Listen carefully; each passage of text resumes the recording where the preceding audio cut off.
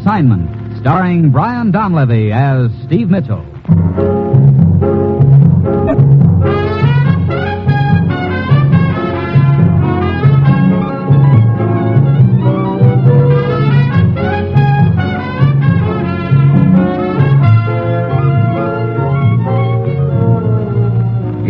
Danger is my assignment.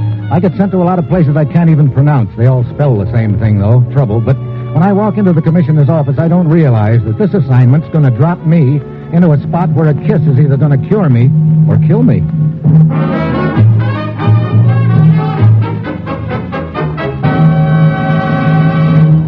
Morning, Commissioner. Bruce said you had an assignment for me. I do, Steve, and I suppose you were all tied up with a big deal as usual. Well, let's just call it a pet project.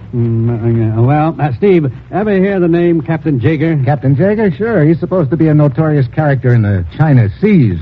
Sort of an American soldier of fortune, or I should say sailor of fortune.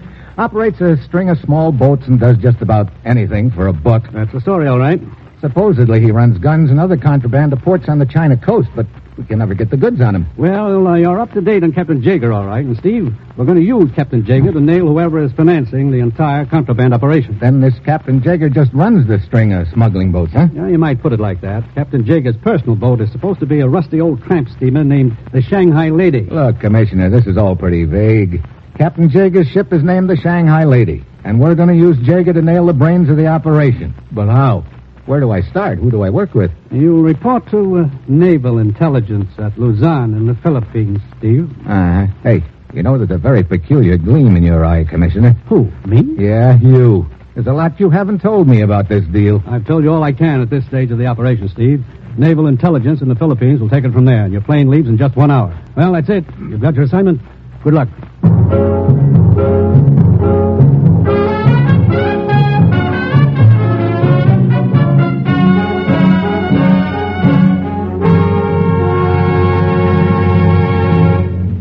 The National Broadcasting Company is presenting Dangerous Assignment, starring Brian Donlevy in the role of Steve Mitchell, colorful two-fisted government agent.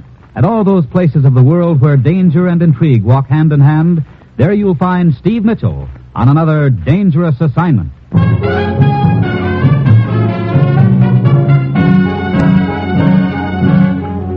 Sure, I've got my assignment. Or have I?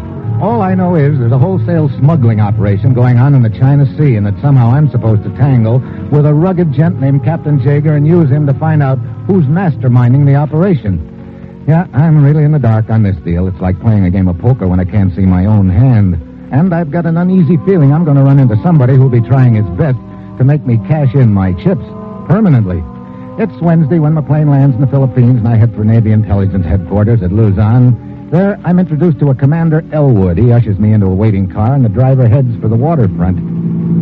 They fill you in on the background of this operation, Mitchell? Not much, Commander. The commissioner said you boys in Naval Intelligence would supply a few missing pieces. Well, I'm not exactly with Naval Intelligence. Oh, then who... But I can give you a little of the general info. You probably know all about the contraband that's being run into the China Seas these days. Yeah. The mission is brief. It's to find out who's financing the whole deal. Sure, all this I know, Commander, but what I don't get... Yeah? Well, look, I dash out here to the Philippines on a plane. I'm no sooner here than you usher me into this car, and we head down here to the waterfront. I still don't know where I'm heading. We're here. Huh? Let's go. Okay. Don't wait, driver. We may be quite a little while. All right, this way, Mitchell. They're turning onto the dock. Right. Hey, that's a submarine tied up there. Right again.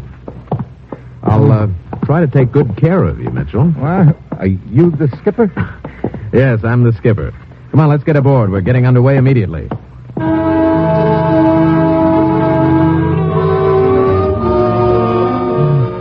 We shove off, and as I watch the shoreline fade, I get that uneasy feeling again. We set our course southwest. The first day we cruise on the surface, but the second day we submerge. Late in the afternoon, the skipper sends for me. I find him in the conning tower. Well, we ought to be just about at the end of the line, Mitchell. Mm-hmm. Where are we? Well, that's just what we're going to find out right now. Up, periscope. Now we'll see what we can see. Hey, you know, I guess I'll have to give that navigator of mine a raise. He's pretty good. Yeah, take a look, Mitchell. Okay. Looks like we're out in the middle of nowhere. Uh-huh. Swing right a little now. Okay. Hey, a tramp steamer. Yeah. Can you make out the name on the stern? Shanghai Lady. Hey. Down periscope. Look, what's the deal? Here, Steve, this envelope is for you. What's in it? Sealed orders. You're to open them when you get aboard. Get aboard what? The Shanghai Lady. Hey, now, wait a minute. I'm going to board Captain Jager's ship. Yeah, and right now. Stand by to surface.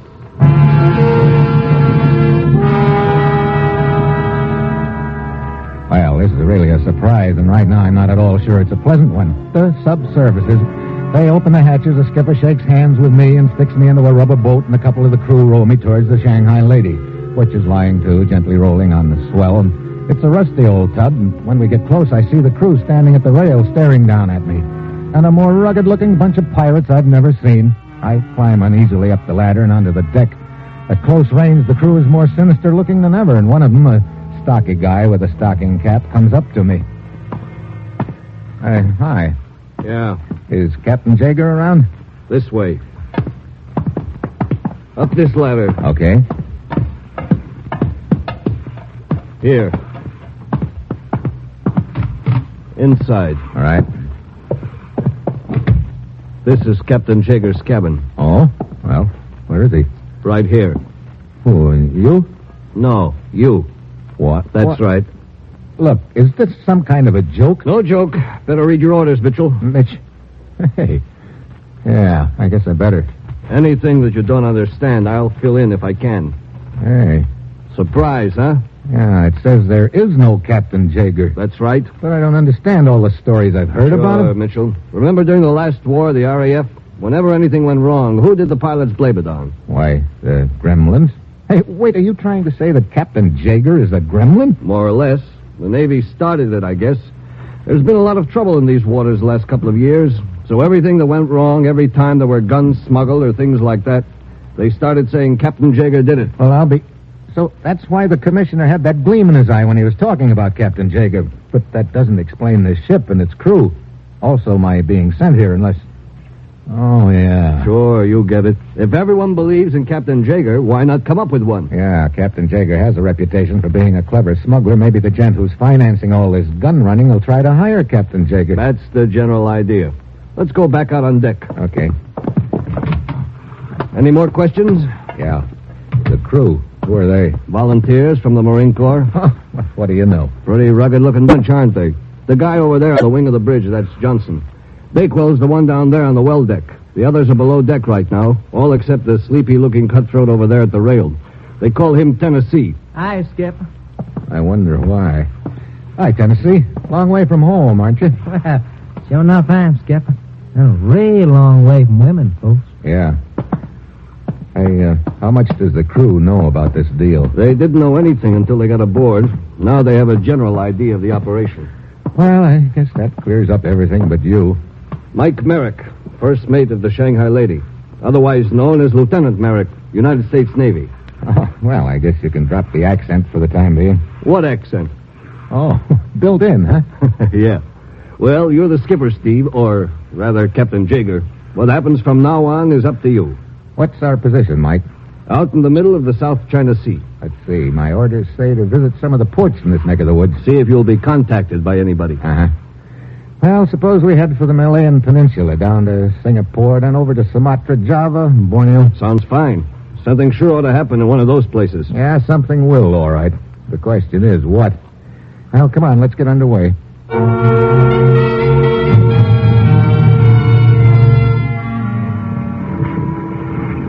What time is it, Mike? Almost 2400. Midnight, huh? Pretty bright moonlight. Yeah. I didn't realize there were so many little islands here along the Malayan coast. Yeah, a flock of them. Not too much room between these two. If we hold on this course, we should clear okay. Steady as you go, Tennessee. Sure enough, Skip. Eyes. Hey, that's funny. Hmm? That island over on our right. I thought I saw a light for a second. Where? Near the point. I don't see any. Wait. There's a junk coming around that point right ahead of us. Hey, there comes some more of them. Haven't found other islands, eh? Hey, they've got machine guns. Get down! Man, that's Too close, real too close. That's their standard gag. They rake the bridge, hope to kill off everyone there right off the bat. What do you mean? Who's in those junks? Malayan pirates, hijackers. These waters are lousy with them. Pretty well-armed pirates. Sure, that's where some of those smuggled guns end up. Okay, so we drop this Captain Jaeger routine and have ourselves a little naval engagement. First, we've got to have room to maneuver this baby. Tennessee, right full rudder. Right full rudder. Steve, What's the matter? take a look astern of us. Hey, 2 more junks back there. They just popped out from behind that island on the left. Well, this is just great. 3 junks ahead of us, 2 behind us, and an island on each side. We're bottled up, Mike, but good.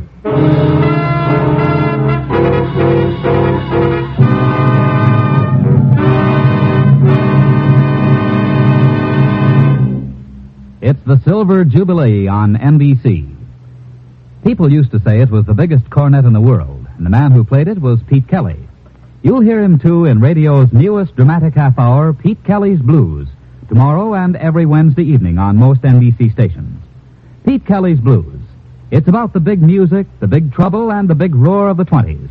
Hear Pete Kelly's Blues tomorrow on most NBC stations.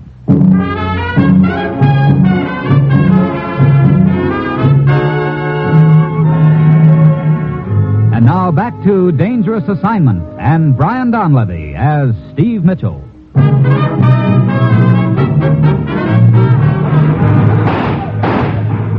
Hey, Mike, those monkeys are probably going to try and board us. Don't we have anything more potent than small arms and slingshots to fight back with? Sure, up there on the deck near the bow of that crate. What about it? It's a concealed gun mount. The sides fold down 40 millimeters. Trick is try to get to it. Hey, one of the boys is trying for it now. Yeah, looks like something. Oh, brother, they got him cold. Say, look, I think I get that machine gun out of spotted, Skipper. Look, up on the mast of the lead junk. Now, there's a rifle here on the bridge, and I used to be pretty fast before knocking squirrels out of trees. Okay, grab your squirrel gun, Daniel Boone. What are you going to do, Steve? You take over here on the bridge, Mike. As soon as that machine gunner sticks his head out again, you let him have it, Tennessee. Right. Maybe I can measure the gun mount before anybody else lets fly. I hope.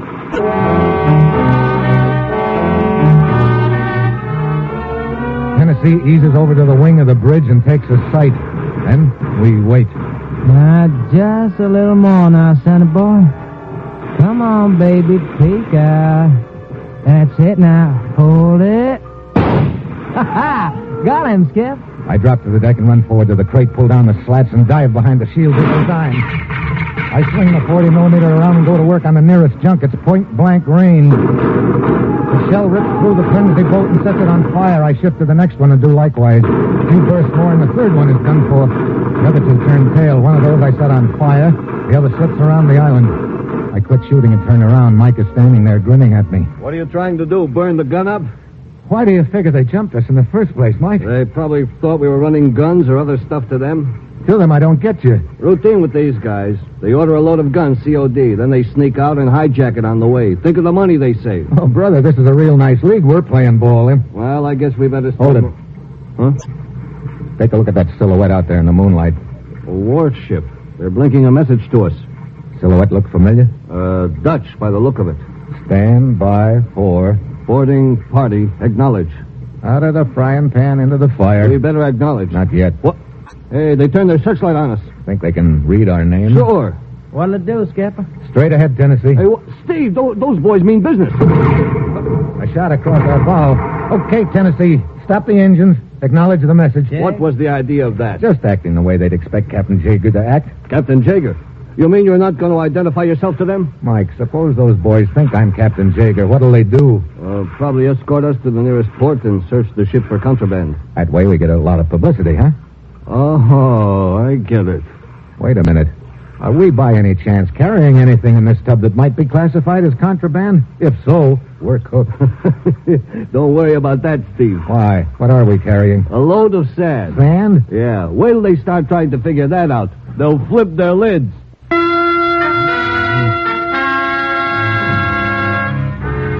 That's just about what happens. They escort us into the same Dutch port we were heading for anyway. Throw me in jail and post a guard on board the ship. Then they start trying to figure out what the sand is all about. In the meantime, I'm waiting to see if anyone tries to contact me. The next afternoon, I'm lying on the cot in my cell when I hear a woman's voice out in the office. I wish to see Captain Jaeger, if you please. I am his wife. Now, this sounds real interesting. 2 minutes later, they usher my wife into the cell. Hello, darling. Hi. That is no way to greet me. There. Is not that way much better? Sure is. Like I keep telling myself, I'm so lucky to have a wife like you. A kiss is for the benefit of the guard. I'll bet I got a lot more benefit out of it than he did. Colette, I told them I was Captain Jager's wife. Yeah, I heard you. Why? Otherwise, I do not think they would let me in. And I have to see you. Oh, what about? I wish to interview the famous Captain Jager. Interview me? Hey, who are you? As I told you, my name is Colette. I work for a newspaper syndicate. There are some questions I would like to ask you. Such as? How long do you expect to be locked up here? Well, that's up to the port authorities. What else? When you are released, where will you go? Why, haven't decided. One more question. Do you know where the Blue Parrot Bar is? I think I could find it. The first night you are released, perhaps? And how? Good. I must go now.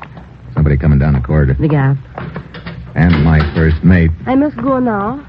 I will see you later, darling. Okay, Colette. Hi, Mike. Well, hi, darling. You work fast. Oh, I'm a real slicker. Who is she? My wife. Huh? So she says. She also says she's a newspaper reporter. She wants to interview me in the Blue Parrot Bar the first night I get out of here. I see. You think she could be the contact? I don't know. Well, you should be able to find out tonight. How so? That's what I came to tell you. You're a free man. Oh, so they finally gave up on that sand, huh? Mm-hmm. Yeah, in disgust. They've given us 24 hours to get the Shanghai lady out of port. Well, that means whoever's going to contact me better hurry up. Come on, let's get back aboard ship.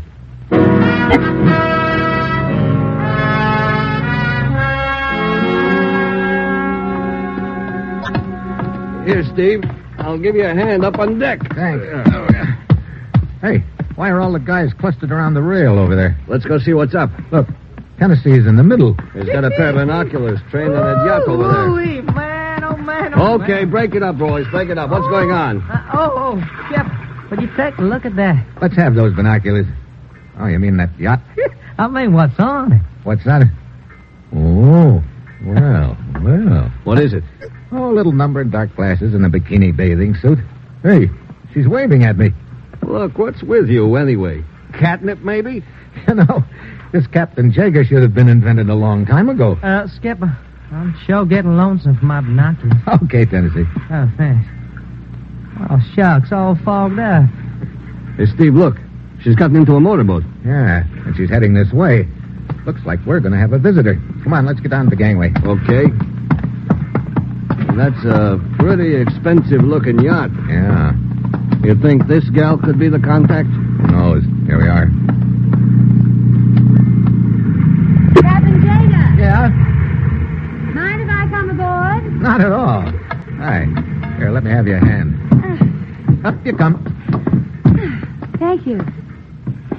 Well, the famous Captain Jager himself.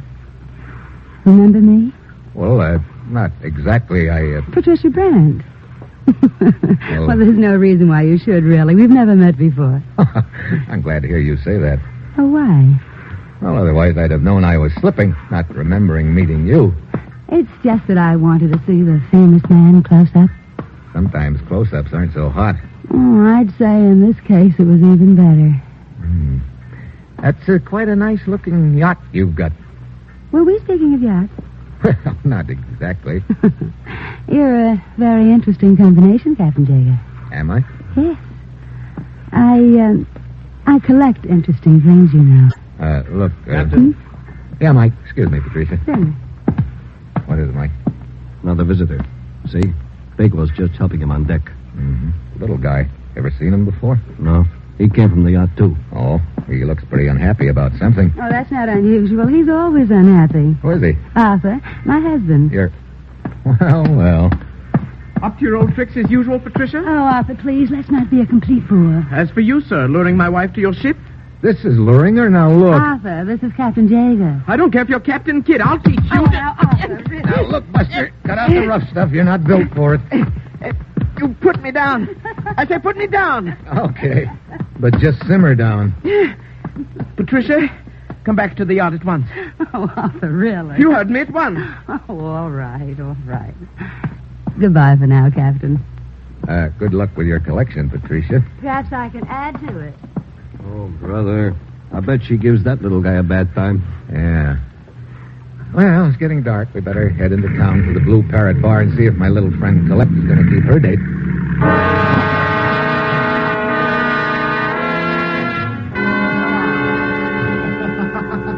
Captain Jaeger, you have kept the appointment. Sure, Colette. Right on time. Skipper, I'll shove off. I see a friend at the bar. Okay, Mike. I am glad your friend left.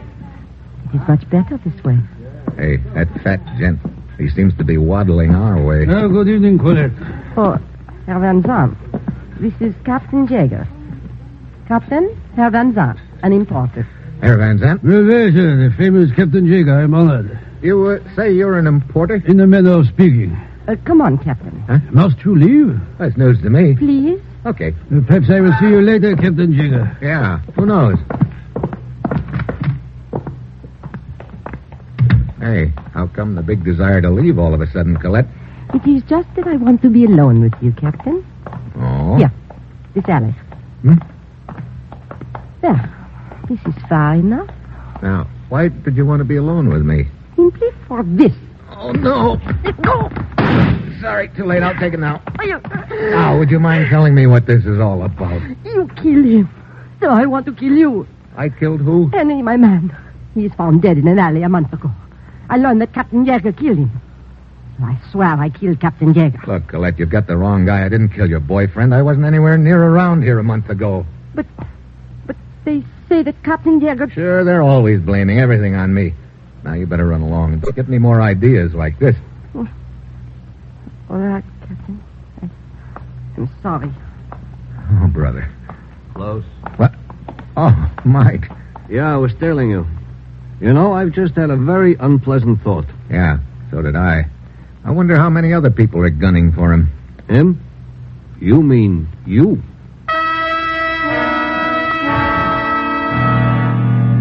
On that note of cheer, we go back to the ship. Tennessee is on deck, still glued to his binoculars and staring through the darkness at the lighted yacht and Patricia. Mike and I head for my cabin. Still no contact. Mr. Mitchell. Oh, Van Zandt. I took the liberty of waiting in your cabin because I must talk to you, Captain Jaeger. Why, sure, that's quite all right. You maybe have a business proposition for me? No, I have some credentials for you. Here. Credentials? I don't... Hey, you're a Dutch intelligence agent. Precisely. I tried to speak to you earlier this evening, but it seemed the little Colette had other plans. What's on your mind? There has been a leak. The whole plan is no. What? How could there have been a leak? Your Navy discovered a shallow grave in Luzon.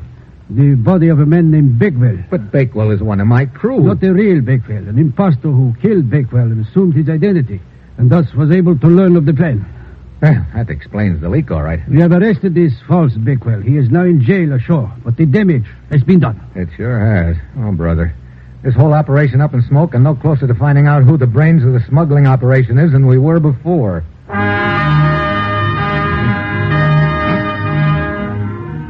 Van Zandt and Mike go below to search the phony Bakewell's belongings, and I sit there thinking about the whole deal.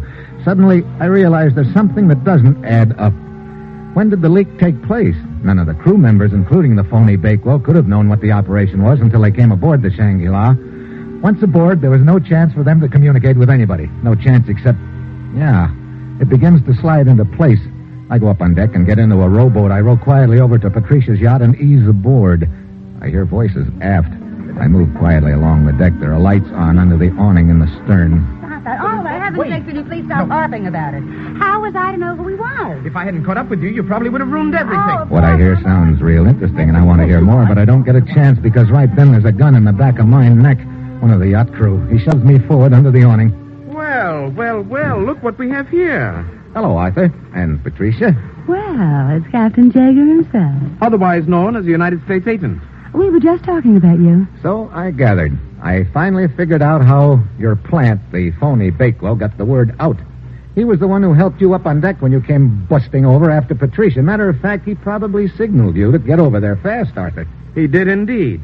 As he helped me aboard, he told me what he'd learned of your operation. You put on the jealous husband act and got Patricia away from me before she could tip anything. Exactly. So you're the boy who's been financing most of the gun running, narcotic smuggling, and various other charming enterprises in this neck of the woods? I have that honor. Well, what happens now, Arthur?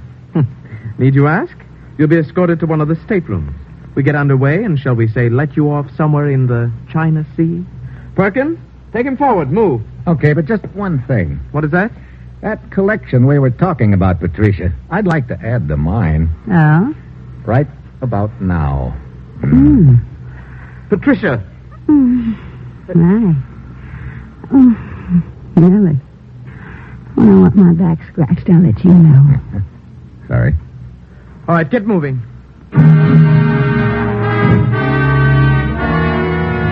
I start forward, the guard behind me, and I don't know whether the gag has worked or not, but I do know that if it hasn't, I'm cooked. The guard takes me to one of the staterooms near the bow, opens the door, and motions me in. I decide I can't wait any longer. Suddenly, I lurch back against the door, trapping his gun hand. Before he can fire, I give him a left hook. Start for the bow. There's a gent in front of me with a gun. I see his fingers start tightening up on the trigger. But I'm not the one who collects the slug. He does. He crumples over. My eyes flick to the rail. There, head and shoulders over the deck and grinning at me down the barrel of his smoking squirrel gun is Tennessee. And behind him, the rest of my crew. They all swarm over the place. The yacht, and 5 minutes later, the free-for-all is over. Arthur's neatly trussed up in his cabin. Patricia and hers in Tennessee. Woo-wee. My, that little fracas didn't last near long enough. Doggone, I was having the most fun. Tennessee, I'm sure glad you're a peeping Tom at heart. Well, sir, there I was, just squinting through my binocs at that lovely little old gal, and suddenly I see you step up, plant a big smack on her. Then you start tracing a big SOS with your finger right across her back. All I can say is you sure got here in a hurry. I wasn't sure you'd know I was in trouble. You kidding, Skip? What do you mean? Well, if you want to be rescued from that, I figured, how bad can trouble be? Yeah, I guess you've got a point there.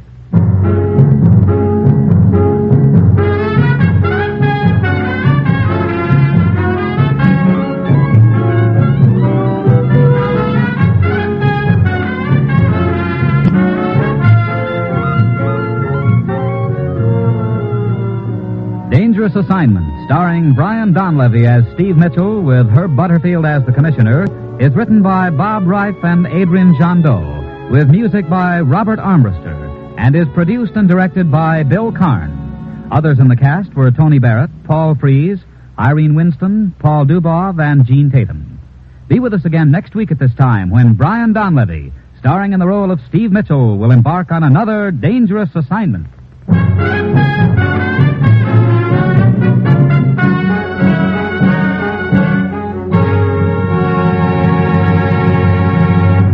It's the Silver Jubilee on NBC.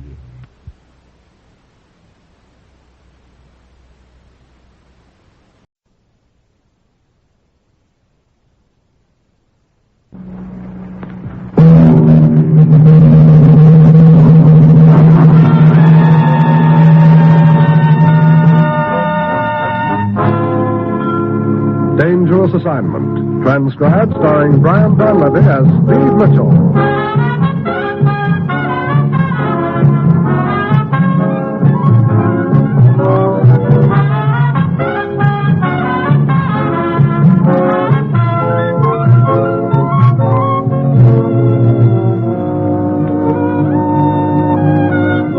Danger is my assignment. I get sent to a lot of places I can't even pronounce. They all spell the same thing, though, trouble. But when I walk into the commissioner's office, I don't realize that this assignment's going to wind up with my life depending on a handful of ashes.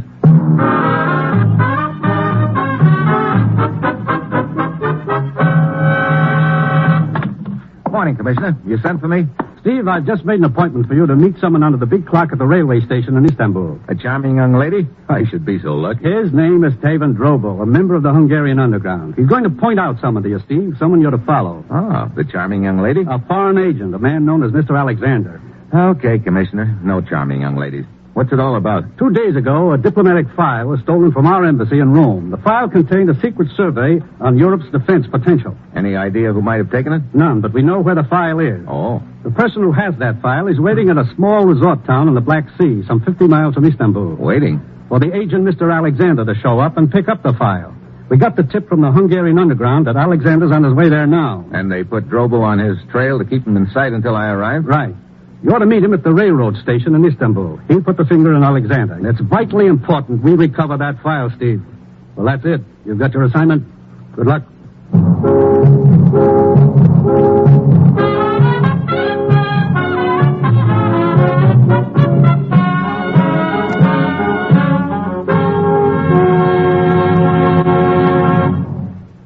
National Broadcasting Company is presenting Dangerous Assignment, starring Brian Donlevy in the role of Steve Mitchell, colorful two-fisted government agent. At all those places of the world where danger and intrigue walk hand in hand, there you will find Steve Mitchell on another Dangerous Assignment. Tomorrow and every weekday, Monday through Friday, over most NBC stations, Bob Hope brings you a new series of daytime radio programs. Yes, the same Bob Hope you've grown to know and love during the past 15 years now invades the field of daytime radio. And ladies, Bob's new show is just what the doctor ordered to chase away your blues and add to your day's enjoyment. So make it a date to join Bob Hope tomorrow and every weekday, Monday through Friday on NBC. And with Bob is his sidekick, Bill Goodwin. And gracing the program is a special lady guest editor. Now, this week's guest editor is Zsa Zsa Gabor. So remember, it's the new daytime Bob Hope Show, every day, Monday through Friday, on NBC.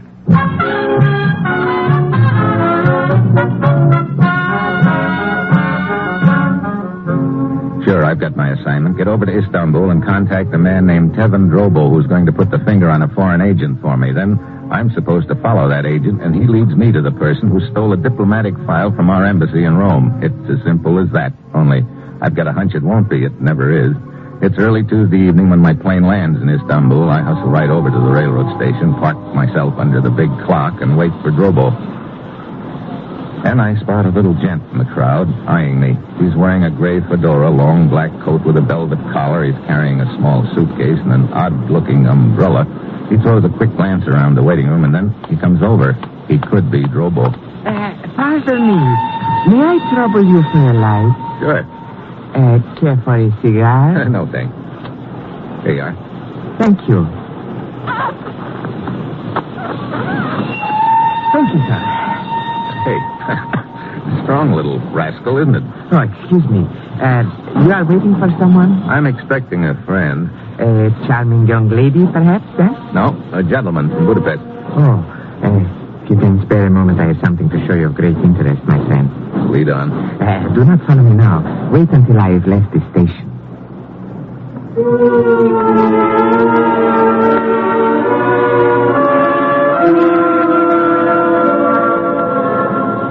I watch him as he glides through the crowd and eases out the front entrance. I stroll out after him into the street and spot him as he turns into a darkened doorway.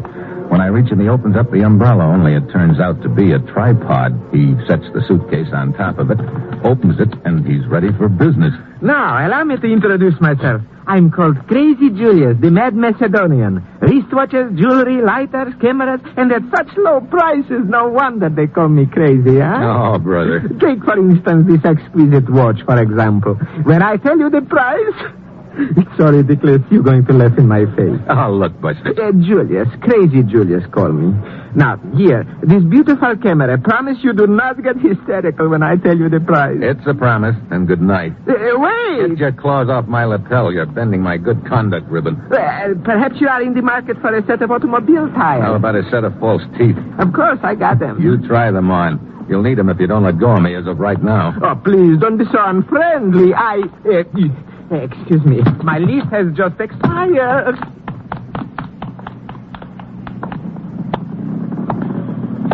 Mitchell? Yeah? I am Tevin Drobo. I happened to see you just as you were leaving the station. Who was that man? Just a peddler trying to make a fast sale. He gave me the come-on back there at the station. I thought he was you. He seemed to be in a hurry. He spotted you coming towards us. Might have taken you for a plainclothes cop. Come, Mr. Mitchell. We had better get to the station. So, you're a Drobo, huh? Here. These papers will identify me. Yeah. Okay, Drobo. Where's our boy, Alexander? At the station coffee counter. Two of you just get in? Yes, a few minutes ago. A good thing I saw you when I did. Yeah, we might have missed connections on account of that peddler. Over this way. You said Alexander was at the coffee counter, Drobo, huh? Yes, he was standing... No one there now. He's gone. Come on, let's get back outside.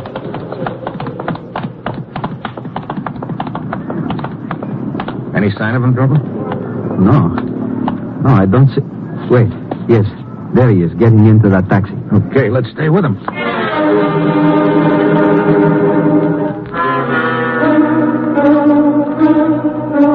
We trail Alexander to a fashionable hotel. He gets room 305. I get room 312 at the end of the corridor. I leave my door open a crack and keep my eye on 305. Pretty soon, Alexander steps out into the hall, and then I hear a phone ringing. He steps back into his room, closes the door. I hurry down the corridor, stop just outside his room. Yes. What is that you say? I see. Very well, I will take care of this matter myself. I hear him slam down the receiver, and then his footsteps hurry toward the door. I can't get to my room in time, so I take 3 fast steps and ring for the elevator. Good evening. Oh, hello. I just rang for it. Oh, good. Beautiful evening out, huh? Shame to stay cooped up in one's room. Yeah, same idea occurred to me. Thought I'd take a little walk before hitting the sack. Hitting the sack? American, aren't you? That's right. You sound like USA yourself. Not really. Although I spent many, many years in the States. I was raised there. Oh, really? Yeah, New York City. 60th Street, just off Broadway. Oh, sure. Not far from Columbus Circle. Yeah, in Central Park. Had a lot of fun there as a kid. Later, we moved out to California. Los Angeles. Correction. Los Angeles. Oh? Yeah, soft G. It's official now, so I heard. Chamber of Commerce took a voting or something. Well, let's have a drink sometime, huh? Sure. Be good to talk over the good old USA. Well, good night. Good night.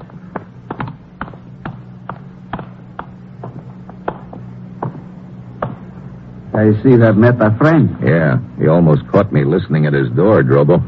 He just got a phone call. Oh? Did you hear what he... No, I couldn't get any of the conversation. It might have been the tip-off, though. Hey, he just eased out the side door. Come on.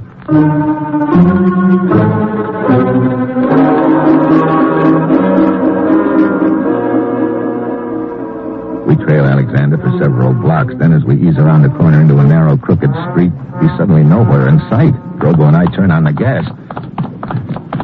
He must have turned into one of those houses along here. Yeah. Which one? Couldn't have gone very far. We're only... Hey, what was that? Over there, Mr. Mitchell. That gate has just closed shut. Yeah, he probably ducked in here. Looks like a courtyard. Careful, Mr. Mitchell. You stay parked right here. I'm going in. Across the courtyard, then up the steps to the first floor. I slip along the balcony overlooking the courtyard below. The dog's howl is the only sign of life around. I move up the stairs again, and when I reach the second floor balcony, Alexander is waiting for me. I dive at his knees, and the slug whips past me. The gun goes off again close to my ear. I sink her right into his middle. He bounces away, but comes right back. This time swinging a chair. I duck under. He staggers past me and slams into the rail. It doesn't hold.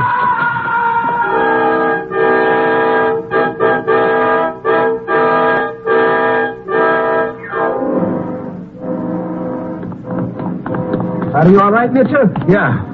What about Alexander? He's dead. Dead? Well, that does it, Drobo. There goes our one lead. One man who could have led us to the person with the missing file. Maybe there's something in his pocket. I'll have a look. What are we going to do now, Mr. Mitchell? I don't know. Here, his identification papers. Train ticket to the village, reservation at the inn. Pity he will not be able to keep his rendezvous. Wait a minute. Why not? Why shouldn't he keep his rendezvous? Huh? Mr. Alexander is going to show up at the inn after all, Drobo. But I don't understand. Meet the new Mr. Alexander. Me.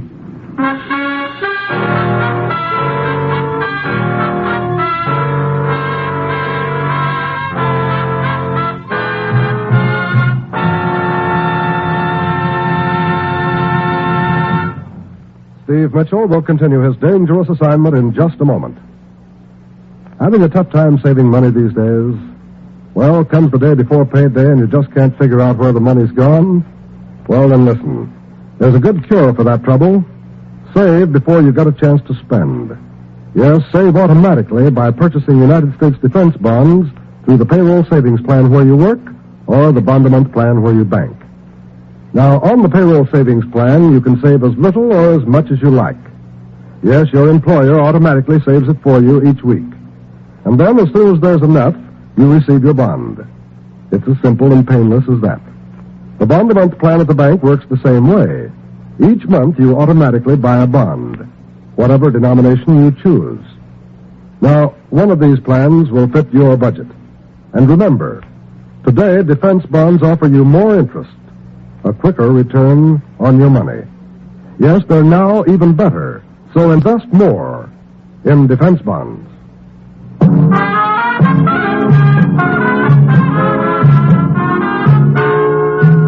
Now back to Dangerous Assignment and Brian Donlevy as Steve Mitchell.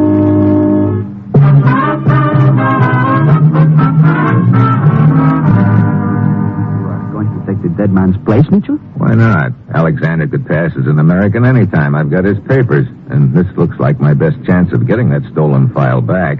How far is it to the village where the inn is? It is up the coast of the Black Sea. A train leaves here in the morning and passes through the village around noon. I can't wait for that. I've got to get to the inn as soon as possible before anyone has a chance to find out that the real Alexander's dead. I'll have to see about a car. Speaking of a car. Yeah, that looks like the local law. I guess somebody reported the shots. Good. We'll need their cooperation.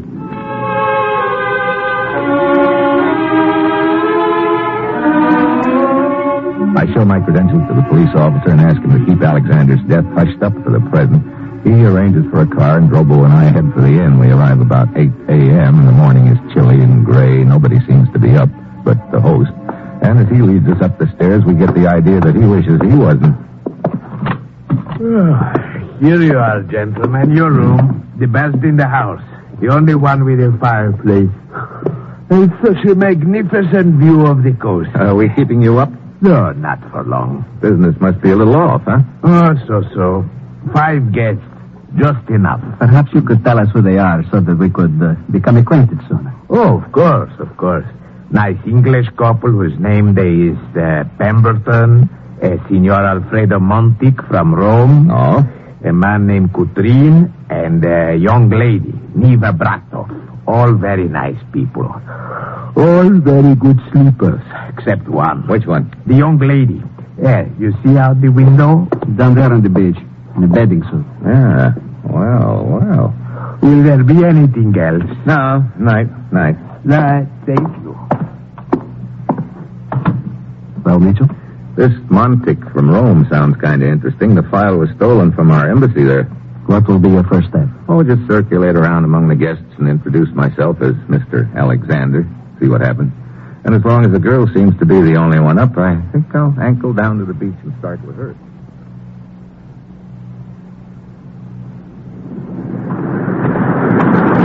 Hello. Oh, good morning. Pretty cold morning for a swim, isn't it? Oh, it's quite invigorating. Here's your towel. Oh, yes, thank you. Yes, I find these morning swims very delightful. A good conditioner keeps me in excellent shape. Well, it's in excellent shape to keep. Oh, thank you. You see, I'm a dancer, and condition is most important to me. Are you staying here at the inn also? Yeah, I just arrived this morning. Oh, I'm Niva Bratov. My name is Alexander. Oh? Here you are, my dear. Oh, Mr. Coutrine. I'm Mr. Alexander, our new arrival. Why, yeah. This is Mr. Coutrine, another guest at the inn. How are you? Splendid. And delighted to make your acquaintance, sir. You're up earlier than usual this morning, Mr. Coutrine. Of course. I see that you have forgotten, my dear. Forgotten? You are to have breakfast with me. Oh, yes. And that is what I came down to tell you. They are serving now. Very well. Perhaps I shall see you later, Mr. Alexander. Yeah, sure, Miss Bratov.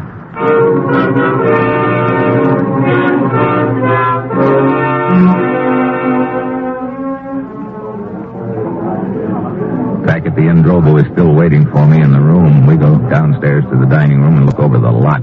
The English couple are sitting at a table near the window watching the birds in a tree outside. The girl and Coutrine are at the corner table, but the other guest, Montic, is nowhere in sight. You say Coutrine addressed you as Mr. Alexander even before you were introduced? That's right, Drobo. Of course, our sleepy innkeeper could have mentioned the name to him. Or else he is the one with the file and was expecting Mr. Alexander's arrival. Yeah, could be as soon as he heard I was here, he hustled down to the beach only to find the girl there. Naturally, he could not say anything to you in her presence. Of course, it could be just the other way around, too. The girl? Yeah. After I told her my name was Alexander, I think she started to say something. But Coutrine interrupted with his arrival. So, either of them could be the one. But the question is, which? And there's still Montic. I wonder where he is. Perhaps he's a late sleeper. Huh? What now?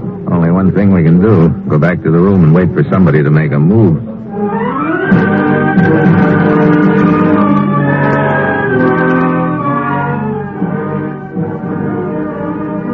After 11. I don't like it, Drobo. We've been sitting up here ever since breakfast, and nobody's made a move to contact me. Mitchell, look, out the window. Hey, Neva walking along the road that leads to the beach. But she's not going for a swim. She's fully dressed. That road also leads towards the village, doesn't it? I believe so. Wait, there's Coutrin down there on the terrace. Wandering off in the other direction, huh? Well, I'm not going to wait any longer. What are you going to do? Maybe I'm supposed to go to the one who's got the file instead of waiting for him or her to come to me. I might as well start with Monteith. According to the register, he's got the room at the end of the hall. What will you say to him? I'll introduce myself and see if the name registers. If so, I'll tell him somebody's after me, that I couldn't wait for him to come to me.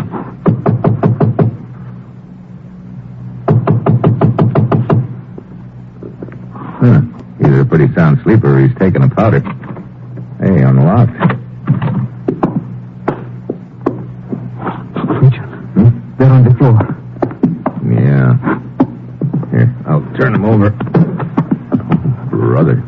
Bullet hole right between the eyes. Funny, nobody heard the shot. Killer must have used a silencer. Is there anything in his pockets to identify him? Yeah, it's Monteith, all right.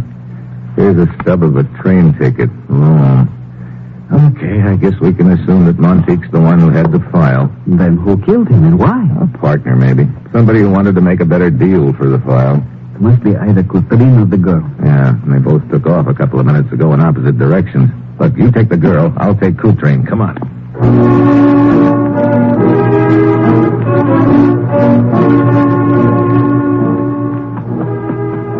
Drobo goes in one direction, I go in the other. I pound along the road Coutrin took a few minutes before. Then I round a bend and spot him in front of me. He's kneeling beside a tree as if hiding something. I ease up behind him, but a twig cracks under my foot. Hello, Coutrin. Oh, Mr. Alexander. Yeah, Mr. Alexander. You startled me. What do you... Wait a minute. A little bird? Yes. Apparently he fell out of the nest. I noticed him as I was walking by. Isn't he a cute little fellow, huh? Oh, great. He's something magic. Skip it. What are you grinning at? Well, I must say you present quite a picture. Glaring at me suspiciously with a dark streak across your forehead. Dark streak? Here, would you care to borrow my handkerchief? No, thanks. I've got one. Looks like soot. Where could I... You see, you had some on your hand. You must have rubbed it across your forehead. Yeah, but how could I get soot on my hand? Wait a minute. Hold everything. What's the matter? I think this whole deal just slid into place.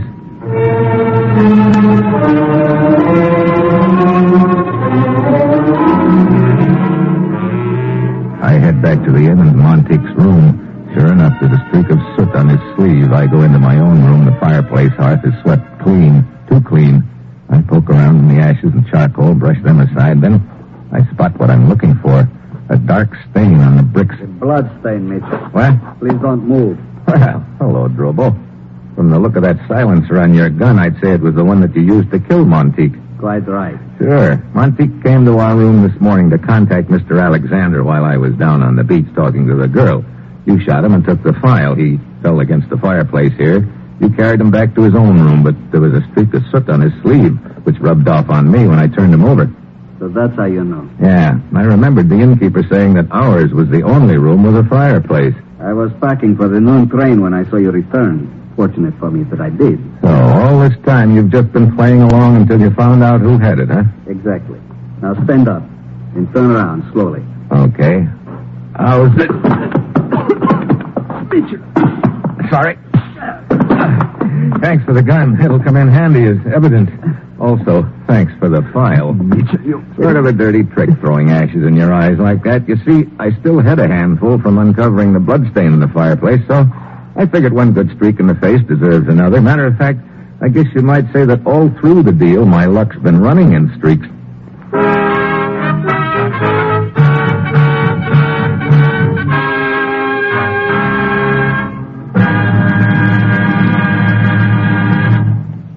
Our star, Brian Donlevy, will return in just a moment. Tuesday night is Comedy Night on the NBC Radio Network.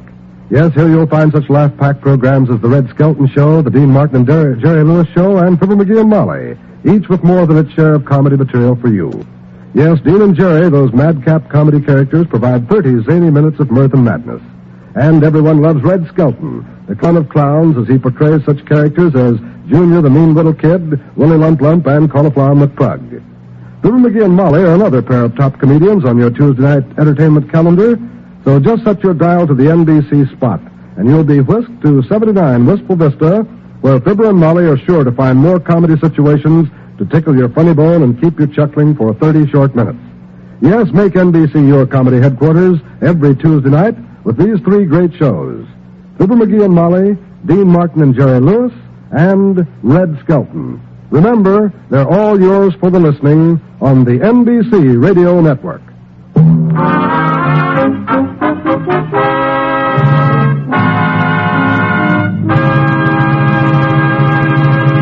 Next week, Germany. And I arranged to get run over by a truck. That will be Steve Mitchell's dangerous assignment next week.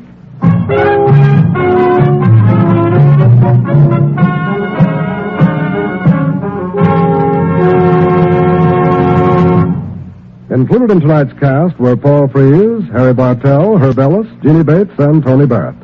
This is John Storm speaking.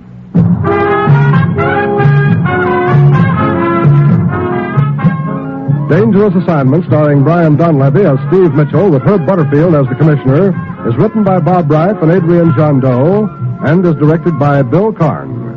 Be with us again next week at this same time when Brian Donlevy, starring in the role of Steve Mitchell, will embark on another transcribed Dangerous Assignment. Always listen for the familiar 3 NBC chimes. They're your invitation to fine radio entertainment. This is NBC, the national broadcasting company.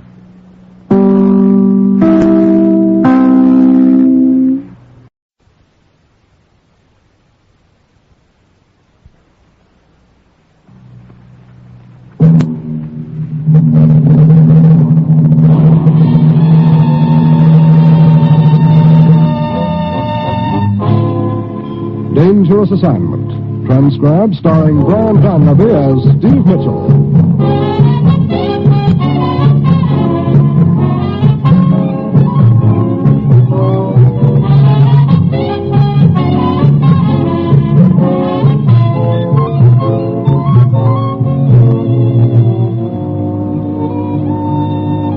Yeah, danger is my assignment. I get sent to a lot of places I can't even pronounce. They all spell the same thing, though, trouble, but when I walk into the commissioner's office, I don't realize this assignment's going to prove that sometimes the best way to stop a guy cold is to step on the gas.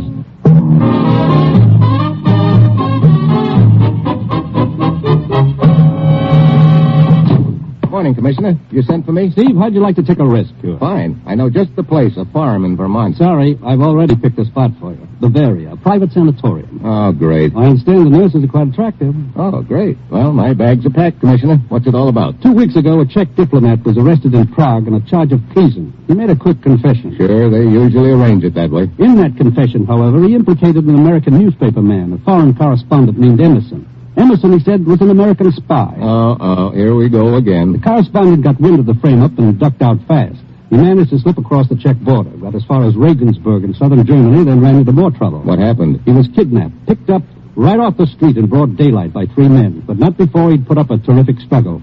And that was 10 days ago. And no word of him since? Until last night. A young doctor named Minder got word to us that he thinks Emerson is being held in a private sanatorium in Bavaria. I get it. That's where I'm supposed to check in with my battered nerve. Right. Dr. Minder will contact you when you arrive in Munich. Get to that sanatorium, Steve. And if you find Emerson there, get him out and bring him back. Well, that's it. You've got your assignment. Good luck.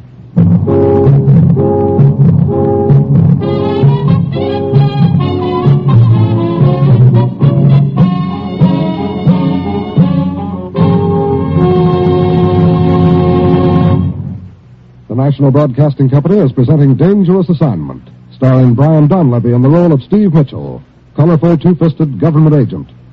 At all those places of the world where danger and intrigue walk hand in hand, there you will find Steve Mitchell on another Dangerous Assignment. Thursday evening on the NBC Radio Network is filled with great entertainment. Yes, for Western adventure and songs, there's the Roy Rogers Show from Paradise Valley. And along with Roy, you'll hear Dale Evans and the Whippoorwills. And immediately following the Roy Rogers Show, listen to Father Knows Best with Robert Young in the title role. On Father Knows Best, you'll hear the amusing adventures of the Anderson family. And, of course, Thursday also brings another hilarious session of Truth or Consequences with Ralph Edwards, your favorite funmaster. On many NBC stations, Thursday ushers in another session of Eddie Cantor's show business show. So for the most enjoyable Thursday evening entertainment, be sure to set your dial to the NBC Radio Network.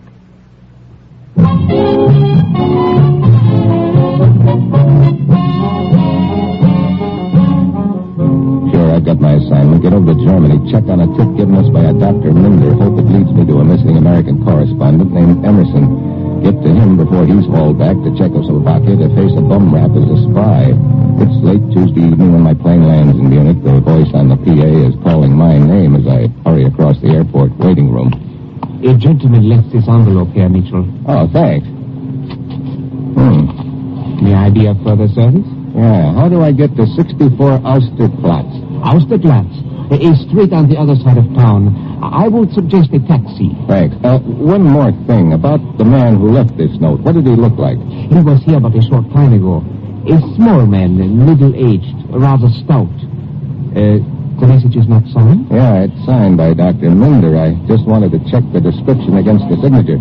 Oh? It doesn't fit.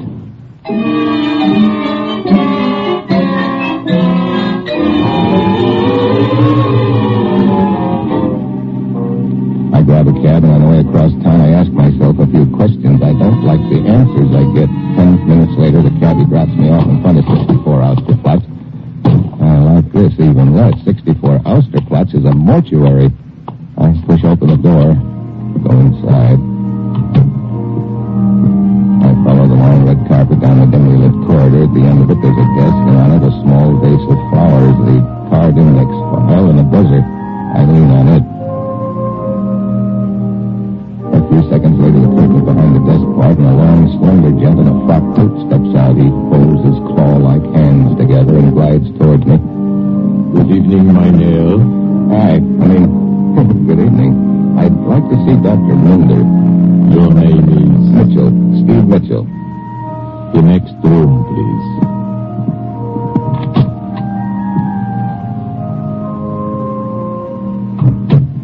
I don't turn around when the door clicks softly shut behind me. I just stare at the casket at the far end of the room. The casket is empty. Surprise number one. Surprise number two follows a second later. A gun nestles in the small of my back. Do not move. The identification. Place it on the casket. Sure. There you are. Thank you. Don't mention it. Drop the gun. Drop it. That's better. You've got a lot to learn about this business. Hey, wait a minute. You fit the description I have of Dr. Minder. Yeah. Here, your identification, Mitchell. Look, what's this all about? Just a precautionary measure. I was afraid I might have been followed today. Oh, why pick this place to meet? The man you met a moment ago, he's a very close friend of mine. A doctor with a mortician for a buddy? I wouldn't spread that around, Minder. It doesn't inspire confidence. Yeah, I see what you mean. Yeah. Why do you think you might have been followed, Doctor? Because of what happened 2 nights ago. When I saw Emerson at the sanatorium, he's listed as a Herr Langfurter. They have him in a small private cottage at the rear of the main building. Go on. I was looking for Dr. Arnstedt. He is the head of the sanatorium. I thought I might find him at the cottage, but when I arrived, I saw the man they call Langfurt lying on his bed. The bandages removed, his face badly worn, bruised. His face is usually covered with bandages? Yeah. I moved in closer, and then suddenly his nurse appeared from the next room. She screamed at me to get out, called one of the guards. Any repercussions over your visit? No, none. The matter seems to have been dropped. They probably figure you didn't recognize Emerson, so they let it ride. Who's his doctor? Dr. Arnstedt. You known him long? Since I joined the staff 2 years ago. He's truly a great doctor, Mitchell. That is why I failed to understand how he could be mixed up in an affair such as this. How far is it to the sanatorium? Oh, it's several hours' drive. I have my car parked in the back street. Okay, let's get going. We'll figure out something on the way, I hope. We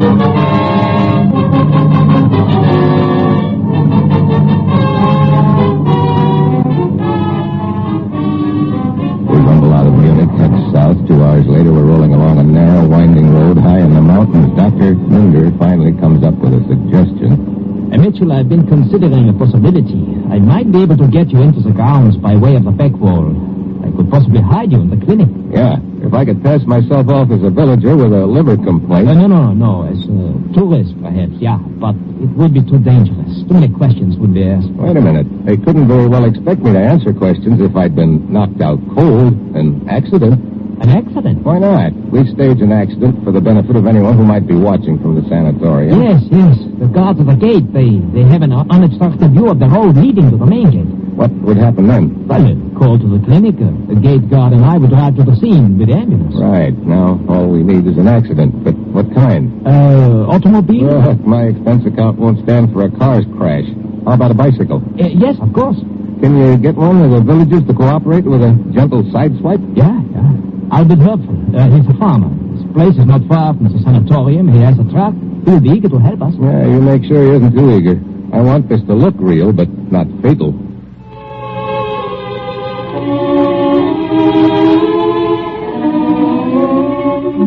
It's early in the morning when I register at the village inn. After breakfast, I saunter up to my room, check our schedule again, and look over the map of the road Minder had sketched for me.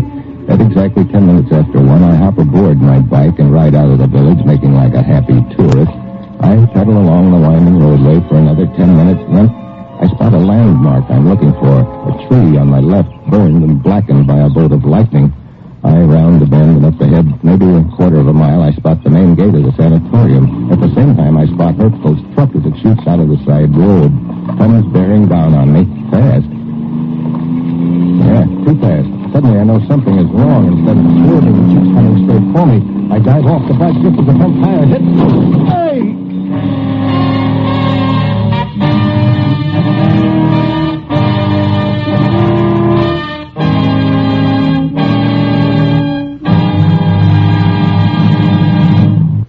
Steve Mitchell will continue his dangerous assignment in just a moment.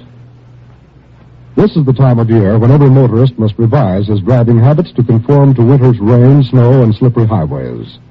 The National Safety Council warns that winter driving conditions present more hazards than at any other time of the year. So, as winter comes to your section of the country, change your driving habits to meet changing road conditions. Too many times when roads are wet and slippery, the posted speed limits are not the safe speed limits. Remember, the safe speed for your driving is the speed that matches road conditions. America's professional truck drivers, the men who drive for a living, are taught that now, more than ever, they must drive ahead of themselves. By watching the changing road and traffic conditions on the highway ahead, you can avoid accidents before they happen. When you see an accident threaten on the road ahead, you'll have time to keep it from happening. So remember, drive as slowly as the road conditions demand. Drive as if your life and the lives of your passengers depended upon it. They do.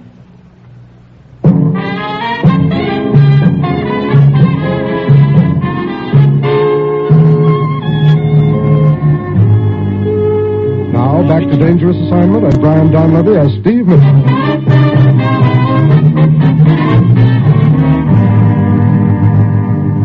Mitchell. Herr Mitchell. Who are you? I am helpful. Hey, the farmer who ran me down with a truck. Hey, what's the big idea trying to... Please, I was not the one who was driving the truck. That was my hired man, Zwecker. How come? Zwecker also does some gardening up at the sanatorium. He must have overheard Dr. Minder and myself setting up the plans for this accident. He stole my truck and tried to kill you, possibly hoping to get some kind of reward from them. Brother, he almost earned it, too. When I realized the truck was gone, I came here as fast as possible to warn you. I was climbing up the ravine when you came down. The hard way. Well, this is just dandy. Zwecker's probably up at the sanatorium right now, spilling the whole gag to them. No, Herr Mitchell. I saw him climbing down here after the accident, perhaps to make sure you were dead. I waited for him in the bushes. He's tied up at the bottom of the ravine, and I will turn him over to the police. Nice work. Hey, what's that? The bell on the ambulance. See? Up there. It's winding down the road from the sanatorium. After I took care of Zwecker, I telephoned the report of the accident, as we had planned. Okay, Hertzfeld. You've been very likewise. You can get lost now. I'll take it from here. I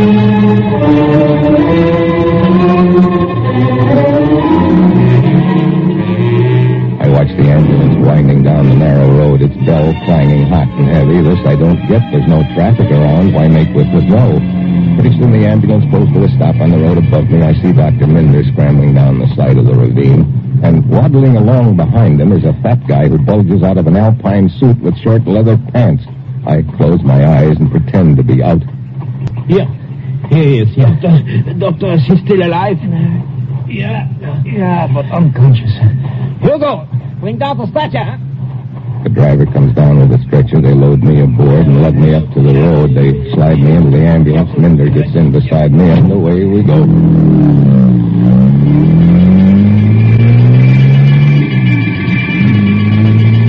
right, Mitchell. They cannot hear us in the front seat. Yeah, we could hear anything with that bell clanging. Do you have to do that? It's knocking my head apart. I'm sorry, but it's Lazzo Pomeran. Which? Pomeran. That's the name of the bell? No. The name of the man who's ringing. Oh, the fat one? Yeah. You see, Lazzo Pomeran is a patient at the sanatorium. He's quite wealthy. He always insists on riding with the driver whenever the ambulance goes out so he can ring a bell. It's no problem. The bell is a problem as far as I'm concerned. Well, I'm afraid that they have no choice, Mitchell. You see, he donated the ambulance to the sanatorium. Wait, we're almost at the gate. You'd better become unconscious again, eh?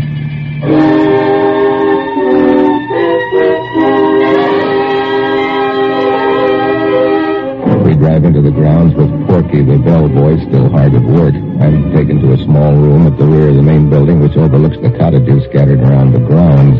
I keep my eyes closed as Dr. Minder goes through the motions of making a further examination. A nurse hovers close by. Well, on Schönberg, you seem to be studying the patient most carefully, huh? I was just trying to remember. Remember what? Well, I have seen this man before.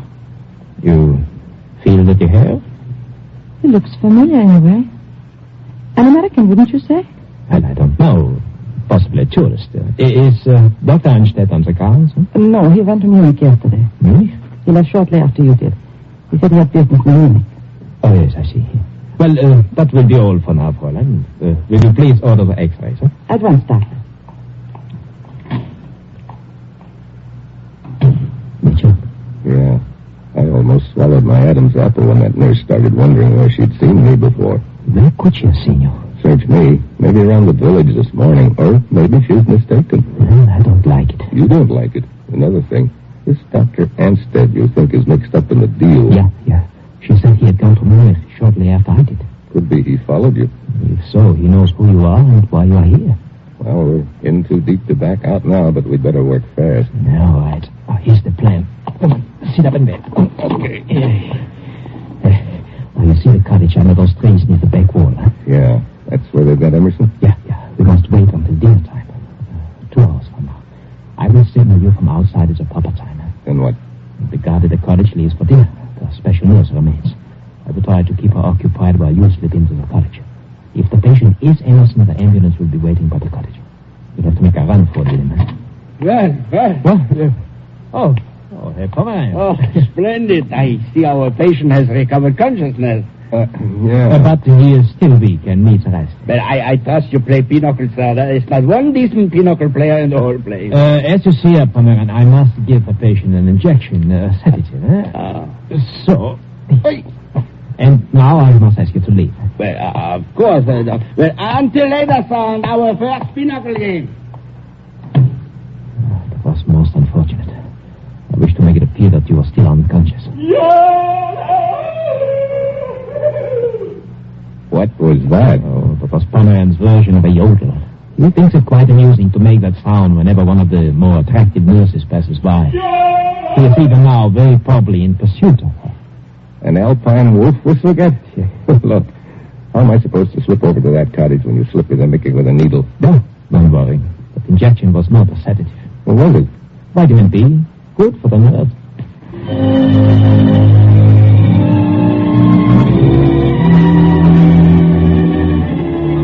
Minder leaves and I settle back to wait for his signal. The minutes drag by. Finally, it starts getting dark. I stare out the window, but there's no sign of Minder. I begin to get an uneasy feeling something has gone wrong. Finally, I decide I can't wait any longer. I ease out the window and Work my way through the shrubbery to the cottage where they've got Emerson. I take a quick look in the window. The patient's on the bed with his face bandaged, but there's no sign of a guard. This is my big chance. I go inside and over to his bed. Emerson. He doesn't answer. I start to shake his arm, but it falls off the bed limply. I jerk the bandages off his face. It's not Emerson. It's Dr. Minder. And he's dead. What? Dr. Minder. Dead. Look, nurse. You killed him. Shut up. I didn't kill him. Look, you're a friend of his, eh? Good, so am I. Promise me not to yell, and I'll take my hand off. Okay, I'll make it fast. I'm Steve Mitchell, U.S. government agent. Dr. Minder was helping me get to an American newspaper correspondent named Emerson who was being held here under sedatives until his cuts and bruises healed. Then they were going to take him back across the check border to face a phony spy charge. Good. I saw them here. Who? The special nurse and the guy they kept here. They drove off in an ambulance just a few minutes ago. With Emerson probably in the back. 10 to 1, they're heading north for the check border right now. If I could only get a car. Dr. Minder's car. What? He had offered to let me borrow it. I noticed him approaching the cottage a while back, so I came here to tell him I was leaving. You're so right. Let's go.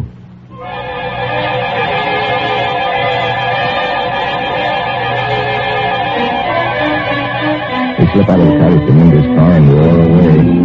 We head north toward the border. The minutes drag by. Think we are gaining any on? Hey, up ahead.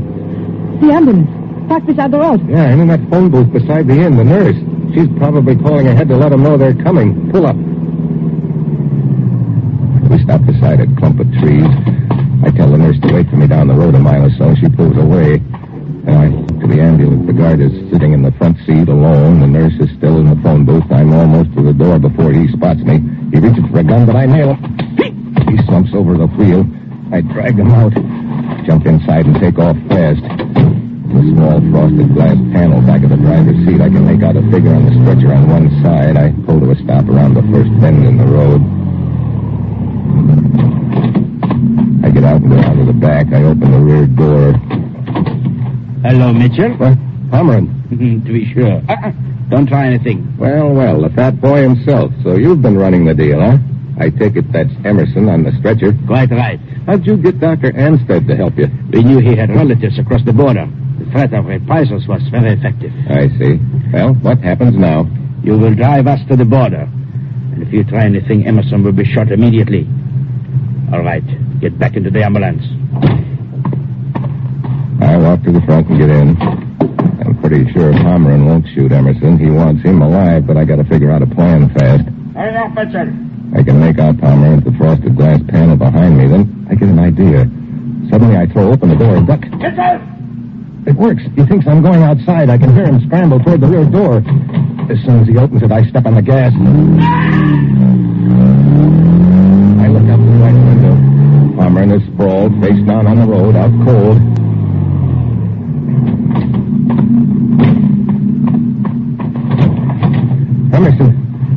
Emerson, you okay? Oh, here, let me get some of this tape off your mouth. There. Who are you? Steve Mitchell, government agent. You're going home.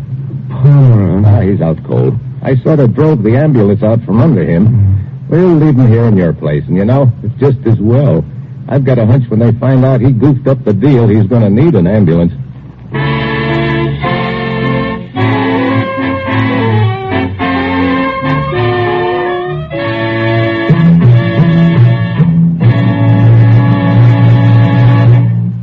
Our star, Brian Donlevy, will return in just a moment. One of the most important functions of a radio network is the quick dissemination of news. Here on the NBC Radio Network, you can depend upon expert news reporters to bring you all the important news whenever and wherever it happens. A schoolteacher in Michigan in a recent letter says it better than we can. Quote, I want to thank NBC for its complete coverage of both the national political conventions and for your accurate and timely reporting of the national election. I'm particularly grateful to read that NBC will be on hand to broadcast the inauguration of our new president in January. For when I add this broadcast to the others I already have recorded on my Webster Electric Echo tape recorder, I'll have a complete history of the 1952 political campaign. Again, I want to thank you and praise you for your wonderful news coverage. Unquote. And we thank you, Miss Miller. Here at NBC, we strive to bring you the finest reporting of the latest news. So, remember, the NBC Radio Network is your headquarters for top news coverage.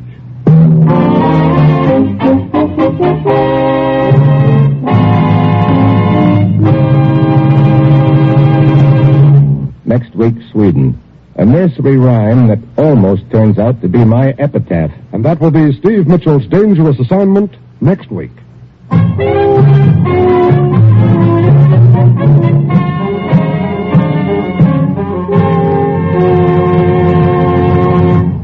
Included in tonight's cast were Byron Kane, Paul Freese, Tony Barrett, Jack Crucian, and Jeannie Tatum. This is John Storm speaking.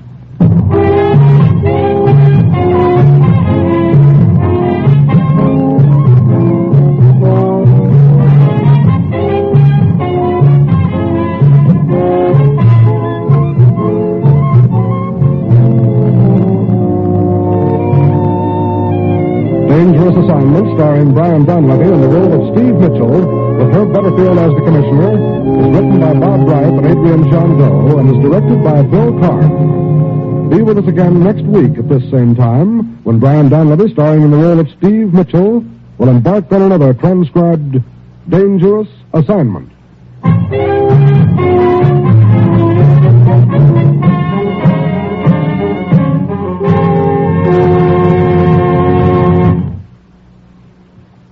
This is NBC, the national broadcasting company.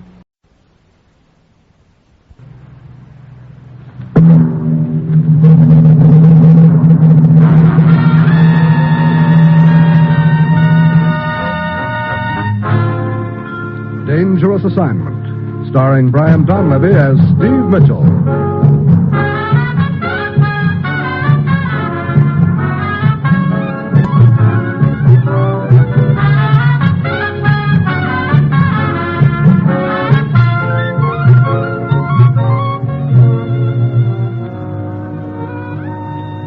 Yeah, danger is my assignment. I get sent to a lot of places I can't even pronounce. They all spell the same thing, though, trouble. But when I walk into the commissioner's office, I don't realize that this assignment's going to have me trying to trap a killer with a new kind of a weapon, a nursery rhyme.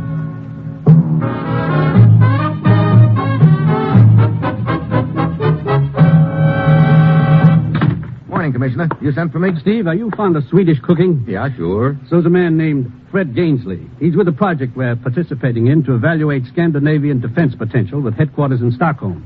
Several times a week, Gainsley has a lunch tray sent up to his office from a nearby cafe. So? Someone in the project is apparently using that tray as a means of getting secret information to the outside. Gainsley? No. He's the one who told us about it.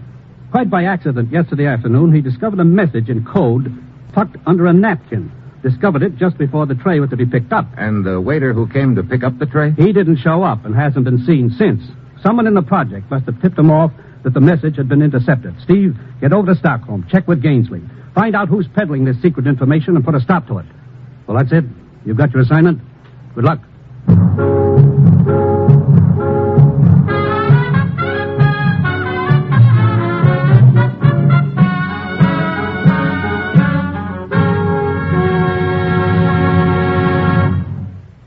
The National Broadcasting Company is presenting Dangerous Assignment, starring Brian Donlevy in the role of Steve Mitchell, colorful, two-fisted government agent. At all those places of the world where danger and intrigue walk hand in hand, there you will find Steve Mitchell on another Dangerous Assignment. Here's a word about some of NBC's great Sunday programs. We're justifiably proud of such stellar productions as Theater Guild on the Air, the Phil Harris Alice Faye Show, and Dragnet in our Sunday schedule. Theater Guild brings you top stars of Broadway and Hollywood in the best available dramatic works. And this combination of top stars and great writing makes Theater Guild one of the high spots of the week. And you'll find that Phil Harris and Alice Faye team together to present one of radio's best comedy shows on Sunday night. The same night that Dragnet presents true stories of your police force in action.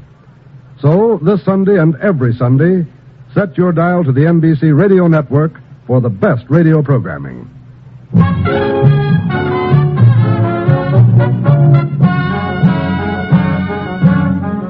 Sure, I've got my assignment. Fly over to Stockholm and find out who's copying top secret government information from a project we're participating in.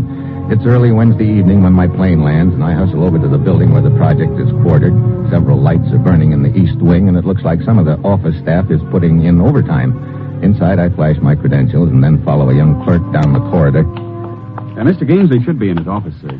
At least he was there a few minutes ago. Good. Here we are. Mr. Gainsley, you have a Mr. Gainsley?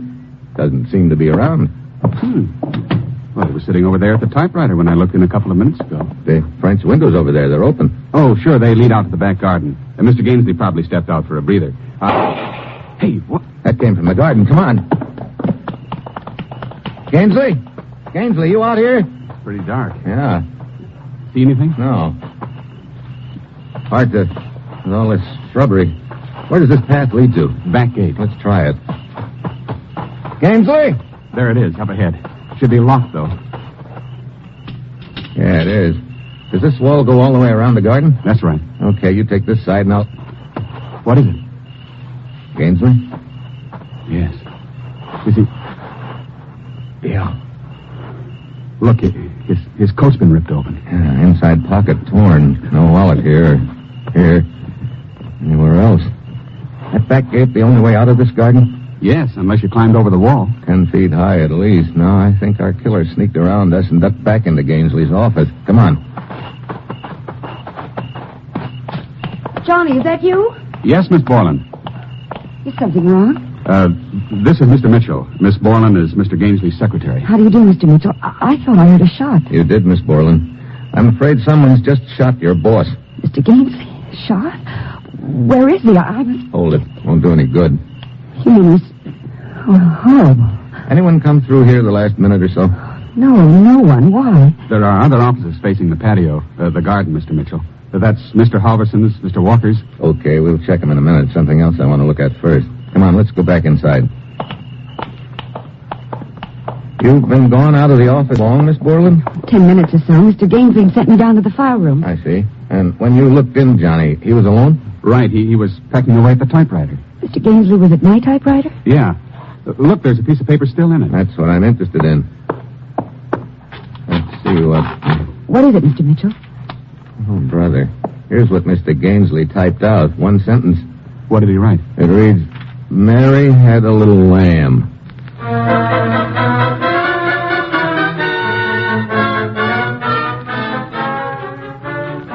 Yeah, that's it. Mary had a little lamb. It's typed at the top of the page, nice and neat, nothing else. So Mary had a little lamb. And it looks like I'm going to have a little headache trying to figure this one out.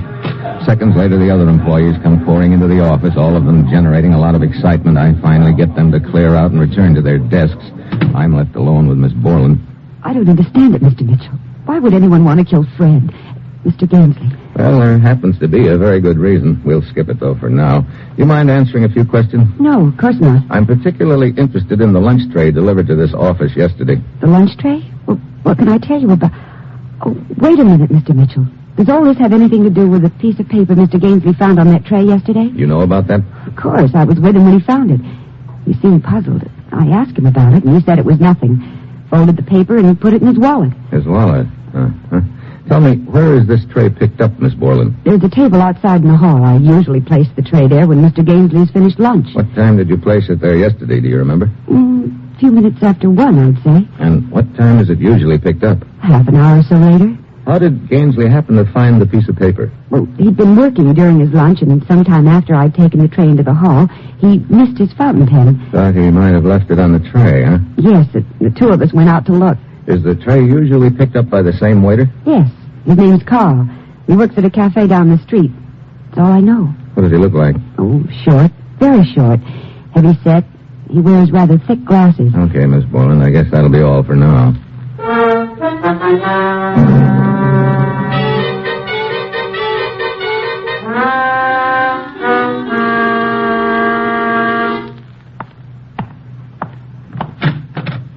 Oh, Mr. Mitchell, come in. You, Dave Walker? Right, and this is Gil Halverson. How are you, Halverson?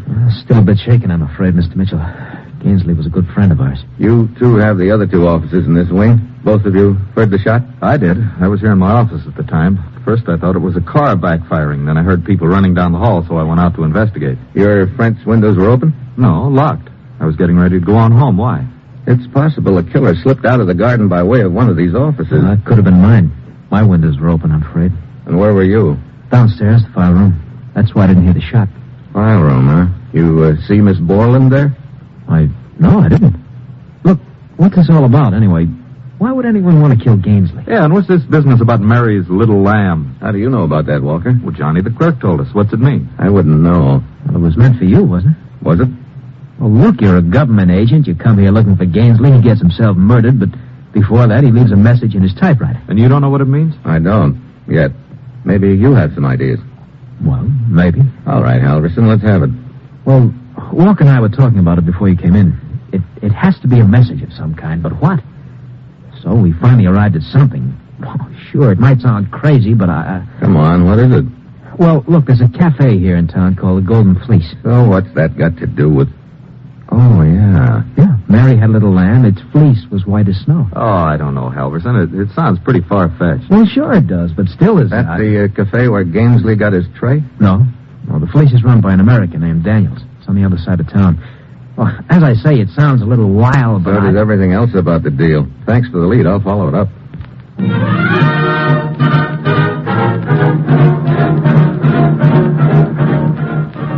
I go back to Gainsley's office. The police are there now. I huddle with Inspector Yorson. Then I grab a cab and head out across town.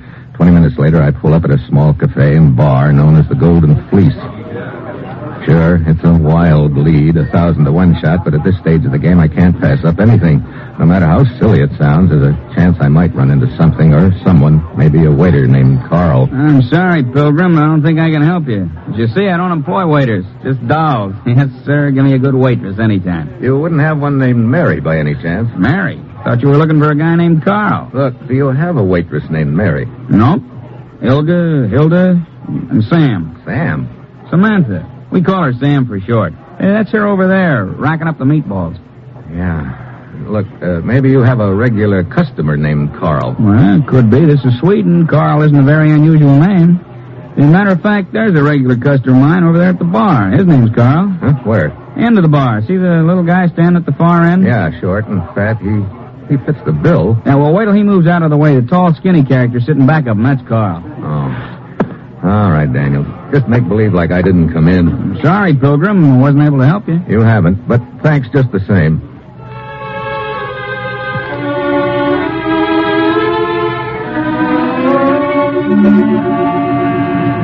I go back outside, wait a few minutes in front of the Golden Fleece for Inspector Yorson's squad car to show, and when it doesn't, I start walking along the street toward the corner, but I don't make it. Halfway up the block, someone steps out of a doorway behind me. A cord drops around my throat, tugs back hard. My head hits the side of the building. I go out like a light.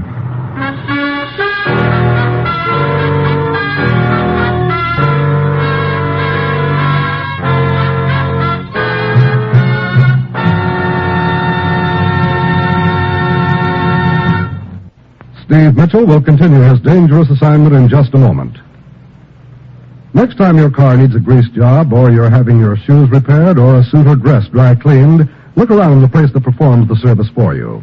You'll see something new, a poster carrying the words OPS Ceiling Prices for Retail Services, and listing the principal services which the place performs and the OPS ceiling prices. Now, the new OPS rule requires that these official posters must also be displayed in shops that do repair work on radios, TV sets, household electrical equipment, on watches and clocks, furnaces, heaters, automobiles, and trucks. Yes, the prices you see may be the highest prices which can lawfully be charged. You may pay less, but you need pay no more. Get the habit of checking the new OPS price charts in service establishments where you trade. And when you shop for goods or services, shop carefully. Use restraint in your buying and spending, and save when you can, all you can. Remember, cooperation can whip inflation.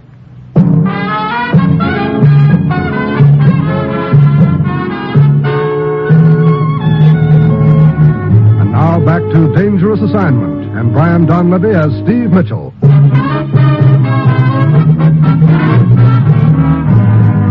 Mitchell? No. Mitchell? Huh? Oh, Inspector Yorson. What happened? I guess somebody didn't like the way I breathed and tried to put a stop to it. The cord around your neck? Yeah. You must have gotten it off just in time. Perhaps whoever it was saw my car approaching and had to run. Did you get a look at it? No, he came up behind me. What did you find out inside the cafe? The Golden Fleece? Not much. This attempt on your life seems to indicate that the cafe is somehow involved, however. Looks that way. Could be this waiter I'm looking for. Carl spotted me nosing around and tried to put me out of his way. If so, he's probably some distance from here by now. Yeah, well, let's go back to the project headquarters and go to work on that nursery rhyme again.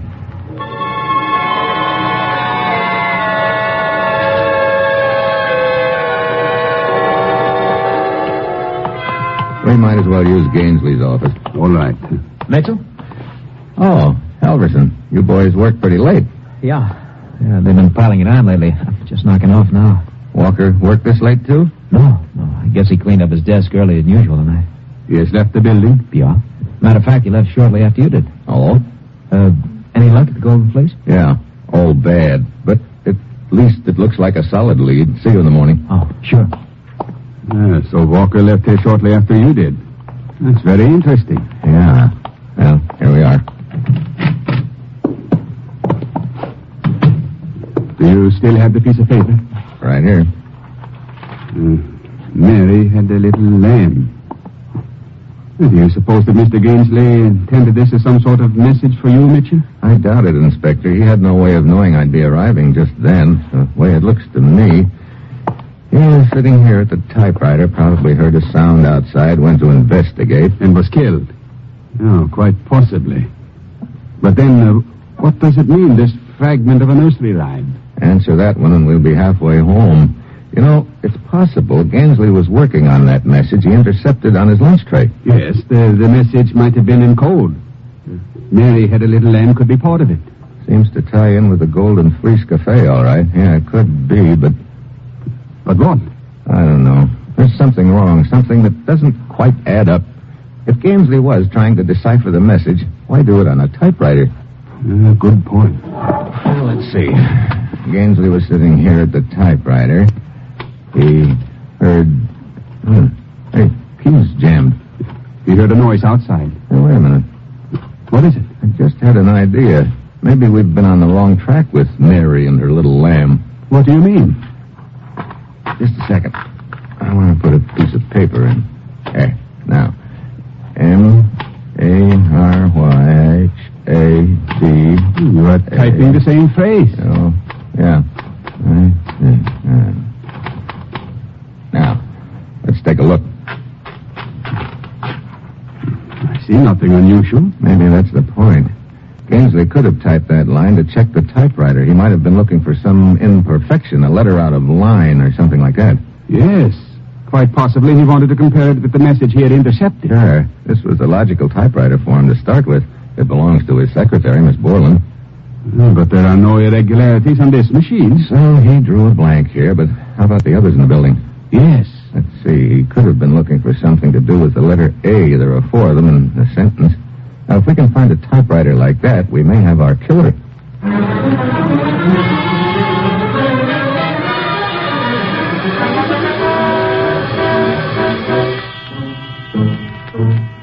We split up. Inspector Yorson takes one wing of the building. I take the other. I work my way from room to room, checking the typewriters. I draw a blank until I get to Walker's office. M-A-A-A-L.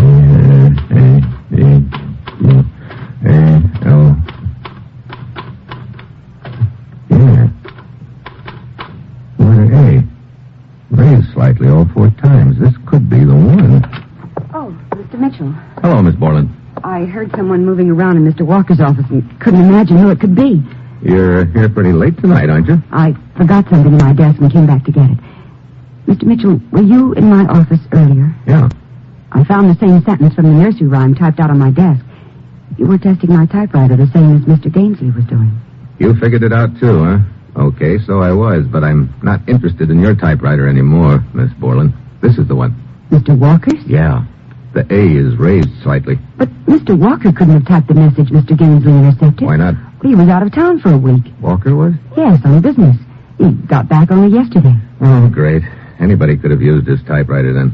Yes, I suppose so. Wait a minute. This basket of correspondence on Walker's desk. Oh, That's probably correspondence he hasn't signed yet. What's wrong with it? Nothing. That's the point. The A's in these letters aren't raised. Mr. Mitchell, that means somebody switched typewriters and put this one here in Mr. Walker's office. It sure does. Any way of checking on these machines to find out which office they were originally assigned to? Yes, all typewriters are listed by serial numbers. The list is in the stockroom. Let's take a look.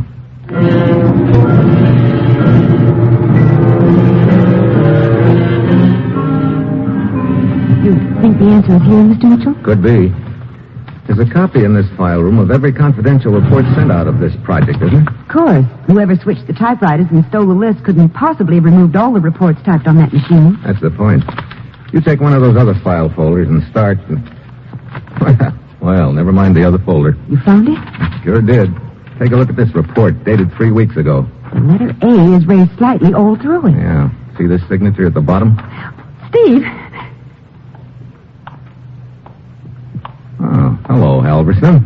When I saw you heading down here to the basement, I figured you were getting too warm, Mitchell.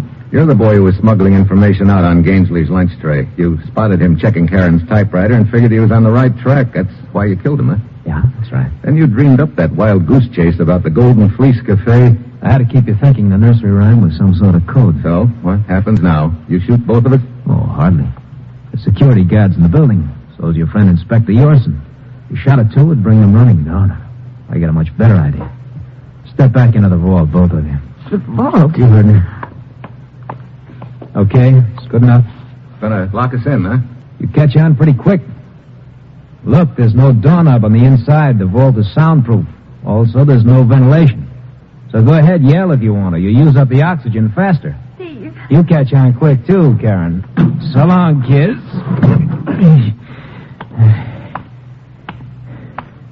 Mr. Halverson? Oh, Inspector Yorson. I'm looking for Mr. Mitchell. Mitchell? Have you seen him? Oh, why, yes. That's about 10 minutes ago. He hurried out of the building. Oh? Yeah, he seemed very excited. They said something about going back to the Golden Fleece Cafe. Well, that's very interesting, Mr. Halverson. It is? Yes. If he went to the Golden Fleece, who is the man who just stepped around the corner behind you? Oh, look, chump. Don't try it. Just hold still while I get that gun of yours. Halverson is our man? He sure is, Inspector. How'd you get out of there, Mitchell? An old trick, Halverson. I was holding a folded sheet of paper in my hand. Remember the report made out on your typewriter? When you closed the door, I slid the paper between the door and the jamb over the latch. That kept the door from locking. That sheet of paper? Yeah, that sheet of paper. Sort of wrapped you up, didn't it?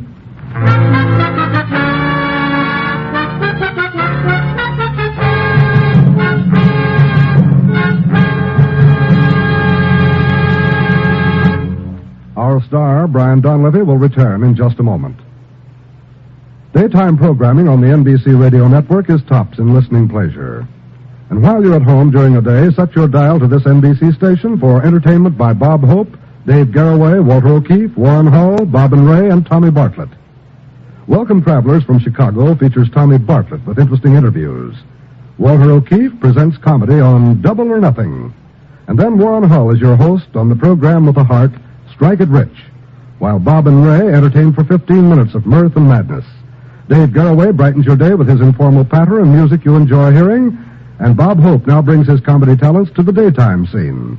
So consult your local newspaper for the time of broadcast of all these great shows, check your Hamilton watch for the time of day, and be with us every day, Monday through Friday, for unsurpassed daytime radio entertainment. And now, here's a special note. Next Monday, Bob Hope and Dave Garroway will be heard at a new time on some NBC stations.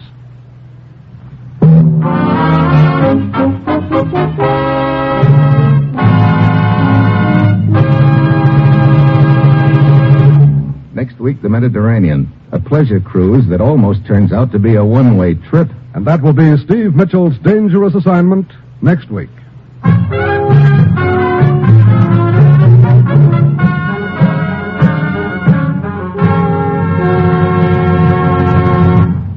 Included in tonight's cast were Ken Peters, Kay Stewart, Tony Barrett, Dan Riss, and Herb Vigran. This is John Storm speaking.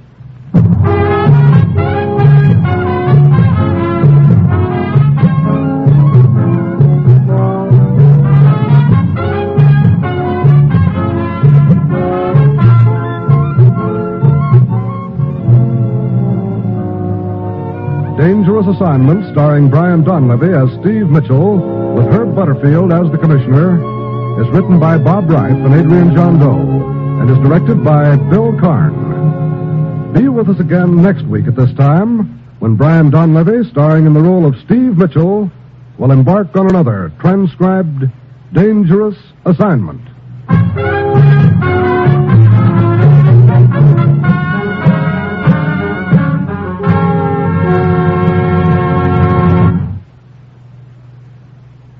Always listen for the familiar 3 NBC chimes. They're your invitation to fine radio entertainment. Tomorrow, hear both Judy Canova and Truth or Consequences on NBC.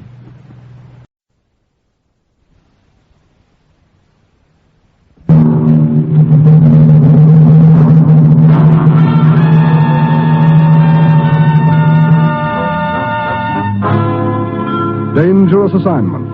Transcribed, starring Brian Donlevy as Steve Mitchell.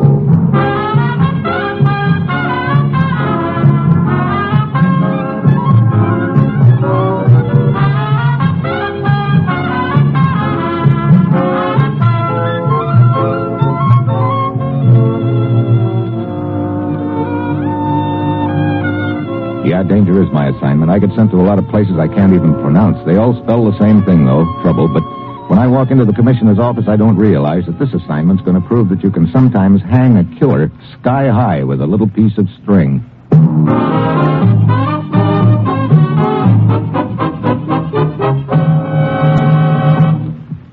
Morning, Commissioner. You sent for me? Steve, you ever hear of the Italian movie actress named Yolanda? Sure. She's made so many rice field pictures, I understand she's got waterlogged kneecaps. How'd you like to meet her? Oh, just hand me a pair of hip boots and I'm on my way. You'll find her on the French Riviera. Her yacht is anchored at Nice. We're particularly interested in the guests she has aboard. How so, Commissioner? Steve, one of the most vicious pre-war rackets is in operation again. A racket that cost American citizens thousands and thousands of dollars in payoff money for the protection of relatives living in Eastern Germany, Hungary, and Romania. Yeah, built up quite a fund for Adolf's rise to power, didn't it? This time we're certain it's being run as a private enterprise. It started up some 6 months ago under the direction of the same man who handled it for the Nazis. That would be Herzog, colonel of Gestapo. Right, only someone else seems to have taken over the racket, and the colonel's little black book. Herzog died suddenly in Lisbon 2 months ago. So how does all this tie in with the Italian movie queen? An American named Ernest Hall, vacationing in Nice, had the bite put on him for $25,000 last week. Did he pay up? Yes, he was afraid harm would come to some of his family still living in Eastern Germany. Now, Hall is certain the head of this racket is aboard that yacht. Get over there, Steve. Check with him. Find out who's behind all this and smash it. That's it. You've got your assignment. Good luck.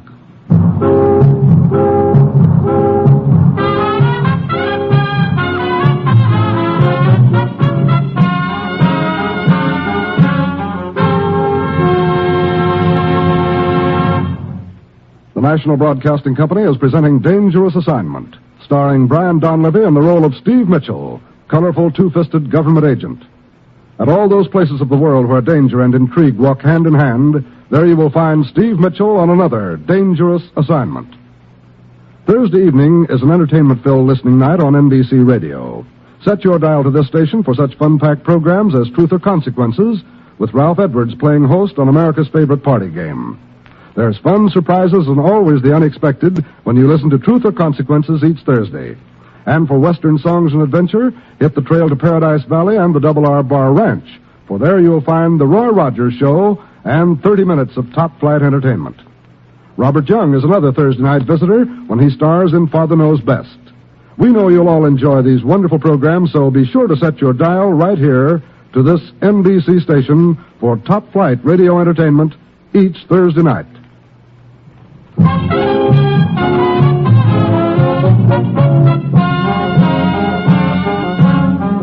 Sure, I get my assignment. Get over to the French Riviera, check with an American who's had to pay off protection money for members of his family living in Germany.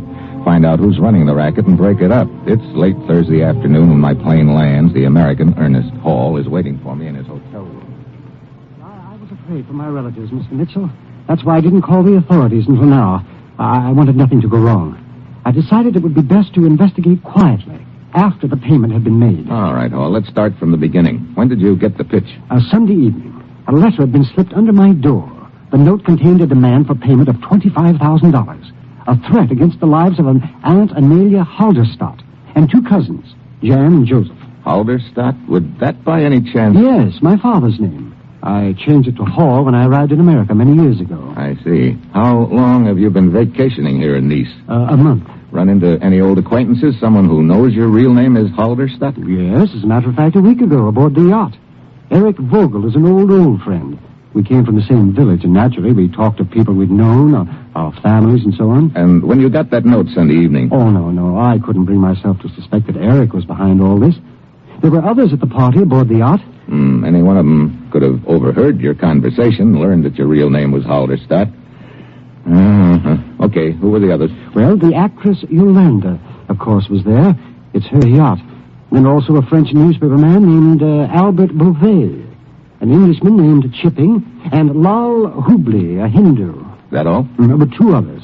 Felix De Luca, he is Yolanda's director, and George something or other. I didn't get his last name. Okay, now, about the payoff. Well, last night a box containing the money was placed under a bridge on the road to Antibes. You see anyone? No, I didn't go. Albert Beauvais did. The newspaper man? Yes. You see, he was with me Sunday evening when the letter came. So, naturally, we talked about it. The note instructed me to remain in my hotel room here and send someone with the money. Beauvais volunteered. I see. Look, I'd like to meet these people. Beauvais, Chipping, George, what's his name? I can arrange it. I am expected aboard the yacht in an hour. Cocktails. They'll all be there. Fine. Now, I should warn you, Mr. Mitchell. These friends of Yolanda, they're of artistic temperament. Their actions are somewhat droll, strange. You might call them eccentric. Or just plain screwball, huh? All right, let's go.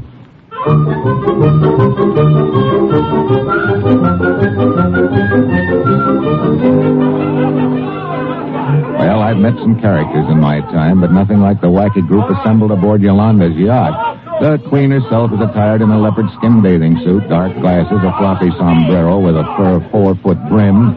She's tossing grapes across the room to a gent who's standing on his head in the corner with his mouth open. The Hindu, draped in his sheet, is sitting cross-legged on the bar, and he's cracking walnuts with his teeth. Paul introduces me to Yolanda, and a split second later, the door bursts open. 2 gents race into the room. Each of them is armed with a saber.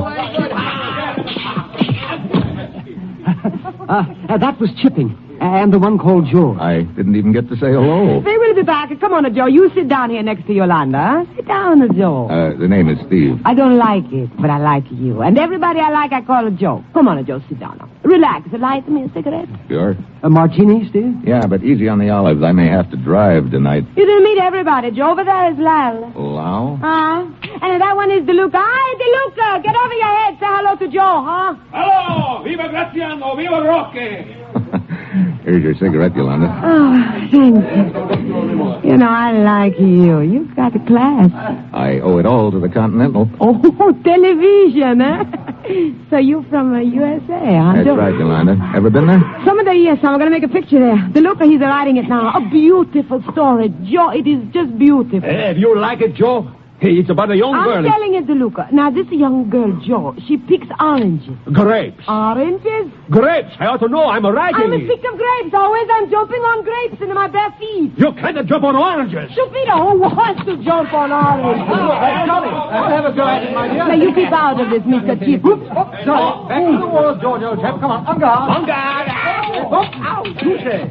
Very good. Oh, I say, you're a new chap here, aren't you? Yeah, the name's Mitchell, Steve Mitchell. Oh, I'm Chipping. No jokes, please. And this is Georgie. I can't remember his last name. Hello, Steve. Just call me George. What is this business about Aragnes? I was trying to tell Joe the story of my next picture. It's about a girl who picks oranges. Poor but honest, hard-working, and all that sort of stuff, eh? A proud, stout heart beating beneath her tattered sweatshirt. Falls in love with a gentleman farmer named Rodney. He's a cad, of course. Who told you? Oh, I'd say really. That's a bit of old hat, you know. What's old hat's got to do with it? You don't know this story at all, no? I'd love to hear about it by all means, my dear. I place myself at your feet. Okay, while you're down there, you untie my sandals. My feet are killing me. It's jumping on those lousy grapes.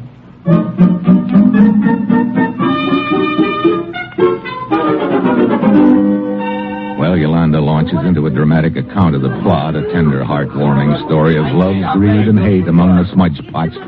Suddenly, the salon door swings open. A short, heavy-set gent stands there with a mask over his face, a .45 in one hand, and a small satchel in the other. Hi. What are you doing? What's the... Shut up, sister. This is a heist. Aye, sir. What is it he's talking? A stick-up, Yolanda. A hold-up. There's the bag, gents. Let's have your wallets, watches, rings, anything that'll bring a buck. Dump them in there. Now, just a minute, sport. Let's get with it. Ain't got all night. You first, Mac. Sure. Only call me George, huh? That's me, sport. George! Okay, George, get up. And don't try that again, see? I don't try. Next one of you gents who gets funny winds up with a slug in him. Now, come on. Shell out.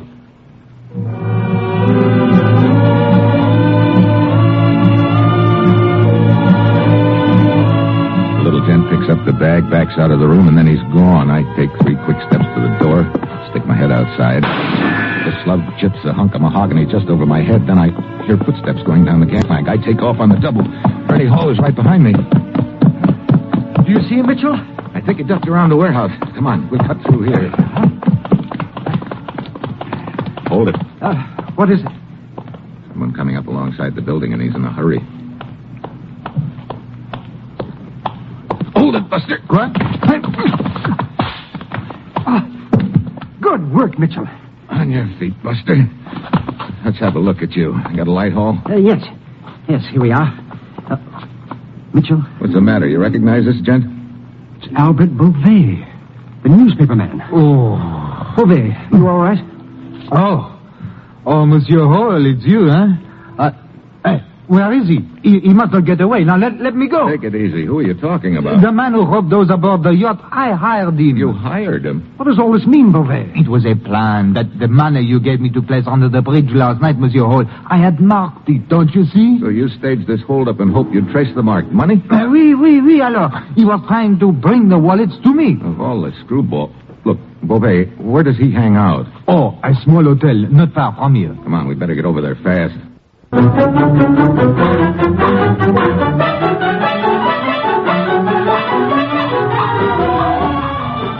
hustle over to a broken-down hotel on the waterfront. Beauvais and Hall hurry into the lobby, and while Beauvais conducts an arm-waving conversation with the man behind the desk, I duck down the alley and back of the hotel. I don't have long to wait. Our hold-up friend scoots out the back door, and I grab... Sure, he's a small gent, but his left has the stock of a pile driver. I'm setting him up for a right cross when my foot slips on the wet cobblestone, and as I go down, he clouts me on the side of the head with the satchel. I'm sitting on the curb, rubbing my ear, when Hall and Beauvais come pounding up. Mitchell! Are you all right? Yeah, but our friend got away. He left this, though. Aha, the satchel. Here, let me have it. As you will see, my plan was not such a bad one after all. Look, yet money. Yes, here is a bill I marked. And another. So? Oh, sacre bleu. Yeah, your plan called for us to find that marked money in somebody's wallet. And we'd have our culprit. The money is here all right, but where are the wallets? He must have thrown them away. Now we are right back where we started from.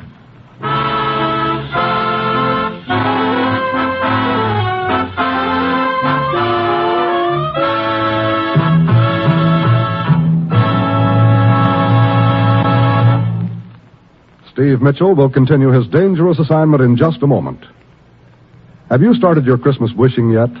Well, this is the season for it, the season when we wish we could do the most for our families, our friends, and our loved ones. All of us express that wish when we say those joyous words, a Merry Christmas and a Happy New Year to you. But as the old song says, wishing won't make it so. How much better it would be if you could really do something to make that wish come true. Well, the point is you can do something. You can buy Christmas seals. Yes, Christmas seal money helps pay for chest X-ray campaigns, which search out those who have TB and don't know it, so they can be treated to save their lives and to protect yours. The Christmas seals you buy today may help to find, through chest X-rays, some of the 150,000 persons in our country who have TB without knowing it. Finding their TB early, when it's easiest to cure, may mean many happy New Years to come for them. Wishing won't help, but buying Christmas seals will. Buy Christmas seals and you turn wishes into good health.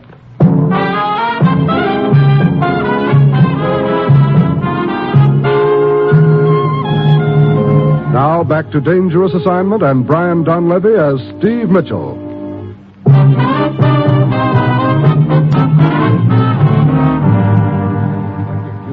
Plan plan backfired, Bouvet. Your hired stick-up man dumped all the money out of the wallets. Now, we don't know whose wallet the marked money came out of. Let's see, about $500 of the money in the satchel is marked. Well, the rest of it must be hidden aboard the yacht somewhere. Could be. Okay, suppose you start on Operation Ashcan, Bouvet. Hall and I'll see what we can pick up back at the yacht. Operation Ashcan? What is this? Check all the ash cans between the dock and the hotel where your stick-up boy was hiding out. See if you can find those wallets. Could be some of that marked money stuck to one of them.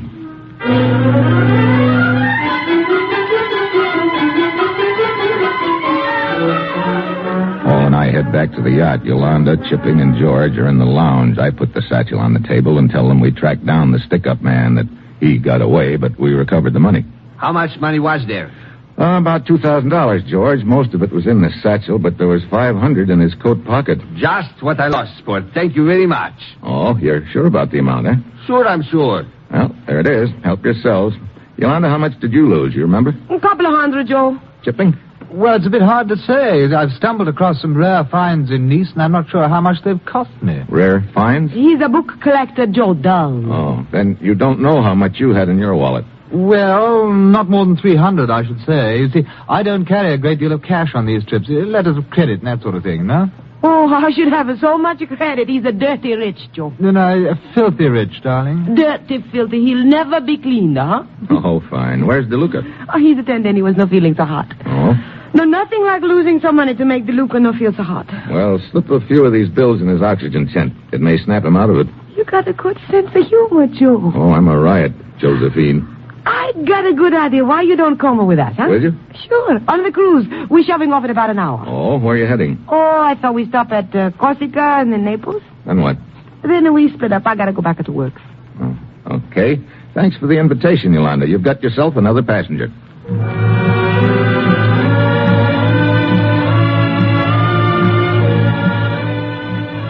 We shove off, and along about dark, everybody gathers in the lounge for cocktails. Everybody but me. I figure this is my chance to start searching the staterooms, and George What's-His-Name is currently at the top of my suspect list because of the way he tried to stop the holdup, and later, a prompt claim he put in for the $500. So I give his cabin a frisk, but I can't find anything. I step out in the passageway and turn to close the door behind me. Suddenly, something hard connects back of my ear. It knocks me to my knees. I can hear somebody taking off down the passageway. I stagger to my feet, brush the cobwebs out of my brain, then pound along the passageway around the corner. Oh, well, Mitchell, I came below to warn you. Warn me? Yes, I saw DeLuca leave the lounge a few minutes ago. I thought he might have come down here. I see. What happened? I got hit on the head. Must have been DeLuca. Maybe. He took off in a hurry.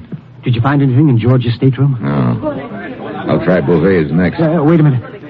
Sounds like they're all coming below to change for dinner. Great. Okay, looks like I'll have to wait for another chance.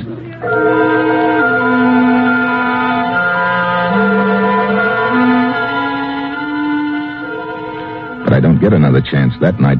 After dinner, Yolanda wants to play charades, so we all have to choose up sides. Lal Hubli, the Hindu, sits in one corner cracking walnuts and keeping score. When the game finally breaks up, everybody turns in, so I'm out of luck. The next morning, when I come out on deck, Corsica is in sight. Yolanda and DeLuca are standing at the rail. This is my homeland, Corsica. All night I dream about it. A great island, Mitchell. Home of great people. You and Napoleon, huh? Please. Put Napoleon first. Napoleon and me. Poor DeLuca. He thought he was going to be one more Napoleon during the war. It was nothing. Oh, he's a sore eye, Joe. Instead of the battlefield, he got a desk job. It was a liaison officer in Berlin.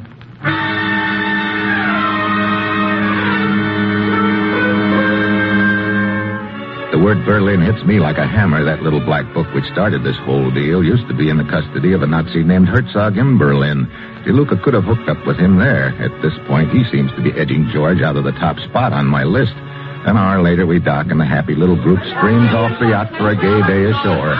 But the trouble is, they insist that I stream along with them. In the middle of the afternoon, we split up. I get back to the yacht first with Yolanda and George. I'm just starting up along the deck when I spot Chipping coming up the gangplank with a couple of books under his arm and waving his cane frantically at me. Mitchell, a find, a positive find. Oh, what? I was browsing in a bookshop, and I just happened to stumble across these. Can you imagine? What are they? Ancient textbooks of the gladiator school. That's where fencing really started, you know.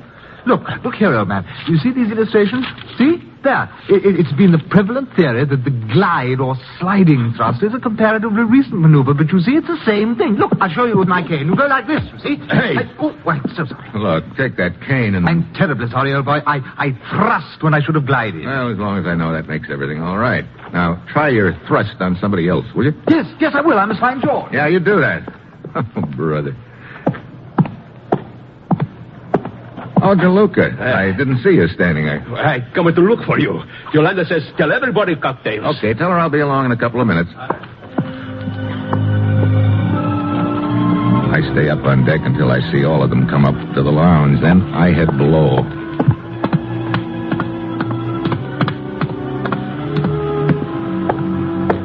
DeLuca's stateroom is first on my list. I go over it carefully, but there's no sign of the money. I move to Chipping's room next to it and search it. Nothing. I know I've got to work fast before they miss me. Yolanda's room is next. I give it a thorough frisk, but I'm getting nowhere. Then I spot something in her wastebasket, a piece of green string. Suddenly I remember Chipping's books had been tied with green string. I remember something else, too. There was no sign of those books in Chipping's stateroom. I look around Yolanda's room. There's a bookcase built into one wall. I go over to it. The lower shelves are crammed with novels, but then on the top shelf I spot what I'm looking for, Chipping's rare books on fencing. I climb up on a chair, pull one of them out. Yeah, the pages have been cut away, and the book is full of money. Nice work, Mitchell. What? Well, hello, Chipping. Yes, I was afraid I might find you here. Please stay right where you are for the moment. So, you're the boy who's been running the racket, huh? I told you I was a book collector. Herzog's little black book has a prominent place in my collection. Amazing how the people whose names are listed in it will pay to keep anything from happening to friends in Eastern Europe. Like Hall, for instance? This money is what you got from him, isn't it? Yes. I suspected you were searching everyone's room, so I thought the books would be a good hiding place.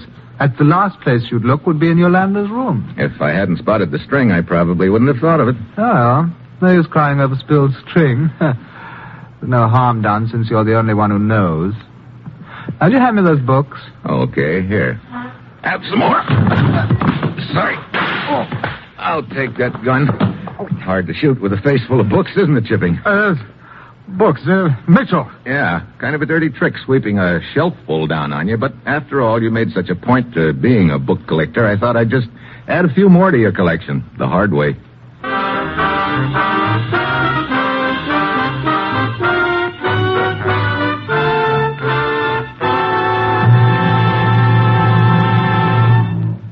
Our star, Brian Donlevy, will return in just a moment. Fresh new comedy material to keep you laughing all evening long is what you'll hear every Tuesday night on this NBC station. Yes, Tuesday brings such stellar programs as Fibber McGee and Molly, The Red Skelton Show, The Dean Martin and Jerry Lewis Show, and Two for the Money. You'll enjoy them all on NBC. Fibber and Molly have been entertaining you from 79 Wistful Vista for more than 15 years, and they still bring you chuckling good comedy each Tuesday night. That clown of clowns, Red Skelton, brings you a three-ring circus of laughs with Junior, the mean little kid, Cauliflower McPug, and Willie Lump Lump. Dean Martin and Jerry Lewis are the madcap comedians in our Tuesday night lineup, and you never know what to expect next when they team to bring you a half hour of top comedy listening. Then, of course, Herb Schreiner is the power behind Two for the Money, and his power is to make you feel at home with his down-to-earth humor. So keep your date with our terrific Tuesday night lineup, and set your dial to NBC next Tuesday and every Tuesday for tops in comedy entertainment.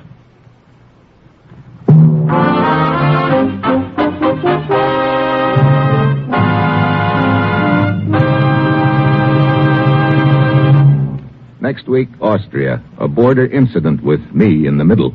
That will be Steve Mitchell's dangerous assignment next week.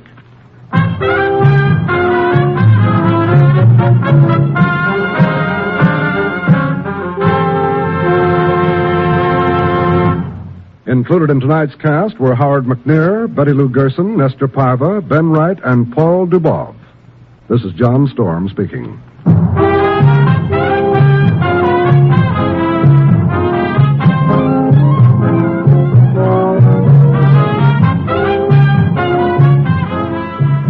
Dangerous Assignment, starring Brian Donlevy as Steve Mitchell, with Herb Butterfield as the commissioner, is written by Bob Reif and Adrian Jandot, and is directed by Bill Karn. Be with us again next week at this same time when Brian Donlevy, starring in the role of Steve Mitchell, will embark on another transcribed dangerous assignment.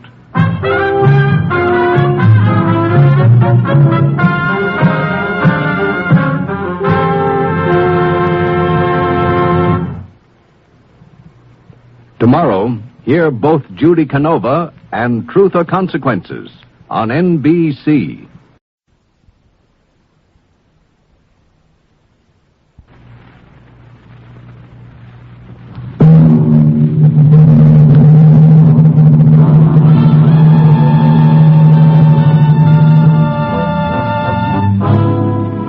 Dangerous Assignment, transcribed starring Brian Donlevy as Steve Mitchell.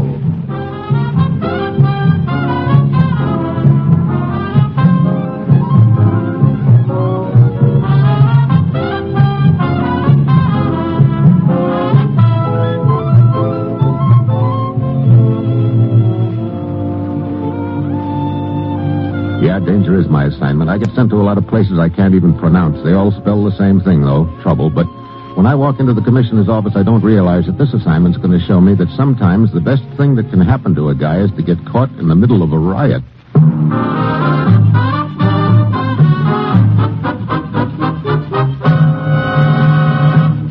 Morning, Commissioner. You sent for me? Steve, it looks like we're caught in the middle of another first-class frame-up. Oh, great. What and where is it this time? Last night, a band of Austrians slipped across the border into Hungary at a point some 30 miles southeast of Vienna. The attack guards are the strategic mine under lease to the Hungarian government. Go on, Commissioner. The attacking party went on a rampage of looting and burning. 6 Hungarian guards were killed.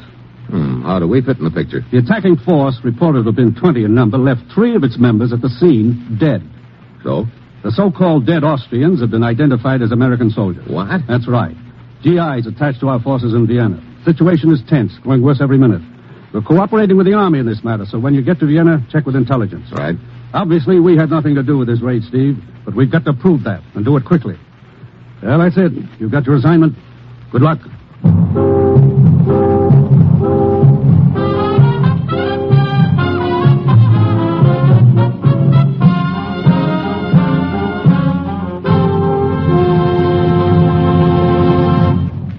The National Broadcasting Company is presenting Dangerous Assignment, starring Brian Donlevy in the role of Steve Mitchell, colorful two-fisted government agent. At all those places of the world where danger and intrigue walk hand in hand, there you will find Steve Mitchell on another dangerous assignment. As Christmas draws near, the airwaves fill with beautiful holiday music. And on this station of the NBC Radio Network, you'll hear some of the greatest music ever composed, played and sung for you by our nation's finest musicians. Our Monday night of music will continue to bring you the most enjoyable musical memories on such stellar programs as The Telephone Hour, The Voice of Firestone, and The Railroad Hour. Beginning this week and continuing until Christmas, NBC will present a series of Yuletide programs by choirs from all parts of the country.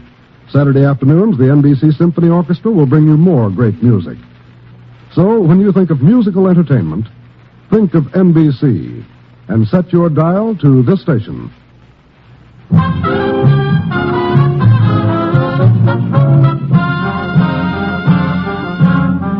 Sure, I've got my assignment. Get over to Vienna, find out who rigged up the plot to implicate us in a border raid on a Hungarian mine, a free-for-all resulting in the deaths of half a dozen Hungarians and 3 American soldiers.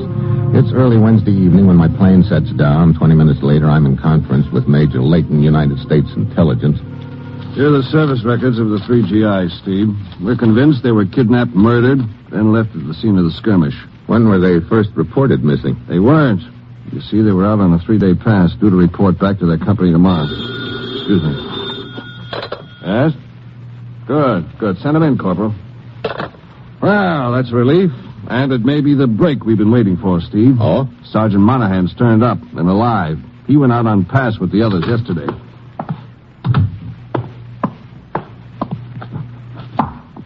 Sergeant Monahan reporting, sir. At ease, Sergeant. This is Mr. Mitchell.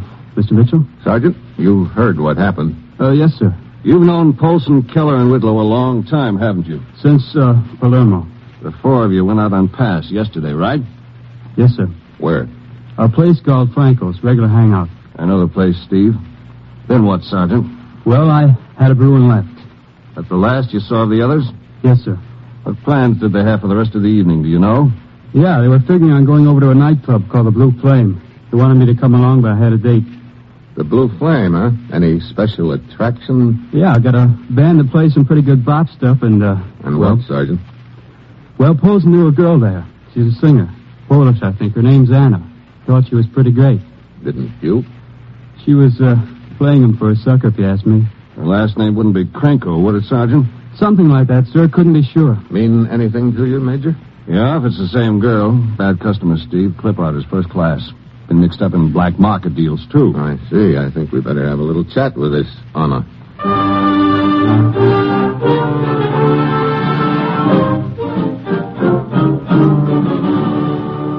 A quarter of an hour later, the Major parks his car in a dimly lighted side street. I leave him sitting behind the wheel and walk into the Blue Flame nightclub alone.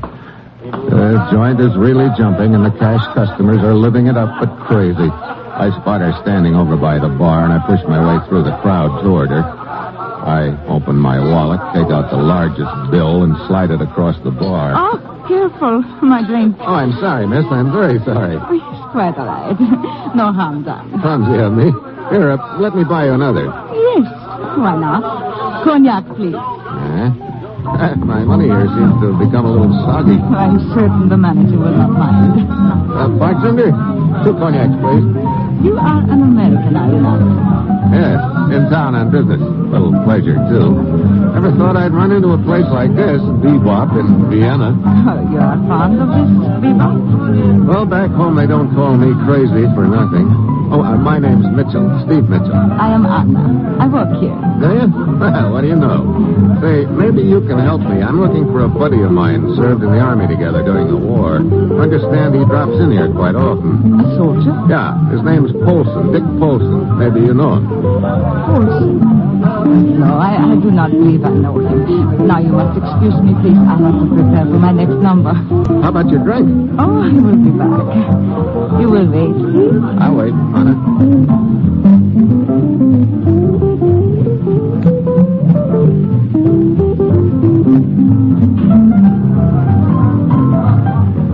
I watch as she disappears through a curtained doorway at the far end of the room. A few minutes later, she's back wearing a different evening gown. The lights go down, the band goes into its intro, and Anna begins to purr into the microphone. I slip through the doorway and down a long hall to her dressing room. I spend the next few minutes giving the place a fast frisk and come up with nothing except a snapshot of Anna and another girl, which I slip into my pocket for future reference. Then I hear someone coming down the hall. I duck into a small closet.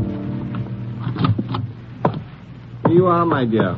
You'll find the money in this envelope. Count it if you wish. It will not be necessary. Thank you, darling. Thank you, Anna. You'll be most helpful. Everything went according to plan, really? Perfectly. There are still a few matters to be attended to, however. You are going back tonight? To Bernagi? Yes. A demonstration is planned. I must see to certain important details. However, I have a few moments to spare. May I buy you a drink, Anna? Thank you. I have a drink waiting for me at the bar, Rudy. Oh? And an American. Oh? I think you will be interested in him. He came in looking for Sergeant Polson. Polson? Said he was an old friend. I see. Well, perhaps he's an old friend, Anna. And then again, he might not be. I think I'd best point this American out to me, Anna. Come along.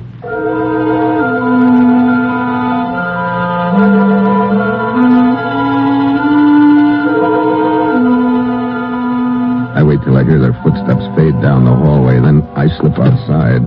There's a door at the far end of the corridor. It's open. I ease out into the alley, circle around to the front of the cafe, and watch from the shadows. I don't have long to wait. The gent called Rudy comes out, steps into a long black limousine, gives his chauffeur the nod. The car roars away. I go down the block to where the major is waiting. What's up, Steve? I just had a peek at a payoff. Anna Krenko? Yeah, for services rendered. It's got something to do with Sergeant Polson, that's for sure.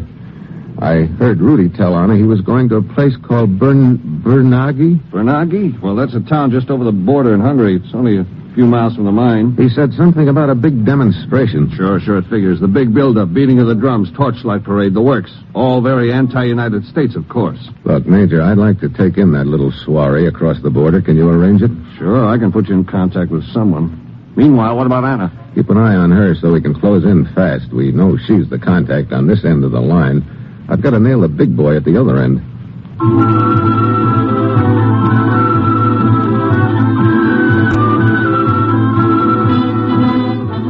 It's almost 10 o'clock when I wheel the Major's car into a small hillside village overlooking the Austro-Hungarian border. A few minutes later, I pull up at a small shop and start massaging the front door with my knuckles.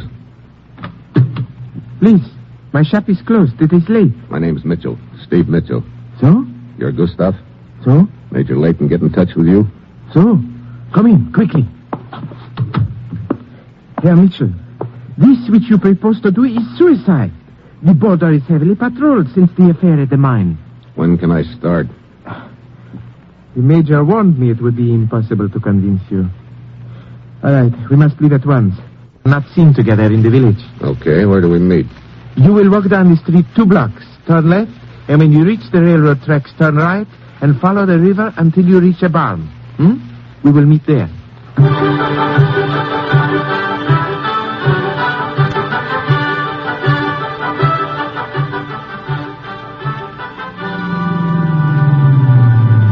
Later, I pull up in the shadows of the barn, look out over the river.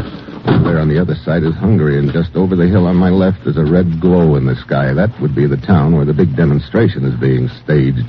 I glance at my watch, then I hear a twig snap behind me. I start to turn around, but I'm not fast enough. Something hard catches me on the side of the head. I pitch forward and fall face down into the weeds.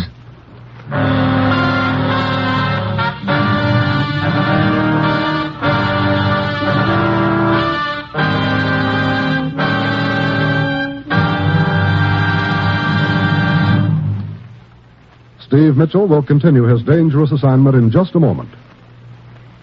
Do you remember that old saying, a stitch in time saves 9? Well, unlike a lot of old proverbs, this one really works, whether you apply it to a chair with loose rungs or your health.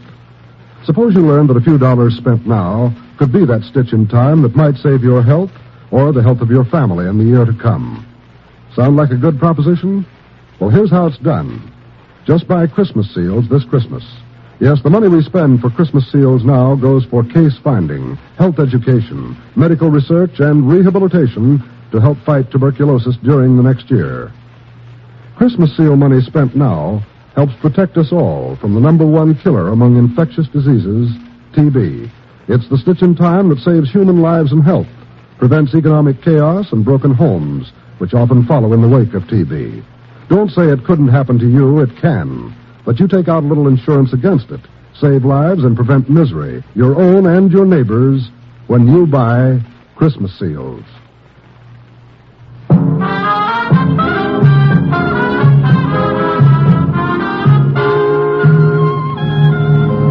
Now back to Dangerous Assignment and Brian Donlevy as Steve Mitchell.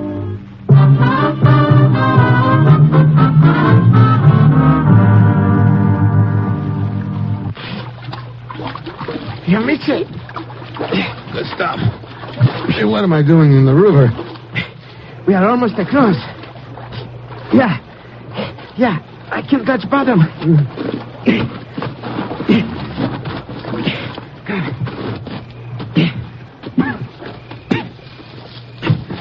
I arrived in time to see 2 men shove you into the river. I waited until they had gone, then I came in after you. I helped you across. Thanks. One of them was wearing a chauffeur's uniform. Yeah, Rudy and his driver, probably. Well, where do we go from here, Gustav? Grenagi is but a few kilometers from here. Come. We climb this bank, cross the road which runs along the top, down the other side of the incline. Then we still stick to the fields and wooded places as we... Hold it. What? Look up on the road over to your left. A patrol? Yeah. Come on, we've got to get across that road.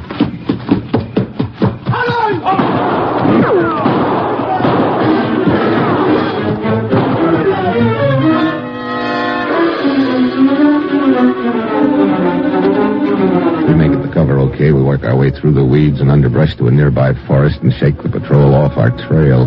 20 minutes later, we're on the outskirts of Bernagi. Gustav takes me to an underground station and we get dry clothes. Then we head for the square in the center of town. The demonstration is going full tilt. Gustav and I blend in with the milling crowd. There's a speaker's platform in the center, and on it sit 6 people, the wives of the dead mine guards. My eyes run along the row, and then suddenly I do a take. What is it? That woman on the end. Ah, attracted. Yeah, she takes good pictures, too. Look, this photo. Anna and that girl. Where did you get this? In Anna's dressing room. She and this babe must be pals. We've got ourselves another lead, Gustav. Look, she's leaving the platform. Yeah, quite an act she's putting on, the grief-stricken widow. Hey, the guy who's leading her away. Yes, he's wearing a chauffeur's uniform. Yeah, Rudy's driver.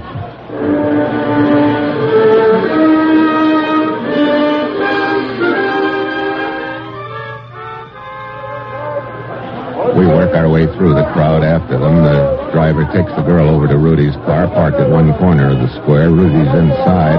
We manage to ease close enough to hear him give an address to the driver. It's not far, so we leg it over there. The widow seems to have made a fast recovery from her sorrow. She and Rudy are drinking champagne. After a couple of minutes, he leaves, and the chauffeur drives them away. I pull open the French windows, and we go in. Who are you? Never mind. Right now, I want you to start talking about your friends Rudy and Anna. I don't know what you're talking about. Save it. You're up to your ears in a very nasty frame-up, and you'd better start spilling fast. Don't move, any of you. Who are you? I will ask the questions. Your identification. Quickly. There you are, Buster. A United States agent. What? What were you expecting? Oh, please, I am sorry, Mr. Mitchell. Hey, what is this? I am Jan Tresena, brother of the dead man who was supposed to be married to this woman. Oh, he wasn't really, huh? No. And he also was not a guard at the mine. He was actually a prisoner from a Czech concentration camp. Keep talking. This is getting more interesting by the moment. And he was brought here to Banagi to work in the mine with some other prisoners. I followed, hoping to help them escape. I had a plan worked out, but the night before last, 6 of them were taken secretly from the mine. Sure. They were the 6 guys who were killed and later passed off as Hungarian guards. It's the oldest trick in the world. Hitler used it to create one of the incidents that touched off the last war. Right. It's beginning to add up fast. The dead Czech prisoners were passed off as Hungarian guards and the dead American soldiers as Austrian raiders. Nice little deal you're wrapped up in, sister. Please, I only did what I was told to. I did not know what was happening. You were hired to pose as a dead guard's wife. Yes. Who hired you? Rudy.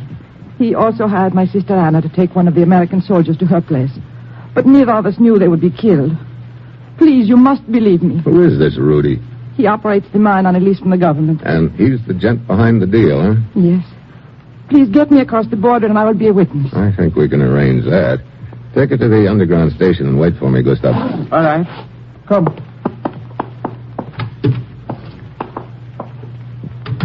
Jan? We'd be sitting pretty if we had any proof of all this, but without it, we've got nothing. I know. It beats me how those prisoners can be erased like that with no questions asked. Well, who's to ask the questions? The prisoners are very expendable. Their records are sent back to the camp from which they came, simply marked deceased. That is the end of it. No questions asked. No one asks questions, because everyone is afraid. Wait a minute. Their records? Records? Sure. If we could get our hands on them, we could bust this thing wide open. Those records must have fingerprints, photos, and the works. That would be proof that these dead guys weren't as advertised. Wait. You think the records could still be in the mine office? It's possible. Could be they'd hold them for a while until this thing blows over, before they send them back.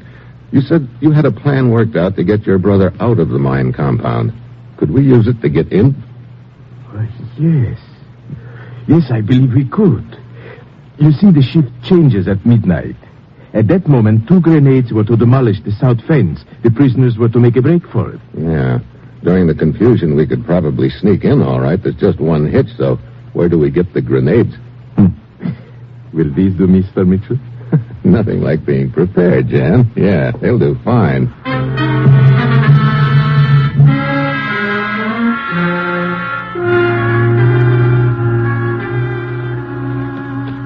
We climb the hills outside of town until we get to a spot overlooking the mine. There's a barbed wire fence, searchlights, guards, the works. In the center of the compound is a small office building. At midnight, the shift changes. Now, Mitchell. Jan uncorks both grenades and lobs them down beside the fence. It worked. hole in the fence. Come on. The prisoners are milling around, fighting with the guards. We slip through the hole in the fence unnoticed and head for the office. Then a reception committee steps out from behind the door. Hold it. Both of you. Well, my old friend Rudy. Judging from those records in your hand, you must have had the same idea we did. When I realized you were still alive, it occurred to me you might try to get records of the 6 prisoners. I thought I had better remove them. You had 6 prisoners and 3 U.S. soldiers killed in cold blood to stage this little incident of yours. Oh, it did not start out as an incident. You see, my records here of mine would not stand inspection. You mean you had your payroll padded? Quite a bit, I'm afraid. I think I get it. You stage a raid which results in killing a few guards, and that clears up the padded payroll. And then it occurred to me I had created something of greater value than I imagined. Sure, you manufacture an incident and sell it to your government. Got all the angles figured, huh, Rudy? Yes, including what I will do with you, too. Oh? You are trespassers. Need I say more? No, I get the message. The window, get out! Yeah. Get back, Mitchell! Throw the gun, let go. Thanks, Rudy. You took your eyes off me just long enough. And thanks for these records. They're enough to blow this frame sky high. You've heard my guards outside mopping up. You will never leave this place alive. You're on, Rudy. Look out the window. Well, looks like the prisoners have the upper hand. They've overpowered the guards. What? Before any reinforcements arrive, Mitchell will have ample opportunity to get back to Gustav and across the border. Those prisoners out there, they're not trying to escape. They're just standing there staring at the window. Could be they'd like to have a little talk with you about the 6 you killed, Rudy. No, Mitchell, you must protect me. Me? You kidding? I'm just a trespasser, remember? Well, then take me with you now. Okay, I'm going to the underground headquarters. I'm sure they'd be happy to see you. Underground? Looks like you lose either way, Rudy. You tried to play both sides against each other, and you wound up right smack in the middle. Come on, Jan. Let's get out of here.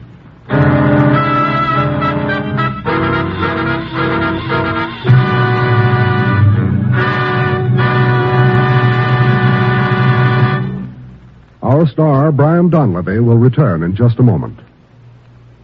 Thursday evening on NBC always brings you enjoyable radio entertainment by some of America's favorite performers. Robert Young stars as Jim Anderson in the family comedy entitled Father Knows Best. Roy Rogers and Dale Evans team up to present Western songs and adventure on The Roy Rogers Show. Eddie Cantor takes the top off his memory box and presents his show business show with stories and music to relive the many wonderful years he has spent entertaining young and old from coast to coast. And then Judy Canova sends radio listening your way from Cactus Junction for 30 fun-filled minutes. And Ralph Edwards plays host to contestants from the studio audience on Truth or Consequences. So, for the very best listening each and every Thursday night, be sure to set your radio dial to this NBC station where you'll hear these pleasurable programs.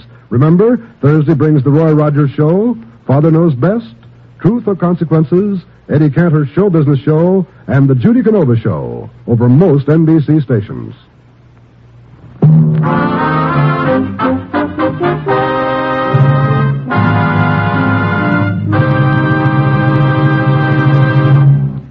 Next week, Turkey. A booby trap, and I'm the booby.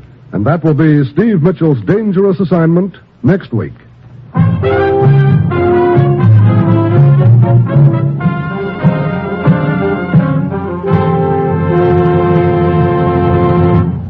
Included in tonight's cast were Paul Duboff, Bob O'Connor, Vivi Janis, Paul Frees, and Jeannie Tatum. This is John Storm speaking.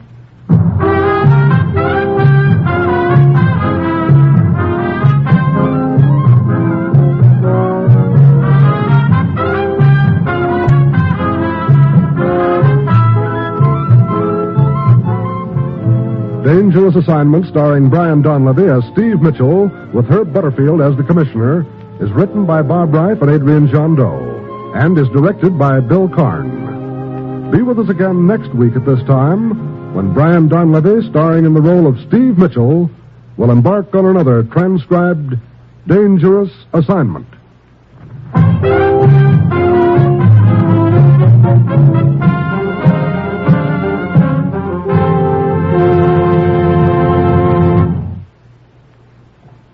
always listen for the familiar 3 NBC chimes.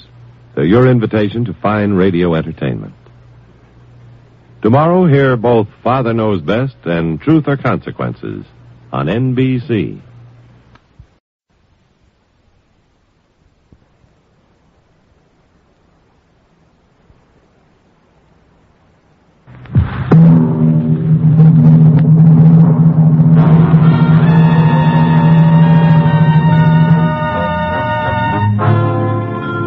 Dangerous Assignment. Transcribed starring Brian Donlevy as Steve Mitchell.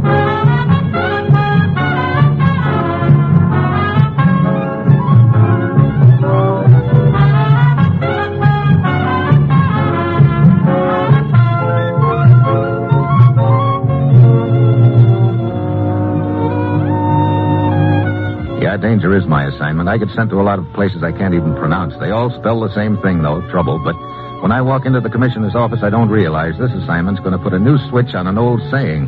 Not only is the pen mightier than the sword, the paintbrush is mightier than the dynamite.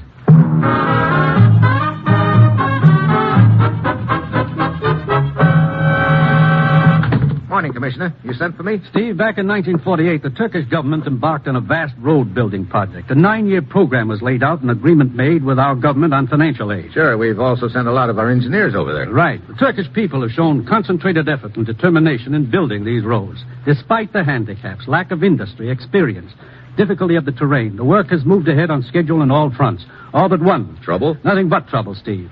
And a road being built in the mountains of eastern Turkey. They've had a series of costly accidents, cave-ins, mysterious explosions, materials destroyed, equipment breaking down, and so on. Smells like sabotage. Yes.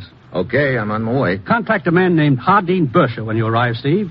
He's in charge of the operation there. Check with his American advisors. It's vitally important that road be finished, and on schedule. Well, that's it. You've got your assignment. Good luck.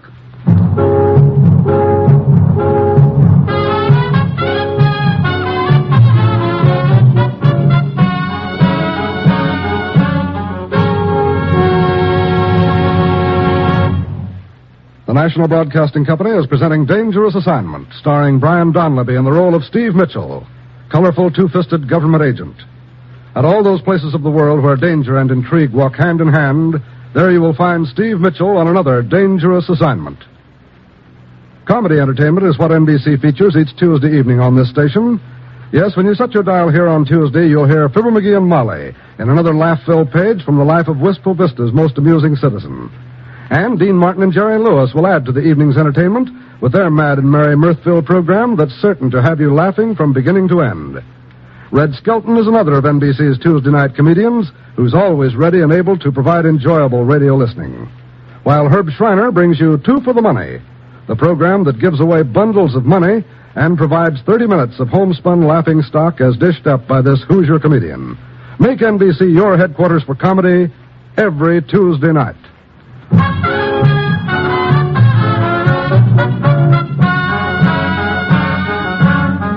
Sure, I've got my assignment. Get over to eastern Turkey and find out who's throwing a monkey wrench into a road-building program we're helping to finance and supervise. It's late Thursday afternoon when my plane lands at the airport in Sivas, some 300 miles east of Ankara. I hop aboard a train and ride deeper into the mountains. It's well after dark when I jump off at a small whistle stop. The station is deserted, almost. In the dim light at the far end of the platform, I see a parked Jeep, and leaning against the front fender is a small, slender gent dressed in khaki and field jacket. Sorry if you've been waiting long, Buster, but Hey. How are you, Mr. Mitchell? Well, surprised right now. I didn't expect... A woman to meet you? My name is Marga Sahan. Well, hello. Mr. Bursha could not come to meet you. He sent me instead. Just throw your suitcase in the back there. Okay. All right. Let's roll, huh?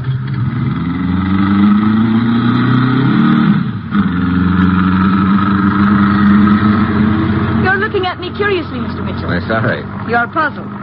What is a woman doing out in this wild, desolate country? I am an engineer. You? A student, really, from the University at Ankara. I see. Getting some experience in the field, huh? Yes. I understand you've run into some difficulties with regard to the road. It was to be expected. We are building a road through country where only pack animals have traveled before. And there have been some accidents, they tell me. Yes. Perhaps that is why you have joined us, Mr. Mitchell. You are perhaps what they call a troubleshooter. You might call it that. Or I might call it a government agent. What gave you that idea? Just a guess. I knew your government would send someone to investigate before long. You see, Mr. Mitchell, I, too, do not believe all these accidents have been just accidents. Oh?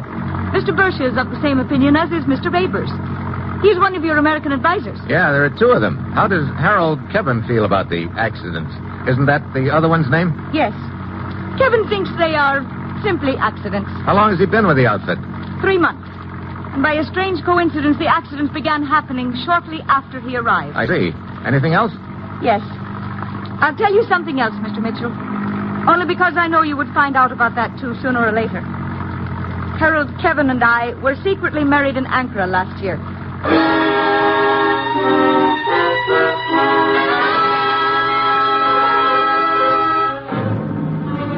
Well, after that, the conversation drops to zero. We ride in silence for the next hour, grinding, bouncing over the road, climbing higher and higher into the mountains. Finally, Margot wheels the Jeep into a clearing, a shelf dug into the side of the hill where some other trucks are parked.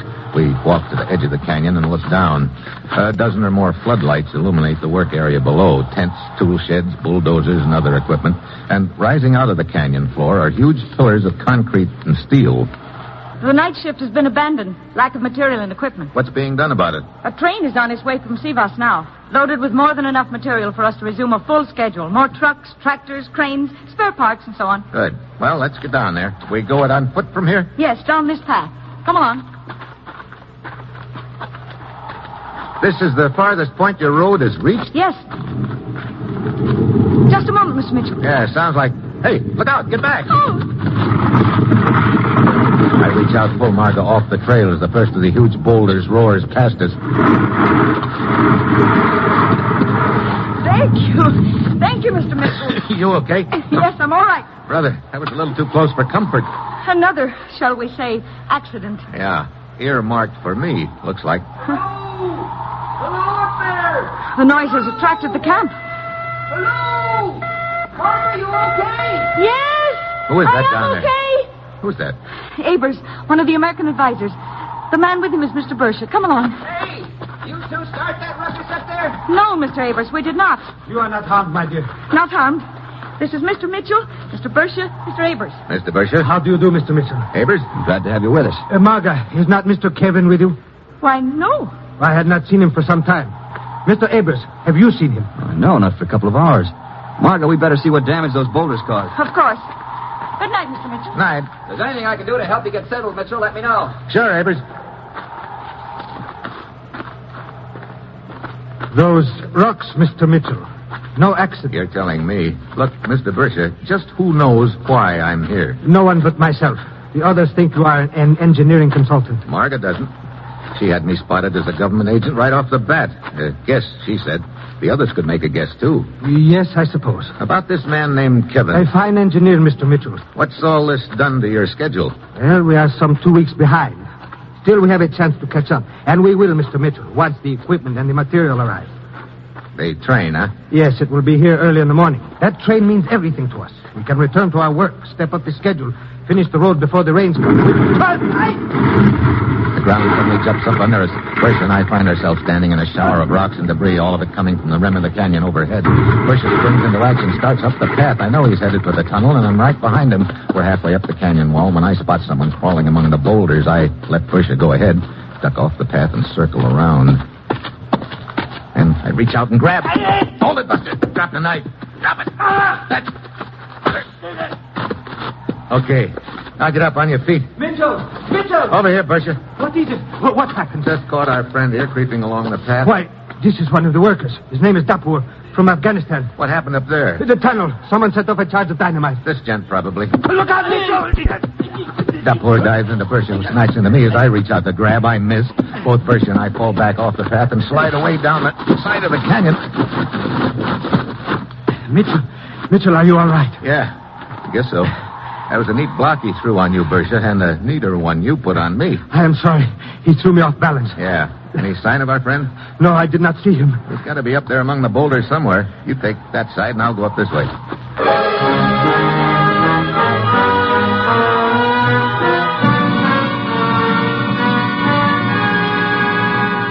I spend the next 10 minutes poking around the boulders along the canyon wall, but there's no sign of Dapur. I finally go back down to the canyon floor and find a group of workers getting ready to start up the path to the tunnel. In their lead is a tall, lanky American who should be the other engineer, Kevin. All right, men, let's go. On the double. Hey, Kevin. What? Oh, hello. You must be Mitchell. That's right. I'd like to talk to you, Kevin. Oh, sure. Get going, men. Be right up. Sorry I wasn't around to welcome you, Mitchell. I know. You were out for a walk. Yeah, that's right. Heard the explosion and came back. Bersha told me when it happened. Oh? When did you see him? Just a few minutes ago. He's around here somewhere. What's the matter? What are you staring at? Up there, that cable stretching across the canyon. Oh, that. Just a small bucket car we use to haul stuff from one rim of the canyon to the other. Yeah. It's moving. Headed away from the tunnel. Oh, yeah, so it is. Wonder who's using it. Moving very fast. I think we can just about make it.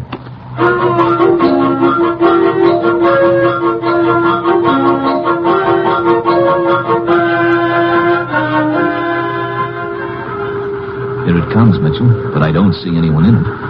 If my hunch is right, he's in there. Who is? Now, look, what's this all about? Well, don't see anybody getting out. Come on.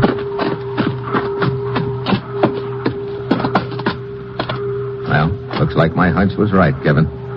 Who is it? Our friend Dapur with a knife in his back.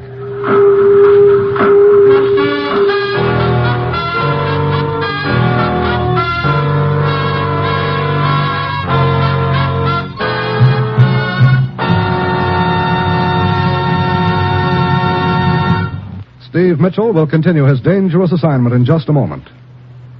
Do you remember that old saying, a stitch in time saves 9? Unlike a lot of old proverbs, this one really works, whether you apply it to a chair with loose rungs or your health. Suppose you learned that a few dollars spent now could be that stitch in time that might save your health or the health of your family in the year to come. Sound like a good proposition? Well, here's how it's done. Just buy Christmas seals this Christmas. Yes, the money we spend for Christmas seals now goes for case finding, health education, medical research, and rehabilitation to help fight tuberculosis during the next year. Christmas seal money spent now helps protect us all from the number one killer among infectious diseases, TB. It's the stitch in time that saves human lives and health, prevents economic chaos and the broken homes which often follow in the wake of TB. Don't say it couldn't happen to you. It can. But you take out a little insurance against it. Save lives and prevent misery, your own and your neighbors, when you buy Christmas seals.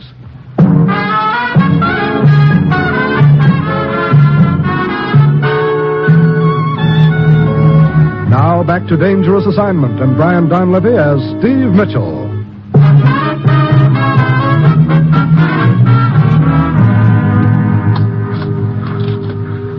Killed Dapur and why, Mitchell? I don't know who at this point, but I've got a pretty good idea why, Kevin. Oh? Whoever hired Dapur to blow up the tunnel killed him to close his mouth. He either got it while he was trying to make his getaway in this cable car, or else the killer dumped his body in here to hide it. Either way, the killer must be the one who started the cable car in motion. Yeah, What is it?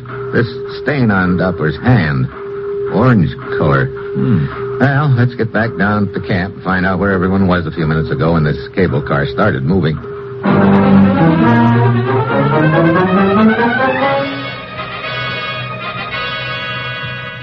I quite agree, Mitchell. We should all furnish an accounting of our whereabouts during that period of time when Dapur was murdered. Well, we might as well start with you, Mr. Bersha. Very well. I think I can help you there, Mitchell. I saw Bersha climbing up the side of the canyon toward the top shortly before I joined you down here. Oh? Of course. But if you will remember, Mitchell, we were both searching for Dapur. And in the future, Kevin, I would appreciate it if you would allow me to speak for myself. Just trying to help out, Bersha. Indeed. Then perhaps you can also help out by explaining your own strange and unsatisfactory attitude up to now. What are you talking about? Calling these incidents which have occurred merely accidents when we all know better? Now, just a minute, Bersha. Look, calm down, both of you. This sort of thing won't get us anywhere. Abers is right. I say let's get on with the investigation. Okay, I guess we've worked our way around to you, Abers. You and Marga went up to the tunnel after the blast to investigate the damage. Yeah? That's right. Were you together all the time? Well, matter of fact, no. We were separated for a few minutes as we inspected the scene of the blast. I see. Okay, the way it adds up then, shortly before I spotted that cable car moving across the canyon up there, Bersha was somewhere near the top on one side. Marga and Abers were somewhere near the top on the other side. Now, Which side is the cable car controlled from? There's a switch at each end. Oh, great. Kevin omits one very important fact, Mitchell. What's that, Bersha? It is true there is a switch at either end up on the rim. But where was Kevin at the time? I told you, I was down on the floor of the canyon. Mitchell saw me there. That's right. He was organizing a work party near the construction shack. Then it might interest you to know there is a master switch in the shack. It also controls the cable car. What? Okay, so what? I'd forgotten about the master switch. Well, this is just dandy. Any one of you could have killed Dapur and started the cable car.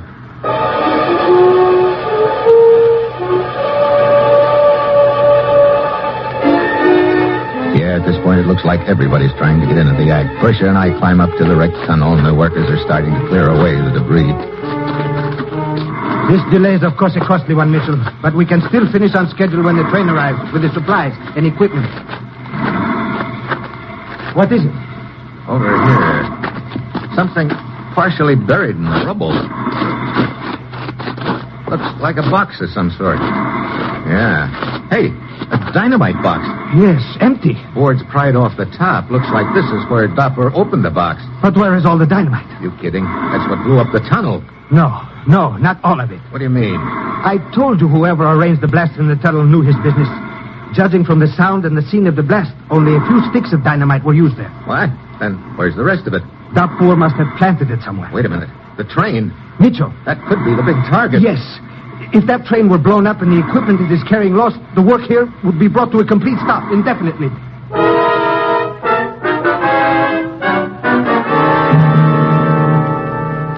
What? What's that? How long ago? Very well. We're too late, Mitchell. They tell me the train passed the junction and onto our spur line 5 minutes ago. Oh, great. Then there's no way we can contact it now. No. According to this map, your spur track from the main line is about 10 miles long. Yes, very close to that. And somewhere on that 10-mile stretch is the train. Also a charge of dynamite. We've got to find it and find it fast. But how? We cannot possibly cover every foot of that track. I know. Look, I figure these points on the map are the trouble points. Areas where it's most logical the charge would be set. Now, here... Yes, the area where Dapur and the others were working today. Yeah, then here... Yes, a downgrade with a curve at the bottom. Then over here, a new bridge. And this tunnel here. Okay, have Avers, Kevin, and Marga take some workers and start along the track. If the saboteur is one of those three, we'll have the other two as insurance. Have them check the track as they go along, and if they get to the train and it's in one piece, they can flag it down. And what about us? We're going to cut across country to those trouble spots and hope we're in time.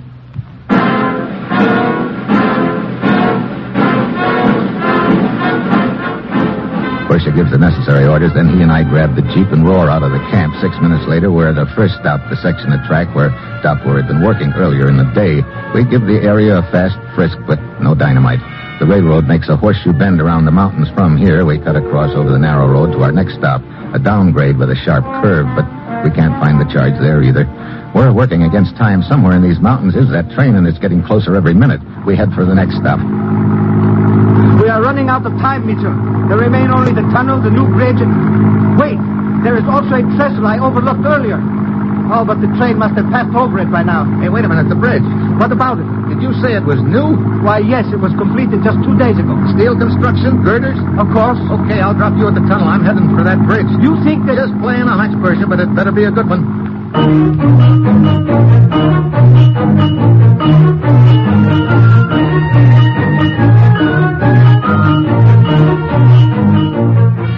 minutes later, I'm at the bridge. I pile out of the Jeep and slide down the side of the hill, then work my way under the bridge. I look at the network of new steel girders, and I know my hunch is right. They're still covered with red lead paint, the same shade as the stain on Dapur's hand. Then I spot the charge of dynamite. It's tied to the underside of a horizontal girder about 10 feet over my head, but just as I start to climb up, I hear someone coming down the side of the hill. I crouch behind one of the girders. Then I jump. Steve! Well, hello, Marta. You getting ready to set off your dynamite up there? What? Yes, I see it. You see, I also realized what the stain on Dapur's hand meant. I was hoping against hope the dynamite would not be here. But it is. What? Look, what are you talking about? Right up to now, I had hoped he was not involved. He? Wait a minute. Are you by any chance talking about Kevin? Yes, my husband. His attempt to pass all the incidents off as accidents aroused my suspicions. Then I discovered he was leaving the camp mysteriously at night. You know, you're not exactly in the clear yourself. I'm going to climb up there and get that dynamite, then You're wrong, Mitchell. What? It's Avers. Yes, it sure is. Now, just hold it, both of you. Well, what do you know? So you're my boy, Abers. Yeah. And you're not going to touch that dynamite, Mitchell. Then my husband is not involved. I think Kevin was trying to pass things off as accidents so he could do a little investigating on the quiet. He followed me out of camp once or twice, nearly caught up with me at the wrong time. Steve, the train. Yeah? What happens now, Abers? After I get through with the two of you, I'm leading fast. Because when that train hits the bridge, the whole thing goes sky high. Now get over against the bank. Move. Abers probably wants to get us under the bridge before he shoots us, so the wreckage will cover us when the bridge blows up with the train. Unless I come up with something fast, Marga and I are dead ducks. Suddenly, I stumble intentionally and fall to my knees. On your feet, Mitchell. I start to get up and then whirl and with my arm up to his wrist. The gun goes flying. I belt him with a left. He sprawls back against the bank. I jump to the girder. I've got to climb and jerk that dynamite loose before the train gets there, and I've got to hurry. Getting closer, but Abers isn't through yet. He scrambles to his feet. Marga grabs at his arm, but he knocks her down and out. He dives and catches my leg, drags me off the girder. He swings. I duck. His fist smashes against the girder. I tag him twice. He goes down, and this time he stays. I start up the girder again. Time's running out. The train's almost to the bridge. I keep climbing. Another 3 feet. The train keeps coming. I spot a wire leading from the dynamite to the detonator. I reach up and jerk it loose just as the train thunders onto the bridge.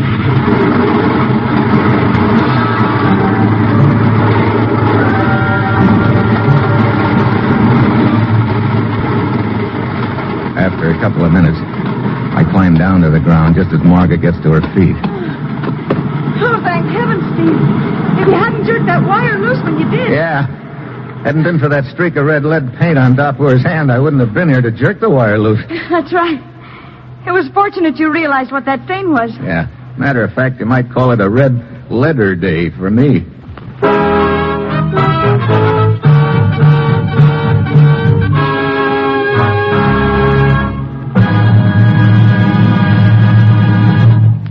Our star, Brian Donlevy, will return in just a moment. Here's a reminder about NBC's stellar Sunday lineup of superb programming. Each Sunday evening, you'll want to tune this station for one of the finest comedy shows on the air, the Phil Harris Alice Faye Show. There's mirth and music as Phil and Alice are joined by Julius Abruzio, Elliot Lewis, and Brother William to bring laugh-filled listening for 30 enjoyable minutes. It's truly top comedy entertainment, so be sure to join us Sunday for the Phil Harris Alice Faye Show. And remember to tune to NBC for Theater Guild on the Air. For on Theater Guild, you'll always hear top stars from Hollywood and Broadway in great dramatic presentations. So be sure to hear Theater Guild Sunday. In the mystery section of NBC's Sunday schedule, there's both Dragnet and Barry Craig, confidential investigator. Dragnet is the true story of your police force in action, the suspense-filled presentation of real police case from crime to punishment. So add this all up and you'll find that it spells great entertainment. Entertainment that's yours for the listening each Sunday on NBC.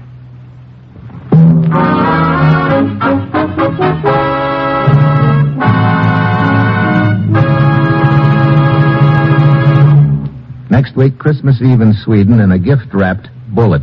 That will be Steve Mitchell's dangerous assignment next week.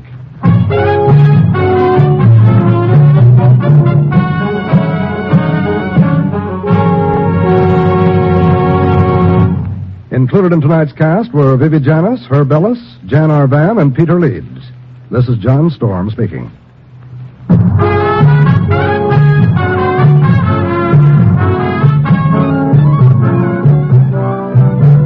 Dangerous Assignment, starring Brian Donlevy as Steve Mitchell, with Herb Butterfield as the commissioner, is written by Bob Reif and Adrian Jandot, and is directed by Bill Karn. Be with us again next week at this time when Brian Donlevy, starring in the role of Steve Mitchell, will embark on another transcribed Dangerous Assignment.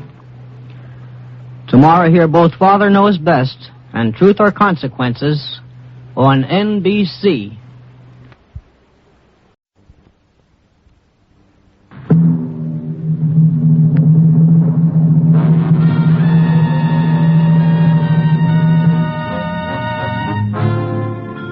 Dangerous Assignment, transcribed starring Brian Donlevy as Steve Mitchell.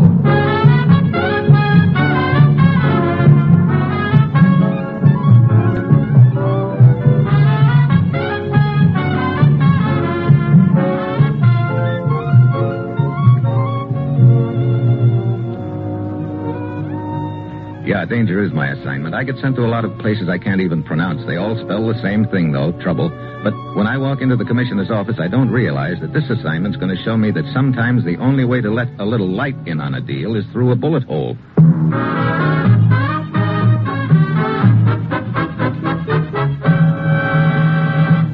Morning, Commissioner. You sent for me? Steve, you have a rendezvous in Trieste tomorrow night. At 8 o'clock, you're to be waiting on the southeast corner of the Piazza Damo.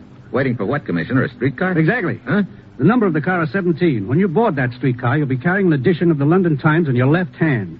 You'll be contacted by a man named Sutak. What's this all about? A report on stolen U.S. atomic secrets, Steve, describing how much is known about them behind the Iron Curtain. A report smuggled out by the Underground. And Sutak has the report? No, but he can probably tell us where it is. What do you mean? The man carrying the report was murdered in Trieste last night.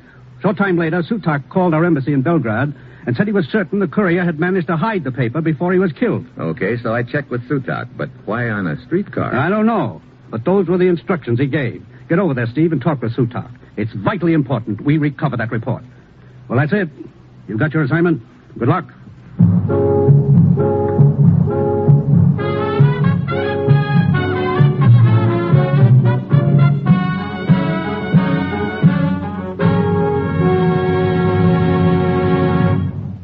The National Broadcasting Company is presenting Dangerous Assignment, starring Brian Donlevy in the role of Steve Mitchell, colorful two-fisted government agent.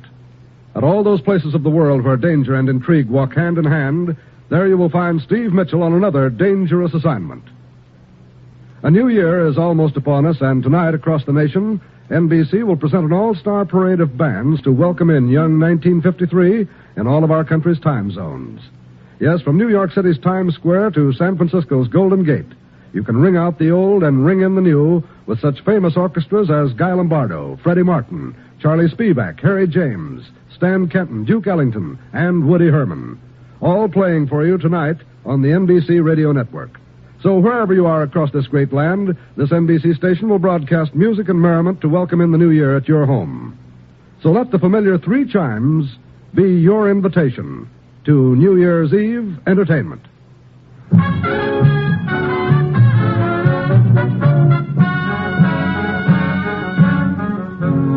Sure, I've got my assignment. Get over to Trieste, check with a gent named Sutak, and hope he can help us recover a report that will tell us which of our atomic secrets aren't so secret.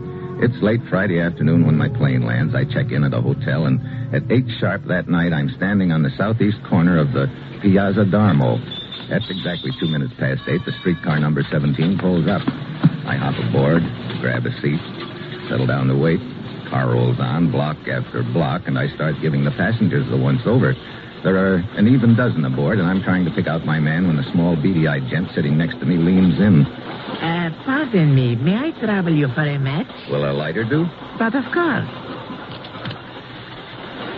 Thank you. I am Zagrev. We will get off at the next corner. Will we? You object? I'd feel better about it if you took your hand out of your coat pocket. Sorry, no. Now get up. Walk to the rear of the car. Slowly.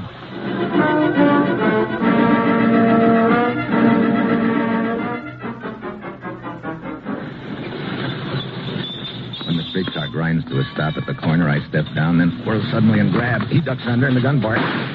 The slugs whistle past my ear, and I fall back against the car. By the time I've regained my balance, the little gent is sprinting across the street. I take after him. For a guy with short legs, he covers a lot of ground, and 2 blocks later, I've lost him. I head for the nearest telephone and put in a call to our embassy in Belgrade.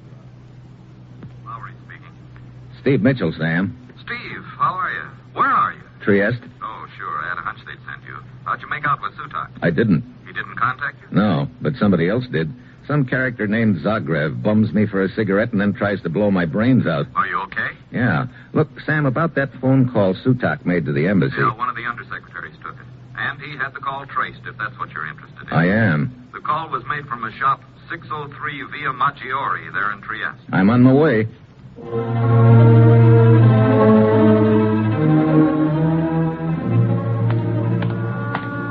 Number 603 Via Maggiore is a small tobacco shop at the end of a narrow, crooked street near the waterfront. The shades are drawn and the shop is dark, but I pound on the door.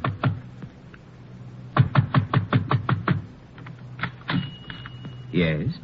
What is it, senor? I'm looking for Joseph Sutak. Who are you? What do you want with him? My name's Mitchell. Here are my credentials. Oh, yes. Yes, I see. I'm his friend, Guido. Are you the man he was to meet? That's right, only we missed connections. Do you know where he is, Guido? But of course. He's working. Where? The streetcar. He runs it. He runs the... Oh, great. No wonder that's where we were to meet. How is it that you did not meet, eh? Somebody with a gun eased me off the streetcar before we could. A guy named Zagreb. Ever hear of him? No. Where did this happen? Eh? I don't remember the street, but it was near a large cathedral. Oh, yes, I know. From there, it's at least an hour ride to the end of the line. Joseph always has a coffee at the depot. If you hurry, you can probably catch me there.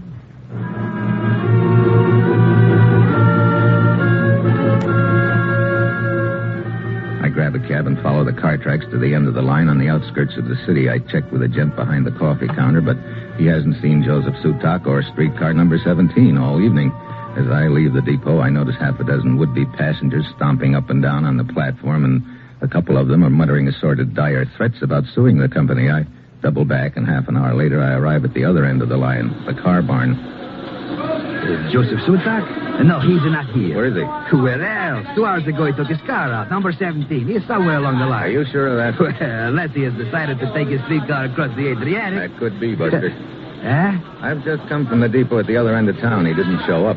What? That's right. No sign of Sutak or the streetcar. What foolishness is this? He must be on the route somewhere. He isn't. Neither is his streetcar. You're positive he hasn't come back into the barn? Positive. I've been sitting here for... wait. This is some kind of a joke, huh? It's no joke, believe me. Why don't you check it? But... excuse me.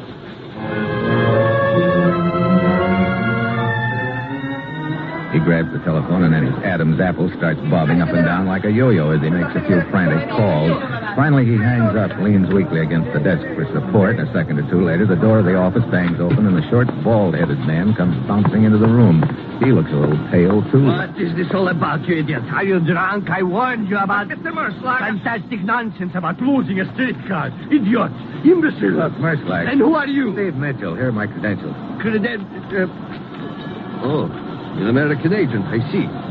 I am the supervisor here. What is it you wish? I'm looking for Joseph Sutak. Seems he's disappeared. Oh, this idiot dispatcher Armando was telling me impossible. But, Mr. Merschlag, I've called the repair shop, the watchman, the depot. No one has seen. There must have been a breakdown, an accident. But I've had no report. Fool, then what do you think has happened? But I don't... Do you want me to believe Sutak has vanished into thin air, his streetcar too? But I... Come, quiet. Come along, Mr. Mitchell. We'll get to the bottom of this. But don't bother.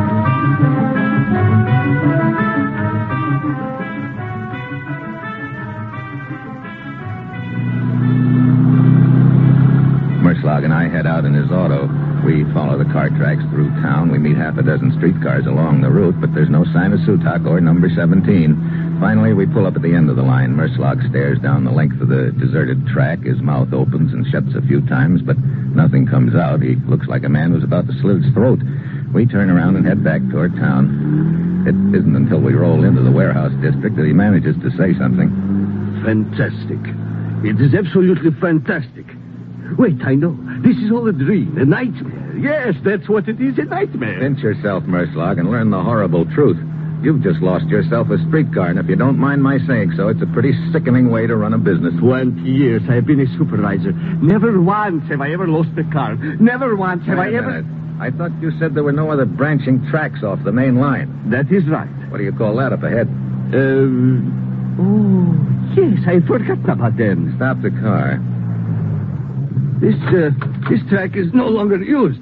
You see, it belonged once to the railroad company. Where does it lead to? It runs along the building here. Yes, you see? Yeah, come on. Mr. Mitchell, do you think it is possible we will find it here? Could be. Looks like the tracks run right into the warehouse. Yes, I think you are right, of course.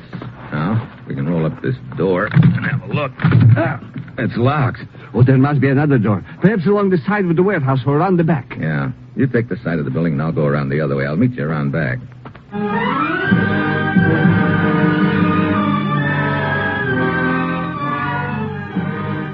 Merschlag disappears into the shadows, and I slip around the side of the warehouse. Halfway down the length of the building, I find a door. This one's locked, too. I try my shoulder to it. It doesn't budge. I move along, hugging the side of the building, and then I spot something up ahead. Someone moving in the shadows. I start to ease around a huge scrap pile, a stack of junked automobiles, broken down bathtubs, sinks, and boilers, and then I hear something rattle close by. I look up just in time to see the top of the stack start to topple. I duck, but I don't quite make it.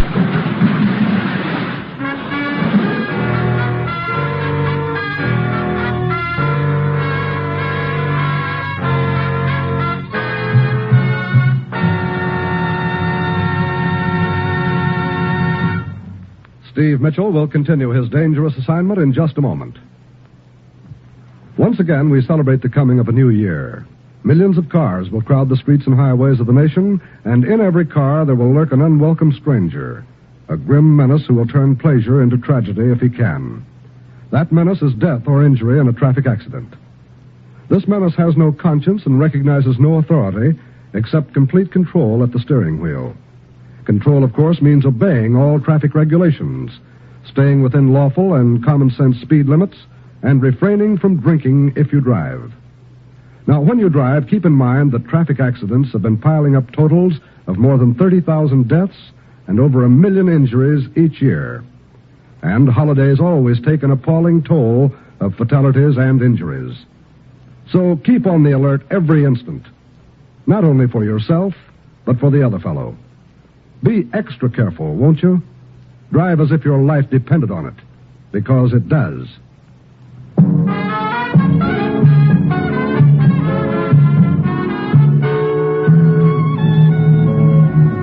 Now back to Dangerous Assignment and Brian Donlevy as Steve Mitchell.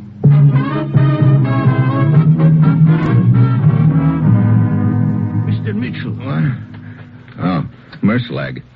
What happened? I heard a clatter and came running. Somebody shoved a pile of junk down at me. Hey, how about getting this thing off my chest? Oh, of course. Oh, brother. Now I've seen everything. During my time, I've been hit by everything but the kitchen sink. So? So now I've been hit by the kitchen sink. Oh, yes, and a good-sized one. Fortunate it did not strike you a direct blow. Come on. I still want to take a look in that warehouse. You see? A small window up there. Yeah. I can climb up these crates. Be careful. Careful, Mitchell. Now. Well? Great. The warehouse is empty. What? Yeah. We drew a blank. Mitchell, this whole thing is utterly fantastic. You're telling me. Streetcar number 17 starts on its regular run today, just as it had been doing for weeks, months, years. You ride on it, you are forced off at gunpoint. Then, poof, it disappears. We search the tracks from one end to the other. No streetcar. No streetcar, indeed. Then we find this abandoned spur line which leads into the warehouse. But again, no streetcar. Wait a minute. Maybe the streetcar was in this warehouse. But you just saw for yourself it was not. I know, but maybe whoever hit me on the head did it to knock me out so he could move the streetcar out of here. But that is impossible. You forget I was in the vicinity, on the other side of the warehouse. Surely I would have heard the streetcar being moved. Yeah, I'm sure you would, Merslag.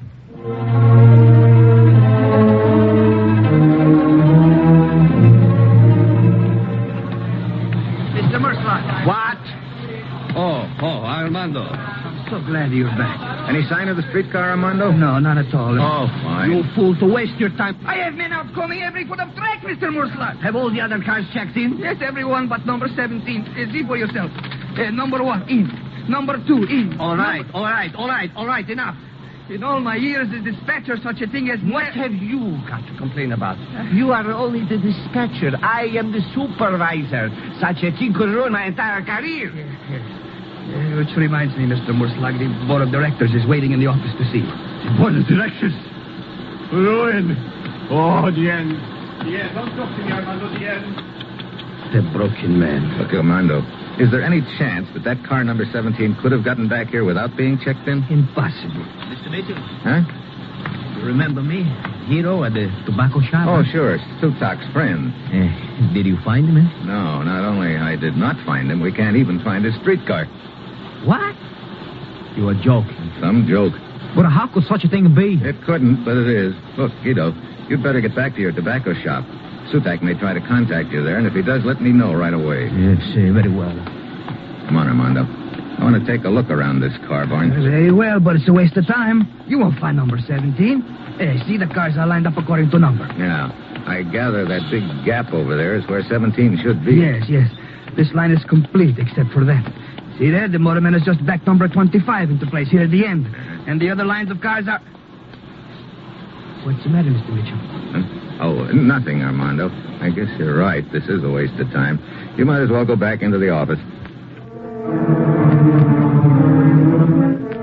What stopped me in my tracks is a little hole in the side of our car 25, and it looks very much like a bullet hole. I remember Zagreb throwing a shot at me after he eased off the streetcar, and the shot had plunked into the side of the car. I wait until Armando leaves, and I ease casually around to the front. Number 25 is painted right on the wood like all the other cars, but when I look closer, I see a few small nail holes. A plaque with another number could have been put over it. Number 17, for instance.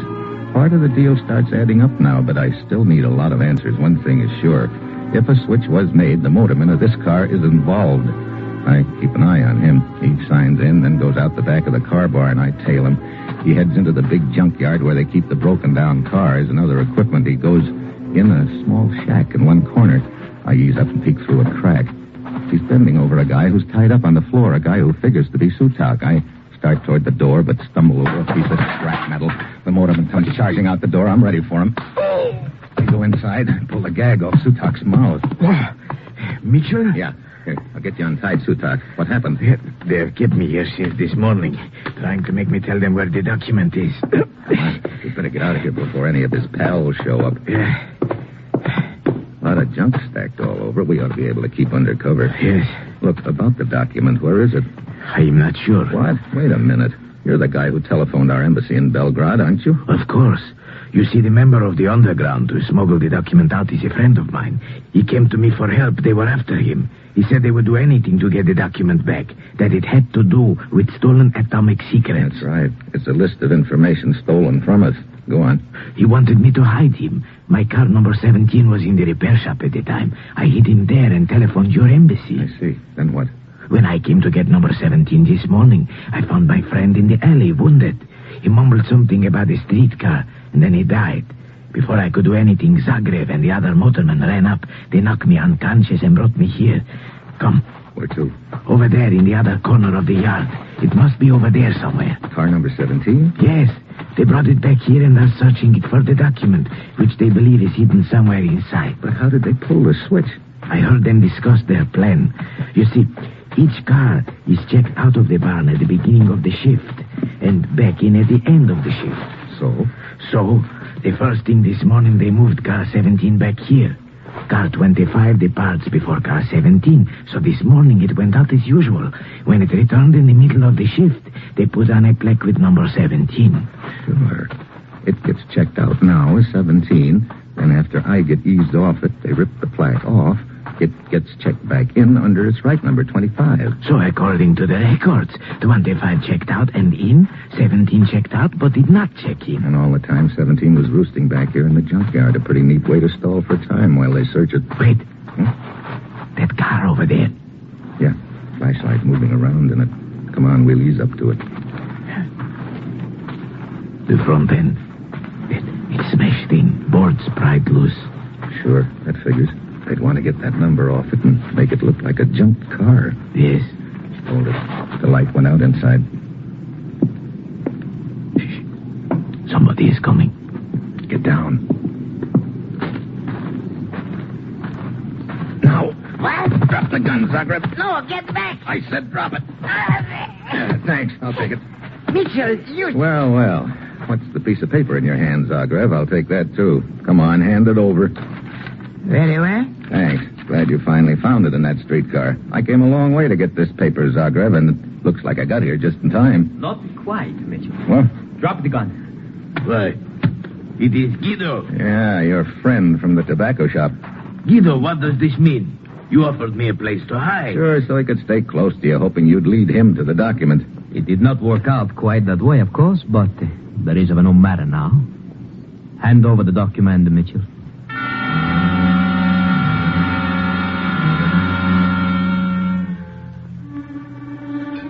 As soon as I'd do. Sutak and I are cooked. Then I spot something on the ground with the other junk. It's a length of pipe about 10 feet long. I hold out the document as if to hand it over. Then I drop it to the ground. Mitchell. He did that deliberately. Sorry, I'll pick it up. Oh, no. Oh, I won't fall for that trick, Mitchell.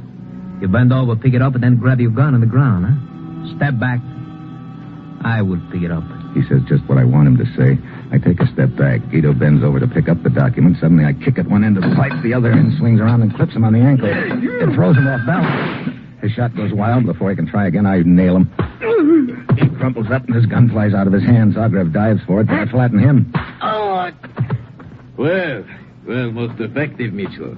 Maybe I should have saved one of them for you, Sutak, after the beating they gave you. I'm quite happy this way, believe me. That was very quick thinking on your part. Well, it's lucky I spotted that length of pipe. After that, it was a breeze. Or I guess I should say a lead pipe cinch.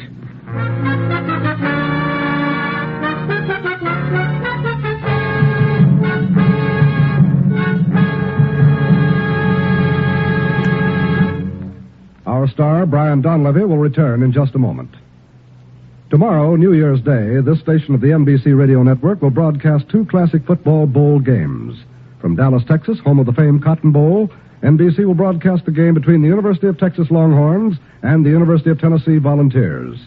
Mike Side for NBC at Dallas will be Lindsey Nelson and Bob Murphy to bring you every exciting play as Texas, Southwest Conference champions, and Tennessee, one of the fine teams of the Southeast, clash in this traditional New Year's Day bowl game. Then, following the Cotton Bowl game, NBC will switch controls to Pasadena, California for the granddaddy of all bowl games, the Rose Bowl. Al Helfer and Braven Dyer will handle the Rose Bowl play-by-play broadcast between the Trojans of Southern California and the Badgers of Wisconsin. So here's our invitation to you to be set side tomorrow when NBC broadcasts both the Cotton Bowl and the Rose Bowl football games. Remember, NBC brings you the top sporting events the year around.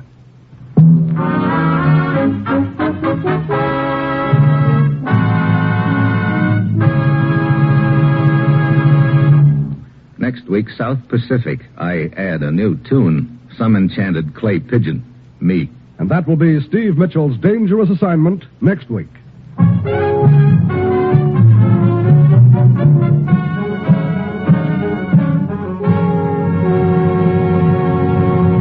Included in tonight's cast were Paul Frees, Dan Riss, Tony Barrett, Paul Duboff, and Herb Ellis. This is John Storm speaking. Dangerous Assignment, starring Brian Donlevy as Steve Mitchell with Herb Ellis as the commissioner, is written by Bob Reif and Adrian John Doe and is directed by Bill Karn. Be with us again next week at this time when Brian Donlevy, starring in the role of Steve Mitchell, will embark on another transcribed Dangerous Assignment. Tomorrow, hear both Truth or Consequences and Father Knows Best on NBC.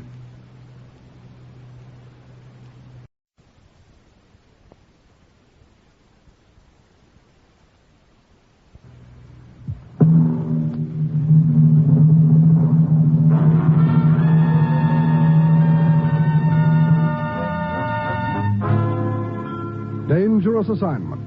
Transcribed, starring Brian Donlevy as Steve Mitchell.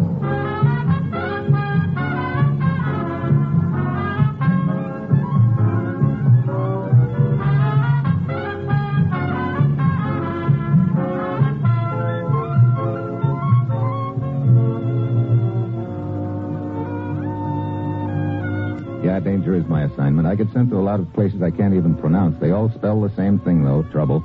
But when I walk into the commissioner's office, I don't realize that this assignment's going to prove that sometimes the nicest thing that can happen to a guy is to get kidnapped.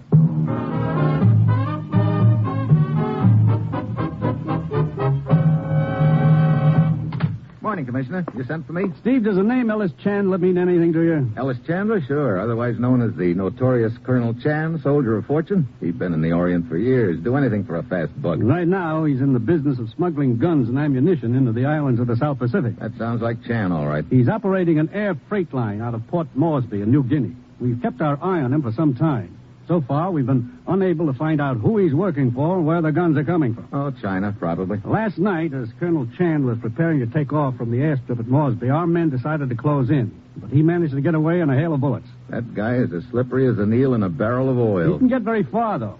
Early this morning, his plane crashed in the Coral Sea, just off the Solomons. A Navy destroyer picked him up. He was badly injured. Where is he now, Commissioner? The destroyer is taking him back to the hospital at Port Moresby. Get over there, Steve. Check with Jim Turner. He's in charge of the case. Find out what you can from Colonel Chan. It's vitally important we learn who has been buying those guns and smash the operation. Well, that's it. You've got your assignment. Good luck.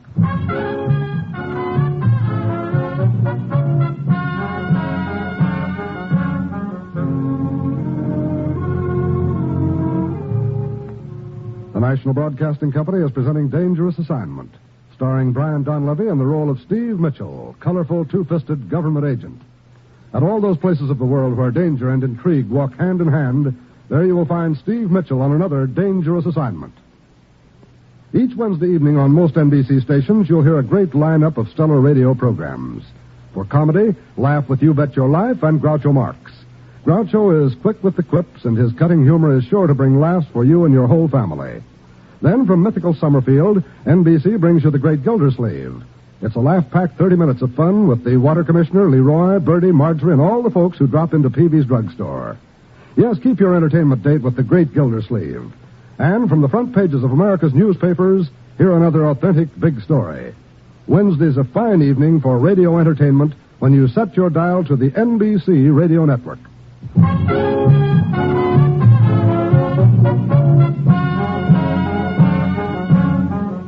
Sure, I've got my assignment. Get over to a hospital at Port Moresby in New Guinea, have a chat with a notorious Colonel Chan, soldier of fortune, and find out who hired him to run guns and ammo into the islands of the South Pacific. It's late Wednesday afternoon when my plane lands. I hustle over to the hospital. Jim Turner, our agent in charge of the case, is waiting for me. And from the expression on his face, I figure I can expect some bad news. Well, you're too late, Steve. He's dead? Yeah, died an hour ago. Severe head injury. I went over to his office at the airport to see if I could turn up anything. Did you? Yeah, a letter. Got it right here. It was in his desk. Have a look. Mm-hmm. Signed by a man named Jarvis? He's a Copra broker. Has an office here in town. He sent the letter to Chandler 2 days ago. Chandler run freight for Jarvis? Mm-hmm.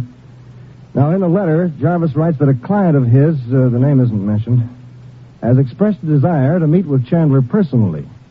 Jarvis has arranged for them to get together on the next trip. Meaning that maybe Chan was on his way to meet him when he crashed, that maybe this client of Jarvis is the Mr. Big we're after. Right. I think I ought to pay a call on friend Jarvis. Looks like he's the go-between.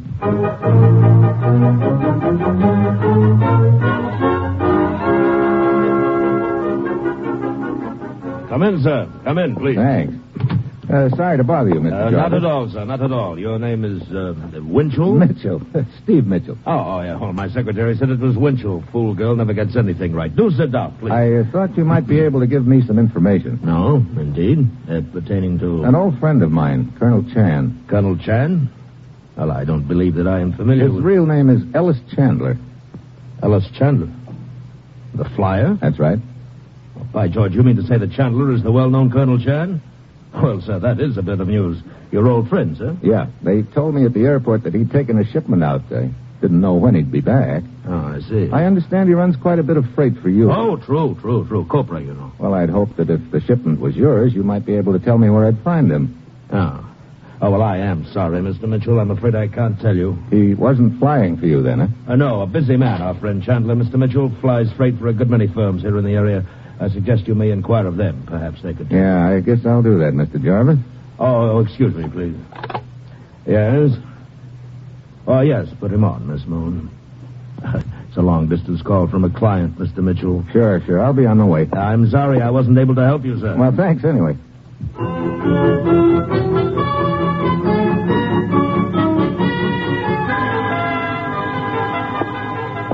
Steve, didn't you get anything out of Jarvis at all? Well, just before I left, his secretary put a call into him, a long-distance call from a client. Oh? Could have been our Mr. Big, wondering what's happened to Chan. Yeah, it'd be nice if we could find out where that call came from, huh? Yeah, let's get out of here, Jim. Okay. Look, Steve, I have an idea. Yeah? This secretary of Jarvis. Her name is Miss Moon. She'd know where that long-distance call came from. Sure. Is she the, friendly type? Very. Well, if we played our cards right... She might give out with some information, huh? You go back to the hotel. I'll check with you in a while. But what about Miss Moon? That's my cab over there, Sitz. Yeah, hey, there's a dame in it. Miss Moon? It isn't the mountain goat, Buster. I'll see you later.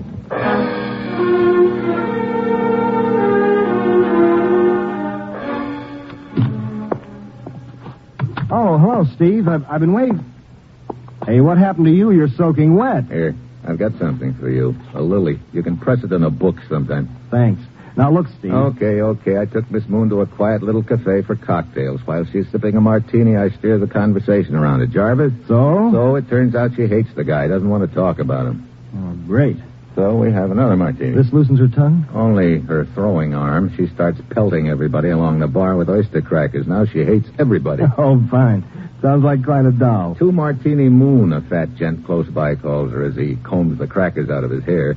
I ease her out of the place and decide she'd better go home. On the way, we pass a lily pond. That's all, brother. I know. She wanted to go in swimming? She shoved before I could refuse the invitation. Well, the cops show up, and I duck out fast. And what happened to 2 Martini Moon? Last time I saw her, she was plowing across the pond in a southeasterly direction with the gendarmes in hot pursuit. Well, that sure was a waste of time. Not exactly. What do you mean? That dunking I got in the lily pond gave me an idea, Jim. According to Jarvis's letter, Chan and Mr. Big had never met before, so I become Colonel Chan and go on to meet the big shot. What? Why not? Well, Chan was on his way to meet the big shot. Only we don't know where. Exactly. What was Chan's position when he crashed? Well, according to the Navy report, at a point some 30 miles off San Cristobal Island. He was headed south.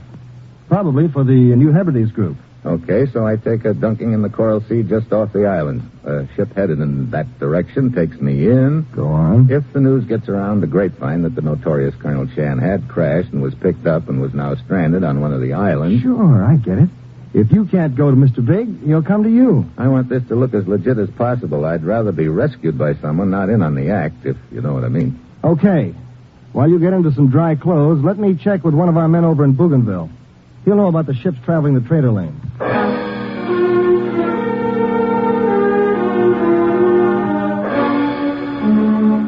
By sundown, we've completed our plans for Operation Sea Rescue. 2 hours later, I'm aboard a Navy flying boat, and we're well out over the Coral Sea, headed for the New Hebrides Islands.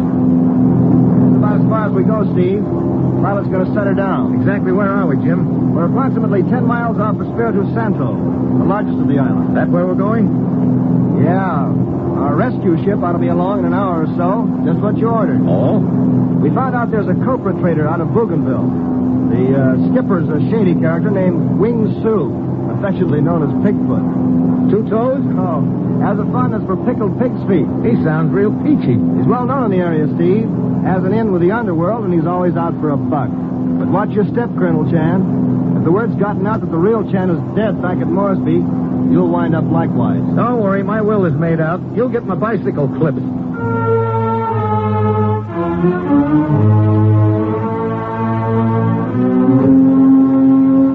A few minutes later, the seaplane sets down. I pile out in my one-man life raft and wait for a ship and a skipper called Wing Su, otherwise quaintly known as Pigfoot.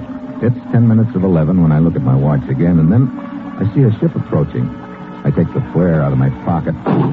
It lights up the sky with a pretty red glow. The ship shifts course and heads for me. It looks like I'm in, but a couple of minutes later, it looks like I'm going to be done in. The trader is headed straight for me. I stand up, wave frantically, but she keeps coming right at me.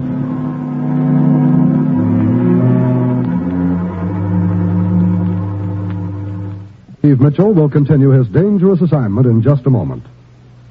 20 seconds from now, a fire will break out somewhere in the United States, causing untold misery and devastation. More than 11,000 persons are killed annually by these fires, many more are injured, and more than $700 million worth of property is lost. Now, the most tragic part of this statement lies in the fact that more than 90% of all fires in the home start through sheer carelessness and could be avoided. Here are a few simple rules of safety which will help you to protect your home and your loved ones from the ravages of fire. First, do not smoke in bed or discard lighted cigarettes carelessly. Second, clean out old newspapers, magazines, and other inflammable debris. Third, promptly repair all defective wiring and electrical equipment. If a wire looks frayed or worn, replace it at once. Fourth, use only those cleaning fluids which will not burn. And fifth, Be careful with matches. Keep them out of the reach of small children. You can't afford to gamble with fire. The odds are against you every time.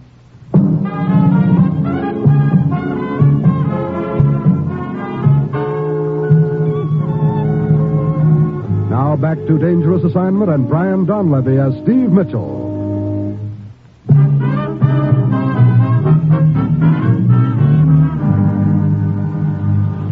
The boat's almost on top of me. I dive to one side as it hits the raft. Suddenly a line drops beside me. I grab at it and get hauled up over the side of the copper trader.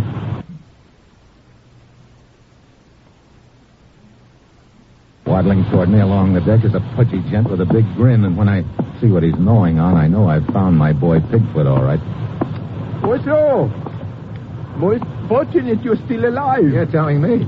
Most clumsy helmsman of mine almost hit you. What do you mean, almost? Very unfortunate accident. Accident? But happy ending, huh? Here. You like some Pigfoot? Not right now. It's very good. It's also my name, Pigfoot. Real name is Wing Su, but friends call me Pigfoot. You call me Pigfoot too, huh? Thanks. Your name? Make it Joe. Oh, so? What happened, Joe? My plane got tired. Oh, so? Very happy for you, Pigfoot. Come along in his boat, huh? Yeah, thanks. Here. Money's a little soggy, but you can dry it off. Oh, so big bankroll. Have excellent place to dry off money. Maybe you... Thanks a lot, but no thanks. I'll let the rest of it dry off in my own pocket. Where are we heading? Espirito Santo. Suits me. There is Navy patrol boat in area. Maybe you would like to be transferred to it, huh? Look, if we should run into the patrol boat on the way in, I'd just as soon you kept me out of sight. Oh, so? And here's for doing it. Oh, so... what you say your name is? I told you. Call me Joe.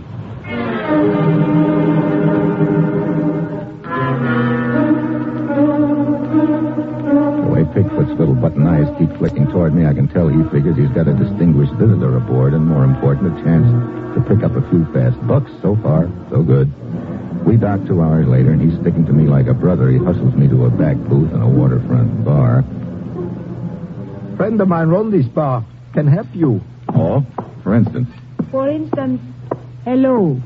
Well, hello. Oh, so, Liana, he's a friend of mine, Joe. How are you, Joe? Better by the minute. Sit down. Thanks. Well, what can I do for you, Joe? You know, that's a leading question and could easily... Hey, wait a minute. Are you the friend Pigfoot was telling me about, the one who runs this bar? That's right. Wait. Over there near the bar, the local law. Lieutenant Fabian. Hey, he's heading this way. Well, Liana. Are you perhaps trying to get your license revoked? I don't understand, Lieutenant. I can't think of a better way than harboring undesirable characters here. Undesirable? Your friend, Colonel Chen. What? You Colonel Chen? So what? I thought I made it clear the last time you were here 2 years ago, Colonel Chen, that you are emphatically not welcome on this island. I'll give you exactly 2 hours to clear out. Don't push. I'll shove off when I get ready. I see. Very well. That's your attitude. You'll spend your time here locked up. On your feet. Look. I said on your feet, Colonel Chen. Okay, Oh, so. You had better get out of here. Any idea where to? 3 blocks down, little hotel. Room number 7 in back. You wait there for me. Now you go, quick.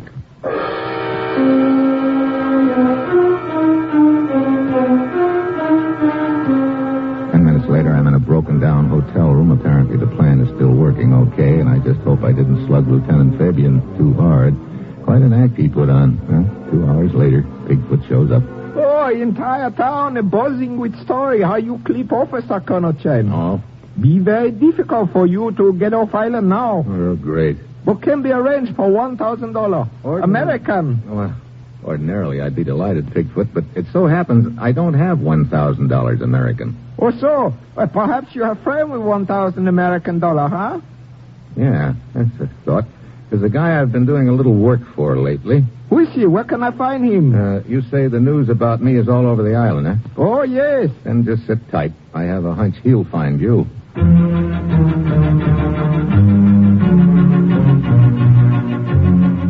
Yeah, I figured that the word word will spread through the grapevine that Pigfoot knows where Colonel Chan is hiding, it'll eventually reach the ears of Mr. Big, whoever he is, and that's what I'm counting on. Towards evening, I doze off, but not for long. Who is it? It's your good friend, Pigfoot. Hello. You were right about what would happen, Colonel Chan. What do you mean? Well, after leaving you earlier today, I was contacted by your friend with much money, the man you work for. Oh? Yes. Lives on a nearby island and wished to talk to me. So I go over and brought him back. Where is he? House is not far. I take you. Come.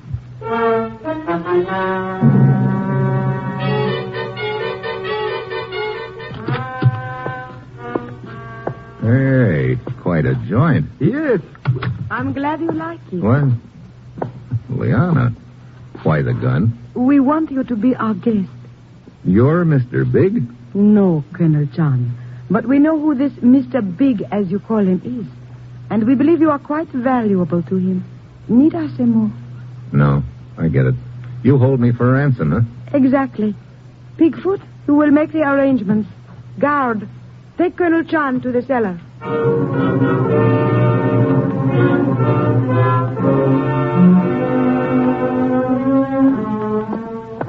Bigfoot leaves, and the guard, a big, rugged-looking gent, takes me down to the cellar. Somehow, I've got to get free and follow Bigfoot because he's obviously going to be heading for the boy who's behind the whole deal. We stop in front of a heavy door.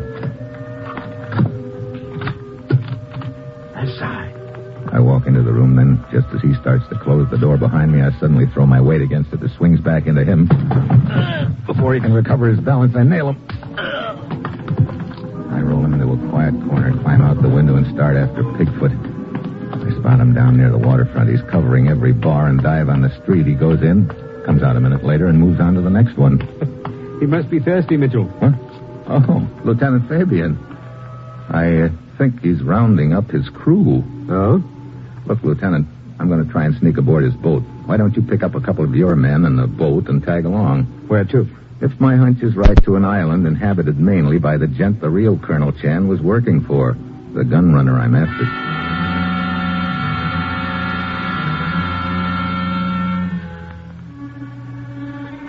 It's dark by now. I slip aboard Pigfoot's boat without being seen and find a hiding place. Pretty soon Pigfoot and the rest of his crew come aboard and we shove off. 2 hours later, we dock at a small island. I slip over the side, swim under the little pier, and wade ashore. I spot Pigfoot taking off up a trail that leads to what looks like a small plantation. And I spot something else in the underbrush. It looks like abandoned fortifications, probably from the last war. I get a sudden hunch and ease over to them. I find an opening and let myself down into one of the bunkers. And then I see my hunch is right. Stacks of guns and ammunition all over. Yeah, this is the gun runner's headquarters. I climb up out of the bunker, and suddenly a guard with a Tommy gun looms up in front of me. The surprise is mutual. Before he can pull the trigger, I knock the gun out of his hand. The guard goes down and stays there. I dive for the Tommy gun, but a foot jams down on my wrist, and I look up into a gun barrel. Sorry. Huh? Mitchell. Jarvis, the copra broker. That is right. Hey, what is all... Hey, come on. Colonel Chan, how you get here? That is not important right now, and he's not Colonel Chan. More like a government agent. Eh, Mitchell? You're doing the talking, Jarvis. Where's the real Colonel Chan?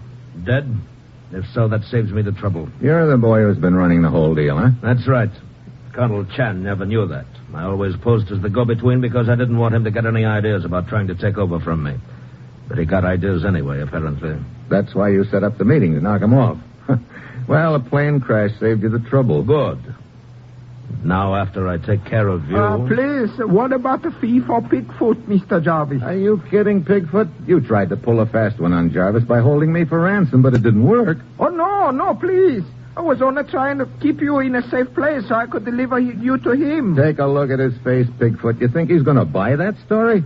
You know too much now. The only payment you'll get from him is a slug. Oh, no. Don't listen to him, Pigfoot. He's talking crazy. As soon as I take care of him, we'll have... You're next in line, Pigfoot, and you know it. Oh, so sorry, but I better leave now. Stay where you are. No, Don't move. Jarvis takes his eyes off me just a moment to swing his gun toward Pigfoot. That's what I'm waiting for. I grab his arm.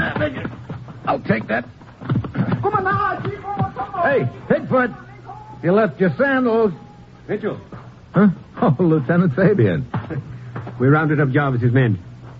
Our friend Pigfoot seems to be in a hurry. I'll guarantee he's never moved that fast before. Want him picked up?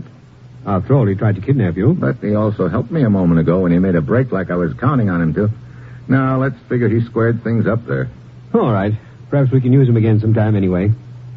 I say, look at him go. Go. Man, he's gone. Real gone.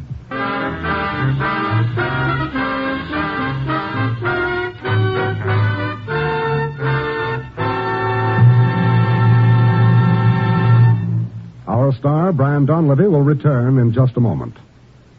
Here's a tip to help you breeze right through your housework every day of the week.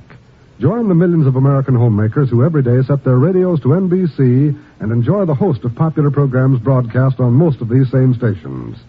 There's laughter with the Bob Hope Show, Bob and Ray, and Dave Garroway.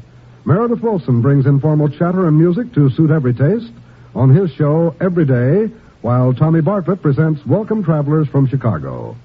Strike It Rich, the show with a heart, presents enjoyable listening with Warren Hull. It's NBC's prescription to chase away your housework blues. So, whether you're doing the dishes, dusting, fixing lunch, sprucing up the house with your vacuum cleaner, or any one of 1,000,001 things that housework entails, be sure to set your dial to this NBC station where you'll hear the finest in daytime radio programs. Remember, you'll hear Bob Hope, Dave Garroway, Tommy Bartlett, Bob and Ray, Meredith Wilson, and Warren Hull Monday through Friday on most NBC stations.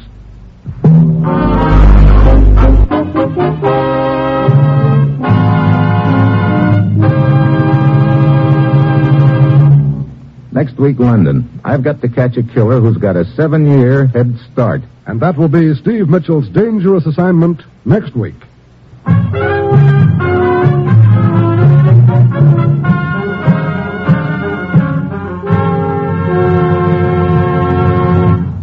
Included in tonight's cast were Ray Dietrich, Bill Conrad, Paul Frees, Betty Lou Gerson, and Don Morrison. This is John Storm speaking.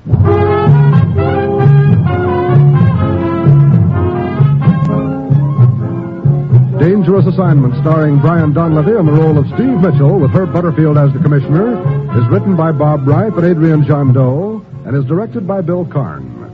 Be with us again next week at this same time when Brian Donlevy, starring in the role of Steve Mitchell, will embark on another transcribed Dangerous Assignment. Tomorrow, hear both Father Knows Best and Truth or Consequences on NBC.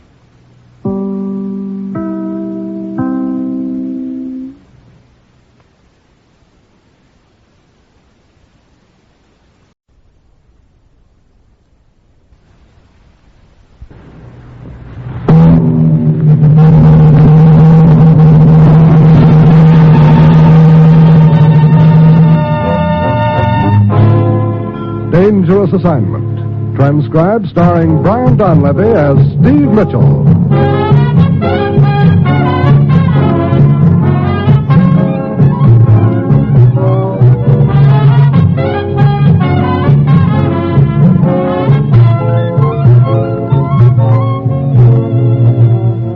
Yeah, danger is my assignment. I get sent to a lot of places I can't even pronounce. They all spell the same thing, though, trouble. But when I walk into the commissioner's office, I don't realize that this assignment's going to prove that sometimes the guy who tries to take somebody for a ride ends up getting taken.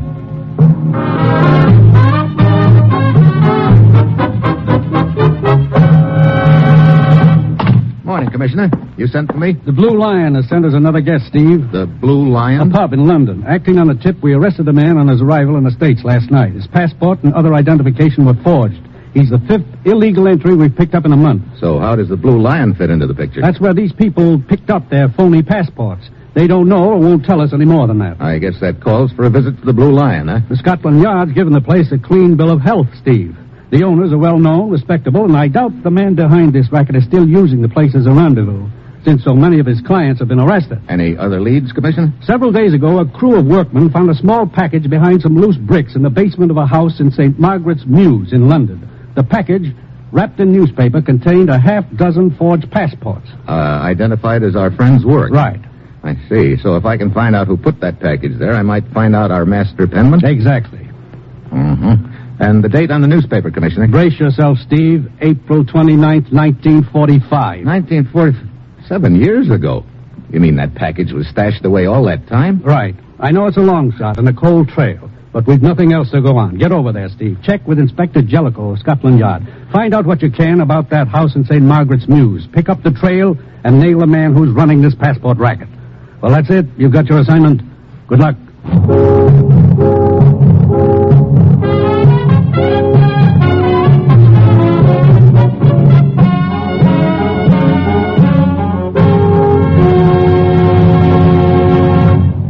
The National Broadcasting Company is presenting Dangerous Assignment, starring Brian Donlevy in the role of Steve Mitchell, colorful two-fisted government agent.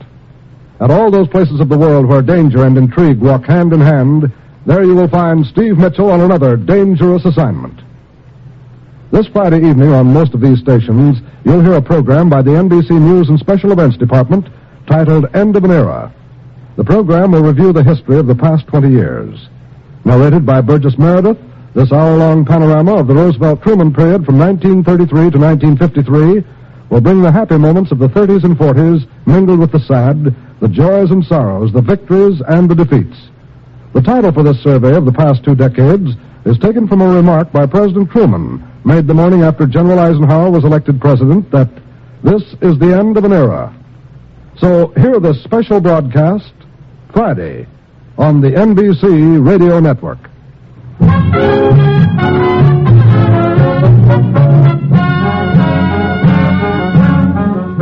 Sure, I've got my assignment. Get over to London and track down a master penman who's running a flourishing racket and phony passports, and all I have to start with is a package wrapped in a 7-year-old newspaper.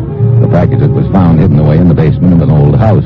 It's late Thursday afternoon when my plane lands. I head for Scotland Yard and the office of Inspector Jellicoe. The brief history of the house, Mr. Mitchell. A list of occupants and owners, past and present. Look, Inspector, about this newspaper, the wrapping on the package that was found in the basement. Oh, yes, I have it right here, Mr. Mitchell. Is there any possibility that the package might have been hidden away in the house during, say, the past year? Oh, hardly. You see, Mr. Mitchell, the house in St. Margaret's Mews was severely damaged during the war years. A good deal of repair work was done in the basement in the latter part of 1945. New walls, reinforcements, so on. I see. And the package was found behind the new construction work. That's right. Exactly when did this repair job begin, do you know? Let me see. Yes, here we are. The work was begun in August of 1945. And this newspaper is dated April 45. Well, that narrows it down to roughly 3 months when it could have been put there. I wonder why the package wasn't removed during that time. Why he didn't come back for it. Yeah, it's hard to say. Who owned the house then, Inspector? It's in the report here. Let me see. Yes. Ian Mackay, the second cousin of Sir John. Lived there alone? He was with the Royal Air Force at the time. Living at the house with his wife, Emily, 2 youngsters, Ronald and Valerie. Any servants? 3, yes. An elderly couple named Denny and a maid named Clara Fitzsimmons. Where are they now, do you know? Well, Ian Mackay was killed in a plane crash in 1946. His wife remarried 3 years later and is now living in Canada, and the children are with her. The Dennys are both dead. As for the maid Clara, well, we haven't been able to track her down yet. Who could have had access to that basement other than the people living in the house? Anyone in the whole of London, Mr. Mitchell. What? Yes, you see, it was used for a time as an air raid shelter. Oh, great. Well, let's get back to the item you were wondering about, Inspector. Why was the package stashed away there in the first place? Any ideas? Well, let's examine this possibility. The person carrying the package believes he's being followed. The police, and he doesn't want to get caught with the evidence on him. So he slips into the air raid shelter. It's deserted. He finds a place to hide the package. Slips out again. This piece of newspaper seems to back up that line of thinking, Inspector. Oh, you've noticed that, haven't you? Sure. Here we have a single sheet torn from the rest of the newspaper. And what is it? Part of the want ad section. Up at the top of the page is the tail end of the column Rooms to Let, indicating that our friend, aware that he was being followed, was seeking a change of address. You'll notice the last 6 listings in that column have London addresses. And there's some pencil marks beside them. Be too much to expect to find him still living in one of those rooming houses after 7 years, but it might give us a lead. Right, I'll take a crack at it, Inspector. You have any plans? Well, I thought I'd drop around to the Blue Lion Inn, check with a man I have there, and then go on trying to track down that maid of the Mackays, Clara Fitzsimmons. Good idea. Well, see you later, Inspector.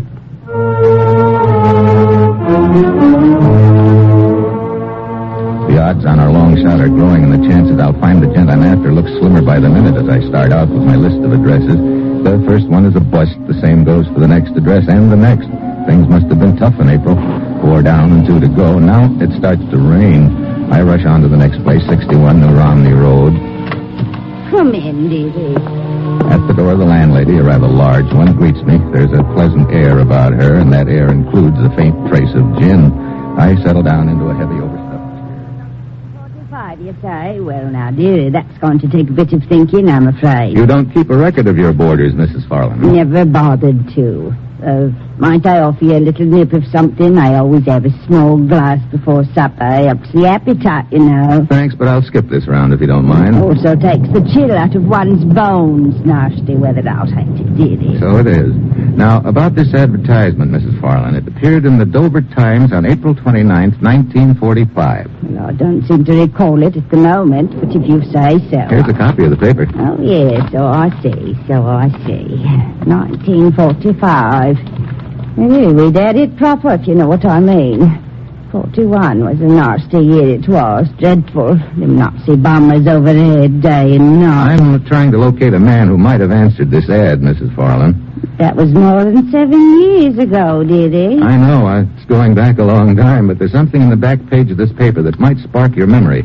It's the continuation of a story regarding Mussolini. No, him. What about Moldy? He was killed at Lake Como the day before, April 28th, 1945. Was it really? That's right. Help any? Of course it does. I remember it clear as crystal, I do. Stella and the young man were supping with us. They'd just got married. Stella? One of my roomers. Been with me for 5 years. Oh, from now. The Stella's room was advertised in the paper. Of course it was. It all comes back to me now. I rented the room the very next day. And do you recall who took that room, Mrs. Farland? Well, I'll never forget it, dearie, never. It was a gent named Pinto. Jaggers Pinto. I'm a good judge of character and all that, dearie. But Mr. Pinto was my first mistake. Oh, what happened? Police came for that nasty little twerp the day after he moved in. What? That's right. With his fine manners and all, he turned out to be a common burglar. Smash and grab man, you know. Got 5 years, as I understand. Thanks, Mrs. Farland. That's all I wanted to know.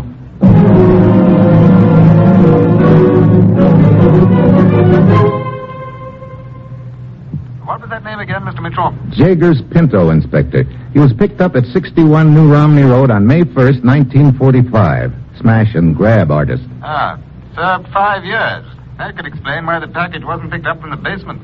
His present address is 924 Bexhill Place. Hey, how'd you know that? I've been checking up on your Mr. Pinto through quite another lead. You see, I found Clara Fitzsimmons. The maid who worked for the people who had the house on St. Margaret's Mews in 1945? Right. She's a barmaid now, and her married name is Mrs. Jaeger Pinto. Oh, brother. Wait a minute. Did you say a barmaid? I did. And just where is she working? Can't you guess? Yeah, the same pub where those people we arrested picked up their phony passports. The Blue Lion Inn. Right.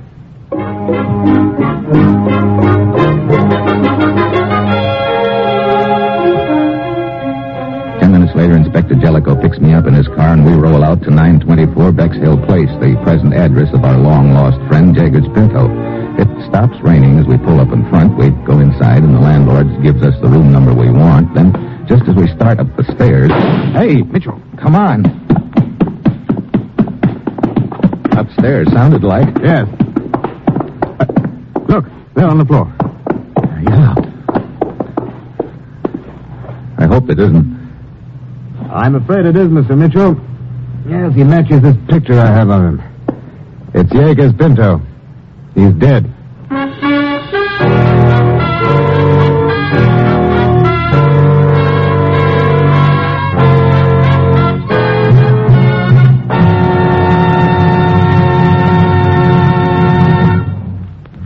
'Steve Mitchell will continue his dangerous assignment in just a moment. If your child can run and skip and jump, he's lucky. Just think how you'd feel if he'd been crippled in last year's record infantile paralysis epidemic. More than 186,000 Americans, most of them children, were stricken by infantile paralysis in the last 5 years. And last year's polio epidemic was the worst on record. Would you like to save 30 million children from attack by infantile paralysis? Well, it takes millions of dimes and dollars spent in medical research before a protective vaccine is discovered. The National Foundation for Infantile Paralysis went out to every man, woman, and child who needed help. And now your National Foundation is $7 million in debt. Yes, the 1952 blow of polio has gotten its fighters rocking on their financial heels. And remember, you can't fight your child's enemy just by wishing. It takes giving. Your giving. Take a walk now, won't you, so the polio-stricken may walk later? Join the 1953 March of Dimes.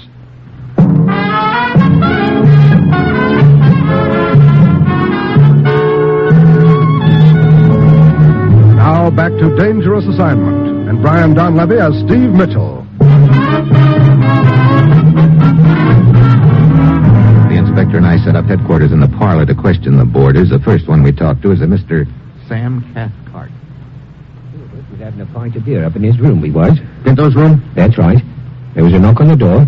Pinto went and opened it. Did you see who it was? No, sir. I was sitting on the other side of the room. I heard Pinto say, "Oh, it's you." Then he stepped out into the hall and closed the door. I sat there several minutes, and just as I was about to go and see what had happened to him, I heard that shot. I ran outside and down to the back hall and, well, there were you two gentlemen bending over his body. Blimey. The person who knocked on the door, Mr. Cathcart, did he say anything at all to Pinto?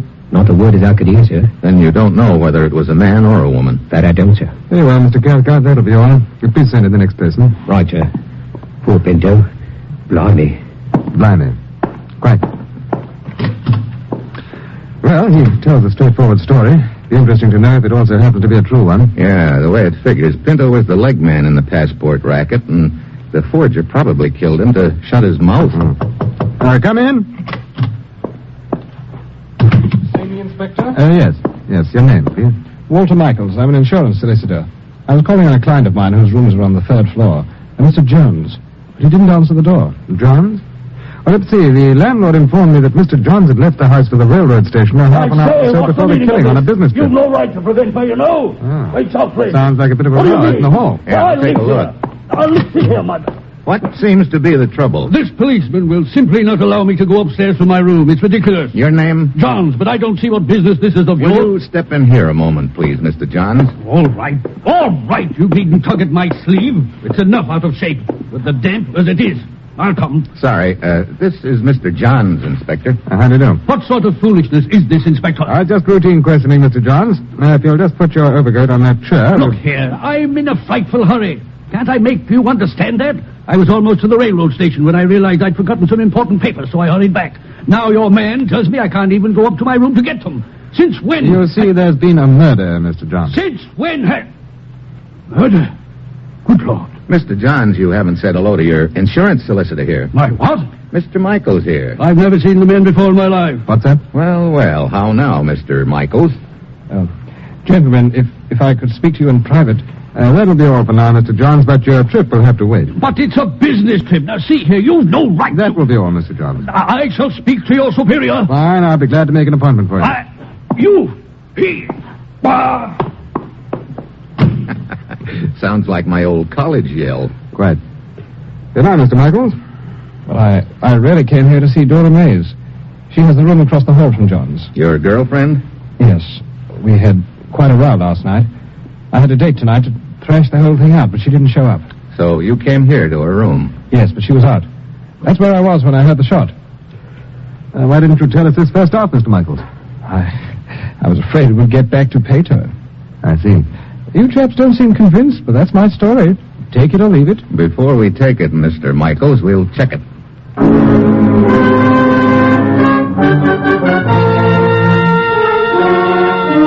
But Michael's girlfriend, Doris Mays, still isn't back, so for the time being, there's no way of checking up on his story.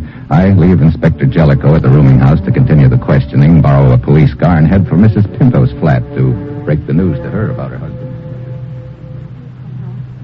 End up like this. I guess that's why I left him. You were separated? It's been a year now. I see. Mrs. Pinto, as I understand it, you were a maid in the house on St. Margaret's Mews back in 1945?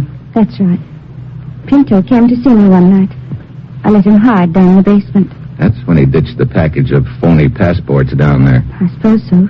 The next morning, he was gone. And later I learned he'd been arrested. I see. As soon as he was out, he looked me up.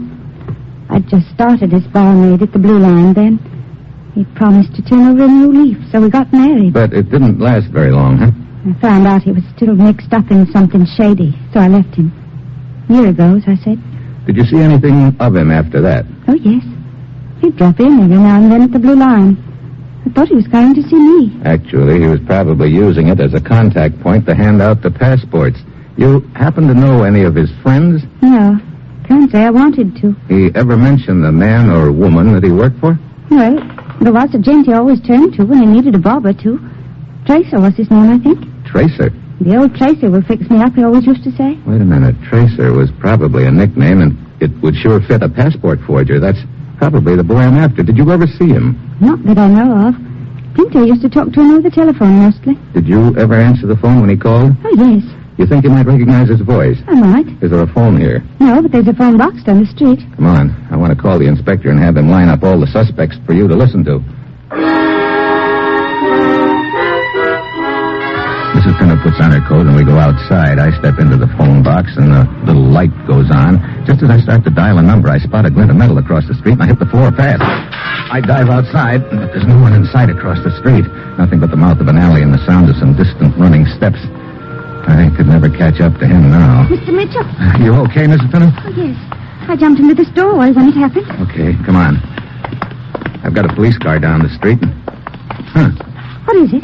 Mrs. Pinto, you told me you hadn't been out of your flat all evening, didn't you? That's right. Earlier this evening, while we were looking for Pinto, it started to rain. What about it? It rained for just about half an hour. It stopped just as Inspector Jellicoe and I arrived at Pinto's rooming house. I don't see what all this has to do with Your coat sleeve is damp, Mrs. Pinto.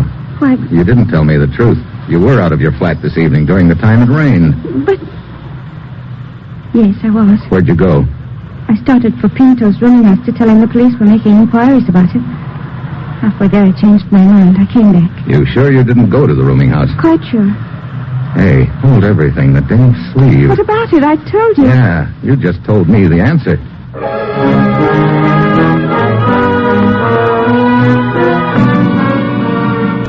I take Mrs. Pinto back to her flat and tell her to lock herself in. Then I go outside and slide behind the wheel of the borrowed police car. Just in time to feel a gun barrel nudge me in the back of the neck. Well, that would be Mr. Johns, I presume. Right, Mitchell. Keep moving straight ahead. Okay. So you're the big cheese of the passport racket. Start the car. Straight down the street. I'll tell you where to turn. You've been waiting for me here ever since you took that shot at me in front of Mrs. Pinto's, huh, John? Yes, I double around the block. Now, turn here. Gilbert Place. Where are we heading? Quiet room where you're going to phone Mrs. Pinto and have her join us. Oh, get rid of us both, huh? Right. She may have seen me occasionally in the Blue Line. And she's heard my voice over the phone. I can't afford to have her around. Left here. Epping Square. You knew it was I in the car as soon as you felt the gun barrel. How? When you put on the act about storming back to the rooming house for some forgotten papers, I remembered the sleeve to your suit was damp, but you were carrying your topcoat over your arm. Sir. That meant you got caught in the rain without your topcoat when you went out the first time. Your plan was to make a departure, then sneak back and kill Pinto, which you did. You also picked up your topcoat. It took me until now to put the pieces together. Rather neat. Now, wait. There's a police car ahead of us. Turn around. Okay. Back the way we came to the first turn. Right. And then... another police car. What do you know? Slow down. I'm getting out. Sorry, you're not leaving, Johns. Let go of my wrist. Let go of the gun. Oh. Drop it or your wrist goes with it. No, My, but you're hard to convince. Now, just sit back and we'll wait for our friends, the police. How could they follow us? How did they know where we were? Real simple, Johns. This is a police car, remember? When I reached down to start the car, I also flipped the radio switch. We've been on the air all this time. The radio? Yep, you sang plenty. That's how come you got the business. Matter of fact, you might call it a singing commercial, huh?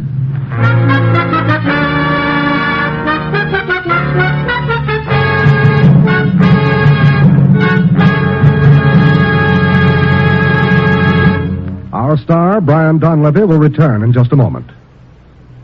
Here's another reminder about NBC's special program, The End of an Era. The End of an Era will survey the past 20 years in our nation's history. During the program, we'll recall when Eddie Cantor was singing Potatoes Are Cheaper, and Neville Chamberlain announced that he had brought peace in our time. Those were the days of Hugh Johnson and the Blue Eagle of the NRA, the time of Cab Calloway's Heidi-Ho. Those were the times of the sidewalk apple peddlers at street corners, of the hit song Brother Can You Spare a Dime, of swing music such as the music goes round and round. As NBC presents this special survey, listeners will hear again Franklin Roosevelt's inaugural address in 1933, Hitler's angry speeches, Churchill's magnificent replies, the thud of bombs, the rhythm of marching feet, the events at Pearl Harbor that made December 7th, 1941, a day of infamy. Yes, be sure to hear this full-hour documentary program, End of an Era, Friday evening on most NBC stations.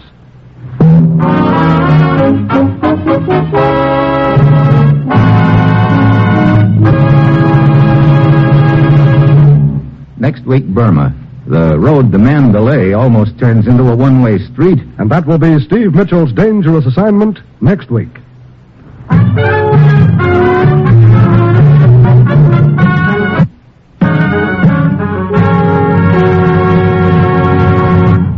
Included in tonight's cast were Virginia Gregg, Ben Wright, Don Morrison, and Dan O'Hurley. This is John Storm speaking.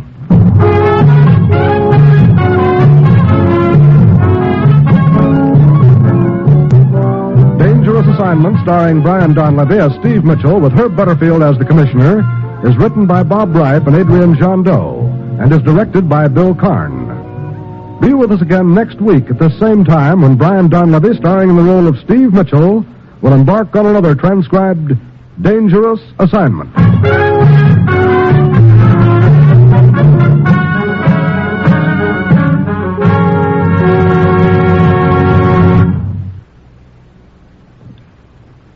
Always tune where you hear the familiar NBC chimes. They're your invitation to fine radio entertainment. This is NBC, the national broadcasting company.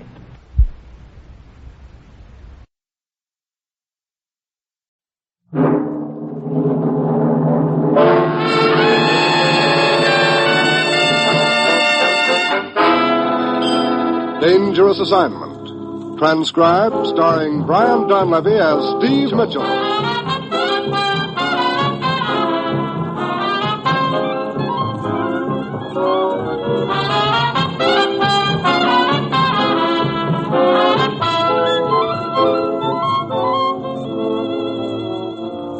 Yeah, danger is my assignment. I get sent to a lot of places I can't even pronounce. They all spell the same thing, though, trouble. But when I walk into the commissioner's office, I don't realize that this assignment's going to prove that you can sometimes hook the biggest fish of all right in the middle of a freight train.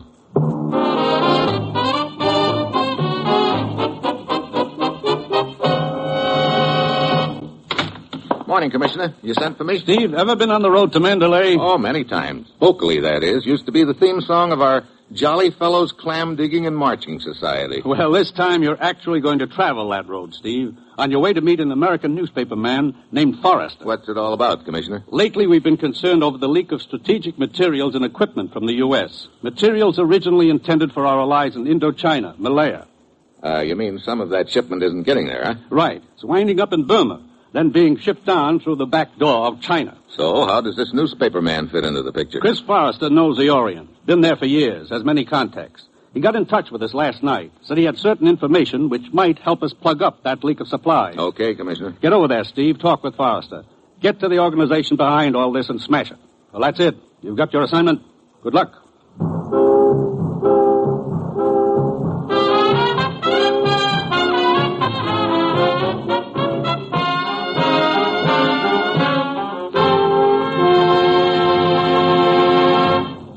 The National Broadcasting Company is presenting Dangerous Assignment, starring Brian Donlevy in the role of Steve Mitchell, colorful two-fisted government agent. At all those places of the world where danger and intrigue walk hand in hand, there you will find Steve Mitchell on another Dangerous Assignment. One of the most important functions of a radio network is the quick dissemination of news. When you listen to the NBC Radio Network, you can depend upon expert news reporters, analysts, and commentators to bring you all the important news whenever and wherever it happens. And you can depend upon NBC for full coverage of all major news events. Yes, at home and overseas, NBC employs reporters in all of the important news-making cities of the world. And via the worldwide facilities of major news-gathering agencies, NBC can give you important news flashes as soon as they're received. So, when you want the best radio news coverage, be sure to set your radio dial to this NBC station.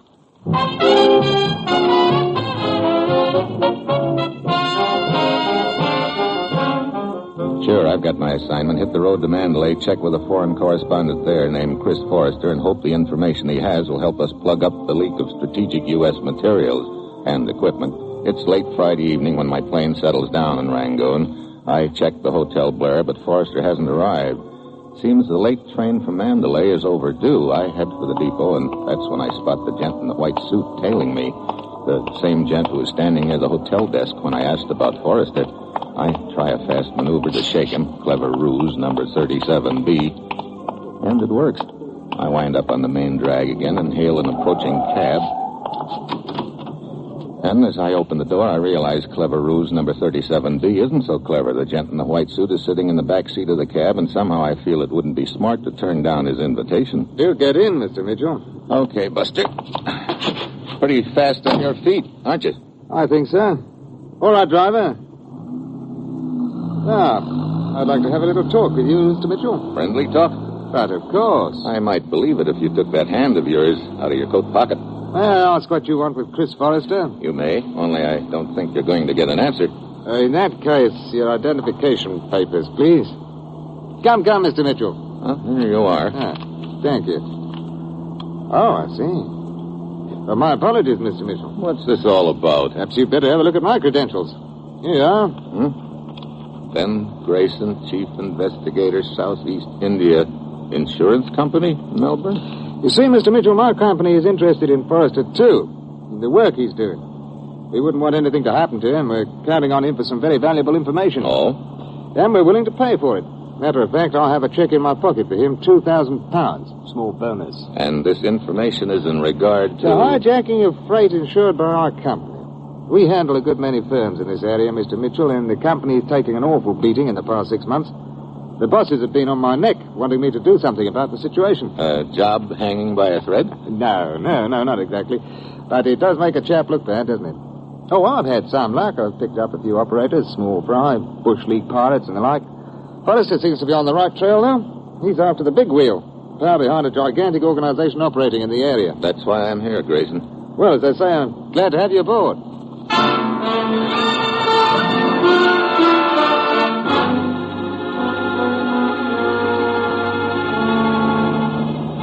10 minutes later, we pull up at the railroad station while Grayson goes off to inquire about Forrester's train. I take a quick stroll around the depot.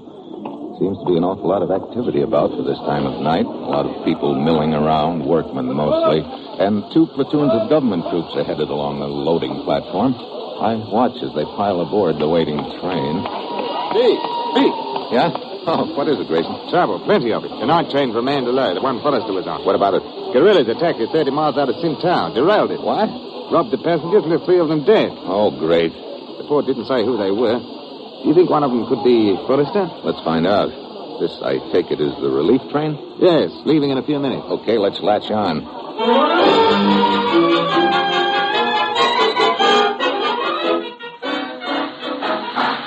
Grayson and I are aboard as the relief train pulls out of the depot, picks up speed, and rolls northward onto Mandalay.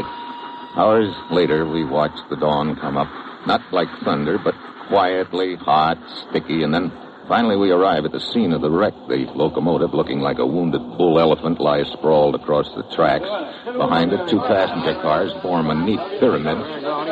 First, we check the casualties. 2 of them are natives. The third is the engineer. Grayson and I split up, start checking the passengers lined up on both sides of the train.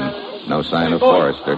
No one seems to remember him, that is, until I reach a short, heavy-set gent sporting an expensive, though badly wrinkled, tan gabardine suit. American chap, you say? Tall, graying about the temples? Oh, yes. We were in the same car. I spoke with him briefly. Mm-hmm. When did you see him last? Some time ago, before the attack, that is. I got in a small conversation with him regarding bicycles. I represent the Birmingham Thunderbolt. It's an excellent wheel, sir. A stout little machine and all that. I'm sure. Thanks for and one moment, sir.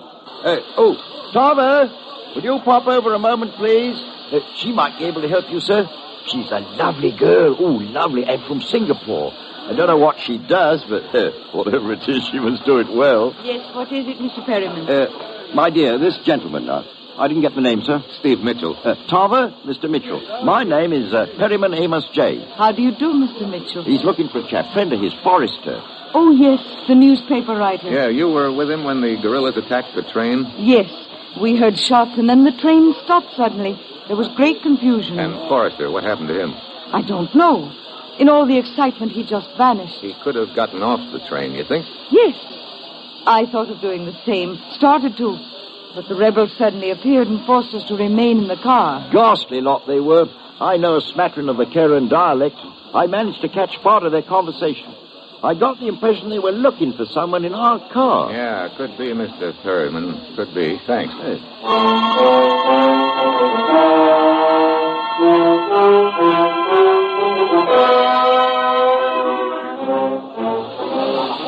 Steve! Okay, Steve! Oh, Grayson. Hey, I've been looking for you. Oh, I haven't had a bit of luck. How about you? I've been talking with a couple of passengers who were in Forrester's car. I've got a hunch he skipped out. What? Yeah, I think he figured it was something more than just a raid to grab supplies, that the guerrillas were after him, too. So, assuming Forrester ducked off this train... He's probably out there somewhere hiding in the jungle, or if there's a village nearby, he might be headed for it. Let's find out.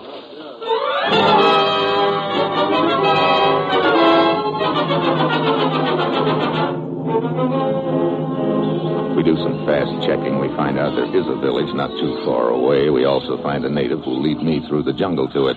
Grayson stays on at the scene of the train wreck in the event that Forrester doubles back. I follow my native guide into the jungle. We don't get very far before we run into someone else on the trail. Good morning. Morning. You lost? Lost? No. I was just out for a stroll. I understand it will be quite some time before the train is ready to take us on to Rangoon. That's right. You were one of the passengers? Yeah. My name is Hairstyle, August Hairstyle. I was about to return to the train. Shall we go back together? No, my friend and I will push on a little further. A word of caution, gentlemen. Do not venture too far. The jungle is treacherous. Well, thanks for the advice, Hairstyle. We'll be careful.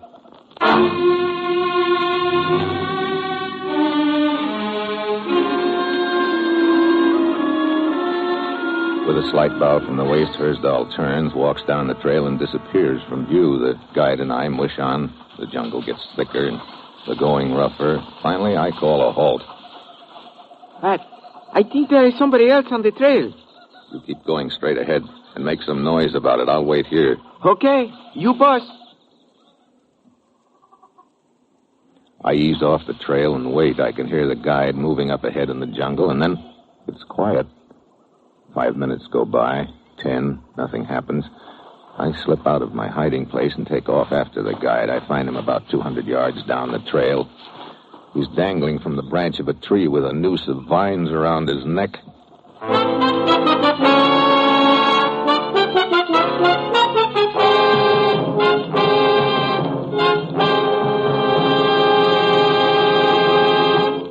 Steve Mitchell will continue his dangerous assignment in just a moment. Throughout our nation, driving conditions are dangerous, and every motorist should revise his driving habits to conform to winter's rain, snow, and slippery highways. While the National Safety Council warns that winter driving conditions present more hazards than at any other time of the year. Too many times when roads are wet and slippery, the posted speed limits are not the safe speed limits. So remember, the safe speed for your driving is the speed that matches road conditions.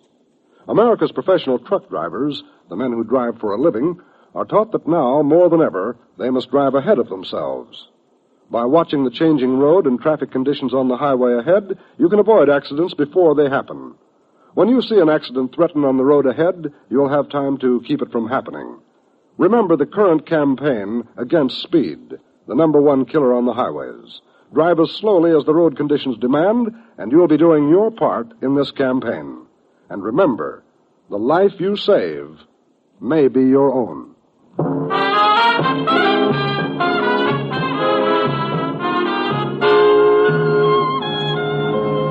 Now back to Dangerous Assignment and Brian Donlevy as Steve Mitchell.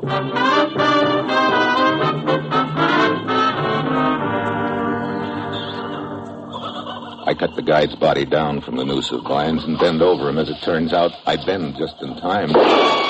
the slug whistles over my back, I dive into the brush and hug the ground. There's no sign of the sniper anywhere, and that's just the way I want to keep it. I circle on all fours towards the trail, finally reach it and take off in the direction the guide had told me the village was. Half an hour later, I reach the river. I start along the bank, and then I spot somebody kneeling by the edge. I ease up quietly. Oh, hi. Sorry to startle you. I wasn't sure who it was doing the weekly washing. Yes. Look, Miss... I am Anine. Maybe you can help me, Anine. Have you seen a tall American around here lately? His name is Forrester. No, there has been no American.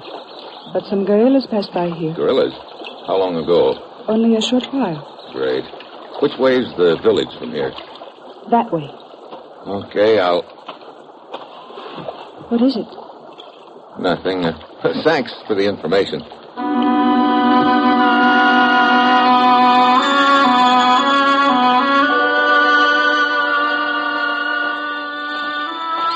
I walk out of her sight, then I stop. Anina's given me more information than she realizes. In her pile of washing, I spot the cuff of a man's white shirt, and it doesn't look like the native type. I wait. Pretty soon she comes along the trail, looking back to see if she's followed. I keep in the brush on one side of the trail and stay with her.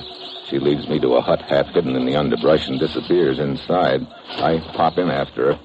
A tall blonde guy is stretched out on a mat, and he sits up fast. Hey, who are you? Steve Mitchell, the guy who was supposed to meet you. Here are my credentials, Forrester.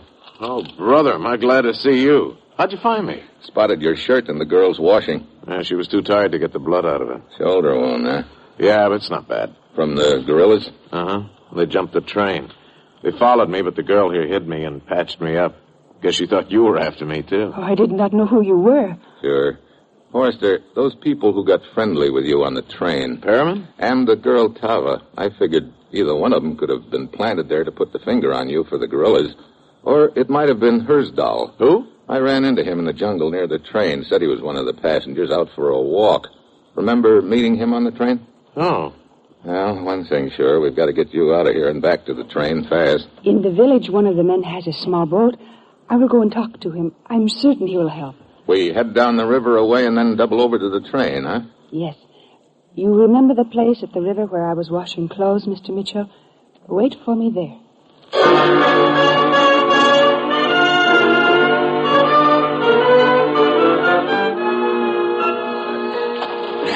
There's the spot Anine wants us to wait, Forrester. Good. Didn't come any too soon. Look, just in case we get separated, you'd better give me what information you have on this hijacking racket. Right. Now, the head man is a guy the natives call Lokai, but he's a white man. And you know who Lokai is? 3 nights ago, I got a quick glimpse of him in Mandalay at a payoff. They spotted me, and I had to get away fast, but I'd recognize him if I ever saw him again. No wonder he's trying his best to have you knocked off. How does the racket work? Well, the hijacked supplies and munitions are recrated and reshipped to dummy addressees on the west coast, and hauled across Burma to Mandalay, and then flown by chartered plane into China. He has no trouble with the local rebels because he pays them off, and they leave his shipments alone. Sounds like that'd take a lot of dough. Lokai doesn't use money. Pays them off in foodstuffs. That, in turn, causes a food shortage in the big cities, and then he runs a black market. Brother, he works all the angles, doesn't he? Sure. For instance, 2 weeks ago, when the rebels blew up the water pipes with Supply Rangoon, Lokai's boys moved in fast and did a big business selling water at 10 cents a bucket. This is one sweet guy we're talking about, huh? Well, at least when we get back to the relief train, you can trade your information for 2,000 pounds. That insurance investigator. Grayson? Yeah, I talked to him a couple of times last week in Mandalay. Guess he's on a spot with his company until this thing's cleared up. Yeah, and I can sure use the dough. Hold it. On the river. Just coming around the bend. A small boat. It's Anine in it, wearing men's clothes. Yeah, so it is. I wonder what happened to the boatman. Is it as close as I can come to the bank? Okay, let's go.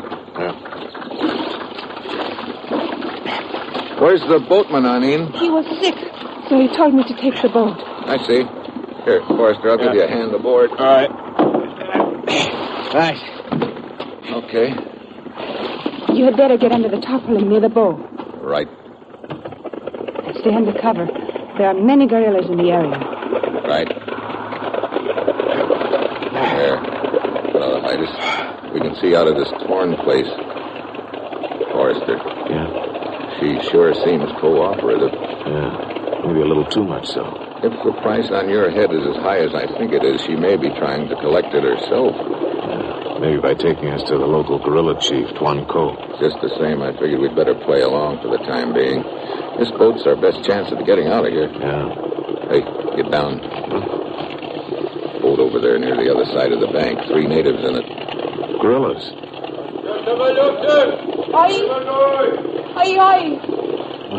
Oh, great. You understand any of it? Enough to tell me who our friend Anin is. Oh? I told you the local guerrilla chief was Tuan Ko. Well, she's his sister. What? Look, that other boat's out of sight. Let's get out of here. Steve, up ahead. That native bridge across the river. Yeah, 3 guys perched up there with Tommy guns in those boats on the bank. I think we're being taken to guerrilla headquarters. Yeah, it looks like we've drifted right into a nice little trap. I start to crawl out from under the tarp so I can grab the helm, but just as I stick my head out, something very hard hits me over the ear, and I pulled.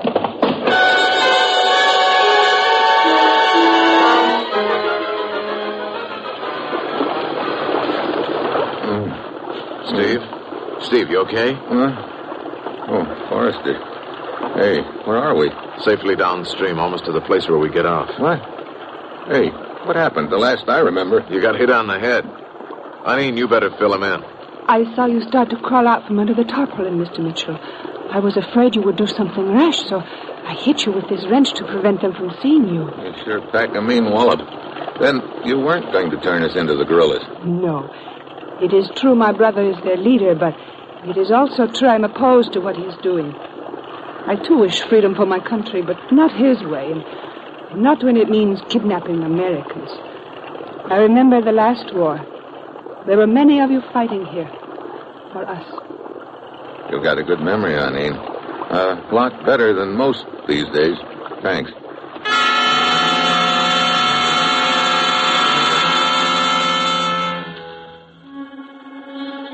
A couple of minutes later, she pulls the boat over to the bank and lets us out. We head through the brush in the direction of the train and Grayson. That can't be far, Steve. Pretty soon we spot it. They've hooked the passenger cars on behind the relief train. Then I see Perryman, Tava, and Hersdahl climb aboard one of the cars. We stay out of their sight. Any one of them could be the one who put the finger on Forrester. Hey, it's starting up. We try to hurry, but Forrester's wound slows him down. I put him across my shoulders in a fireman's carry and take off after the train. Then I spot Grayson on a flat car on which a crane is mounted. I come up beside the flat car, roll Forrester onto it, and dive aboard. Good shot, boy, good shot. For a minute, Grayson, I thought we... Hey, why, the gun? Mitchell, don't you know who this is? Sure, it's Grayson. No, this is Lokai. This is the boss of the hijacking racket. What? Quite right. Look, Forrester, you told me you'd talked to Grayson a couple of times last week. How come you didn't recognize him as Lokai then? Well, I only talked to him on the phone. Oh, great. Great is right. I'm quite indebted to you, Mitchell, for dropping Forrester right into my lap. Now I can get both of you out of my hair at the same time. My eyes flick up at the crane, then at the cable which leads down to a big hook resting on a box behind me about waist high. It's my only chance. Just as Grayson raises his gun, I grab the hook and yank and then jump to one side. It swings past me right at Grayson. What? Brother, out like a light. That hook really creased it. Yeah, sort of put him out of business in more ways than one. It was quite an act he was putting on. The hard-working insurance investment. Yeah, it was quite an act. Until it got broken up. Or rather, until he got the hook.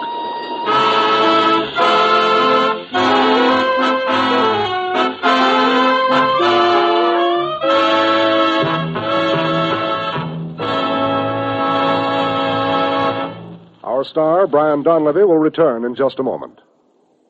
Daytime programming here at the NBC spot on your radio dial is tops in listening enjoyment. You'll hear Bob Hope, Dave Garroway, Meredith Wilson, Bob and Ray, Warren Hull, Bert Parks, and Tommy Bartlett every day, Monday through Friday. So chase away your housework blues by setting your dial to the NBC radio network during the day. Bob Hope presents the finest in comedy listening as he teams with Bill Goodwin. Dave Garroway is sure to please with his bits of philosophy and the interesting records that he plays. And when it's time for Bob and Ray, you'll hear radio being kidded by those two boys from Boston who won last year's Peabody Award for comedy. Warren Hull presides over the show with a heart, Strike It Rich. And Bert Parks is the master of ceremonies on Double or Nothing. So all in all, it's a day filled with the finest radio entertainment. So be sure to hear Bob Hope, Dave Garroway, Bob and Ray, Warren Hull, Meredith Wilson, Bert Parks, and Tommy Bartlett over most NBC stations every day, Monday through Friday.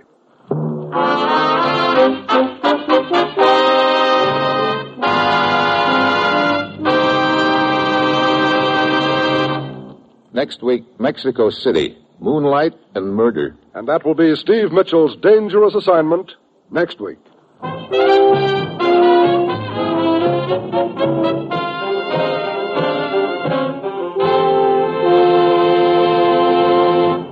Included in tonight's cast were Ben Wright, Ramsey Hill, Vivi Janis, Alice Backus, and Paul Freese. This is John Storm speaking.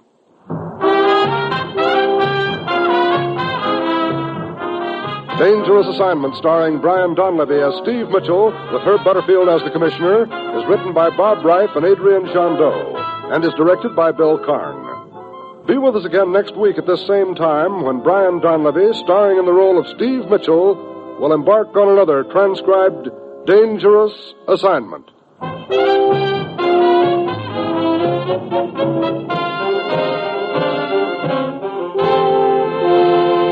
Tomorrow, hear both Father Knows Best and Truth or Consequences on NBC.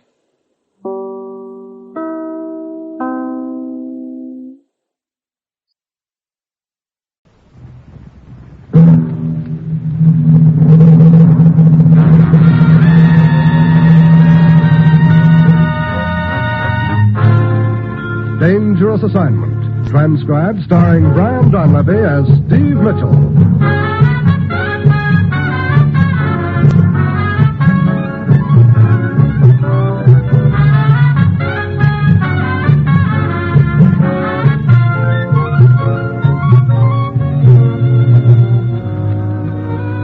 Yeah, danger is my assignment. I get sent to a lot of places I can't even pronounce. They all spell the same thing, though, trouble. But when I walk into the commissioner's office, I don't realize this assignment's going to prove that sometimes the only way to catch the right guy is to chase the wrong one.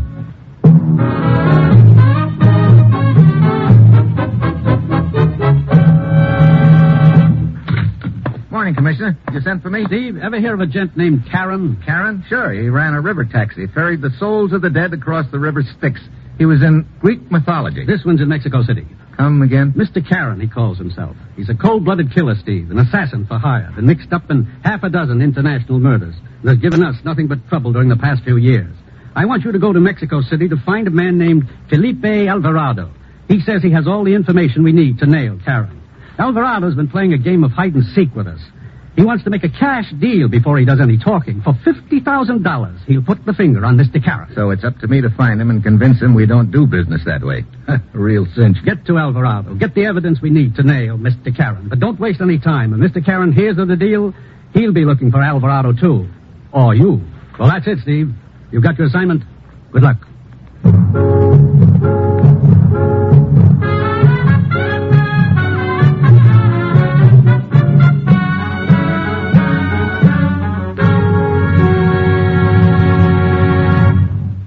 The National Broadcasting Company is presenting Dangerous Assignment, starring Brian Donlevy in the role of Steve Mitchell, colorful two-fisted government agent. At all those places of the world where danger and intrigue walk hand in hand, there you will find Steve Mitchell on another Dangerous Assignment. One of the most important functions of a radio network is the quick dissemination of news. When you listen to the NBC Radio Network, you can depend upon expert news reporters, analysts, and commentators to bring you all the important news whenever and wherever it happens. And you can depend upon NBC for full coverage of all major news events. At home and overseas, NBC employs reporters in all of the important news-making cities of the world. And via the worldwide facilities of major news-gathering agencies, NBC can give you important news flashes as soon as they're received. So when you want the best radio news coverage, be sure to set your radio dial to this NBC station.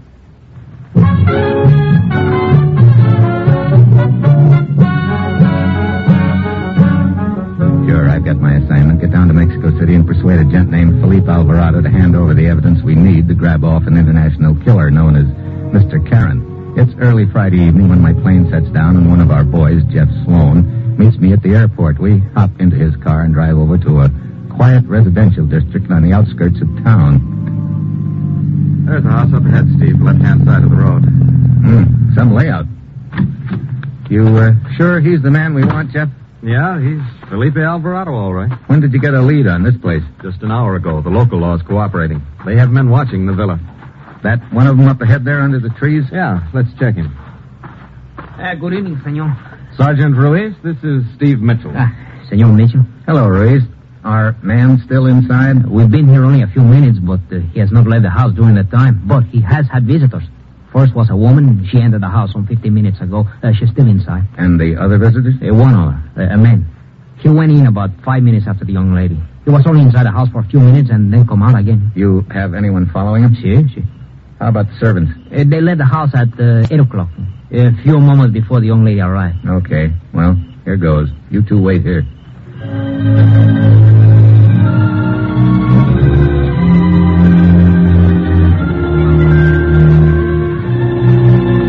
I move across the road, push open the heavy iron gates, hurry up the path to the front door of the villa. I lean on the bell. No answer. I'm about to ring again when I notice the door is open, just a crack.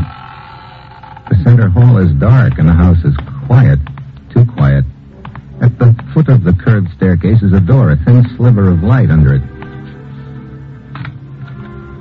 Sitting at a desk in a tall, high-back chair is a gent in a white suit. There's a surprised expression on his face, frozen there. He doesn't bat an eyelash. He can't. Steve, what is it? Looks like Mr. Karen beat us to it, Jeff. What? Holy smokes, it's Alvarado.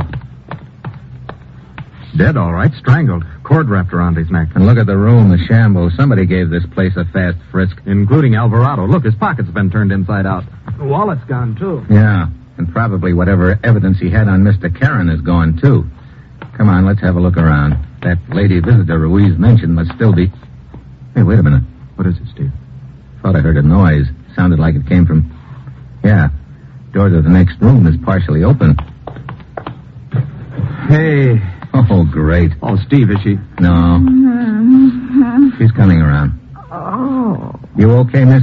Oh, my head. Take it easy now. Oh, my head. What happened? I was just going to ask you that. I was sitting there in the chair by the telephone. I heard someone come in. I started to get up and turn around. Something struck me on the side of the head. You didn't see who it was? No, it happened so quickly. Steve, look over there. The French windows are open. Killer could have gotten out that way. Killer? There's been a murder, miss. Senor Alvarado. Alvarado? Who is he? You don't know? Should I? Yeah, sort of. He happens to live here. Look, who are you, and what are you doing here? Oh, I am Maria Montalba. I came to the house to use the telephone, to call the garage down the road. You see, my car is stalled not far away. The man of the house led me in here and then went into the next room. Oh, Alvarado had a visitor shortly after you arrived. Did you see him? No. Hear anything? No, nothing. Not even the door chimes? No, I do not recall. Door might have been unlocked, Steve. He could have just walked in. Yeah, and he also walked out that front door a few minutes later, according to Sergeant Ruiz. From the looks of things here, it would seem our killer made his escape through this room after slugging Miss Montalba, then ducked out those French windows. But Ruiz has a man in the garden. Yeah, it could have happened before Ruiz's man got there. Hey, stay here with the girl, Jeff. I'll have a look. I run out through the French windows, across the flagstone patio, and into the garden. I can hear Sergeant Ruiz shouting to his men close by, and then I think I spot someone moving along the back garden wall. As I start for it, a short, heavy gent suddenly steps out in front of me and jams a gun into my ribs. Back in here, quickly. Take it easy, Buster. Quickly, I said. No. Do not move, senor. Look, you'll never get out of here. The joint's crawling with law. Make a sound. Silencio. Fernando, this way, quickly. Ramirez, take the wall. Hurry, hurry. Not one word, senor, or I pull the trigger. Senor Mitchell, where are you? Maybe we're around the other side of the house. Gonzalez, this way. Come with me here. Come on. Hey, you did well not to cry out, senor. So, what happens now? Do I get what you gave that guy inside? I, senor. I did not kill him. Although I confess that was my reason for coming here, I was too late. He deserved to die, this pig Conradi. You mean Alvarado? You may have known him as Alvarado, but his real name was Conradi. The butcher of Barrio. And many wished him dead. Now, senor, move to the back gate. If you're innocent, you're taking a strange way of proving it, leaving at the point of a gun. Where I come from, my reputation is a good one. I do not wish to jeopardize it by such an occurrence as this. Move, I said. I move, all right, but not in the direction he's expecting. I throw myself back. It knocks him off balance. The slug whistles past my ear, and I dive for his gun hand, but my foot slips. I grab at his coat, and his pocket tears off in my hand as I plow into a mass of shrubbery. By the time I untangle myself and get to my feet, the little gent is long gone. Senor Mitchell! Over here, Ruiz. Are you all right? Yeah. Except for a few scratches and a bum ankle, as they say in the movies. He went that-a-way.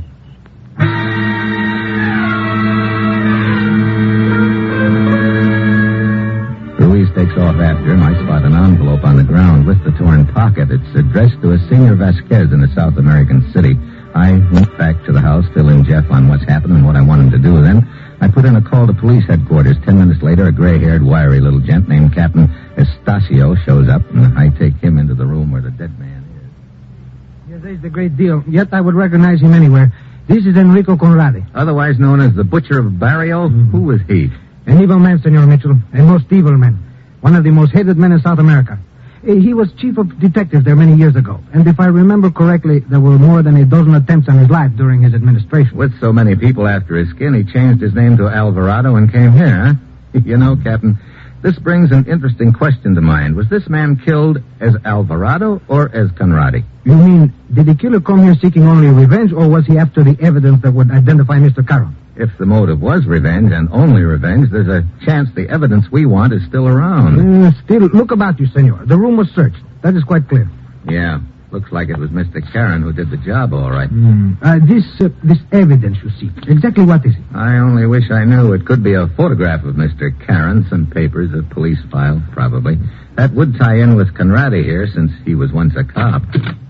Oh, Captain Estacio. Si, senor? Phone call for you. Oh, thank you. I will be right back, Senor Mitchell.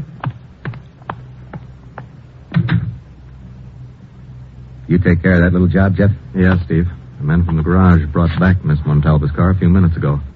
Simple repair job, they said. How simple? Loose wiring. They said it could have been done on purpose. I see. Where's the girl now? Police matron's with her. Nothing turned up in the frisk. What do you think, Steve? Her story could be true.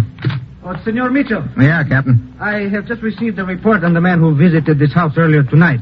The man seen by Sergeant Ruiz. Yeah, the guy who was only in the house a few minutes? What about him? He was followed to the Hotel International. His name is Dominic.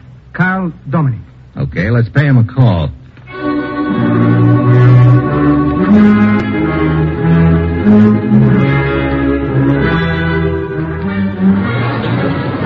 15 minutes later, Captain Estacio and I walk into the lobby of the Hotel International. The captain takes up a position near the elevators, and after I check with the clerk at the desk, I head up the stairs. Then, just as I reach the landing on the second floor, I catch a movement out of the corner of my eye. I duck, but not fast enough. A noose settles around my neck. Then it jerks tight. I claw at it, but it's no use. My head's pulled back, and I'm looking straight up into the ceiling light. It goes dimmer. Dimmer. Then it goes out.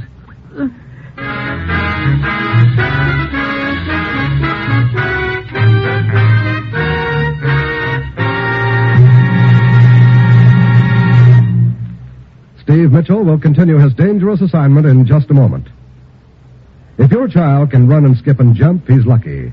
Just think how you'd feel if he'd been crippled in last year's record infantile paralysis epidemic. More than 186,000 Americans, most of them children, were stricken by infantile paralysis in the last 5 years. And last year's polio epidemic was the worst on record. Polio took away the power of their hands and their fingers.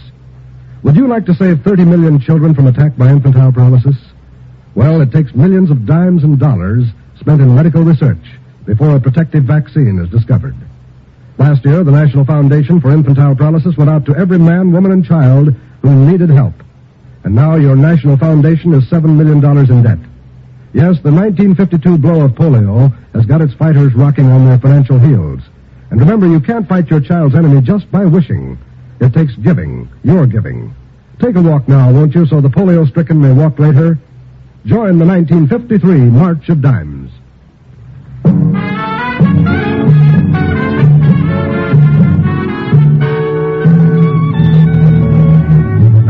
to Dangerous Assignment and Brian Donlevy as Steve Mitchell.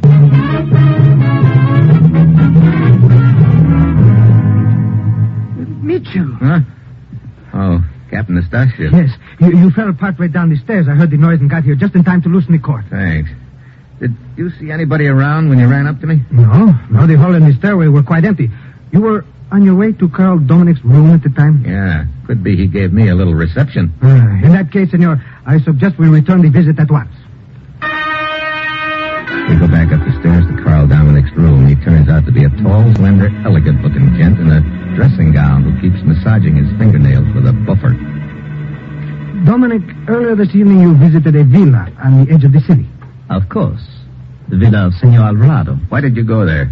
To discuss a small business deal. Oh? My card, Mr. Mitchell.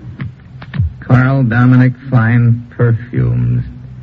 You see, Senor Alvarado had expressed a desire to enter into a business of some sort, so it occurred to me that he might like to take a whirl at the perfume trade. I see. And that was the matter you discussed with him? No. Oh?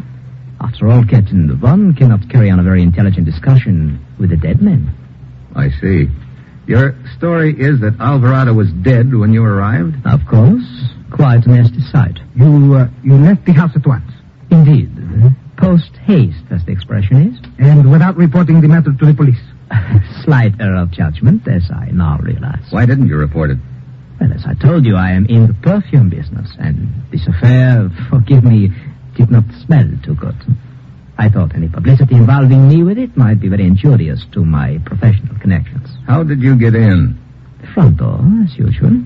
She says she didn't hear the bell. Alvarado had told me over the telephone that the servants were out. He said he would leave the door unlocked for me, and it was. I did not need to ring the bell. I see. Senor, are you expecting a visitor? Why, no. I will see who it is. Just sit still, Dominic. I'll go. But very well. Oh, bellboy. See, these were ordered for this room, senor. Oh, okay, I'll take them. Here. Gracias. So, here we have a tray, a cocktail shaker, and 3 martinis, Captain. Very interesting. I thought you weren't expecting visitors, Dominic. I meant any more visitors, gentlemen. You see, I was expecting you. Indeed. Yes, indeed. As I was leaving Alvarado's villa, I saw a policeman following me. I knew it would be only a question of time before I received a visit from the police. Got all the angles figured, haven't you? In my own modest way. Suppose you try an onion in your martini, or would you rather have a stuffed olive? Suppose you try a stuffed olive. We're leaving. Come on, Captain.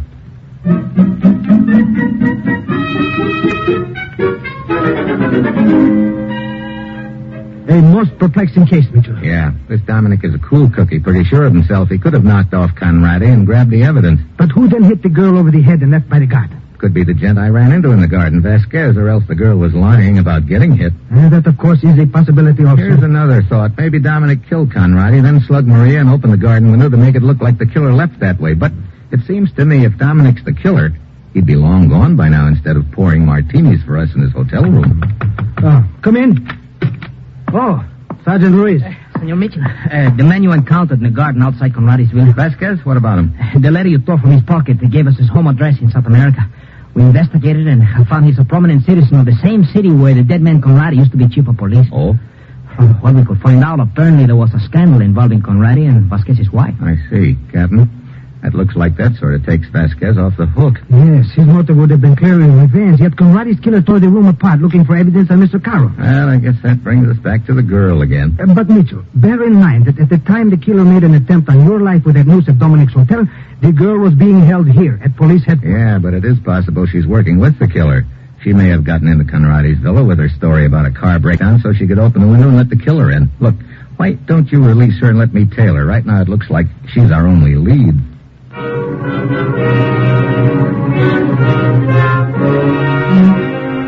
So we release Maria. I give her a block lead start after her, and it's a slim chance to trail a lead anywhere. But right now I'm grabbing at anything which might possibly throw a little light on the deal, and suddenly I stop. A little light. Yeah, the little light I was staring at overhead when the noose was tightening around my neck. The deal begins to add up fast. I start walking again. Then All of a sudden, I've got a feeling I'm being followed. I spot a shadow in the doorway across the street. I speed up, turn into an alley. Then I stop and hug the side of the building. I wait.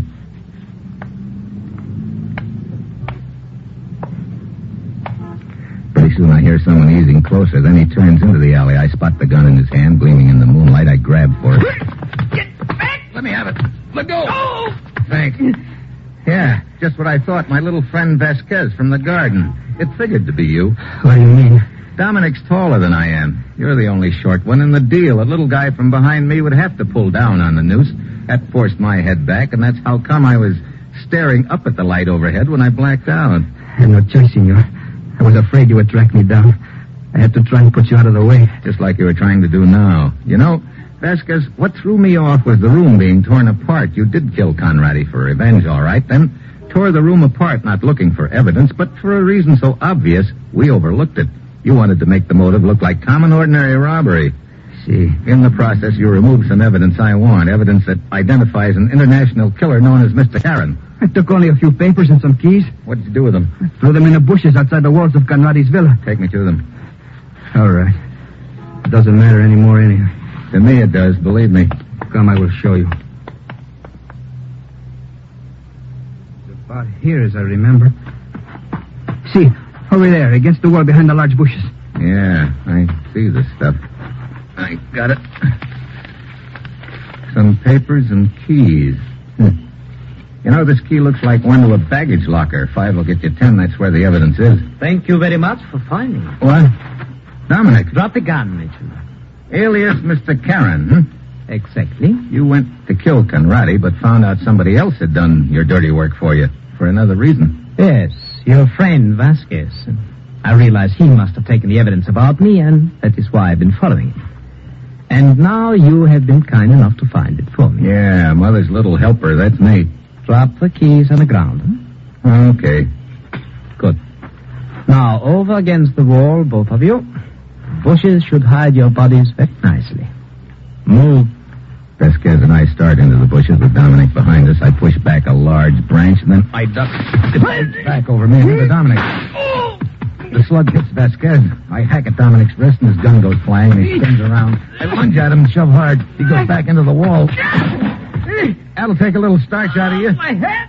Well, after all, Dominic, you had me up against a stone wall all through the deal, so I just returned the compliment. The hard way.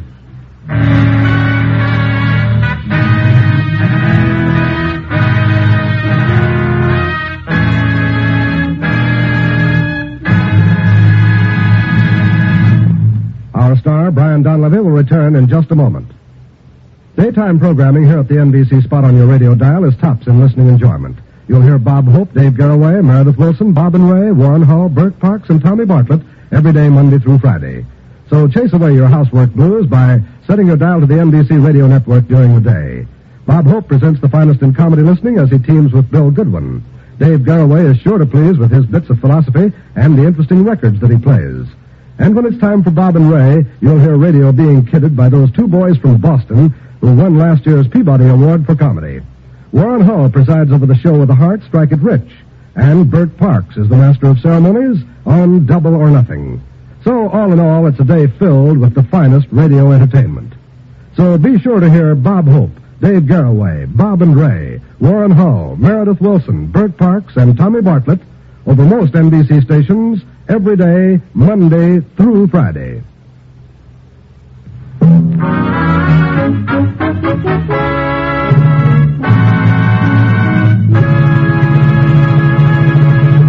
Next week, Grease. A 3-way chase. The guy in the front, the guy behind, and me. Right in the middle. That will be Steve Mitchell's dangerous assignment next week.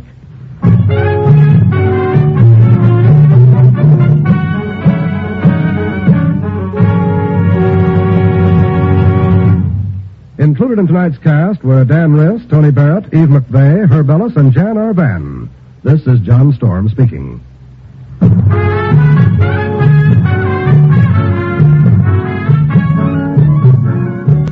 Dangerous Assignment, starring Brian Donlevy in the role of Steve Mitchell, with Herb Butterfield as the commissioner, is written by Bob Reif and Adrian Jondeau and is directed by Bill Karn. Be with us again next week at this same time when Brian Donlevy, starring in the role of Steve Mitchell, will embark on another transcribed Dangerous Assignment. Tomorrow, hear both Father Knows Best and Truth or Consequences on NBC.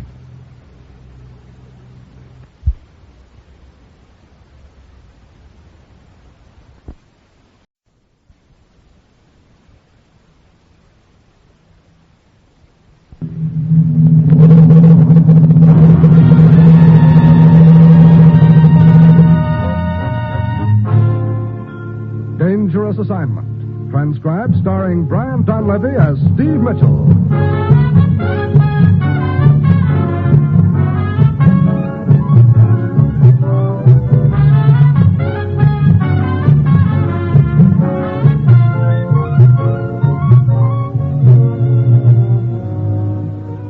Yeah, danger is my assignment. I get sent to a lot of places I can't even pronounce. They all spell the same thing, though, trouble. But when I walk into the commissioner's office, I don't realize that this assignment's going to prove that sometimes the best way to catch a fish is to let him off the hook.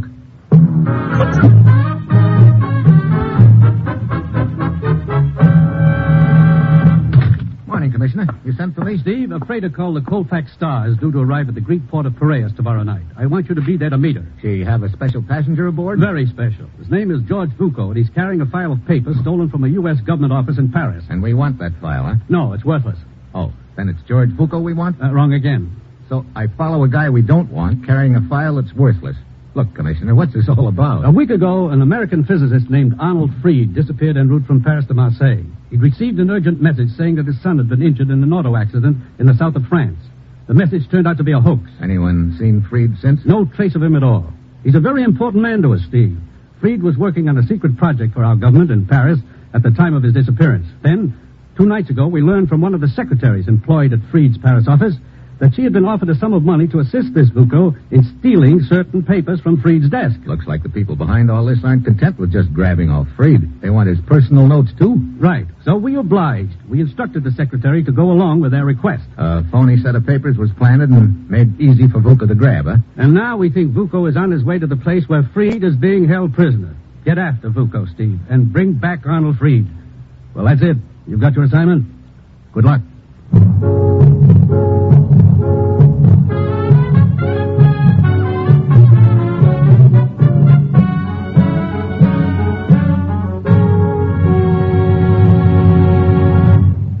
The National Broadcasting Company is presenting Dangerous Assignment, starring Brian Donlevy in the role of Steve Mitchell, colorful two-fisted government agent. At all those places of the world where danger and intrigue walk hand in hand, there you will find Steve Mitchell on another Dangerous Assignment. Radio listening each Sunday on the NBC Radio Network is tops in entertainment value. For great dramas of the stage and screen, you'll enjoy Theater Guild on the Air, presenting brilliant actors and actresses from Broadway and Hollywood. In the comedy vein, listen to the Phil Harris-Alice Faye Show, with 30 minutes of mirth and music as provided by all the wonderful characters on this delightful show. Then there's Mystery Adventure with Dragnet. Directly from the official files of the Los Angeles Police Department come the true stories dramatized on Dragnet. Sunday is filled with the best radio entertainment. So, this week, hear all these fine shows on most NBC stations.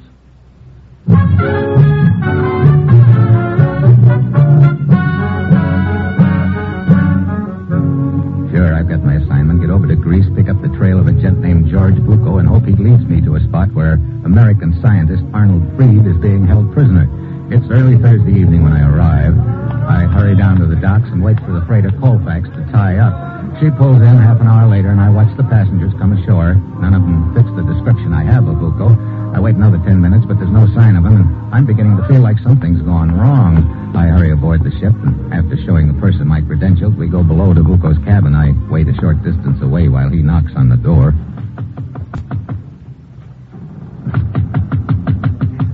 There's no answer, sir. All right. I guess you'd better open up. Righto. You think something's wrong, sir? I wouldn't be at all surprised. There we are, sir. Mm-hmm. Hey, no one here. I was certain he hadn't gone ashore, sir. Oh, there's his luggage in his overcoat. He must still be aboard. Yeah, I wonder... May I assist you, gentlemen? What? Mr. Vuko. Well, that is to say, sir, we weren't sure if you'd left, sir. I was down the corridor saying my au revoir to a shipboard acquaintance. Mrs. Farquhar, that is. Charming woman. Charming. You were looking for me, gentlemen? Not exactly, Mr. Vuko. George Vuko at your service. You see, I've booked passage aboard. I'm going on to Turkey. Oh, I understand. And this is to be your cabin. Oh, yes, sir, that's right, sir. This gentleman was most anxious to bring his luggage aboard. Of course. I'll get my things out immediately. I don't mean to rush you, Mr. Vuko. Not at all. Here, I'll give you a hand with those bags, sir. I can manage quite well, Purser. Thank you. Well, gentlemen, au revoir, and I hope you have a pleasant journey. Mr. Thanks. Sort of caught us red-handed, didn't he, sir? Yeah, I think he sort of planned it that way. Now he knows what I look like, and it's not going to make my job any easier.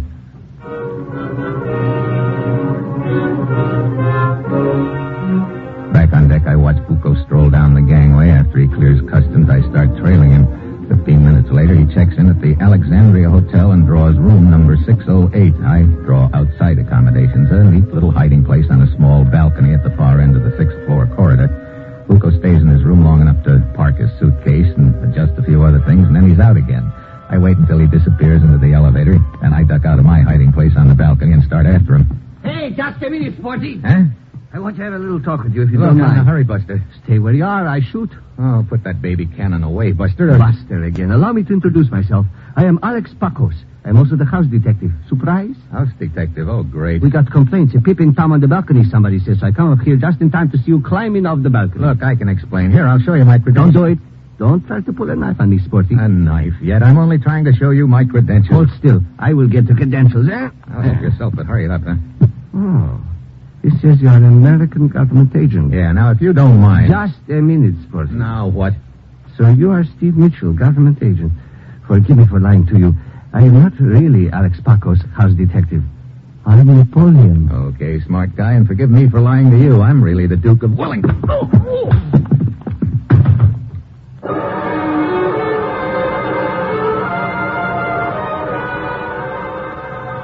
Friend Pacos pulls up like a road map. I head down the stairs, but when I get to the lobby, George Vuko is nowhere in sight. I hurry out into the street. He's long gone. Then I get a thought, so I trot back upstairs. The house cot is still sprawled out in the corridor, but there's a long, lean gent in tweeds bending over. Look what I found. Body, eh? What happened? Dashed if I know, old boy. It seemed to be an accident of some sort. Must have been quite a show, what? Mischief, by George. Was my diggings at the time, examining my wart. You see here? Frightfully worried about it, you know. He'll be all right. Can't let a chap just lie here, prone and all that. I'd say he's a bit beefy. Lack of exercise, what? Why don't you phone downstairs? Righto. I say, old man. Yeah, what's wrong? We haven't met. My name is Quinton, Ronnie Quinton. Mine's Mitchell, Steve. And call the desk, huh? Check.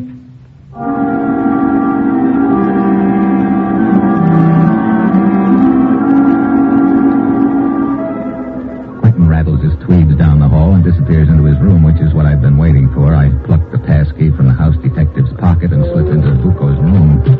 The suitcase is on the bed, open. I give it a fast frisk and then start in on the room itself. I figure if the papers are still here, that means he'll be back. Otherwise, I'm cooked. I continue my search of the room until I hear a key in the lock. I duck into a closet fast. It's my old friend Quinton, the gent in tweeds, and he's followed by a seamy-looking little character. Close the door quickly, Fabio. Good. American chap is prowling about the corridor somewhere. He wouldn't want him to see us. I don't like this. I don't like it at all. Oh, you shut up. But it was splendid. The American was to follow Vuko. Of course, but that confounded house detective ruined everything before he detained Mitchell. When Mitchell thought he'd lost Vuko, he came back. The peppers. Where did Vuko leave them? Rolled up in the window shade. Now hurry. Yes, here they are. Good. Now, you know what to do. Now, hurry. Your train leaves in a quarter of an hour. Yes, I know. But Mr. Quinton... What is it, Fabio? The small matter of money. 50 pounds. Oh, you shall be rewarded in due time, Fabio, in due time. One more thing. About this American, Mitchell. Well, what about him? What does he look like? I mean, if you were to follow him. Oh, he won't. I'll see to that, Fabio. Now, go, boy. Go! I watch the two of them slip out of the room, and when I think the coast is clear, I follow. I hurry out in the hall, and then as I reach the head of the stairs... Aha! Sporty! Oh, great. Napoleon again. He comes roaring at me like an angry bull. I sidestep. He goes flying past me and winds up in a heap at the foot of the stairs, out cold. I tuck the passkey in his vest pocket and mush on.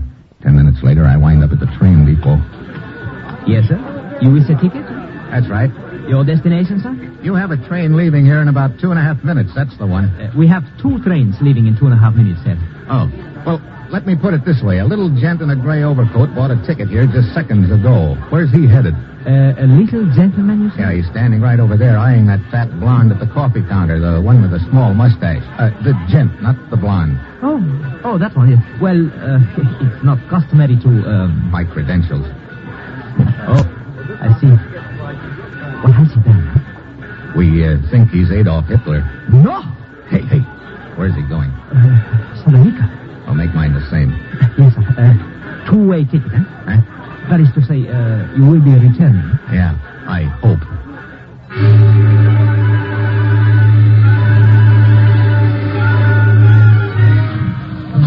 As the train starts up, Fabio jumps aboard, and I'm right after him. I can stick close because he doesn't know what I look like. I follow him through one car after another, wondering when he's going to settle down. Then, in between cars, I suddenly get the idea someone is following me. I whirl around and look into the business end of a 45. Holding it, his friend Quentin. You are a persistent fellow, aren't you, Mr. Mitchell?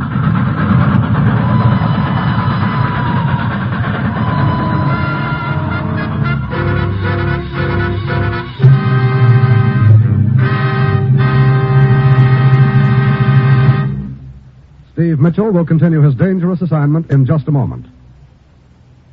There's nothing so comfortable as a nice plump cushion. But I don't mean the sofa pillow variety. I mean a financial cushion to fall back upon when times get tight, when sickness lingers, or when unemployment strikes. The best way to build this necessary cushion is to chop a little money off each paycheck. Not necessarily a great sum, but a steady little sum which you can put into United States defense bonds. These bonds now earn greater interest, give you a quicker return, and may be held at interest for as long as 10 years beyond maturity. And say, you're tucking a financial cushion behind Uncle Sam's back when you buy your own cushion with bonds. Because every dollar you put into United States defense bonds is an investment in your country's strength and security. That's the same as setting up a safer world for your children. Start building your cushion now by signing up for the payroll savings plan where you work. Or use the bond-a-month plan where you bank. For United States defense bonds. They're now even better.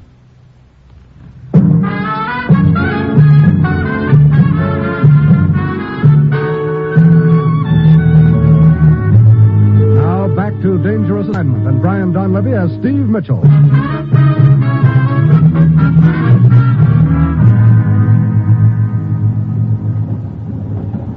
What are you waiting for, Quentin? Why don't you get it over with? My, such impatience to die, old boy. You really should exercise more. Now, I think we're going sufficiently fast.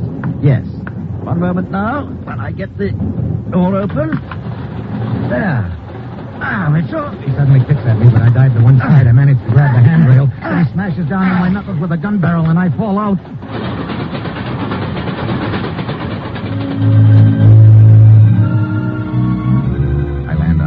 And roll onto the other tracks. I lie there a moment stunned. Then, dimly, I can make out an approaching roar. Another train heading right for me. Quentin's timing was pretty good. I gather the strength I've got left and roll off the tracks just in time.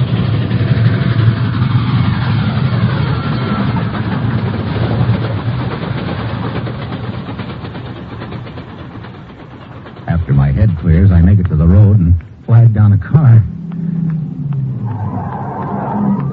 Hey, look, I've got to beat a train to Salonika and... Hey. Mitchell. Vuko. Get back. Sorry. Oh. Thanks for the use of the car, Vuko, old boy.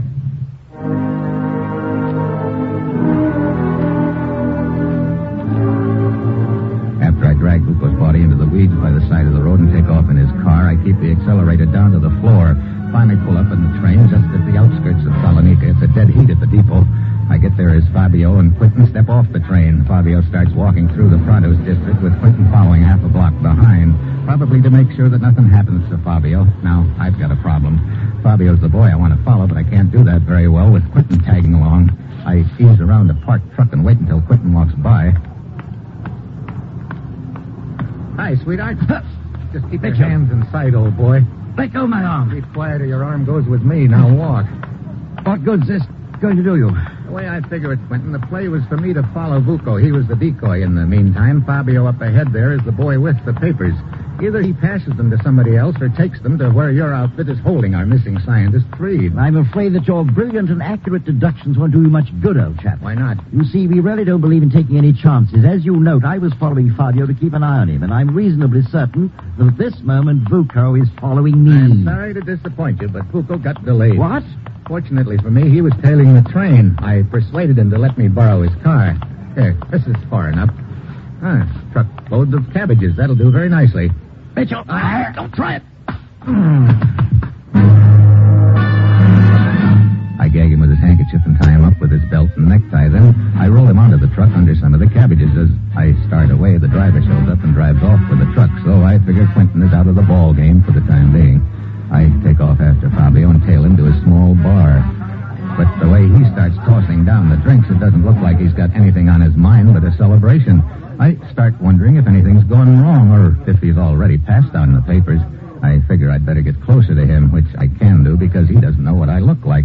But along about then, he saves me the trouble. He decides to get closer to me. You like Fabio to buy you a drink? Well, That's good. Bartender, bring drink for my friend. I like your face. I buy you a drink. Thanks, but don't let me keep you. You don't keep me. I got nothing to do but drink with people I like. You I like. You have a happy face, not like sour face or him. Who? Over there, I don't like his face. That happens to be a police lieutenant, Buster. Fabio. And I don't care if he is police lieutenant or mayor. Hey, watch out, your coat sleeve. It's in the ashtray. Huh? Don't look now, but you just burned a hole in your sleeve. Not trying to change the subject. Hey, you! You over there. Hey, look. Come here, you. Yes, sir. What is the matter? You know something? I don't like your face. Look, Lieutenant, You keep out of this. I suggest you keep quiet and avoid trouble. Trouble? You want trouble, huh? I'll give you trouble. You're drinking my face. Oh, God. You are under arrest. You want more trouble? I'll give you more. Hey, cut it out. I will handle him. You sure did. You are a friend of his? Not exactly, Lieutenant. I'll fill you in on the way to the police station.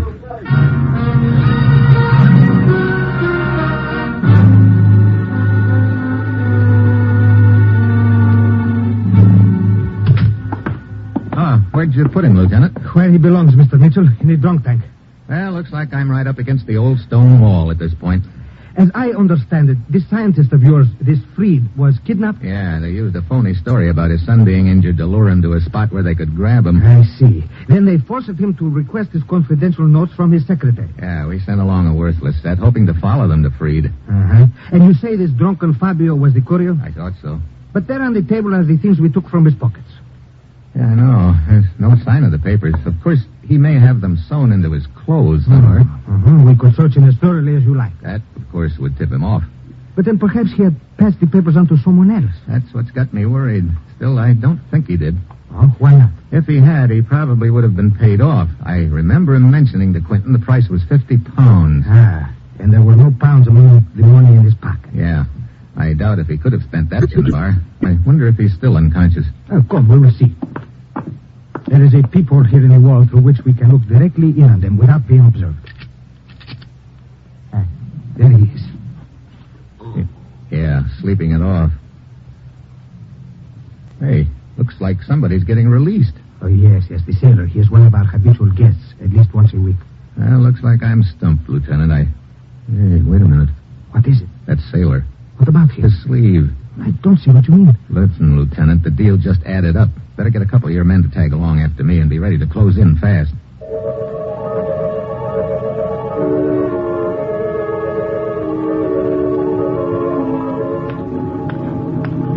I slip outside and start tailing the sailor. He heads straight for the waterfront to a rusty-looking freighter tied up at one of the piers. There's no one in sight on the deck, and it's dark enough for me to slip aboard after him. He heads forward, but I want to take a look below decks. I ease down the ladder, and then I know my hunch is right. There's a stocky gent guarding the door to one of the staterooms. I come up behind him, and he never knows what hit him. Inside, there's a man stretched out on the bunk. It's our missing scientist, Freed. I try to rouse him, but apparently he's been drugged. Then I hear a sound in the doorway. I whirl around and stare at the business end of a gun. Don't move, Mitchell. Well, hello, Vuko. Did you visit our ship to return the automobile you borrowed from me so forcibly? Sure. That and to pick up our scientist here. I'm afraid I shall have to deny you that. We intend to shove off shortly. Please be our guest. Thanks. Where to? Our destination is a port in the Black Sea. However, you will not stay with us that long. Bucco motions me back into the stateroom. What? The lieutenant and his boy is up on deck. Get back, mister. But he's taking his eyes off me too long. I'm on top of him before he can shoot. I hack the gun out of his hand. It goes flying, but he gives me a knee in the stomach. That jackknifes me under the deck. Before I can recover, he gets to the gun, grabs it, and swings it towards me. Are you all right? Yeah. But if it hadn't been for that shot of yours just then, I sure wouldn't be, Lieutenant. My men have taken the rest of the crew prisoners. Oh, and that is our scientist in there. Yeah, he's drugged, but otherwise okay. Mitchell, I am still not clear how you knew to follow the sailor here from the jail. I spotted a burned hole in his sleeve. I remembered that Fabio had burned a hole in his sleeve in the bar. Ah, you mean the sailor had exchanged coats with Fabio in the drunk tank? Sure. I figured Fabio put on that whole routine in the bar so he'd land in jail and pass the papers in his coat along to the sailor. Well, it was most fortunate you noticed the sleeve. Yeah, Fabio tried a little sleight of hand on us. But he should have known a magician is dead as soon as anybody spots what he's got up his sleeve.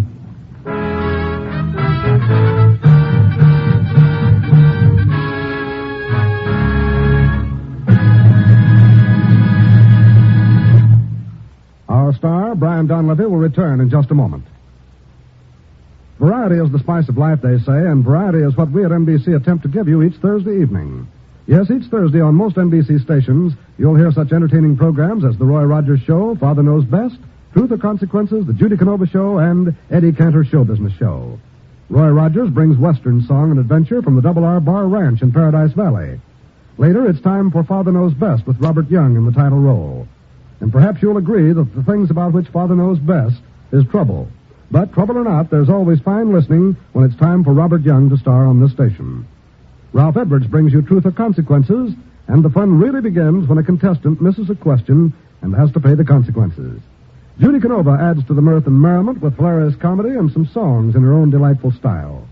Then Eddie Cantor brings you his show business show, during which he reminisces about his years in the entertainment world. Every Thursday, listen to all these fine shows on most NBC stations.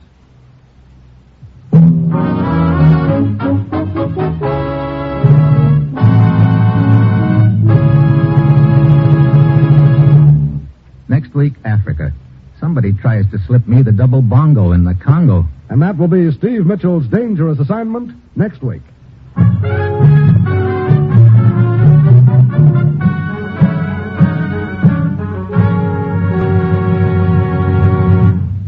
Included in tonight's cast were Jan R. Van, Paul Frees, Paul Duboff, Ramsey Hill, and Tony Barrett.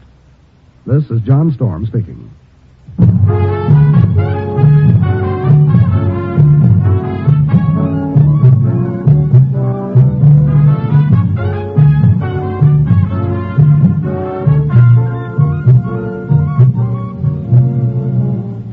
Dangerous Assignment, starring Brian Donlevy as Steve Mitchell, with Herb Butterfield as the commissioner, is written by Bob Bright and Adrian John Doe, and is directed by Bill Karn. Be with us again next week at this same time, when Brian Donlevy, starring in the role of Steve Mitchell, will embark on another transcribed Dangerous Assignment.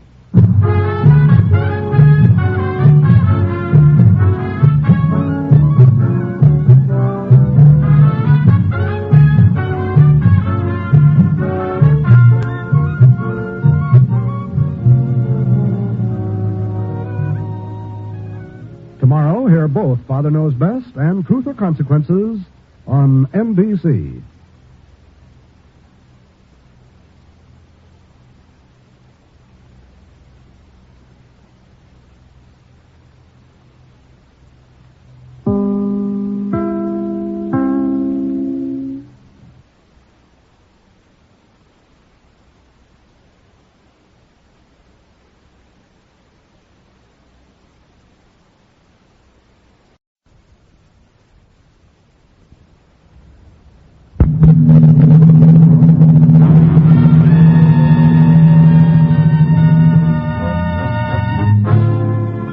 Dangerous Assignment, starring Brian Donlevy as Steve Mitchell.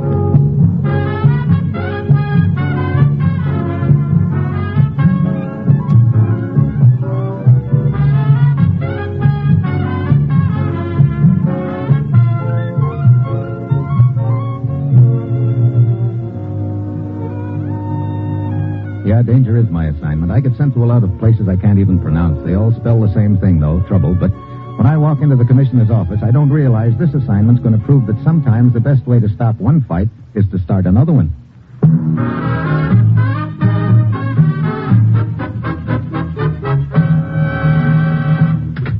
Morning, Commissioner. You sent for me? Steve, I don't think you're going to like this assignment. Well, break it to me gently, then. What am I supposed to do? Step in the middle of a fight between two women? Oh, brother, anything but that, Commissioner. It's vitally important we patch up a family squabble, Steve, because of a lease our government has, or had, I should say, on a certain strategic mining property in the Belgian Congo. What's the trouble?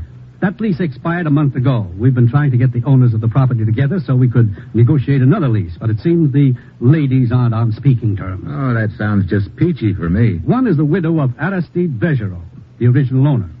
The other is Bergerot's sister. These two women now own the mining property jointly. Oh, what are they beefing about, Commissioner? Who knows? Whatever it is, it's caused a serious breach between them. We've been informed there's a lawsuit in the offing. Oh, great. Nothing like a lawsuit to tie up an estate. Meanwhile, the mine remains idle, and we need those strategic minerals desperately, Steve. Get down to the Congo, to the Bergerot estate in Leopoldville, and find out what this is all about. Well, that's it. You got your assignment? Good luck. Transcribed.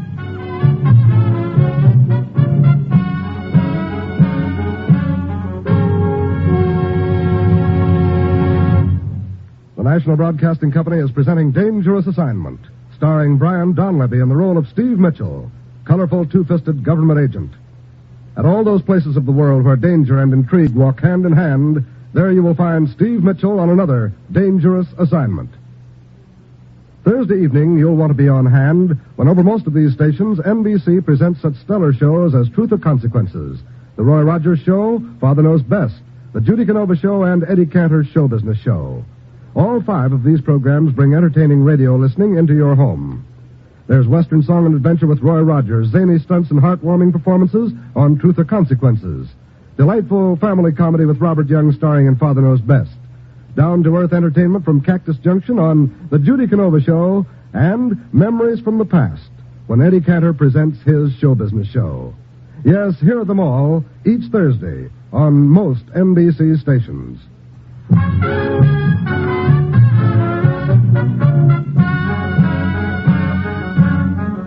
Sure, I've got my assignment. Carry an olive branch down to the Belgian Congo and see if I can patch up a quarrel that stands in the way of our renewing a lease on a vitally important hunk of mining property. It's late Friday afternoon when my plane lands, and Greg Carlson of the American Consulate in Leopoldville is there to meet me. We pile into his car and head out for the Bergerot. I'm sure glad to see you, Steve. Maybe you can get this mess straightened out. What started this feud, do you know? Yeah, a chapeau. A frilly little bonnet costing all of $10. What happened? Well, it turned out to be a favorite hat of Mademoiselle's. That's Bergerot's sister. And Toto massacred it. Toto? The French poodle. He belongs to Madame. That's Bergerot's widow. So a dog chews up a hat and away we go, huh? That one thing led to another in Wango. A lawsuit is in the works. Because of the hat? Oh, no. That happened a long time ago. Since then, many rumors and insinuations all spread around by both camps. You want to hear the latest word? Sure.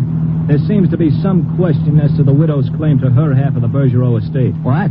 Mademoiselle's friends seem to think that maybe Madame is a phony, that Aristide Bergerot never married. Do they have any proof of this? Oh, no, but here's the way the story goes.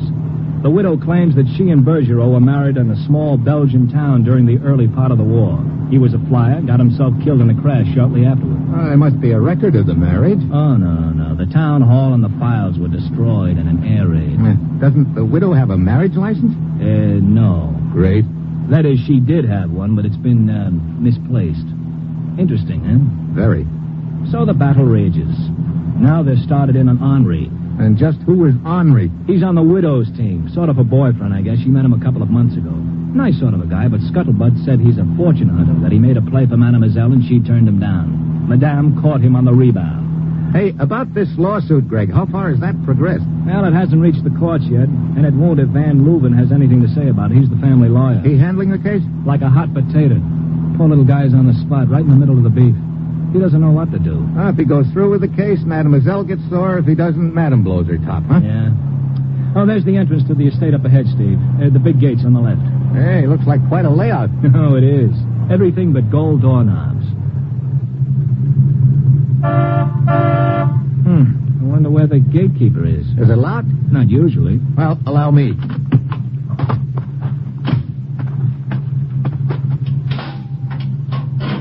Okay, Greg, come ahead. Hey, wait a minute, hold it. Car coming down from the house. Yeah, at a good clip, too. Well, looks like Henri's car, little souped-up job. Oh, brother. Well, what do you know, the widow herself. Yeah, she always drive like that? Oh, so I understand. A real fiend on the road. She'd better slow down or she isn't going to make that curve. Yeah, she's really... Hey, she isn't going to make it.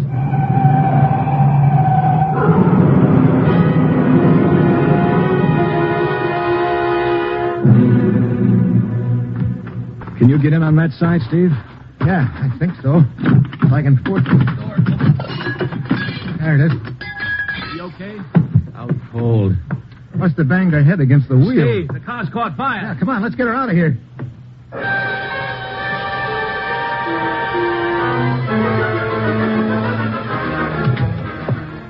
How is she, Mr. Van Leuven? Well, she's regained consciousness. Doctor says she will be all right. A few bruises, nothing more. Oh, glad to hear that. Oh, this is Steve Mitchell. Ah, Monsieur Mitchell. How do you do? Mr. Van Leuven.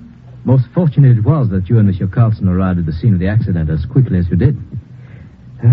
Foolish girl. She drives like a maniac. Yeah, she really tore out of this place. Where was she going in such a hurry? Into town, I suppose. And she wasn't staying around for our meeting? Huh? No. When she learned of your coming, she made it quite clear to me that she would not discuss the lease until the matter of her right to the estate was settled. I'd like to talk with Mademoiselle Bergerot, the sister. Is she around? She was to be. I myself talked with her on the telephone last night and arranged. But this morning I learned that she was gone. Gone? Where?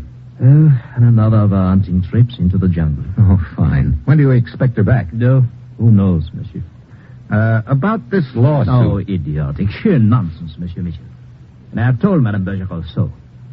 Still, Madame insists. I see. One more thing. Did Madame say anything about the accident, how she suddenly lost control of this Henri's car? She admitted traveling at high speed. Then the car swerved. And that's all she remembers. Okay, Mr. Van Leuven, thanks. Now, if you will excuse me. Sure. Well, Steve, looks like you're off to a great start. Madame refuses to talk to you, and Mademoiselle slips away into the jungle.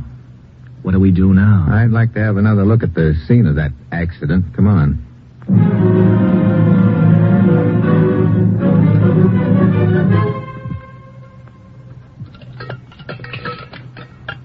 Find anything, Steve? Yeah, I think so. Come here. Here, take a look at this. Steering rod? Uh-huh. Look at this break here. A little too clean cut. Might have been worked over with a hacksaw. Yeah. Tell me, Greg, how far is the Bergerot hunting lodge from here? Inland, about 80 miles. Why? I think I'll run up there and have a talk with Mademoiselle. Well, river steam can get you to Sankaroo by morning. We can just about make it if we leave right now. It's an old paddle wheeler. Let's go.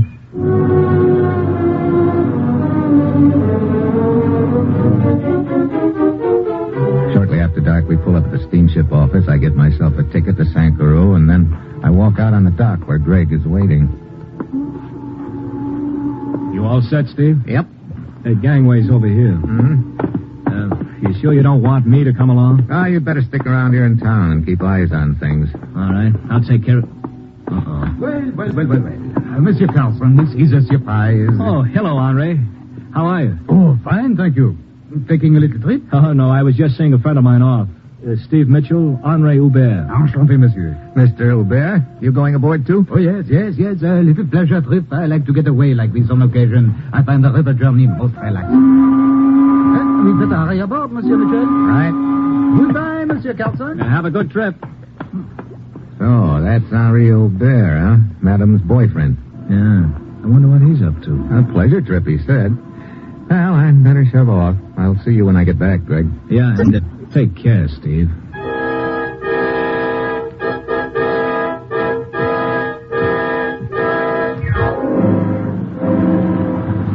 A few minutes later, I'm parked in a deck chair as the steamer pulls out into the river and the lights of Leopoldville fade away in the night behind us. I wait there for another half hour, hoping friend Henri will stroll by, but he doesn't. I decide to go looking for him.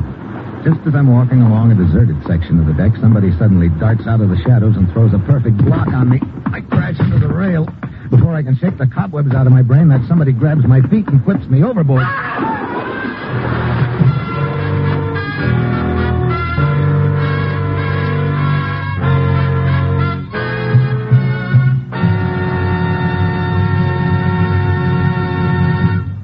In just a moment, Brian Donlevy will continue his dangerous assignment. Every American benefits from the hard work and strong influence of the scouting movement in building a better nation in which to live. And during this anniversary week celebration, scouts throughout the nation will rededicate themselves to the Scout Oath. The purpose of this rededication is to instill in the minds and hearts of all young men a deeper sense of obligation to preserve at any cost the heritage of America. When you see the scouts wearing their uniforms this week, you'll know that young America is steadfastly holding to the high standards of citizenship instilled by the Boy Scouts of America since the founding in 1910. Now, if you'd like to become a unit leader in their program of character building and training for good citizenship, please contact your local Boy Scout Council office.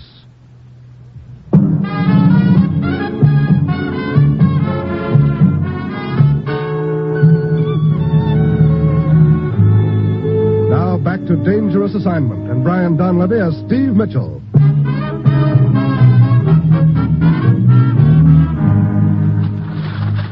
When I pop up to the surface of the water again, I see the boat sliding by me in the night. Then I realize I'm being drawn in towards one of the giant paddle wheels. I try to swim away, but the suction's too strong for me. Finally, I close to the side, double up my legs, and kick out. It shoots me out far enough so the wheel clears me by a foot. Now a couple of the passengers spot me floundering around in the water. Pretty soon somebody tosses me a line and hauls me up on deck. Why, what is it? Oh, sorry. Here, let me give you a hand. Yeah, thanks. You had a very close escape, monsieur. You're telling me. Good thing you guys spotted me and tossed the rope. Monsieur, I suggest you retire to your cabin and change your clothes as soon as possible. I know this jungle climate. It's not good to stand around wet. Yeah, good advice, but I don't happen to have a cabin. In that case, monsieur, permit me.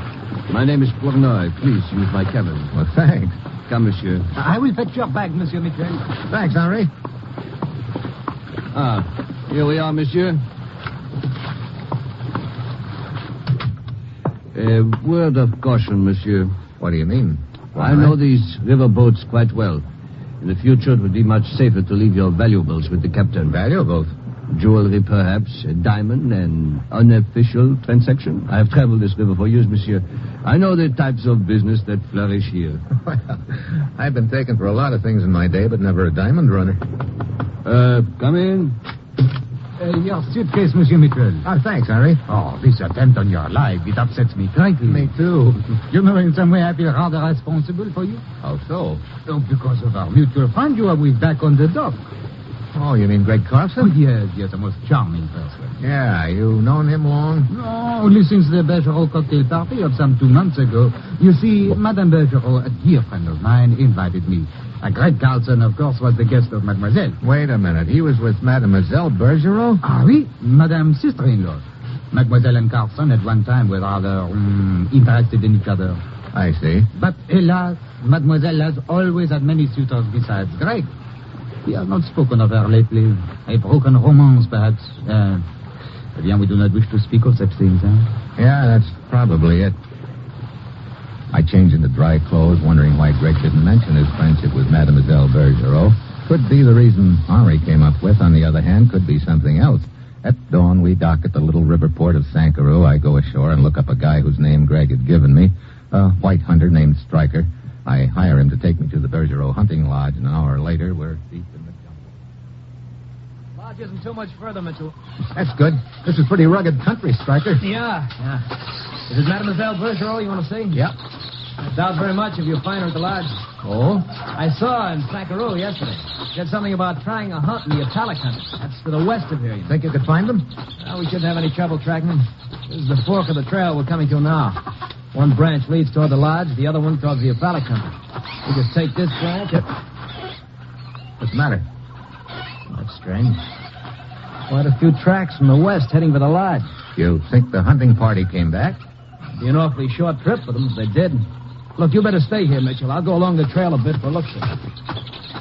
Stryker disappears around the bend in the trail. I light a cigarette. My lighter slips out of my hand. I bend over to pick it up. The slug bounces off a rock beside me. I hit the dirt. A moment later, Stryker pounds into sight. Mitchell, what happened? Somebody trying to play bullseye with me. I heard somebody moving on the trail ahead of me. Just full of shot. Come on.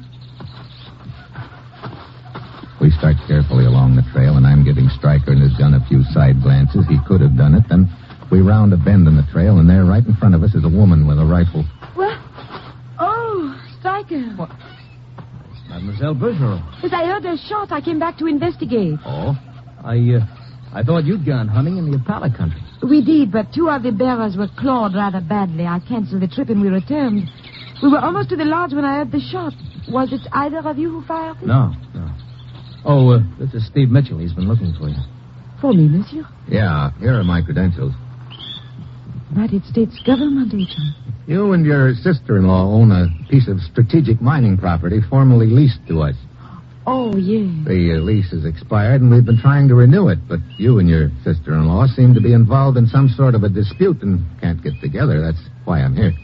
I see. Come, let us return to the lodge. This trouble between myself and Amalie. That's your brother's widow? Yes. It is idiotic, all of it. I have come to realize that more and more the last few days. Foolish things, hurtful things were said by both of us. I personally would like to put an end to it, but that is up to her. I see. There's a rumor that she's a phony. Wasn't ever married to your brother. I did not start that rumor, but I have heard it. I do not know what to think. When I received letters from my brother during the war, he mentioned the romance with Amalie. Then there was no news for some time, and finally a letter from Amalie telling of my brother's death. She said they had been married shortly before. Oh? I invited her to live with me. I never questioned her story until the rumor started. Then I found it strange she could not produce the wedding certificate. She said she must have misplaced it. There's the lodge up ahead, monsieur. Yeah, that looks like Henri Aubert waiting there. Oh, yes, it is Amalie's friend. Ah, we meet again, Monsieur Michel. So we do, Henri. Monsieur Michel has come to try and patch up the family feud, don't we? Ah, then we have the same purpose, monsieur. Do we? Oh, bien sûr. That is why I made a trip up here, to do what I could to settle the differences between Celestia and Amalie. This trouble has gone on long enough. Well, I'm afraid you didn't do so well settling your friend Amalie's trouble. How do you mean? You loaned her your car. Not of course. She had an accident. What? Only it wasn't an accident. The steering rod had been sawed almost through. Oh, no, hello, but this is incredible. Was she hurt badly? No, she's going to be all right, but this comes as a big surprise to both of you, apparently? But of course it does. No, I suggest we return to her immediately. Yes, at once.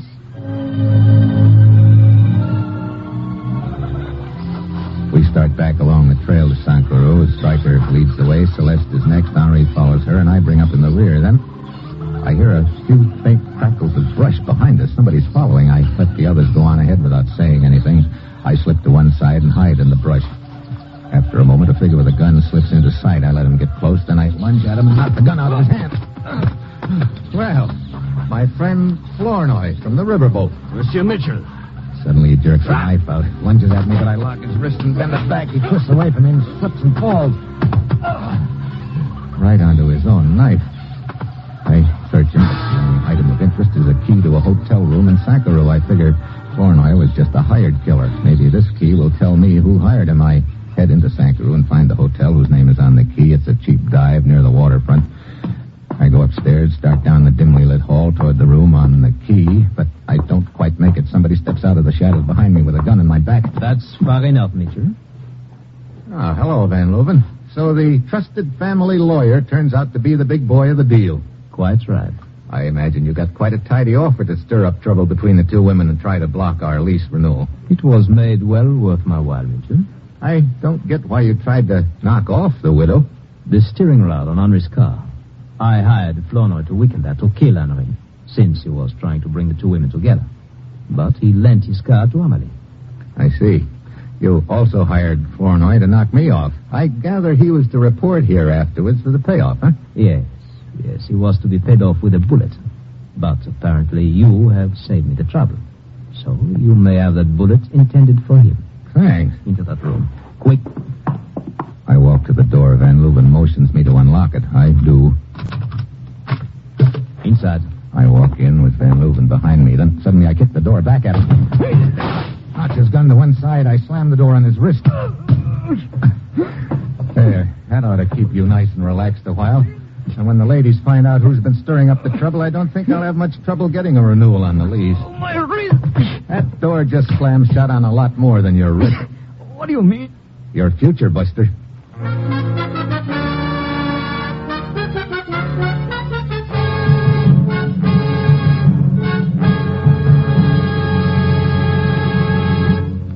Our star, Brian Donlevy, will return in just a moment. Daytime listening here on the NBC Radio Network is just what you busy homemakers need to chase away those housework blues. You'll hear comedy, drama, and musical entertainment when you set your dial to this NBC station. For comedy, we have The Bob Hope Show, Double or Nothing, and Bob and Ray, to name only a few. There's drama from real life on Strike It Rich with Warren Hull and on Welcome Travelers with Tommy Bartlett. Meredith Wilson brings musical entertainment on his program called Every Day. And all of these fine shows are on the air every day, Monday through Friday, over most NBC stations.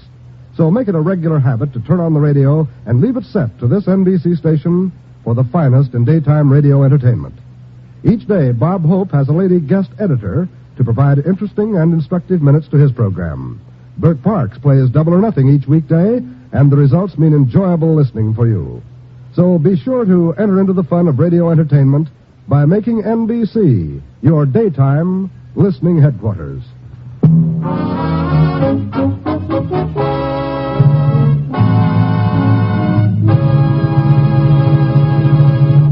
Next week, Tokyo. Tea for two and a slug for me. And that will be Steve Mitchell's dangerous assignment next week.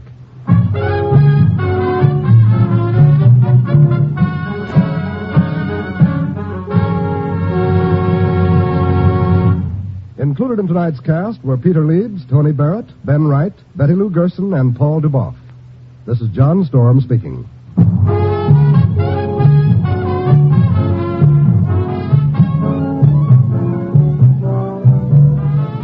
Dangerous Assignment, starring Brian Donlevy in the role of Steve Mitchell with Herb Butterfield as the commissioner, is written by Bob Reif and Adrian John Doe and is directed by Bill Karn. Be with us again next week at this same time when Brian Donlevy, starring in the role of Steve Mitchell, will embark on another transcribed Dangerous Assignment.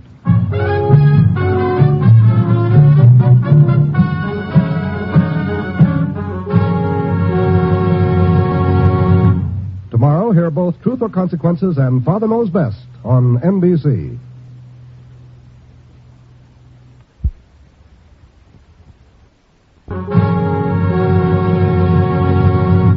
Tomorrow, hear both Truth or Consequences and Father Knows Best on NBC.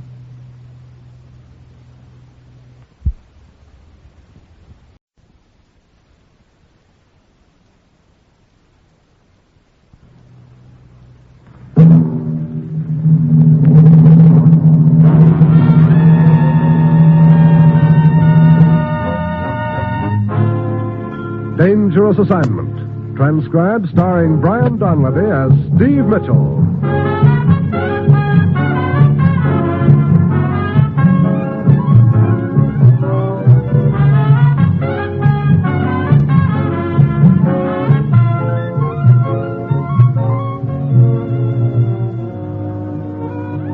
Yeah, danger is my assignment. I get sent to a lot of places I can't even pronounce. They all spell the same thing, though, trouble. But when I walk into the commissioner's office, I don't realize this assignment's going to prove that sometimes the best way to win a fight is to get knocked flat on your back.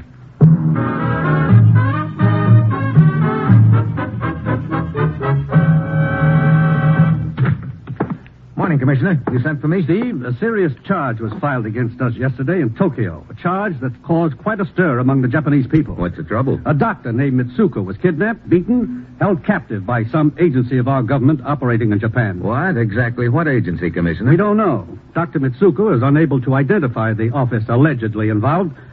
This case is serious, Steve. It could damage Japanese-American relations. Yeah, certain interest could use the incident to whip up anti-American sentiment. It's already being used for just that purpose. Get over there, Steve. Find out who's behind all this. Set this thing straight and do it fast. Well, that's it. You've got your assignment. Good luck.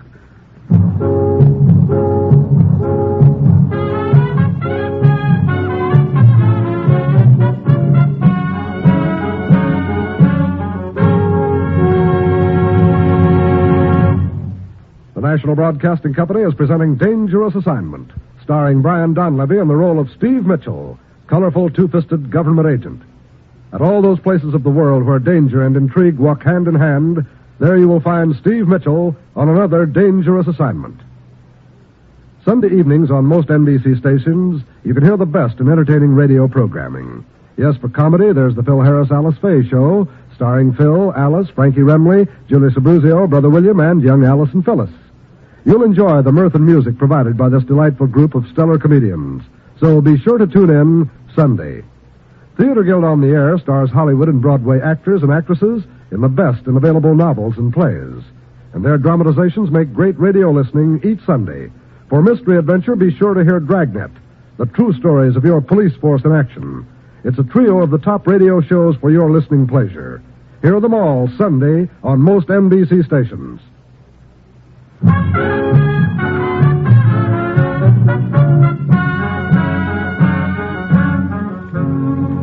Sure, I've got my assignment. Get over to Japan and find out if a U.S. government agency was actually involved in the kidnapping of a certain Dr. Mitsuko. If not, find out who rigged it.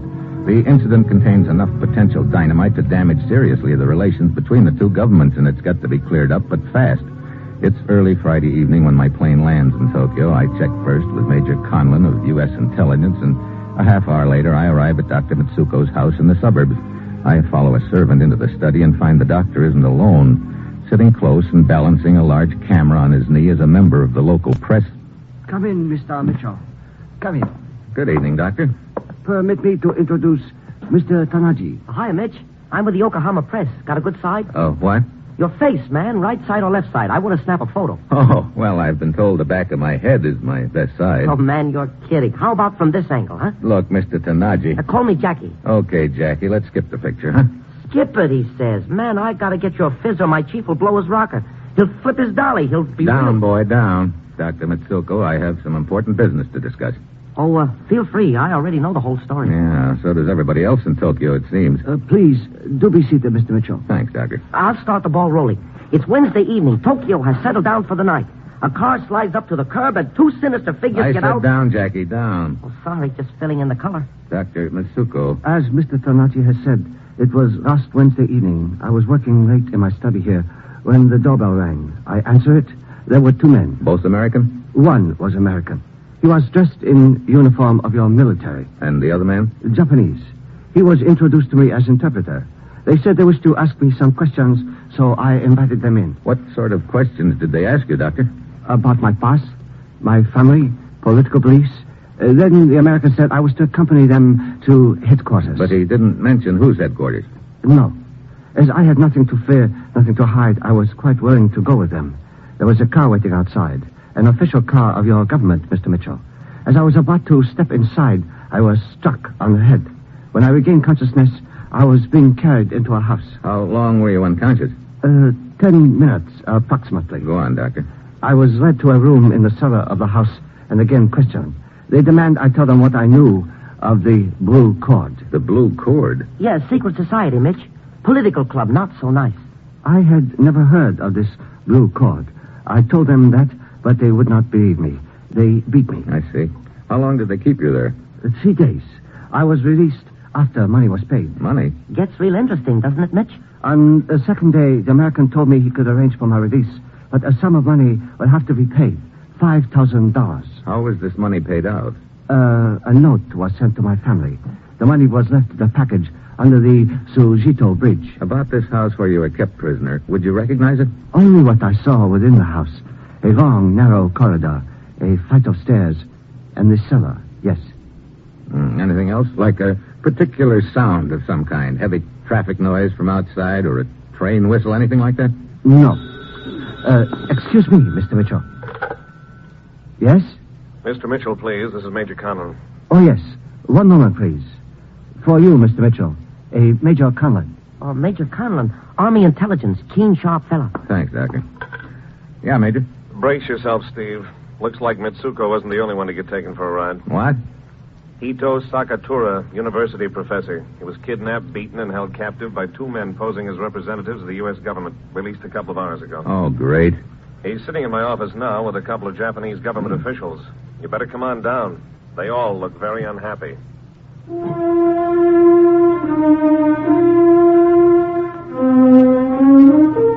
Sakatura's story is pretty much the same as Dr. Mitsuko's. Kidnapped victim number 2 was picked up by the same 2 gents, taken away blindfolded in the same car to the same house, and asked the same questions. Sakatura, however, was not held captive in the cellar, but in an attic room, and that, as it turns out, makes a big difference. You're certain of the sound you heard, Mr. Sakatura? That they didn't come from within the house? Yes, Major Conrad, I am certain. A pounding noise like someone striking metal with a hammer, huh? That is correct. And then there was the odor of paint. Unmistakable, Mr. Mitchell.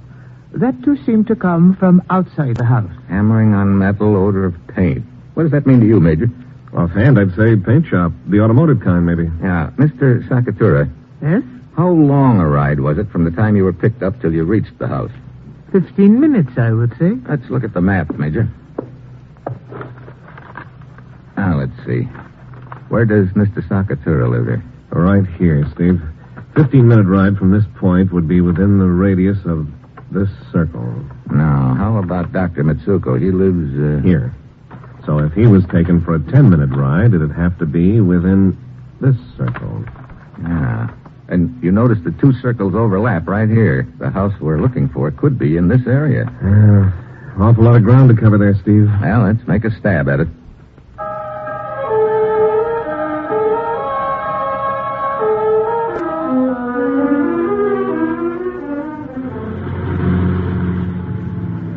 A quarter of an hour later, the Major and I arrive at the center of the area marked off on our map. We cruise around block after block, working toward the outer rim of the area, and the only thing that comes anywhere near what we're looking for is a garage on a quiet side street. Next to the garage is a large 2-story house. I go up and ring the bell. Things seem to start adding up fast when a tall, slender gent dressed in the uniform of an American officer opens the door. Yes, what is it? Hello, Lieutenant. Mind if I come in? Maybe I do mind. What do you want? Who are you? My credentials. Oh, United States agent, huh? Right. I'd like to have a little talk with you. Okay. Mm-hmm. I'd like to look at your ID card. Oh, sure. I don't seem to have my wallet with me. It's probably in there. My name's Gorman, Johnny Gorman, San Francisco. What district? Richmond. That's what they call south of the slot, huh? You don't know San Francisco, pal. Richmond's out in the avenues. Here's my card on the chair. Wallet's probably... I'll get it. Okay. Yeah, here's your wallet. Card seems to be okay. Look, what's this all about? I am investigating the Mitsuko case. I guess you've heard about it. Who hasn't heard about it? And you know that one of the men who picked up Mitsuko is dressed in the uniform of an American officer? So? So, don't get sore if I ask you a few questions. You live here alone? Yeah, sure. Pretty big house for just one guy, isn't it? I suppose. I just didn't bother to move after the family left. Family? Wife and kids, they went back to the States a month ago. I'm due to go back myself in a couple of weeks. You've got a picture of them handy? Yeah. In the wallet there. Help yourself. Okay, wise guy, on your feet. Looks like I sort of let myself wide open for that one, huh, Lieutenant? Yeah, you sure did. And you're wide open for a couple of slugs from this gun if you try anything smart. Now, just stand where you are. I've got a little phone call to make.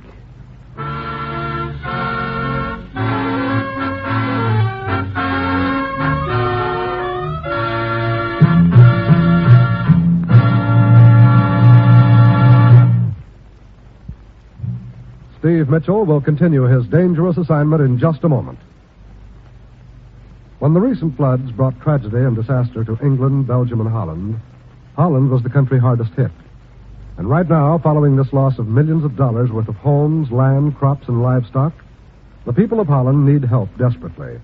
And most of us are eager to do what we can to relieve their misery. Well, the best way for you to help is to make a contribution to CARE, C-A-R-E. CARE is an international non-profit organization with a background of experience in relief.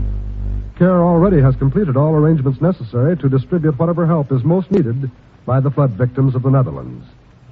Now, to help in the best way, send your check or money order to CARE. CARE, New York City. That address again, CARE, New York City. Your contribution by check or money order to CARE is the best way you can help in this century's most tragic disaster.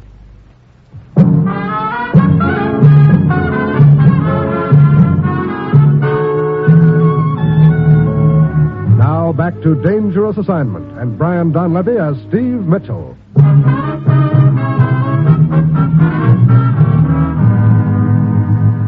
Hey, look, Gorman. Just stand real still while I'm making this call.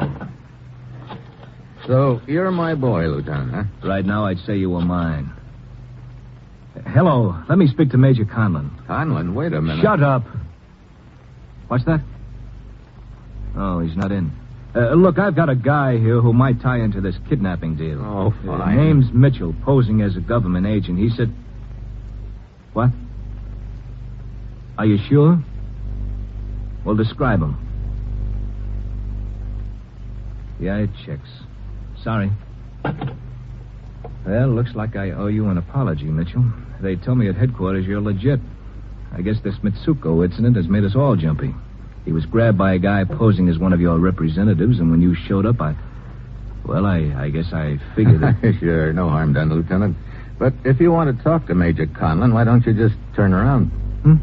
Hey. Hello, Gorman. Major Conlon. Yeah, we came together. He's been standing in the hallway for the last 5 minutes. So that's why you left yourself open for a poke in the jaw. Yeah, sort of the hard way of finding out if you'd make a break. Well, Steve, looks like this is a blind alley. Any more ideas? I'm fresh out, Conlon. Let's go see Dr. Mitsuko again. Go back over the whole story and see if we've overlooked any leads.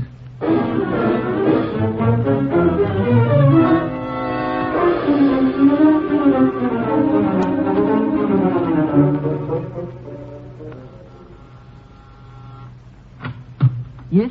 We'd like to see Dr. Mitsuko again. Well, Dr. Mitsuko not in. Oh?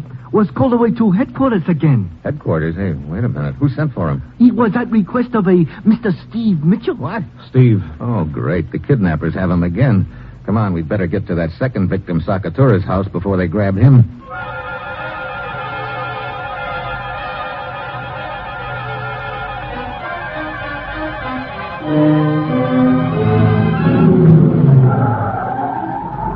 Here's his house.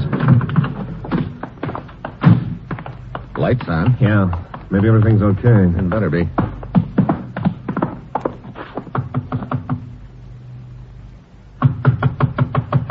Huh. Mr. Sakatura. Mr. Sakatura. I don't like it, Steve.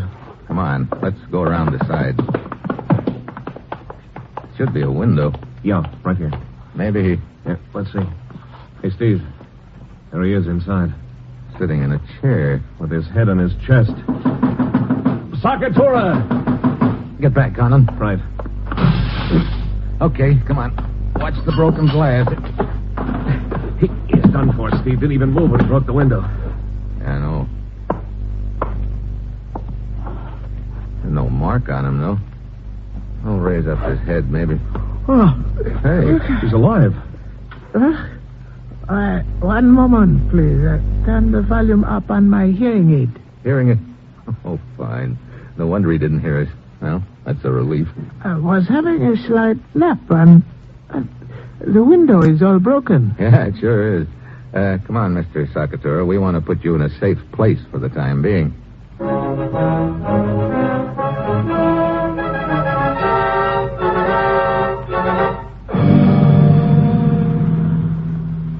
And you're sure you haven't overlooked telling us anything that might give us a lead on the location of that house, Mr. Sakatura? I've told you everything, Mr. Mitchell.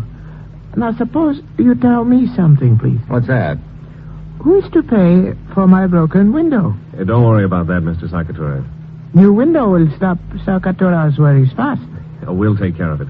Steve, the only thing we've got to go on is that hammering noise and the smell of paint. But so far, that's given us nothing. Yeah, we must be wrong about it being an auto paint shop.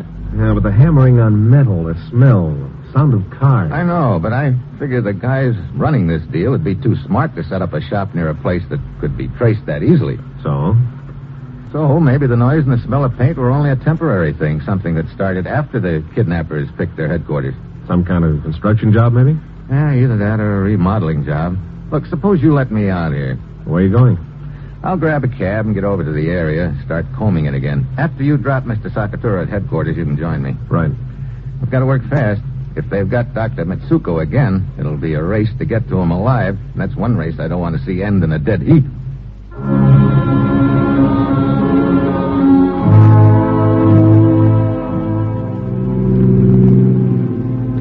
I grab a cab and head for the area we'd marked out on the map. I cruise up one street and down the other. Time is slipping away. I'm getting nowhere. Then I spot something. A remodeled warehouse with a tin roof that would account for the sound of hammering on metal in the warehouse is sporting a fresh paint job. Looks like I'm getting warm. I pay off the cab and start working the area over on foot. Yeah, there's a broken-down old house just on the other side of the warehouse. I ease around to the back. There's a shack. I go inside. There's a car hidden there, and it's got a U.S. government seal painted on the door. I hear somebody coming. I crouch back in the shadows. A big guy looms up, an American. I step out in front of him. You what? Sorry, sweetheart. He crumples up fast. Somebody else scurries up. I dive at him and make a grab. Mitchell. Well. Tanaji, the boy reporter. Let go. Oh, we're going to have a little talk. No. Okay, suppose we bounce you off the car a couple of times. Come on. Would you like to try for two? No, I'll talk. You and this American stooge of yours were working the kidnap racket, huh? Yes. What was your pitch? Trying to create an incident and damage relations between our two governments? Oh, no. We were just doing it for the money. Well, then why the phony government car and your stooge in an American uniform? Well, that way we thought the victims would keep quiet. They'd be afraid to tell about the shakedown. I see. One thing I don't get, Tanaji. When I questioned your first victim, Dr. Mitsuko, you were there making with the phony reporter pitch. How come he didn't give you away? Oh, my camera. There was a gun in it, pointed at him. I came to warn him to keep quiet, and that's when you walked in. I see. That's why you grabbed Mitsuko the second time, huh? To shut him up. What are you talking about? We didn't grab him again. Don't give me that. His servant told us he'd gotten a phony call to headquarters again. I tell you, I don't know anything about it. And where is he? Right here, Mr. Mitchell. Huh? Dr. Mitsuko. Yes. Why the gun? For obvious purpose, Mr. Mitchell. Wait a minute. You and Tanaji rigged this whole deal together? No. I have been following you, Mr. Mitchell, hoping you would lead me to kidnappers. Thank you very much for being so obliging. I don't get it. It's really quite simple. Tanaji and his American friend kidnapped me, and as he would put it, shook me down. I realized at once it was simple and rather amateurish extortion plot. But I also realized that here was my golden opportunity. Opportunity? Yes. To do something that I and a few friends of mine have been longing to do for some time. Drive a wedge between my government and yours. I see. So you put up a big squawk about the kidnapping. Exactly. And when the next victim, Sakatura, heard of my great courage, he did same. And thus, very innocently, helped me put fuel on the flames. Bully for you. And thanks to you, fortunately, I can bring my plans to perfect conclusion. What do you mean? My story will be that I was kidnapped again and brought here. I heard two of you quarreling over money. You fought and killed each other. Your dead bodies found together will give conclusive proof that a United States agent was in charge of the plot. Oh, wait. Wait, Dr. Mitsuko, maybe... Stand back, Tanaji. I say stand back. No. The slug catches Tanaji in the shoulder. He staggers back into me. We both go down. On the way, I grab the electric wire and jerk the overhead bulb loose. I hit the floor and so does the light bulb. The shack's in darkness. Mitsuko is shooting blind. I roll quietly under the car. I can hear him stalking me. I hug the floor. Then I spot the shadow of his legs as he works his way along the side of the car. I reach out under the running board, grab his ankles, and jerk hard. He hits the ground like a tree before he can recover. I've got his gun. Just relax, partner, while I take care of Tanaji. He's a lot more valuable to me right now because his confession gets my government off the hook.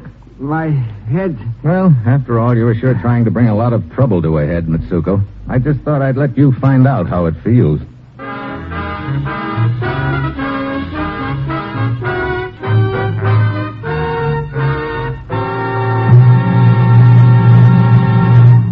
Our star, Brian Donlevy, will return in just a moment. Thursday evenings filled with top radio shows on the NBC Radio Network. Over most NBC stations, you can hear such stellar programs as The Roy Rogers Show, Father Knows Best, Truth or Consequences, The Judy Canova Show, and Eddie Cantor's Show Business Show. From the Double R Bar Ranch in Paradise Valley, Roy Rogers and Dale Evans bring you the best in Western music and adventure. Then it's time for Robert Young to star in Father Knows Best. the amusing lives of the Anderson family. Truth or Consequences, America's favorite party game, is presided over by Ralph Aren't We Devils Edwards. His zany stunts and hilarious consequences are certain to keep you amused each Thursday evening. The Judy Canova Show stars the population of Cactus Junction in the Thursday evening program filled with laugh-packed enjoyment. And then Eddie Cantor's Show Business Show recalls the world of show business with which Eddie is so familiar. Every Thursday evening over most NBC stations, you can hear all these wonderful programs, so be sure to listen.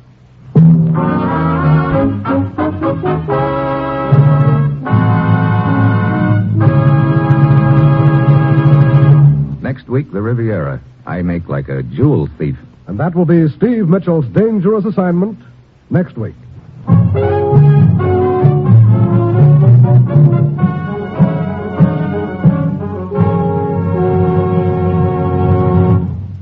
Included in tonight's cast were Paul Duboff, Sidney Miller, Rye Billsbury, Paul Frees, and Peter Leeds.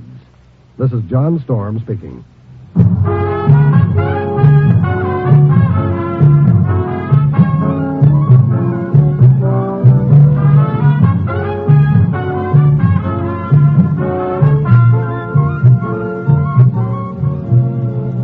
Dangerous Assignment, starring Brian Donlevy as Steve Mitchell, with Herb Butterfield as the commissioner, is written by Bob Reif and Adrian John Doe, and is directed by Bill Karn. Be with us again next week at this same time when Brian Donlevy, starring in the role of Steve Mitchell, will embark on another transcribed Dangerous Assignment.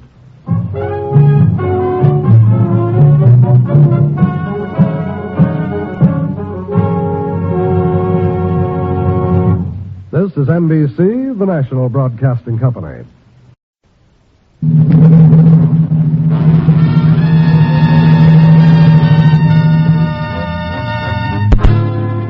Dangerous Assignment, transcribed, starring Brian Donlevy as Steve Mitchell.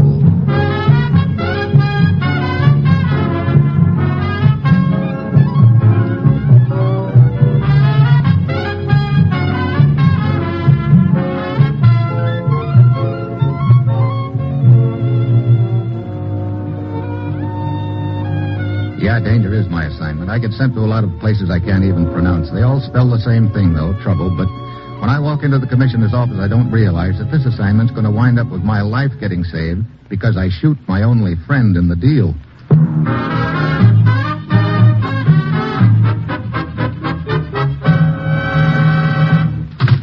Morning, Commissioner. You sent for me? You're going after a black market operation this trip, Steve. An operation that's unbalancing the entire Mediterranean economy and therefore seriously hampering recovery and defense. Sounds like a king-sized organization. They're convinced it's run by one man, an international criminal, but we've never been able to run him down. They're convinced, too, that he originally financed the project with money secured through various jewel robberies. Yesterday, the French Sûreté picked up a man named Dugas in Marseille.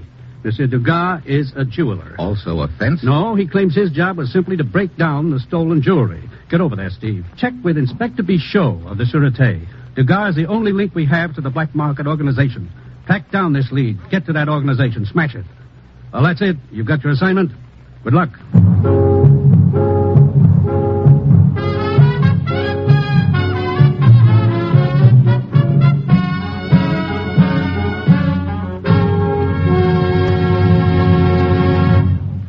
The National Broadcasting Company is presenting Dangerous Assignment, starring Brian Donlevy in the role of Steve Mitchell, colorful two-fisted government agent.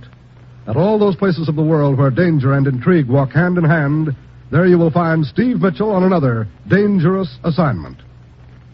Magnificent musical entertainment is yours for the listening every Monday evening on the NBC Radio Network. Listen on most NBC stations to these great programs. The Railroad Hour with singing star Gordon MacRae and charming guest artists from Musicdom's Hall of Fame. The Voice of Firestone, featuring Howard Barlow and the Firestone Orchestra and Chorus in the melodies you enjoy hearing. The Telephone Hour, with the music of Donald Voorhees and the Bell Symphonic Orchestra. Yes, and Encore, NBC's new Monday night program special featuring Meredith Wilson, Marguerite Piazza, and Robert Merrill. Yes, every Monday night, listen to the best musical entertainment on this NBC station.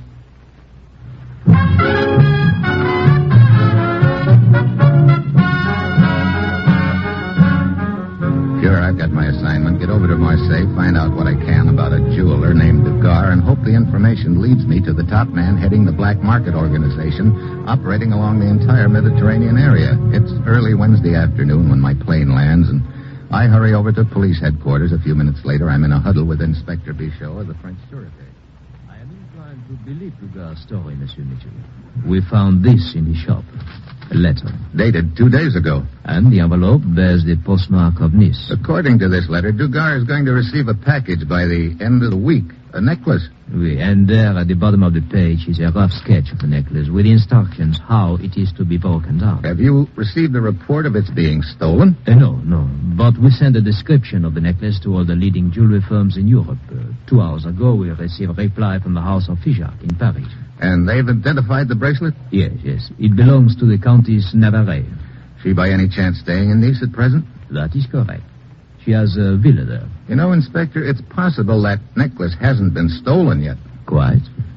We have been informed there is to be a gala reception at the villa tonight. And, of course, the Countess will wear her necklace. Look, could you arrange for me to get an invite to this little soiree, Inspector? I will arrange everything, monsieur. But a word of caution.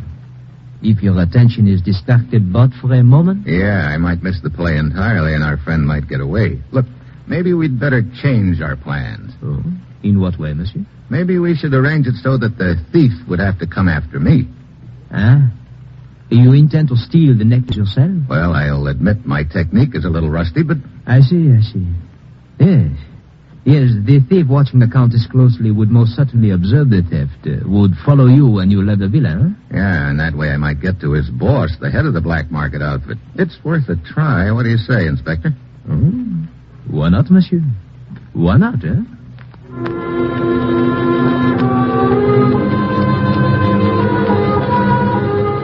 The inspector and I go over our plans in detail. We cover all the angles, including my rusty technique. While the inspector makes a phone call, I hurry down to Dugar's cell, and we have a chat. He can't give me any more information than the inspector already has, so I mush on. 10 minutes later, I stroll into a small bakery shop not far from police headquarters. The proprietor, a small, dapper gent, greets me. Good afternoon, monsieur. You Paul Bizac? At your service. I'm Steve Mitchell. Inspector Bichot telephoned you. Ah, mais oui. You are the pupil, eh? Then come this way.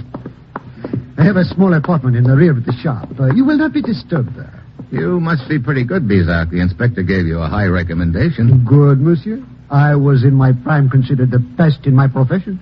Then, alas, the Sûreté made me see the error of my ways. I paid my debt to society, and now I am a baker. A very good one, monsieur. I don't doubt that. In here. The inspector tells me you have had some training? Well, in a way, yeah. Forget it. Huh? Forget all you have learned. We start from the beginning, the Bizac method. Now, the item you are to appropriate is a necklace, eh? That's right. Now. This string of beads will serve as a necklace. Now, a moment and I will turn on the victrola. There. Now, may I have this waltz, monsieur? What? Hey, look, I didn't come here for a dancing lesson. But, monsieur, you will be dancing with the lady when you remove her necklace. Oh. Shall we dance? Okay. Who leads?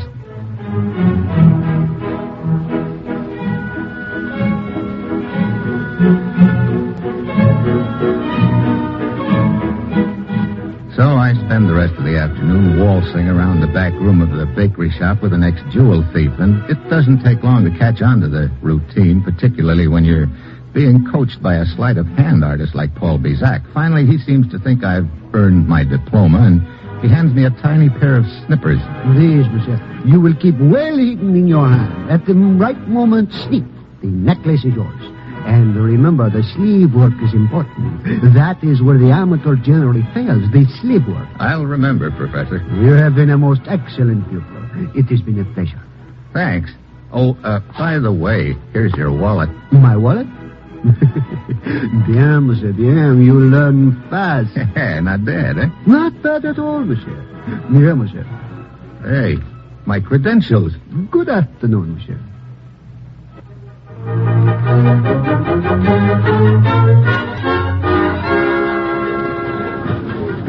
Over here, Inspector. Monsieur Mitchell. Bien, you're on time.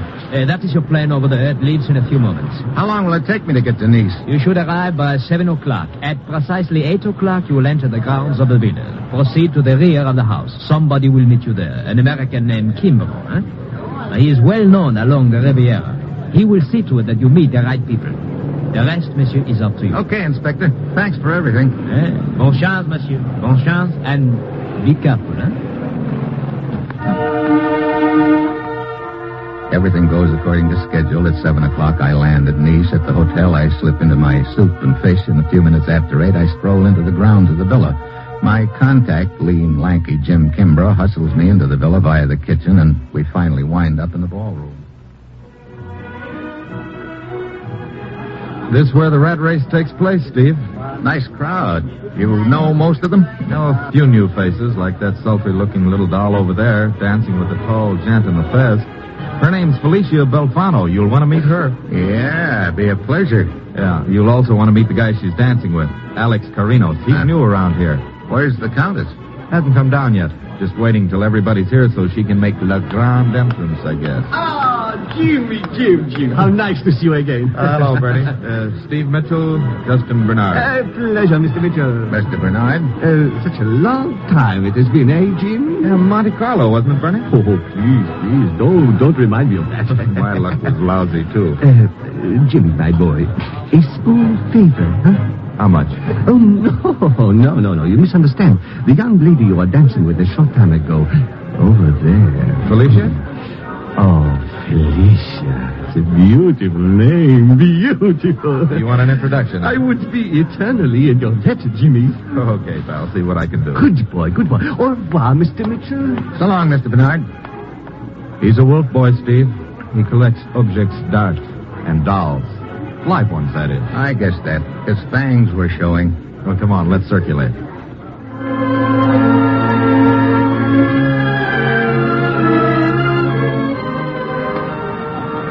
So we circulate, and through Jim Kimbrough, I meet practically everyone who is anyone on the Riviera. An hour goes by, and still no sign of the Countess. I'm beginning to get a little worried when finally she makes her grand entrance, and all of a sudden my clever little plan doesn't look so clever. Hey, Steve, do you see what I see? Yeah, she isn't wearing the necklace. My schedule falls apart right here. Something's gone wrong, that's for sure. Hey, wait a minute, look over there. Yeah, Felicia Belfano heading up the stairs. Come on, let's tail her. When we get to the second floor, Felicia is nowhere in sight. While Kimbrough cases the corridor, I slip into the Countess's room. There's a jewelry box on her dressing table and the necklace. Suddenly, I get the feeling I'm not alone in the room. I scoop up the necklace, ease out onto the balcony, and climb down the ivy-covered wall. A few minutes later, I'm out on the street. I grab a cab, and as we pull away, I look out the rear window. On the grounds of the villa, a pair of car lights are suddenly switched on. The car comes down the driveway and starts trailing my cab. I know I'm in business.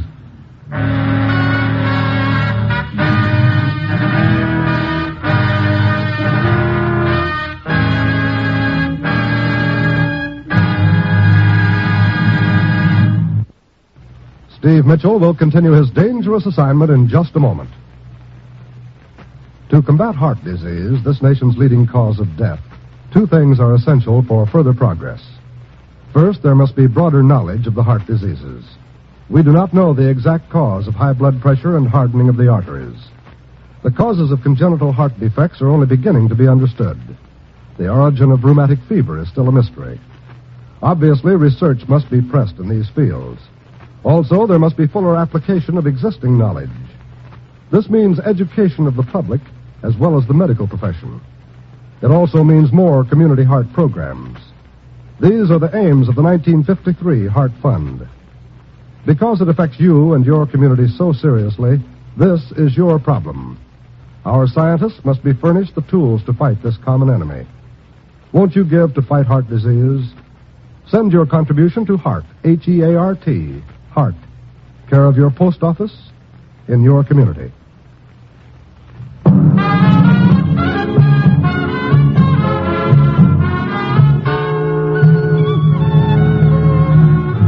Now back to Dangerous Assignment and Brian Donlevy as Steve Mitchell.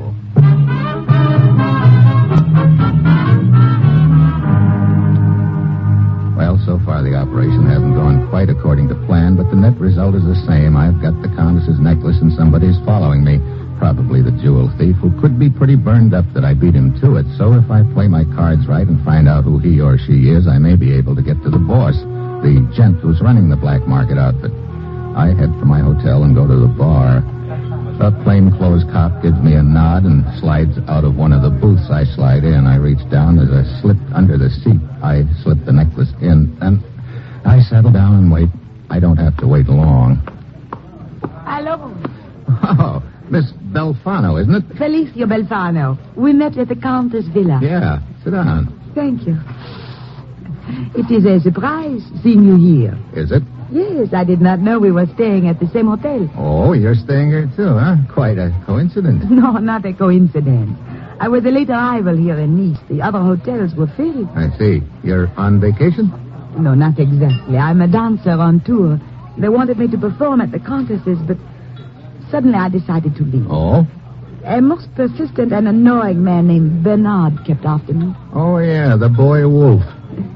But I must say I'm quite disappointed in this place, Steve. Oh, I don't know. There are quite a few things to do around here if you know the right places. And the right people, huh?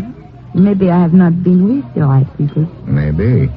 That big fellow with the fez you were talking to at the Countess's, friend of yours? Alex? Casual acquaintance. But I believe we were speaking of excitement, things to do with the right people. Like to see for yourself? Yes. Okay, let's go, Felicia. Let me go up and change, Velpa. I'll only be a moment. She heads out of the bar. After a second or two, I get up from the booth and ease over to the door just in time to see her stop at the magazine counter and exchange a few words with a guy who's been standing there real casually like. It's Alex, the big guy in the fez. Felicia goes up the stairs and I go back to my booth. 2 minutes later, I've got company again. Good evening, sir. Good evening. Huh? Oh, I believe we met at the party earlier this evening. To be sure. I am Alex Carinos. And you are... Steve Mitchell. To be sure. Sit down. Thank you. But I will not stay. You bored with the party, too? Not exactly. I was, as a matter of fact, enjoying myself to the utmost until a charming young friend of mine left suddenly. Oh? The night is young, Mr. Mitchell.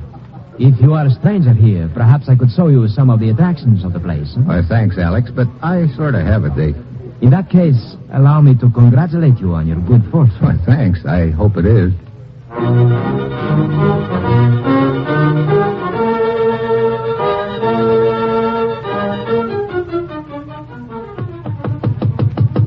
Who is it? Steve Mitchell. Come in, Steve.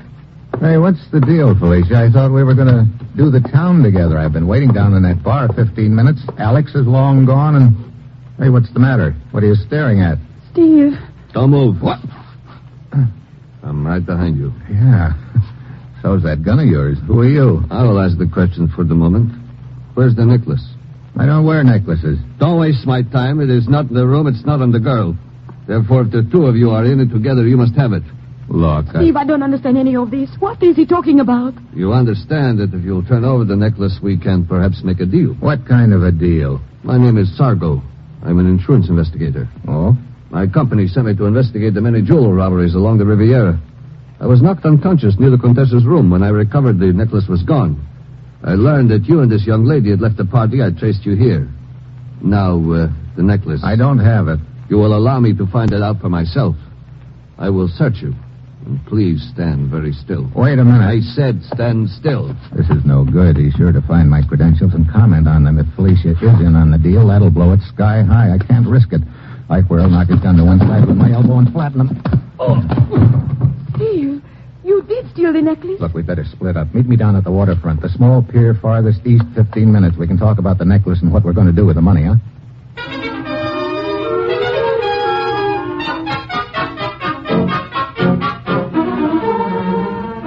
I duck out of a room down the back stairs and through a few assorted alleys to the waterfront. I wait on the pier in the shadows for about 20 minutes. Then I hear somebody coming.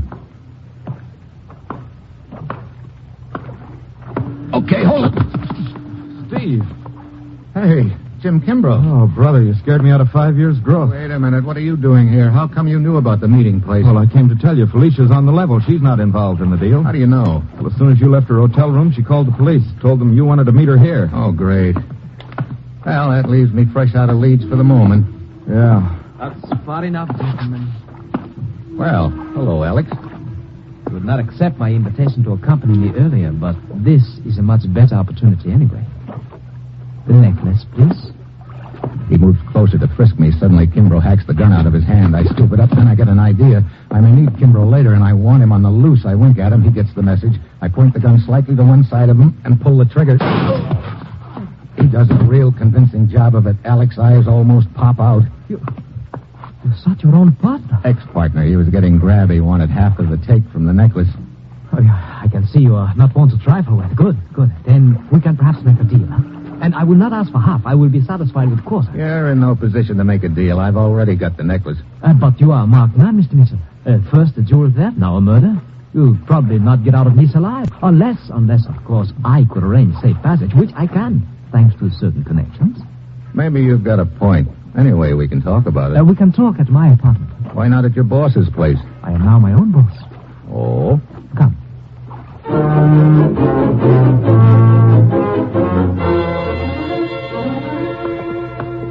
So, you were in the Countess's room when I lifted the necklace, huh, Alex?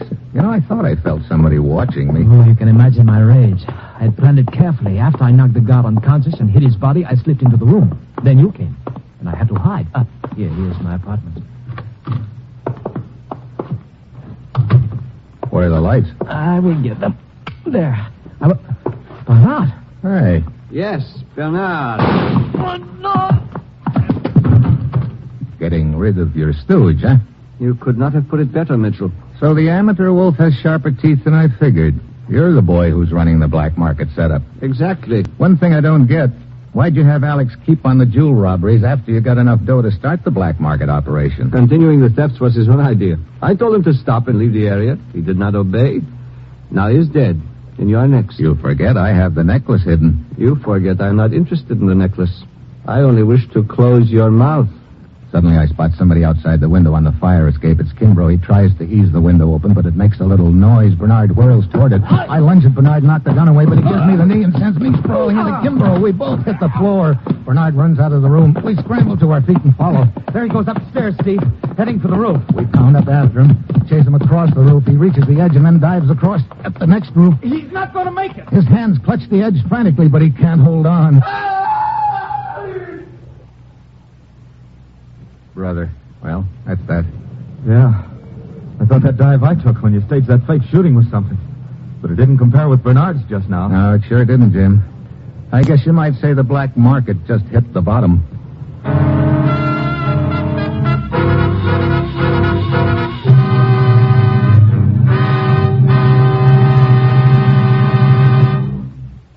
Our star, Brian Donlevy, will return in a moment. Variety is the spice of life, they say, and variety is what we at NBC attempt to give you each Thursday evening. Each Thursday on most NBC stations, you'll hear such entertaining programs as The Roy Rogers Show, Father Knows Best, Truth or Consequences, The Judy Canova Show, and Eddie Cantor's Show Business Show. Roy Rogers brings Western song and adventure from the Double R Bar Ranch in Paradise Valley. Then later it's time for Father Knows Best with Robert Young in the title role. Perhaps you'll agree that the thing about which Father knows best is trouble. Ralph Edwards then brings you Truth or Consequences, and the fun really begins when a contestant misses a question and has to pay the consequences. Judy Canova adds to the mirth and merriment with hilarious comedy and also some songs in her own delightful style. Yes, and then Eddie Cantor brings you his show business show, during which he reminisces about his years in the entertainment world. Every Thursday, listen to all these fine shows on most NBC stations.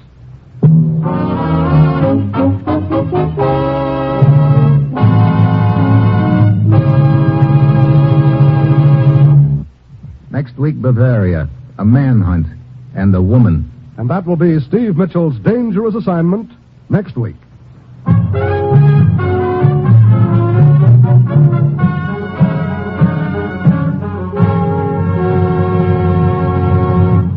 In Included in tonight's cast were Tony Barrett, Hal Gerard, Dan Riss, Paul Duboff, and Betty Lou Gerson. This is John Storm speaking.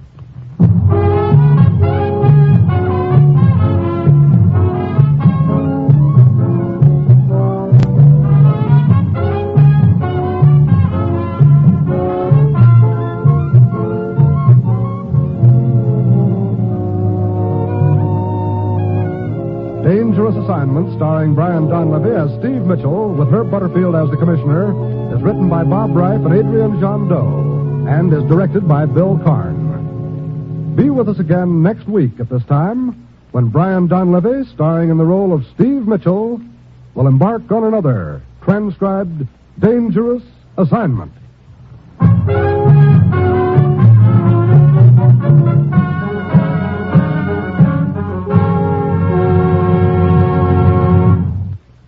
Always tune where you hear the familiar NBC chime. They're your invitation to fine radio entertainment.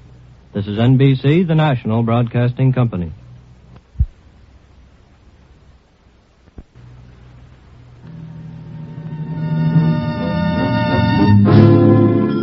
Dangerous Assignment, transcribed starring Brian Donlevy as Steve Mitchell.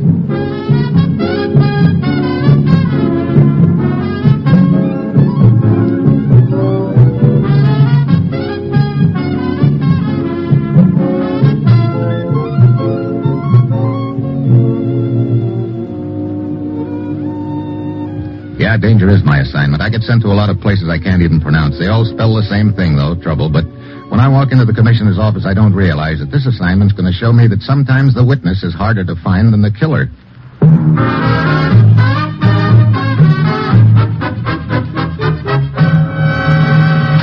Commissioner, you sent for me? Steve, you'll recall that several former leading Nazis were arrested not long ago on charges of plotting to regain power in Western Germany. Yeah, 7 of them in all, including 2 of Hitler's so-called heirs. There's still another ex-Nazi big shot involved, perhaps the most dangerous of them all, but we haven't been able to get enough evidence to nail him. His name is Heinrich Schwandorf. He could be their new leader. Schwandorf, yeah, I remember him. He's clever, Steve, very clever. And as I said, we haven't been able to pin a thing on him. But we've been digging into his past. Anything we can use? We think so. An American intelligence officer was murdered in Berlin in 1947. The crime was never solved, but we've never stopped working on it. To date, the evidence on hand seems to point to Schwandorf as the killer. But we can't prove that either, huh? We might prove it if we could locate a man named Peter Mettnick. He was witness to the murder. Gave us a fair description of the killer. And it adds up to Schwandorf? The description fits him, yes. Unfortunately, it fits a lot of other people. Which means we have to bring Mettnick face to face with Schwandorf. It won't be easy finding Peter Mettnick, Steve. Displaced person. We've lost track of him. I've already contacted the International Tracing Service in Germany. They'll have checked their DP files by the time you get there. Right, Commissioner. A word of caution, Steve. If Schwandorf's found out we're looking for Mettnick, he'll try to stop you and get to Mettnick first. We want Mettnick, Steve, alive. Well, that's it. You've got your assignment. Good luck.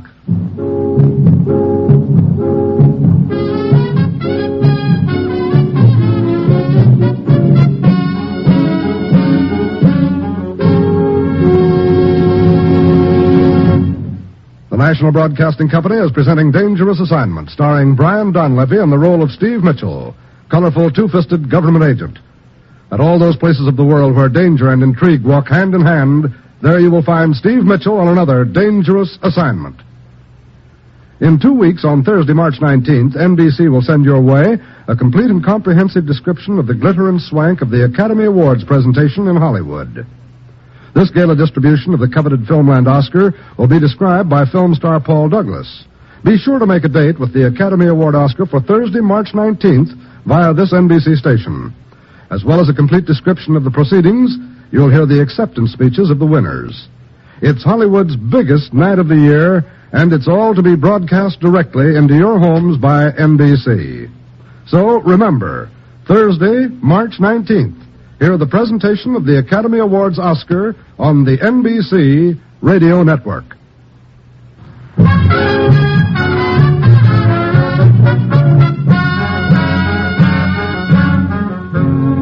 I've got my assignment. Get over to Germany and start tracking down a displaced person named Peter Mettnick and hope he can identify a killer for us, an ex-Nazi big shot we'd like to put away for keeps. It's early Friday evening when my plane lands, and I hurry over to the office of the International Tracing Service, an agency of the Allied High Commission. Mitchell, here's a record of the man you're seeking. Not much information, I'm afraid. Still... Well, let's have it anyway, Mr. Vogel. Peter Jan Mettnick, profession, school teacher. Arrested in Prague, 1940.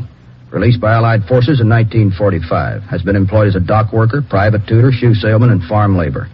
A brief description of him follows. Height, weight, color of hair, eyes, and so forth. When did you get this information? August 1948. Peter Mettnick came to us seeking information regarding a daughter.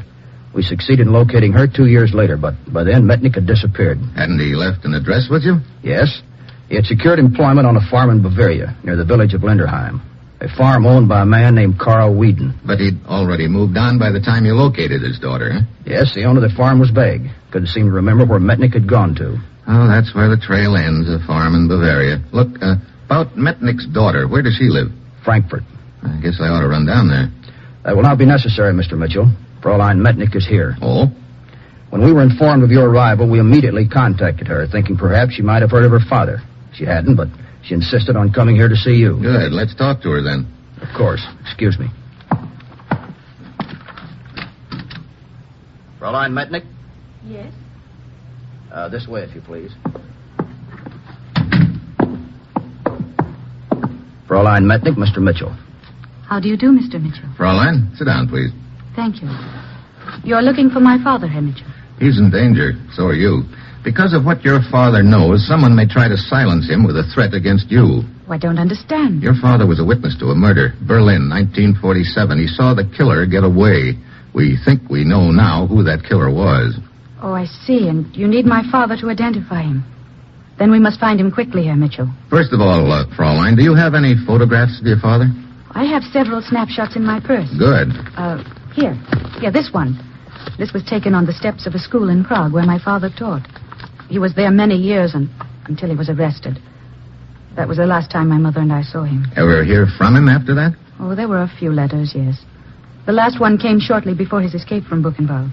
I'll want to know all there is to know about your father, his friends, his habits, hobbies, if any. Even the kind of tobacco he smoked. Yeah. Must be something in his past that'll give us a clue as to where he went after he left that farm in Bavaria.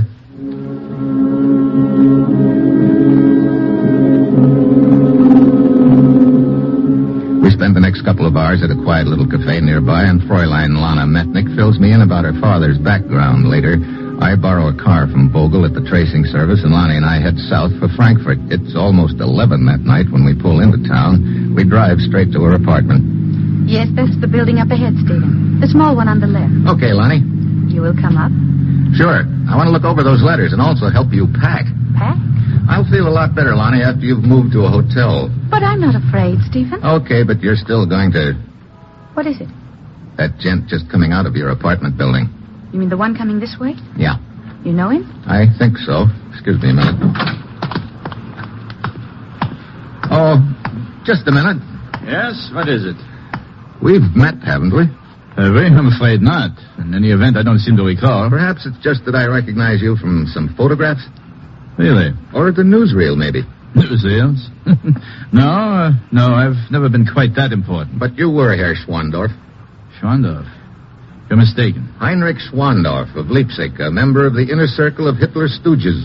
I said you were mistaken, my friend. Now, if you'll excuse me, good night. Sure, but we'll meet again, Herr Schwandorf. Maybe real soon. Who was that man, Stephen? The number one reason why we're going to get you out of here fast.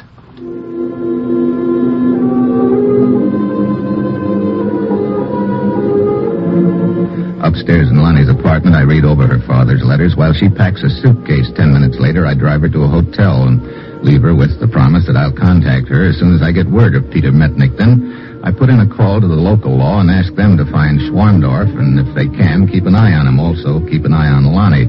An hour later, I'm wheeling my sedan toward the village of Linderheim in Bavaria. Then, as I hit a bumpy stretch of road, I hear something. A muffled groan in the back seat. I slam on the brakes. I reached back, jerked the auto robe off jerked the oar. Hello, Stephen. Lonnie, look, what's the idea? Oh, please, don't be angry with me. I had to do this. I had to come along with you, Stephen. Oh, great. I knew you'd refuse if I asked you, so I... So you stowed away under that auto robe while I was making that phone call. Did you enjoy the trip? No, not very. That bump you hit back there, I hit my knee. Here, you see? Yeah. Oh, you're angry with me. No, I guess not. But I just had to come with you. I'm so worried about my father and... Okay. No point in taking you back to Frankfurt now. We'll mush on to Linderheim.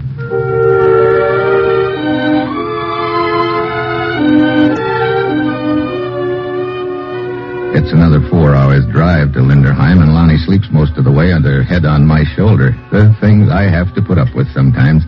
The sun is coming up just as we pull into a small farm nestled high in the Bavarian Alps. I get out to stretch my legs as a tall blonde gent comes around the barn herding several dairy cows ahead of him.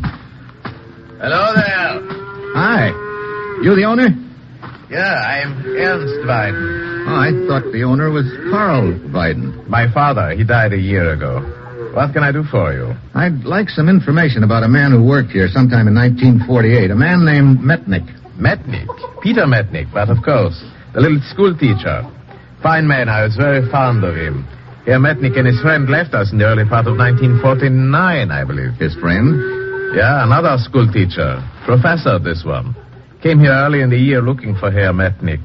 They had known one another at Dachau. His name was, Ingolstadt. Professor Hermann Ingolstadt.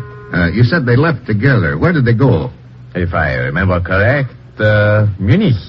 Yeah, through an exchange of letters with some friends, the Professor Engelhardt had secured a position to teach at a boys' school in Munich.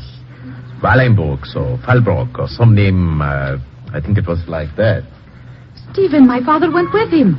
Perhaps in the hope of securing a position at the school as well. Yeah, could be. Well, at least if we could find this Professor Engelhardt, he might know of my father's whereabouts. Herr Weiden, how do we get on the road to Munich?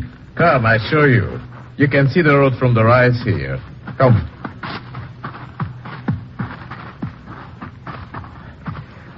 Down there. You see the village? Yeah. On the left, a road? Yeah, going past the church? Yeah, that is it. You take that road and... Hey, Lenny! Oh, great. Your lady friend seems to be in a hurry. She has left you.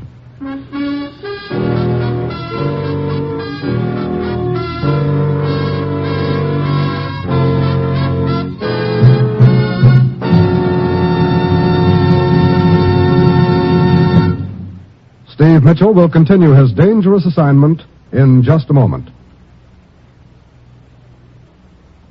Did you know that you help to perform miracles? Human life itself is a miracle. Through the blood you donate and the money you give through your Red Cross, you help to preserve life. And now scientists and physicians have discovered another miracle you have a part in. Blood processed into gamma globulin for use in the prevention of paralysis in polio. To collect the blood, process it into gamma globulin for the protection of our children against this dread disease will take a lot of money. In addition, the Red Cross must continue to collect whole blood for civilian hospitals which it serves, for the Korean wounded, and for the building of a safe plasma reserve for national defense, both military and civilian. Blood gives life. Money packs and sends it. When you give through the 1953 Red Cross Fund Appeal, you are helping to give life. You are keeping the blood bottles filled and delivered. Give, and give generously. Answer the call.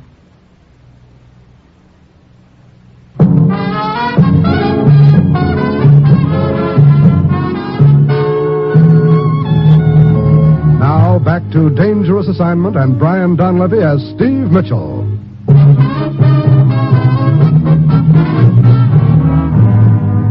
She's left you high and dry, Herr Mitchell. She sure has, Ernst. But why would she do a thing like that? That's a good question. Look, I've got to catch her. How far is it into the village? About 3 kilometers. That gives her even more of a head start. Okay. Once I leg it in, is there a police station of some kind? Yeah, a constable. Good. Maybe I can borrow a car and overtake her. You could never overtake her with what you could borrow from the constable. What do you mean? A bicycle? Oh, great. That just about licks me. No, wait a minute. Is there a telephone in the village? Yeah. See you later.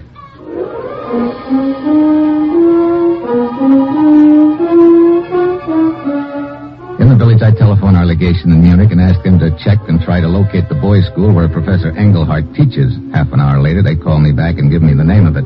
I put in a call to the headmaster, Dr. Professor Engelhardt is on a holiday in Salzburg. He goes there often for his health. He must be careful, you know. He was gassed in the First World War, and it bothers him quite a bit. I was telling him only the other day... Look, Dr. Grumper, do you remember when Professor Engelhardt first came to your school a few years back? Of course. Was there a man with him, a man named Mettnick? No, he arrived alone. Oh, fine, another lead gone. He had, of course, been traveling with this Mettnick. What's that? But Mettnick was killed in a train accident. Killed? Yeah, at a village not far from here. Freiburg, I think he said. Yeah, Freiburg. Okay, one thing more, Dr. Grumper. If anybody else makes inquiry about Engelhardt or Mettnick, and I think someone will, you give out the same information you gave me.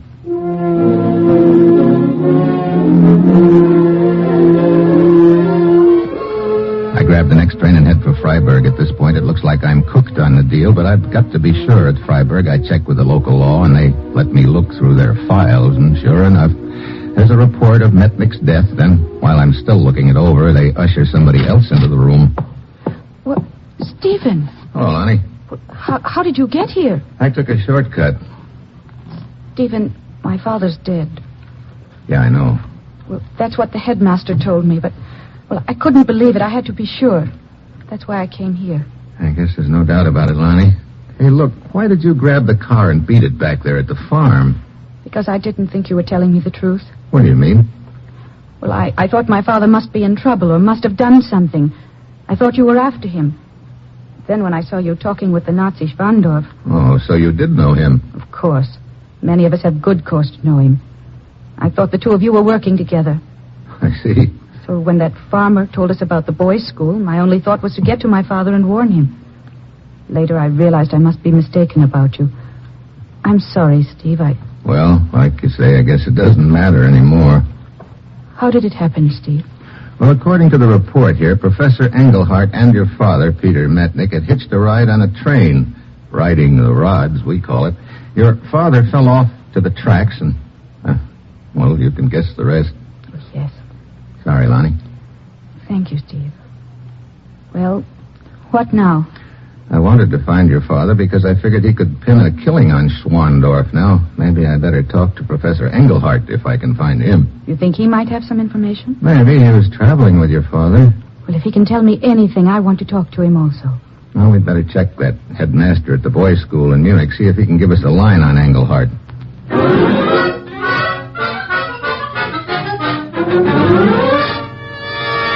As I told you over the telephone earlier, Herr Mitchell, Professor Engelhardt is in Salzburg. I know, but where in Salzburg, Dr. Grumper? Did he mention any specific hotel or resort there? No, but he usually stays at one of three places. I'll write them down for you. You have no trouble finding them when you arrive. Thanks. Here you are. One other thing. I don't know what Engelhardt looks like. You happen to have a picture of him? Picture? Let me see. Yeah. Here's a class picture. Professor Engelhardt with his students. Hey, wait a minute. What is it? Yeah, that's Peter Mettnick. My father, Stephen. What are you talking about? This is Professor Engelhardt. No. The real Engelhardt must have died in that accident. Mettnick saw a chance to get lost from Schwandorf, so he's been posing as Engelhardt ever since. Well, then he's alive, Stephen. He's alive. Yeah, and in Salzburg. Come on.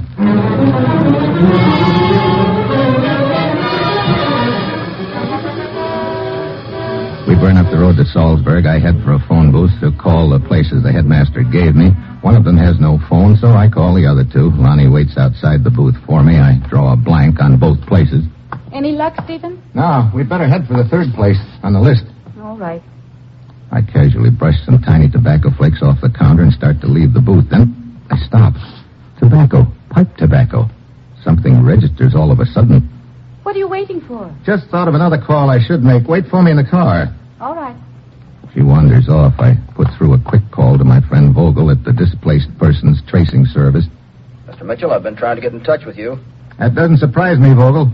Was it about Lonnie? Yes. You left my office to take her to her apartment. Yeah. She's stowed away in my car. But later I called her apartment and talked to the real Lonnie Mettnick. The woman with you is an imposter. I kind of figured that just now. Some flecks of pipe tobacco rang a bell. Pipe tobacco? I don't understand. I'll explain later. Right now I'm fresh out of time.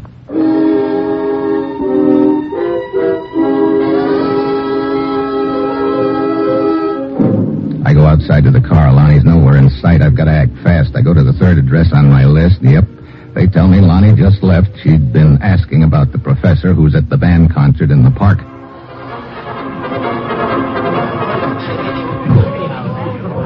The band is tooting away full blast when I get there. People are milling around. I look for Mettnick. Finally, I spot him just leaving the park.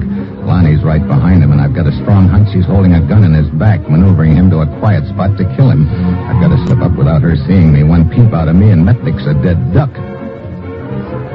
They move on out of the park and down a quiet walk that runs along one side. I follow them. Just as they start across the street, a low black sedan swings around the corner and heads for them fast. Suddenly, I get a hunch what's going to happen. Mettnick, watch out!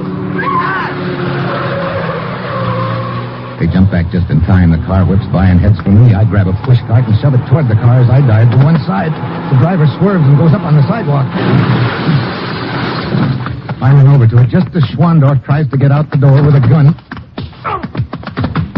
He slumps against the door. I grab his gun and whirl toward Mettnick and Lonnie. Then I relax. Mettnick's got her gun and is herding her toward me. Who are you?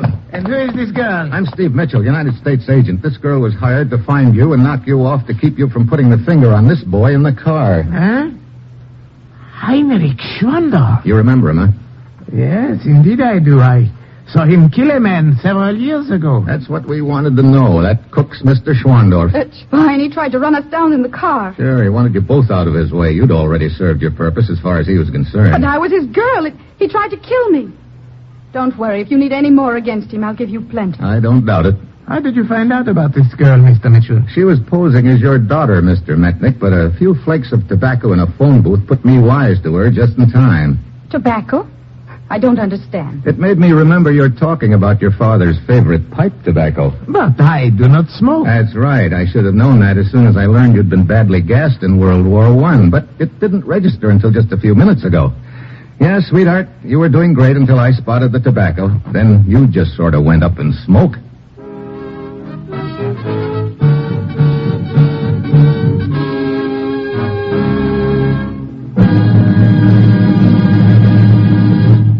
Our star, Brian Donlevy, will return in just a moment.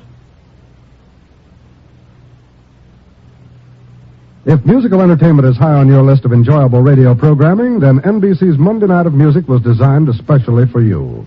When you set your radio dial to most NBC stations on Monday, you'll hear such stellar programs as The Railroad Hour, The Voice of Firestone, The Telephone Hour, and Encore. The Railroad Hour presents Gordon MacRae and his charming guest stars in memorable operettas. Howard Barlow conducts the orchestra and chorus on The Voice of Firestone, and the program always features the finest guest musical artists. The Telephone Hour brings you the music of Donald Voorhees and the Bell Symphonic Orchestra, as well as famous guests from the realm of music.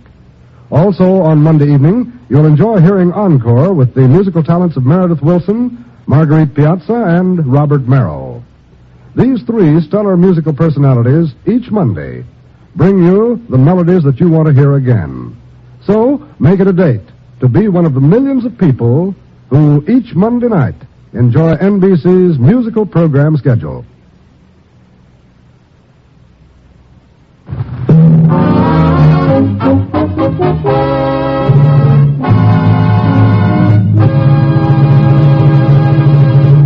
Next week, the Philippines and a phantom ship. And that will be Steve Mitchell's dangerous assignment next week.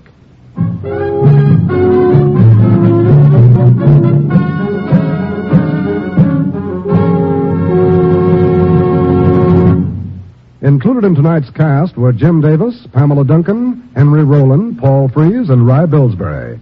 This is John Storm speaking.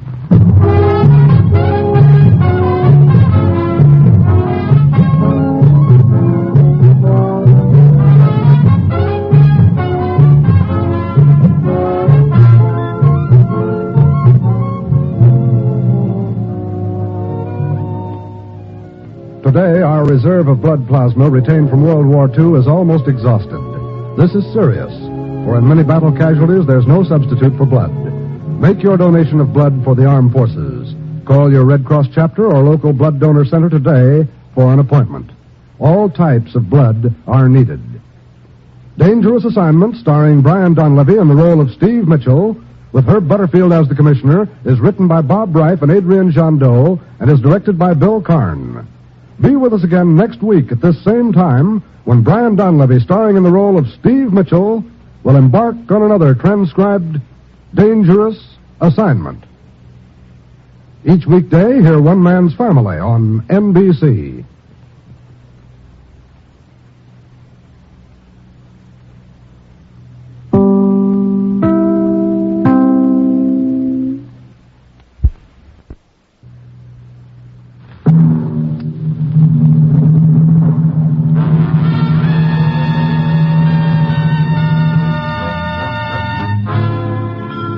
Dangerous Assignment. Transcribed starring Brian Donlevy as Steve Mitchell.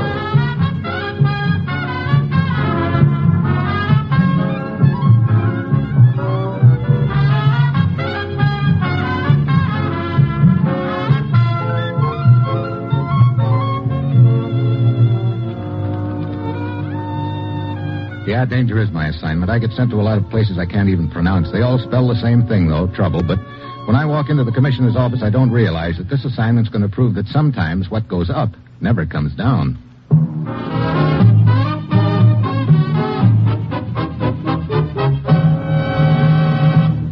Morning, Commissioner. You sent for me? Steve, I've got a ghost for you to go after. Gentleman or a lady? She's no lady. She's a tramp. What? Freighter, that is. Oh, ghost ship, huh? Shades of the Flying Dutchman. We believe this ship has been running supplies and war materials to the guerrilla forces in the Philippines, Steve. From some port in the South China or the Sulu Sea. But we've never been able to catch up to her, huh? She's been spotted time and time again. We think we have her trapped, and then she vanishes completely. Any leads at all as to where she picks up her supplies? One, Steve. Yesterday, North Borneo authorities discovered a large storehouse along an isolated section of the coast north of Sandakan. Could be the base of operations for Our Lady Ghost. Could be. Get over there, Steve. Check with the constabulary at Sandakan and track down this ghost ship. Well, that's it. You've got your assignment. Good luck.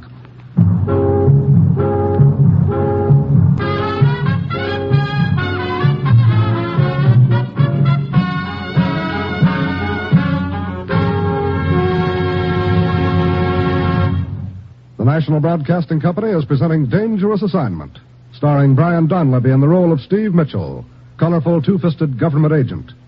At all those places of the world where danger and intrigue walk hand in hand, there you will find Steve Mitchell on another dangerous assignment. All Hollywood will be on hand for the Academy Awards Thursday, March 19th.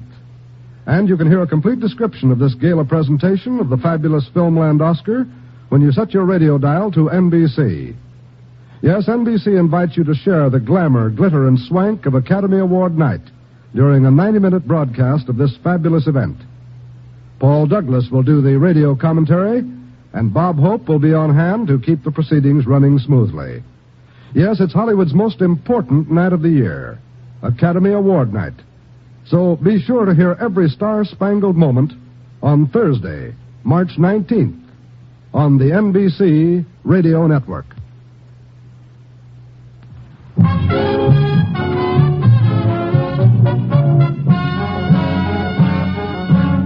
Sure, I've got my assignment. Get over to North Borneo and get on the trail of a ghost ship which has been running supplies to guerrilla forces in the Philippines. It's early Tuesday evening when my plane sets down at Sandakan, capital of the British Crown Colony. A representative of the local law is there to greet me, and he starts hustling me to a waiting car. Name's Jeffries. I'd appreciate it if you made it just plain Fred. All right, just plain Fred. You can make it just plain Steve. And what's the hurry? We're expecting our ghostly friend sometime tonight. Oh, the ship? Where? At the spot where you located the storehouse? Right. What makes you think she'll show tonight? Well, a patrol boat picked up a fisherman off Batu Island. His boat was shot out of the water by the ghost last night. What? Yes, 6 men aboard. Skipper, the only survivor, a man named Dubek. Patrol boat wasn't far away when it happened. Heard the explosion when the shell hit. They picked up Dubek, swept the area thoroughly, and no sign of the ghost ship. Where'd you say this happened? Off Batu Island. Quite a way up the coast. And the ghost is probably headed this way to pick up that stuff at the storehouse, huh? Oh, it's a distinct possibility. All things considered, she'll be due at the spot in another hour or so. Here we are, Steve. After you. Thanks. Any particular reason why the ghost would want to sink the fishing boat? Oh, might have mistaken her for the patrol boat. There was quite a fog, you know. Was the fisher equipped with a radio? Right. But many of them are equipped with radio. That's the reason, I think. The ghost rammed 3 other fishers in the past month. Yeah. She probably likes privacy, doesn't want anyone around to report her position. Do we have any description of her? Other than that she's a freighter? None. But before the night's over, we might know a lot more about our friend the ghost.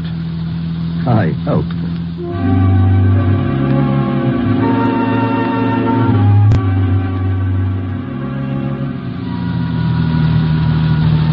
Half hour later, we pull up at a spot along the coast. There's a bright moon overhead, but it's not much help. Since a low, heavy fog clings to the area, Jeffries and I make our way through the trees and step out onto the beach. Over here is the road leading from the dock. It goes back into the jungle to the storehouse. Used to be an old ammunition dump. Like to have a look? Yeah.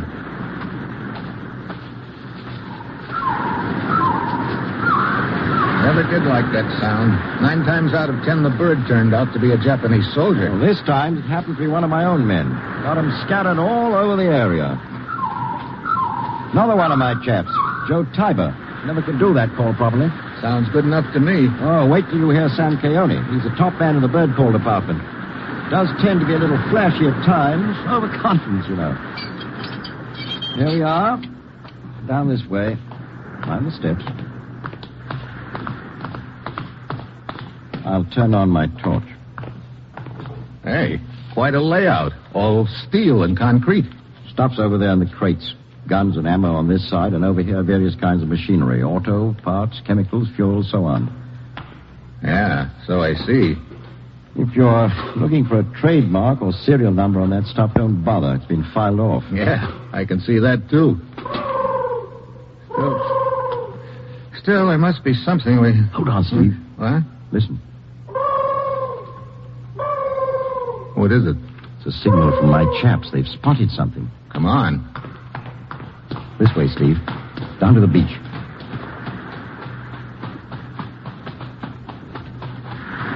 Here, sir. Here. What is it, Keone? Over that way, sir. That way, past the dock. It was there a moment ago, sir. A ship? The folks seem to leave. Yes, sir. It looked like a ship. I don't see anything now. Are you sure you... Hold on, Steve. Listen. You hear anything? No. Guess just my imagination. What you saw out there, Keone, it might have been just another bank of fog moving in. In this light, your eyes are bound to play crazy tricks. They're possible, sir. Well, might as well make ourselves comfortable, Steve. Sit down. Got the night ahead of us.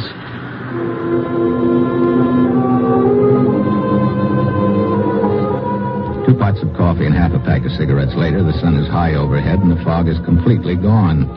There's no sign of the ship. Just to play it safe, Jeffries leaves his men on the scene, and the 2 of us head back to Sandakan. We spend the rest of the day nosing around the waterfront. We pick up a lot of talk about the ghost, nothing more. Early that evening, before heading up the coast again, we decide to stop in at the local hospital to have a chat with the fisherman who survived the shell fire from the ghost ship. Room is down this way, Steve. Doctor said he'd be... Jeffries! Leon Maros. He owns a fishing fleet, one of the largest in the area. Jeffries. I've been waiting for you. I figured that. Look, I'm sorry about what happened. Of course. That's what you said the last time and the time before and the time before that. How long can this go on, I ask you? We're doing all we can, Mr. Maros. This is Steve Mitchell, United States government agent. He's joined the investigation. How do you do, Mr. Mitchell? Perhaps we can get to the bottom of this soon, huh? Before I am run out of business? So far, 4 of my ships I have lost. Rams shot out of the water by this ghost. I understand how you feel, Mr. Maros. My men have become frightened. Soon they will refuse to man my ships, and then where will I be? Have you talked with Dubeck yet? No.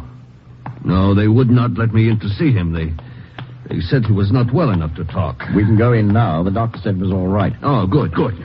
Well, here we are. You 2 go on in. I want to check with headquarters.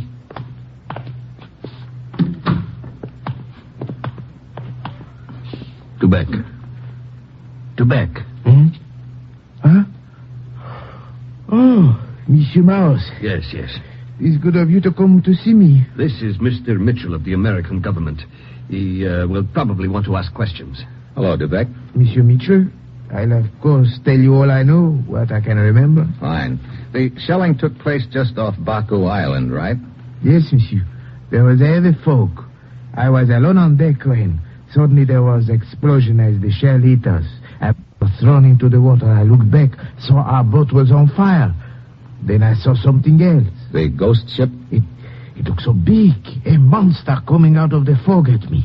Then it slipped past silently, disappeared into the fog again. You got a good look at the ship then, close up? Close up, Monsieur Mitchell. Yes, too close. A big ship, as I said, all gray color. And, Go on, Tibet. There was something about the ship, monsieur. Something that at a single glance seemed familiar. That I had seen it somewhere before. It is hard to explain. Perhaps I'll be able to remember what it was when I can think more clearly. Sure. You've had a rough time. Monsieur Maros. Yes, my friend. They say I will be in the hospital for some time, unable to work. There is my wife, Monsieur Maros. Your wife, of course, Dubeck, of course. We do not have much money. She will worry. I understand. You must let me take care of it. I will take care of everything, huh? Thank you, monsieur. Thank you. Steve.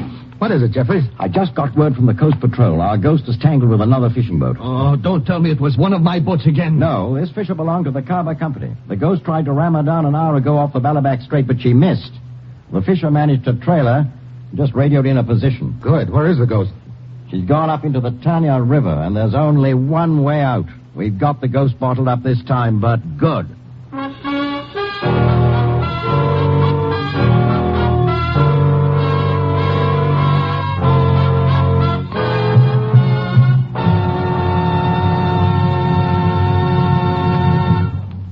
Steve Mitchell will continue his dangerous assignment in just a moment. Did you know that you help to perform miracles? Human life itself is a miracle. Through the blood you donate and the money you give through your Red Cross, you help to preserve life. And now scientists and physicians have discovered another miracle you have a part in. Blood processed into gamma globulin for use in the prevention of paralysis and polio. To collect the blood, process it into gamma globulin for the protection of our children against the dread disease will take a lot of money. In addition, the Red Cross must continue to collect whole blood for civilian hospitals which it serves, for the Korean wounded, and for the building of a safe plasma reserve for national defense, both military and civilian. Blood gives life. Money packs and sends it. When you give through the 1953 Red Cross Fund appeal, you're helping to give life. You're helping keeping the blood bottles filled and delivered. Give and give generously. Answer the call.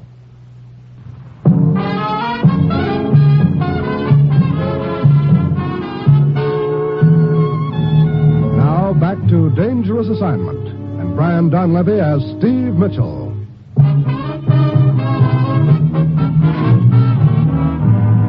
It looks like we're getting somewhere. The report from the Carver Company fishing boat that she had just sighted the Phantom ship is our hottest lead to date. Jeffries, Morris, and I race to the waterfront and pile aboard one of the several patrol boats lined up for the operation. We shove off. An hour later, we're nearing the spot.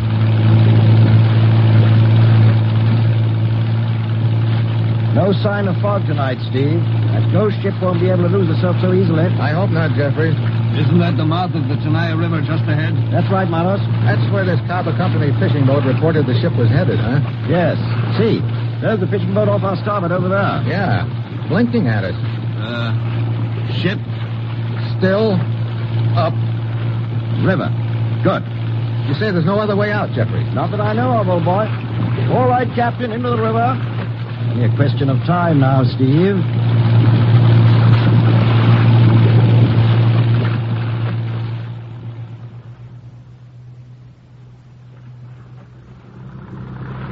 Shouldn't be much farther now, Steve. Hey, this river's longer than I thought.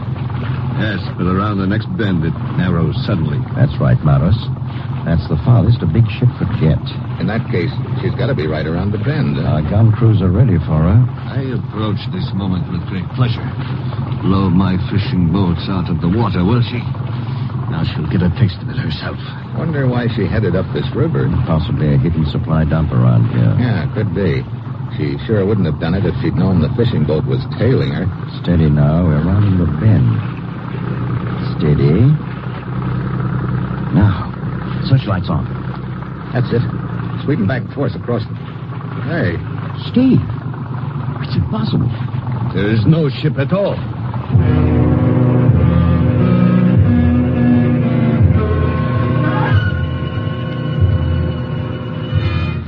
search along both banks of the river, but can't find any concealed channels. And finally, we head back to the mouth of the river. The other patrol boats have been covering the coast on each side, but can't report anything. So back to sand again, we steam with egg on our face. We're a sad-looking outfit when we get off the patrol boat. Well, another lead up in smoke, Steve. Yeah. There's a place not far from here where we can get some coffee. Okay. Join us, Morris? No. I will say good night. Jeffries, from now on until you catch that ship, I insist on adequate protection for my fishing boats. We do the best we can, Morris. Your best is apparently not good enough. My charter guarantees me safe fishing. I insist upon adequate protection. Good night. What a headache, Steve. It isn't enough this phantom ship is supplying the guerrillas. They also have to put our fishing fleets out of existence. Well, I guess they figure that's one sure way of staying on the loose if they blow every boat out of the water that spots them. Quite. Well, what now, Steve?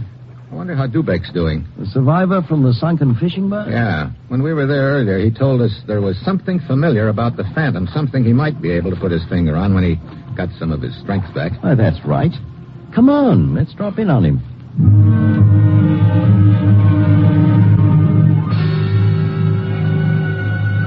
See, that's his room at the end, isn't it? Hope he's been able to remember a little more. Steve. From Dubek's room. Locked. Get back.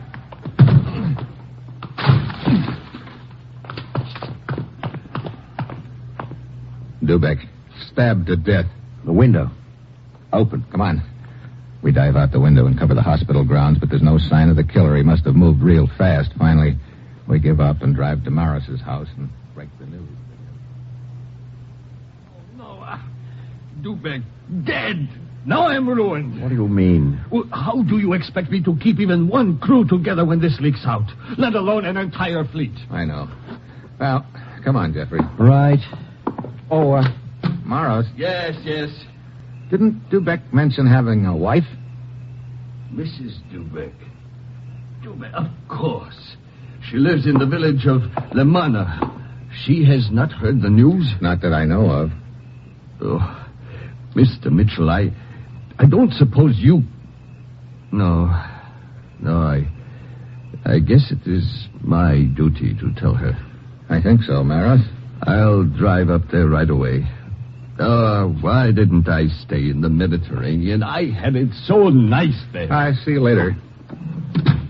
I doubt there's much more we can do tonight, Steve. Guess not. I'll drive you by your hotel. Fine. You seem preoccupied. Oh, just thinking about something Maros said. Oh? About being put out of business by all this. Well, what about it? Maybe that's the point. But I don't follow you. The Phantom ship steams up a river. There's only one way out, but we searched the river. No Phantom ship. So there's one possibility we haven't examined yet. Namely, maybe the ship never steamed up that river. But the fishing boat reported... Exactly. And that fishing boat is owned by the Kaba Company. Oh, you think they deliberately sent in a false report? Could be. Maybe they wanted to draw us away from that storehouse we were watching up the coast so they could get a load of supplies from there. The Kaba Company... Look, there are two fishing fleets, Morris's and the Kaba Company. Morris has lost about 4 boats. How many has the Kaba Company lost? Why, none that I know of. Matter of fact, I think they've acquired 2 additional ones recently. I see. Steve, you may have hit it right on the head.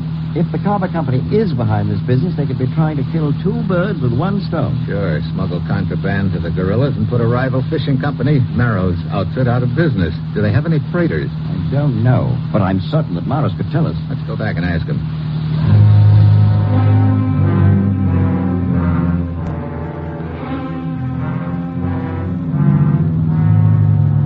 We turn back, and then, as we get near Morris's place, we see his car pull away. Probably on his way to break the news to Mrs. Dubek. Yeah, let's pull up on him. Wait a minute. He's not taking the road to the village where she lived. No? In that case, maybe we'd better just tag along real quiet-like and see which road he is taking. Right.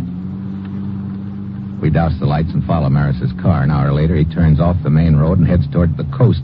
He parks and takes off into the jungle on foot. We tail him. Pretty soon we spot what looks like a deserted ammunition dump from the war. It's almost grown over with vines. Maros disappears inside. We ease up to it. There's a light inside. Yeah, we can see through this crack in the wall. Kerosene lantern. Brother, pretty close to that ammunition. Send a message out to the Hey, boats. radio operator. Tell them to be here before dawn. We have no We can service radio to the want patrol everything boats from the car and have them here in time to round up the whole fleet. Come on. You're not leaving. What? A guard. Keep your hands in sight. Inside. Move! Well, company. Mitchell and Jeffries. Hello, Maros. Your stooge here invited us in with his gun. So you're the big boy behind all this, huh? Pretty neat.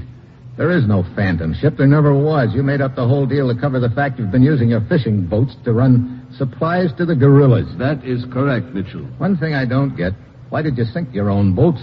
Oh, I had the first one scuttled because a patrol boat came close. I was afraid the cargo would be discovered. 2 others weren't sunk at all. I just repainted them and put them with my other company. Oh, so you own the Caba Company, too, huh? Yes, and the boat Jubek was on, I planted a time bomb because he wanted more money. He tried to blackmail me at the hospital. So you closed his mouth with a knife. Well, I guess that's all the answers. Stay away from that lamp. Fire! Fire! The ammunition. I'm getting out of here. Take the radio man, Jeffrey. Jeffrey, come on. Let's drag him out before the whole joint goes up in smoke.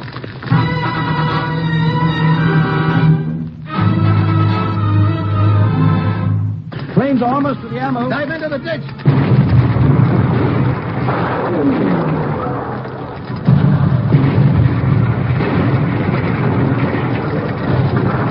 Are you okay, Steve? Yeah. Another second and we wouldn't have been. Maros is coming out of it. Yeah. What? You missed the show, Maros. The storehouse. Yeah. Looks like you just went out of business with a bang.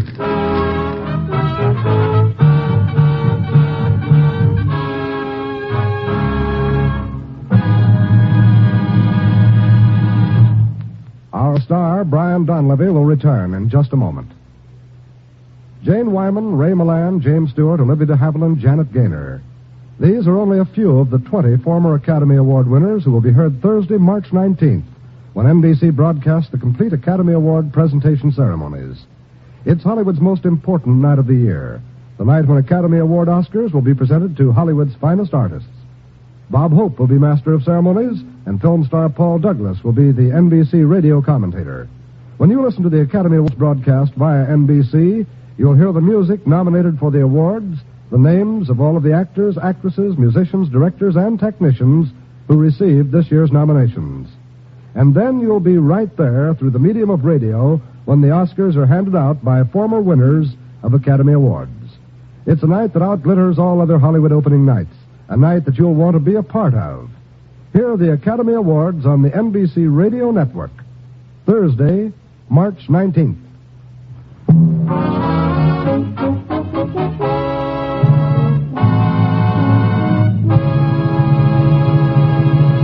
Next week, Scandinavia. I elect myself target for tonight. And that will be Steve Mitchell's dangerous assignment next week.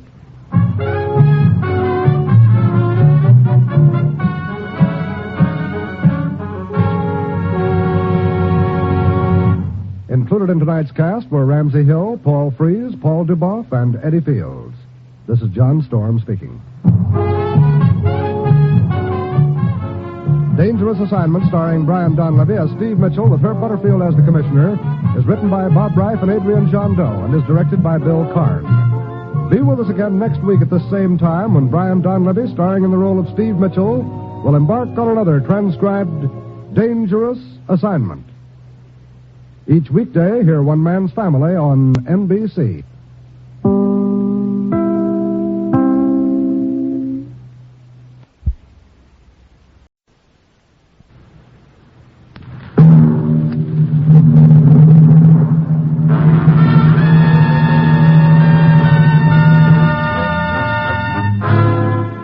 Dangerous Assignment. Transcribed starring Brian Donlevy as Steve Mitchell.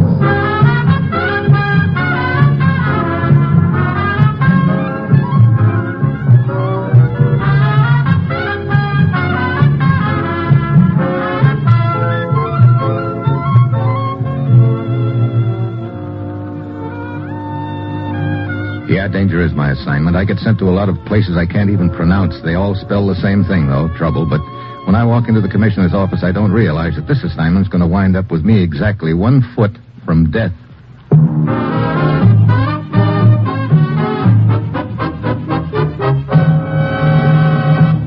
Morning, Commissioner. You sent for me? Steve, I've arranged an appointment for you in Oslo, Norway, tomorrow night. Oh? Who am I supposed to meet? We won't know until he shows up. Room 21, Hotel Engar. Is this going to be a friendly meeting, or are things apt to get rough, Commissioner? We've been after this man for a long time, Steve. He heads an organization known as the Bureau, an international clearinghouse for stolen information. Sounds like big business. It is. This man has agents operating in every European capital, as well as here in the United States. They pick up any secret information they can buy or steal, funnel it back to the Bureau, where he sorts it out and peddles it to any nation interested. I see. So why is he going to show up at the Hotel Engar in Oslo? He's bringing a payroll. He's to turn over $50,000 to a man representing his agents in this country. And how did we find this out? Our boys grabbed this representative in New York last night as he was about to board a plane for Europe. He talked plenty. I get it. So I take this gent's place and go on to Oslo to meet Mr. Big. Wait a minute, Commissioner. Won't it sort of complicate things if Mr. Big knows what the Courier looks like? He won't. A different man is sent for the payroll each time. And the man we have in custody has never met the big shot. Okay, what name do I use? Francis. You're kidding. Nick Francis. That's the Courier's name. Get over to Oslo, Steve. It's vitally important we nail the head of this organization. Well, that's it. You've got your assignment. Good luck.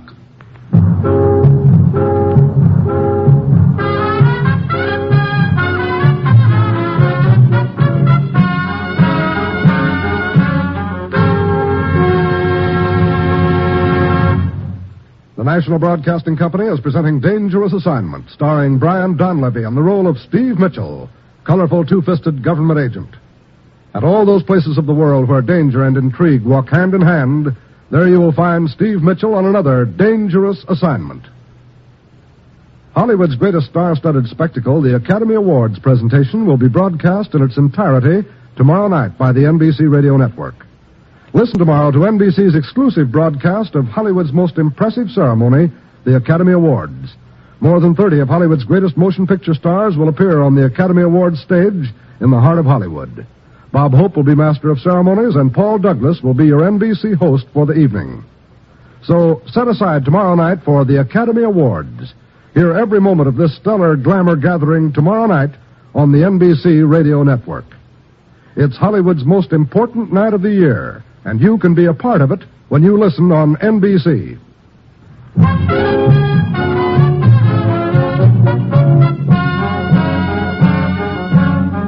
Sure, I've got my assignment. Get over to Oslo, Norway under the name Nick Francis and keep an appointment with a gent who heads an international information ring.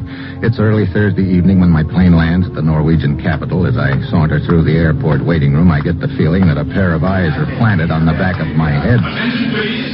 Will Mr. Francis report to the information desk? Attention, Mr. Francis.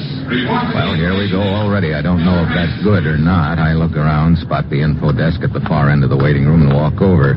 Yes, sir. May I assist you? You were paging me. I'm Nick Francis. Oh, yes. A lady has been asking for you. Oh, well. Let me see. Over there. You see the large lady with the red hat carrying the carriage cage?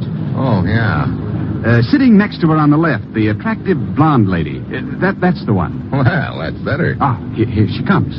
Looks like Oslo's answer to Marilyn Monroe. I beg pardon? You are Mr. Francis? That's right. Well, I am Helga Strauss. There has been a change of plans, Mr. Francis. I was sent to inform you. It is not safe here at the hotel. Thanks for the tip. What now? You will come with me. I will take you to the meeting. Okay. Lead on, Helga.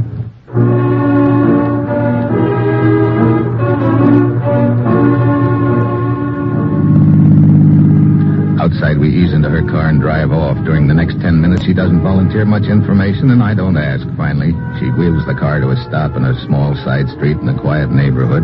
I follow her down a winding path and around to the front of an old, dilapidated house. We push through the rickety front gate and up onto the porch. Hey, place kind of dark. Doesn't seem to be anyone home. Wait here. I will go around to the back. Want me to come along? No, you wait here. I light up a cigarette and wait. A couple of minutes go by, and then I happen to spot something partially hidden in the weeds not far from the porch. I go down and pick it up. It's a small sign on a post, and I know just enough Norwegian to read it. for sale.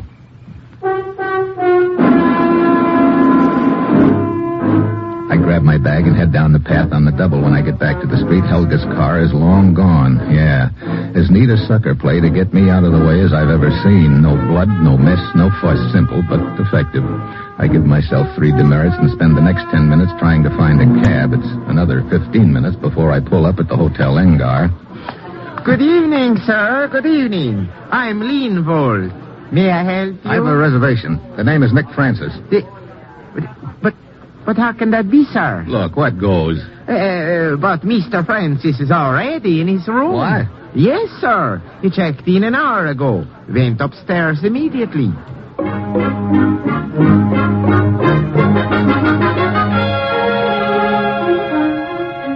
I don't wait for the elevator. I take the stairs, 2 at a clip, and 40 seconds later I pull up at the door of room 21 and try the knob. The door's unlocked. There's a gent curled up on the floor, probably the phony Nick Francis. He has a surprised look on his face. I guess he wasn't expecting the knife that's buried in his back.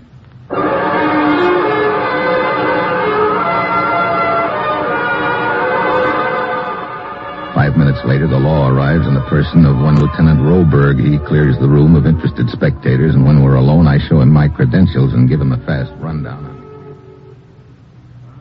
Then our killer could have been the man you are seeking, the head of this so-called bureau. Right. He walks in, recognizes this gent as a phony, and slips him the knife. Another possibility, Mr. Mitchell. What if he knew or suspected the man in the room here was an American agent? I don't see how he could have found that out, but it's a thought, and not a very pleasant one. I found this in his pocket.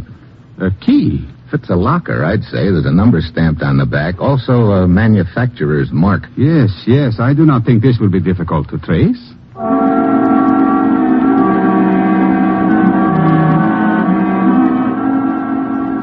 The lieutenant puts in a couple of phone calls and finds out the key is to a baggage locker, and 10 minutes later we roll up in front of the railroad station in a police car.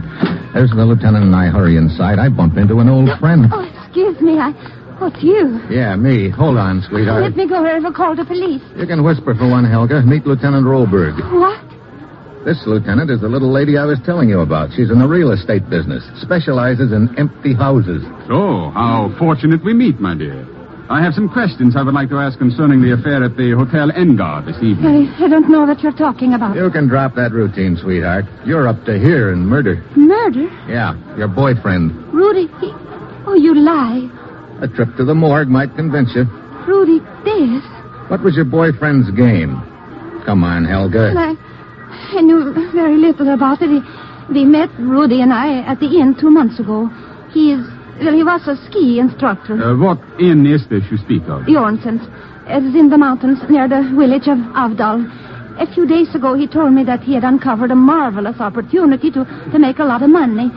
That I could help him. What was this opportunity? He was to come to the Hotel Engar here in Oslo, pose as a man named Nicholas Francis, and someone would give him $50,000. And who was this someone? I do not know. Rudy did not tell me. You said that he had heard part of a telephone conversation at the inn. One of the guests was involved. He did not tell me who that guest was, though. I see. Well, Lieutenant, suppose you escort Helga to the car, huh? I'll see what this locker key turns up.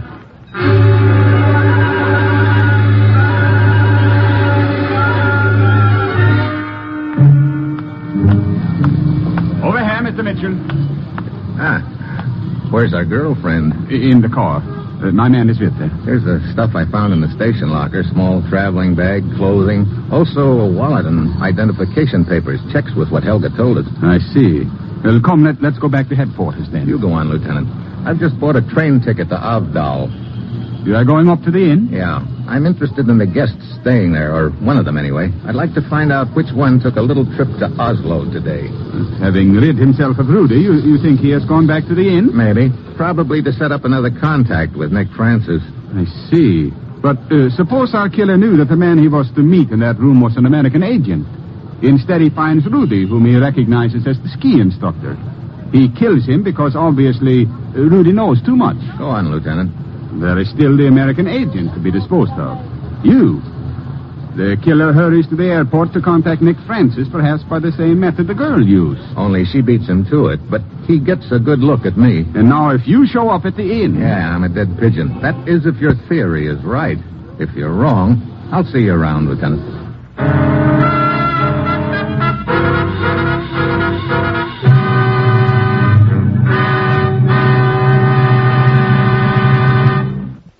Steve Mitchell will continue his dangerous assignment in just a moment. On our nation's highways, excessive speed is the number one killer. It takes more than half of the lives lost in traffic accidents in many states. And only you as a driver can help reduce the terrifying toll of human lives. Obey the signs of safety, the signs along the highways which indicate lawful speed limits. But when road conditions are hazardous, slow down for safety's sake. Many times the posted limits are not the safe limits. Remember that at 60 miles an hour, your car moves 88 feet per second, and it only takes a moment for trouble to loom up out of nowhere. Take a tip from the professional truck drivers, the men who drive for a living, and stay alert. Keep your eyes on the road ahead, where you can see accidents threaten before they can happen, and avoid rushing headlong into that fatal accident.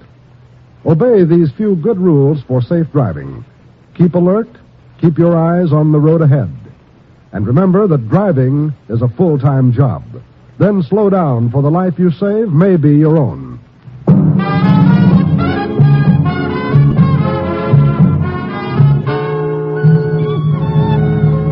Now back to Dangerous Assignment and Brian Donlevy as Steve Mitchell.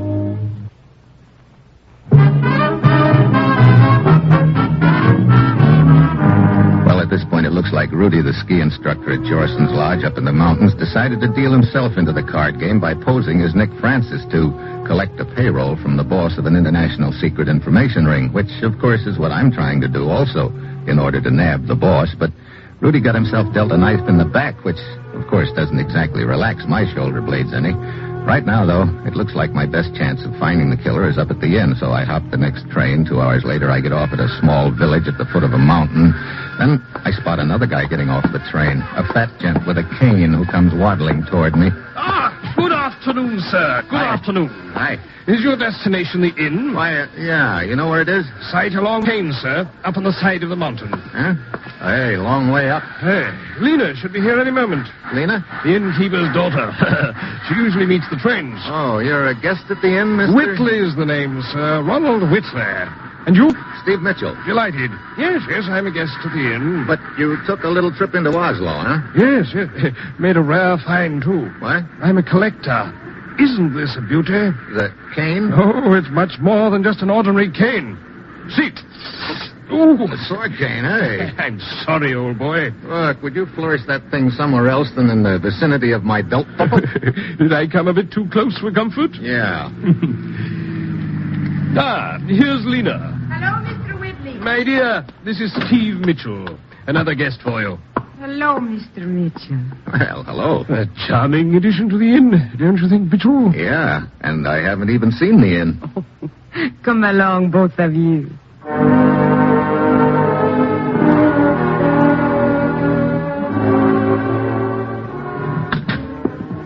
This is your room, Mr. Mitchell. Very nice. And here, a nice view from this balcony, don't you think? Yeah. Very long way down, too. Over there, in that direction, is... Yeah. Oh, sorry, I did not mean to crowd you against the railing. Of course not. I just wanted to point out the pond where we skate. And down there is another pond. Quite beautiful in the evening. Oh? Perhaps you would like to see it. Perhaps you'd like to show it to me. Perhaps tonight. That's a date. You know, things happen kind of fast up here. Must be the altitude. Or the attitude. Could be. Many guests here at the inn? Oh, quite a few. You have already met one of them, Mr. Whitley. Yeah, the gent with the sword cane. He took a quick trip to Oslo last night, huh? Yeah, with Mr. Calder. Who's Mr. Calder? He's another guest who also took a trip into Oslo. Has he come back yet? Yeah, on an earlier train this afternoon. Where is he now? I believe he's out skiing. Well, come along downstairs, Mr. Mitchell. I introduce you to some of the guests. Huh? Fine, Lena. Oh, here's one of them now coming down the hall. That's some cast he's got on that foot. Yeah, poor Mr. Tyson. Well, Lena, my dear. Mr. Tyson, I'd like you to meet another guest, Mr. Steve Mitchell. Mr. Tyson? Make it Tass, Steve. That's what everybody calls me, just plain Tass. Looks like you've had an accident. Oh, the ankle? Well, Steve, that one's on me. Yes, sir, I was a chucklehead. That's all there is to it. How so? Live dangerously. That's my motto. Old Taz has only been skiing a couple of months, but already he's not satisfied with the easy slope back of the inn. No, sir. He's got to try the big one over the ridge. A very dangerous slope, Steve. Talk about a 3-point landing, and one of the points happened to be my ankle. Quite a few of us saw it happen. We thought he was dead for a moment. Only thing that saved me, I guess, was that I hit first on my head. Yeah, well, I'll see you around, Mr. Tassin. I wander around the inn, sizing up the guests, and of course I'm wondering about that cast on Tassin's ankle, and if it's legit, but I find out real soon that it is. One of the guests is the doctor who set the ankle, and he tells me it was broken in 2 places. That sort of crosses Laughing Boy Tassin off my list, because the gent I'm after killed Rudy in Oslo, and Tassin hasn't left the inn. That sort of focuses attention on Whitley, the sword cane artist, and Cooler, who's still out skiing. Also, I'm wondering about that quick date Lena made with me for tonight. She could be involved, too. Towards night, I wander into the lounge. Steve? Over here by the fireplace. Oh, Tassin. All right, come on in and join us for a drink, huh? Take the chill out of your bones. You know Whitley, Steve. Sure, he made quite an impression on me earlier with the point of his sword cane. You are enjoying your stay here, Steve? Yeah, What is it, Steve? Nothing. I'll be back. What starts me moving is the sight of a man starting down the stairs. It's Lindvald, the clerk from the Hotel Engar in Oslo. As he reaches the bottom of the stairs, he spots me and ducks out a back door. I pound after him. Outside, he's nowhere in sight. I circle around the inn a couple of minutes, but there's no sign of him, and the snow is too cut up to do any tracking. Then, as I round the corner of the building... Hey, Lieutenant Roberg from Oslo, what are you doing here? I went to the Hotel Engar to question the clerk Lindvald again about the times involved in Rudy's murder. They told me Lindvald had been taken ill suddenly. As I was leaving, I observed him coming out of the rear entrance. I followed him to the depot. And then here, huh? Come on, he can't be far. If Lindvald is involved, Mitchell, that means... Hold it. What's the matter? Sounds like an engine of some sort. The ski lift. Lindvald's going up the slope on one of the seats. Come on. We head for the ski lift, but halfway up the slope, Lindvald spots us and jumps off. We start after him. It's slow going in the snow, but we gain on him. Then over the ridge, he comes to a deep crevice. He tries to jump across, but he doesn't make it. Mitchell? Yeah, that takes care of Lindvald. Look, I figured he was just a stooge in the deal. Also, the people at the inn can't possibly know he's dead. So we're going back to the inn and set a little trap. If it works, I hook the boss.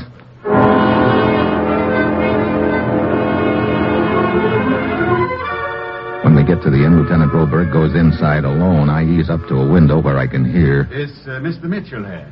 No, he went outside some time ago. I am Lieutenant Roberg of the Oslo Police. When Mitchell returns, tell him I am taking a man named Lindvald into the village for questioning. I want Mitchell to join me immediately.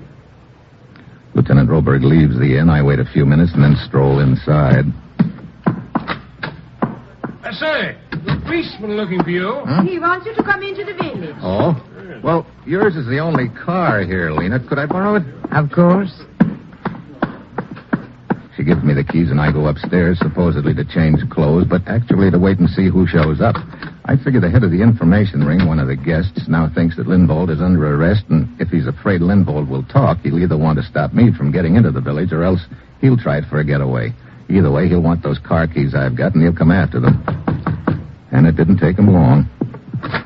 I say, Mitchell. Whitley? If you're going into the village, would you pick up a couple of magazines for me? Oh, fine. Okay. Yeah. I've written down the names.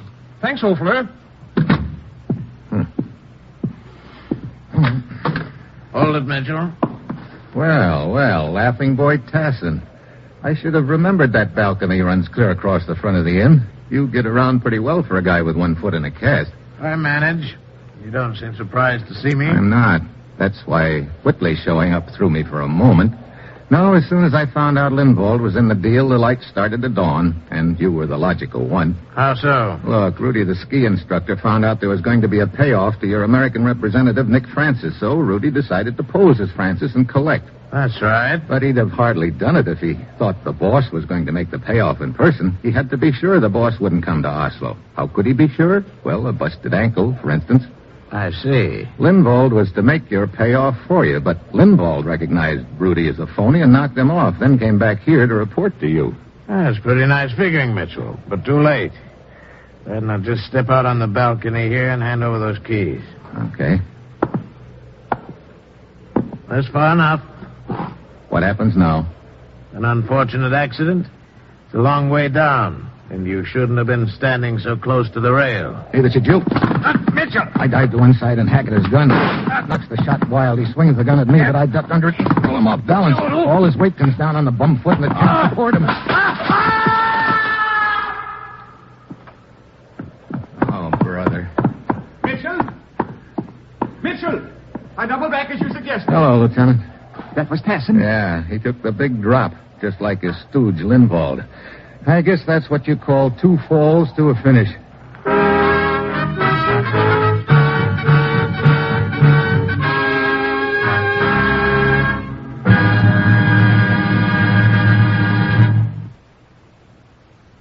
Our star, Brian Donlevy, will return in a moment. Remember, tomorrow's the night for NBC's exclusive broadcast of the fabulous Academy Award ceremonies over this station. Listen and hear the glamour and glitter that is Hollywood's biggest night of the year, Academy Award night. Hear Bob Hope as Master of Ceremonies and Paul Douglas as NBC's host for the evening. Here are such great Hollywood stars as Loretta Young, Ginger Rogers, Janet Gaynor, Mary Pickford, James Stewart, Ray Milland, Olivia de Havilland, Jane Wyman, and many, many others as they introduce this year's Oscar winners. Then hear the voices of the winners as they accept the highest award in the motion picture industry. Yes, you have a front row seat for all of the star-spangled glamour that is the Academy Awards when you set your radio dial to this station. This is the Academy's Silver Jubilee year, and all of Hollywood wonders who will win the Oscars. You can hear each award presented tomorrow night. So make it a date to hear every glittering moment of the ceremonies on the NBC Radio Network.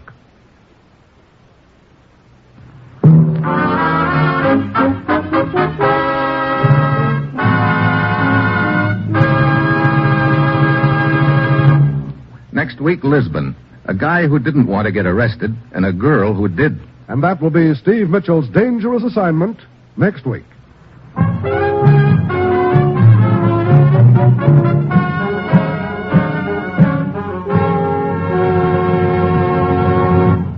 Included in tonight's cast were Ken Peters, Gigi Pearson, Paul Frees, Dan O'Hurley, and Betty Lou Gerson. This is John Storm speaking.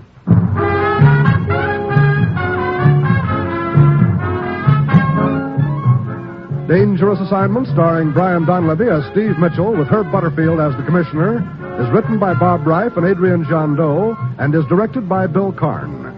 Be with us again next week at this same time when Brian Donlevy, starring in the role of Steve Mitchell, will embark on another transcribed Dangerous Assignment.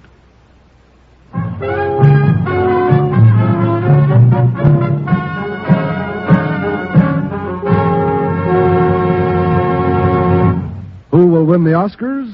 Listen tomorrow on NBC.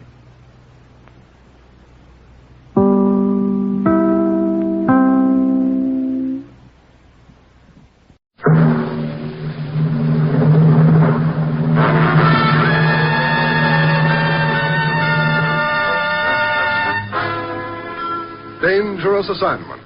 Transcribed, starring Brian Donlevy as Steve Mitchell.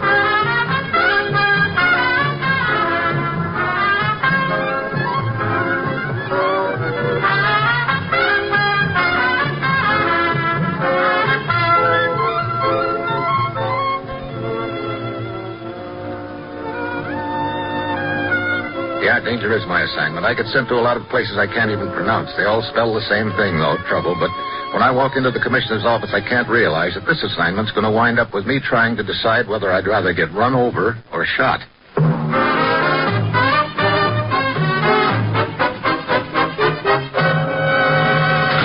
Morning, Commissioner. You sent for me? Steve, I'm putting you on the trail of a young lady. Hey, this must be my lucky day. A very beautiful lady, I might add. Here's her picture.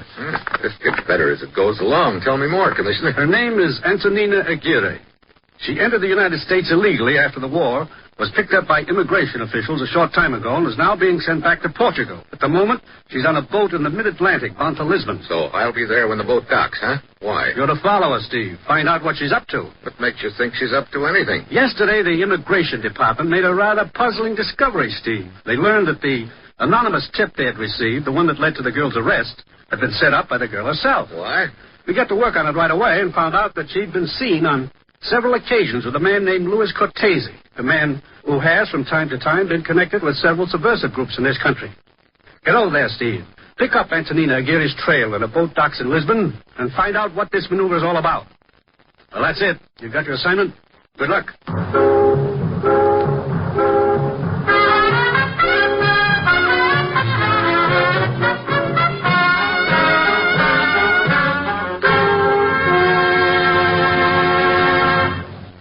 The National Broadcasting Company is presenting Dangerous Assignment, starring Brian Donlevy in the role of Steve Mitchell, colorful two-fisted government agent.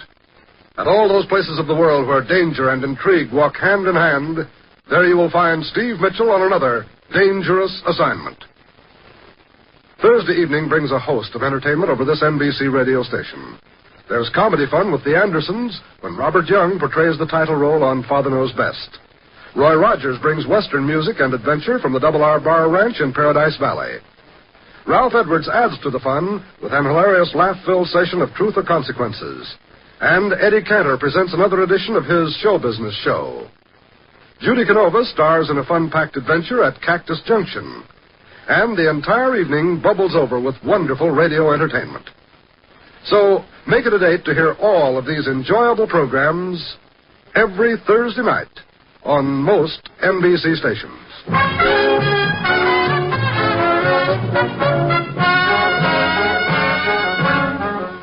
Sure, I've got my assignment. Get over to Portugal and meet a certain boat when it docks at Lisbon. All I have to do is keep my eye on a passenger named Antonina Aquirre and find out why she's had herself deported from the U.S. and what her tie-in is with subversive groups in this country. It's late Friday afternoon when my plane lands, and I hustle over to the docks. The boat pulls in a couple of hours later. I wait around another 15 minutes, and then I spot Antonina trotting down the gangway. Two representatives of the law meet her, and there's a brief conference. Papers are signed, and finally she's sent on her way. An hour later, she's aboard a northbound train rolling out of Lisbon. I'm in the same car, a few seats away. Howdy, Pilgrim. Is this seat taken? No, help yourself. Here, I'll move my coat. Oh, thank you. Yeah. Excuse me, I'll just put my bag up here on the rack and I... I step on your foot, neighbor? Mash your little piggies, did I? I'm sorry. That's all right. Never use that foot anyway.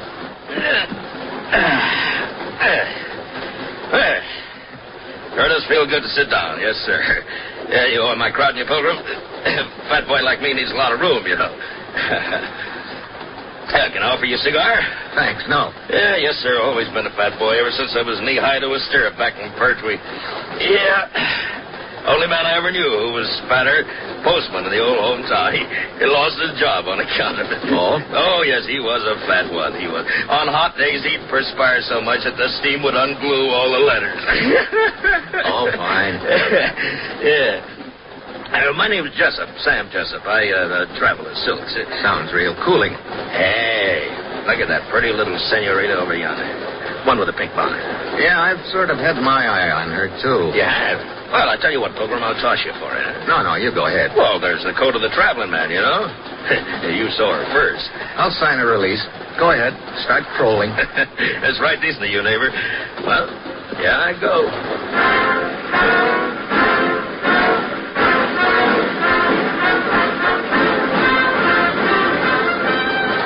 There's an empty seat next to Antonina, and Jessup plops into it. He goes into his pitch, but the girl isn't paying too much attention. Finally, it's easy to see she's getting annoyed, which is just how I figured it.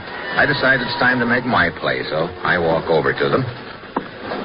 Pardon me, miss. Yes? Is this man annoying you? Oh, now, see here, Pilgrim. Is he, miss?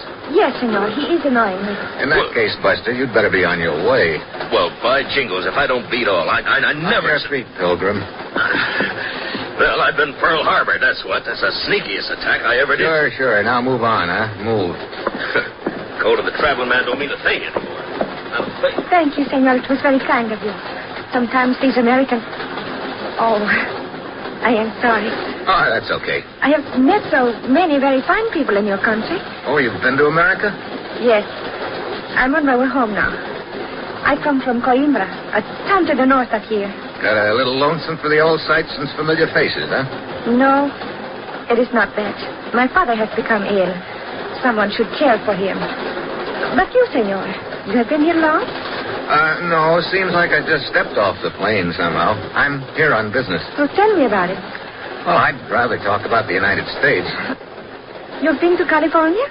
To Hollywood? Hollywood, sure. A very good friend of mine lives there. Good old Darrell. Darrell Schwartz. He runs the meat market on Fairfax Avenue. Sweet fella.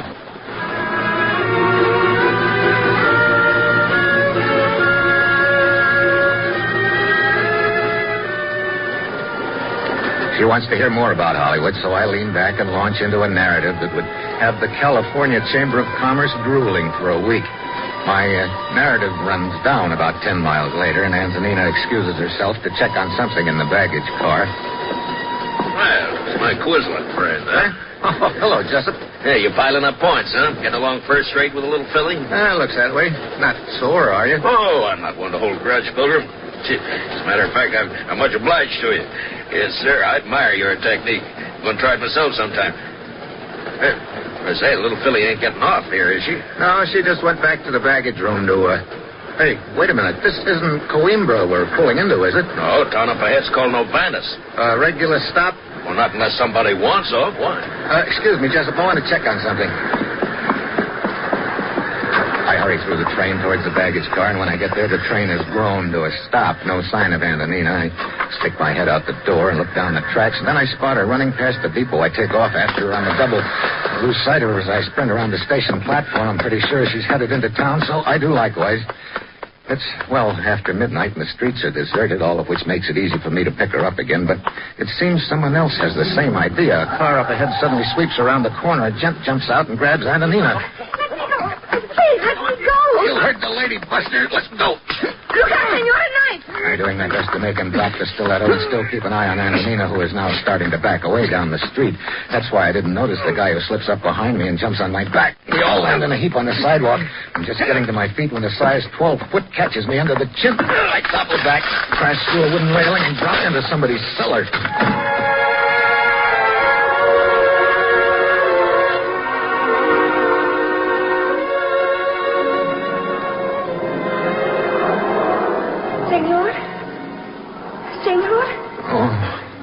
Senor, can you hear me? Yeah. Are you all right? I think so. Ooh, my head. Here, let me help you. Can you sit up? Yeah. Thanks. Well, I certainly didn't expect to see you again so soon. I got away from them. Hid and came back. Who were those gorillas? The one in the car I've not seen before, but the other one I saw a few times in America. He worked for a man named Cortese. We already know quite a bit about Louis Cortese, Antonina. You know my name? Yeah, mine's Steve Mitchell. Here, better take a look at my credentials. Oh, I see. First of all, why did you set yourself up for deportation? To get away from Cortese. The errands he forced me to do. What sort of errands? He came to see me at the office where I worked 2 months ago. He said he had known of me for some time, that I had entered the country illegally. He requested my cooperation. And if you refused, he would tip off the immigration boys, huh? I was frightened. I did not want to leave America, so I agreed to do what he asked. And that was to run an errand? Yes. He gave me an envelope. I was to deliver that envelope at 11 o'clock that night to a man who would be waiting on a street corner about 2 miles from my apartment. 2 days later, Cortese contacted me again. Another envelope, but a different street corner. How many envelopes did you deliver? 2. The third one was stolen from me. Stolen? I'd never seen the man before. I was waiting at the corner one night when he jumped out of the shadows, ripped the purse out of my hands. I struggled with him, and then a passerby heard my cries and rushed up. The man got away. A few moments later, the police arrived. I see. What did Cortese have to say about that? Oh, he was furious. He questioned me for a long time. Wanted to know about the man who had come to my rescue, what his name was. He seemed to think the man was implicated. What was this passerby's name, do you remember? Yes, Eduardo Podesta. About these envelopes you carried, did you ever look into them? Yes, the last one. The envelope contained several X-rays. X-rays? X-rays of what? Teeth. Teeth? Are you sure? Positive. Oh, brother. Just when all this was beginning to make sense, some guy has to shove his choppers into the act.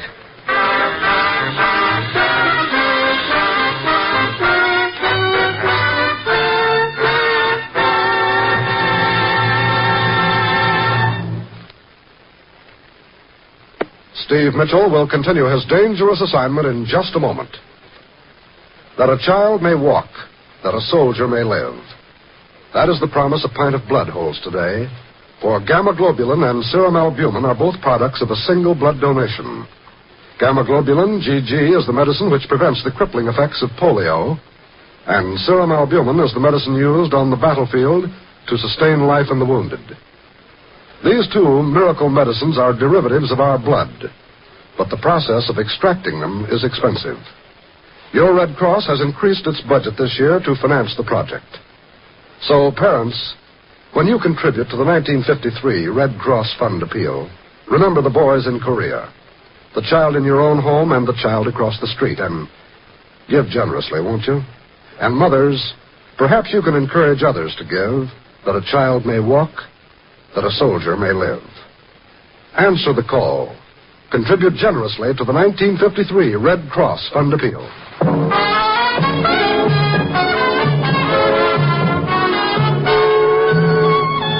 Now back to Dangerous Assignment and Brian Donlevy as Steve Mitchell.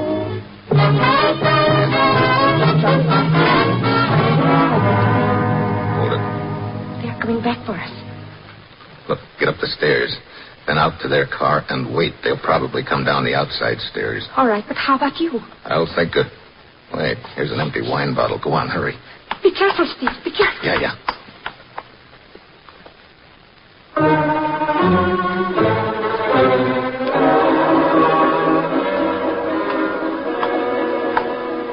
Hold it, Buster. Feel my gun in your back? See? Blow you wide open if you try anything now. Drop your gun, quick. Kick it to one side. Okay, now call your buddy. Tell him to get down here. You heard me call him. Rodriguez! See? What is it? Come down here. What is it, Jose? You told me to stay in the car. It's a trap. What? You're so right. You have no gun. It is a bottle. Sure is. Have a drink.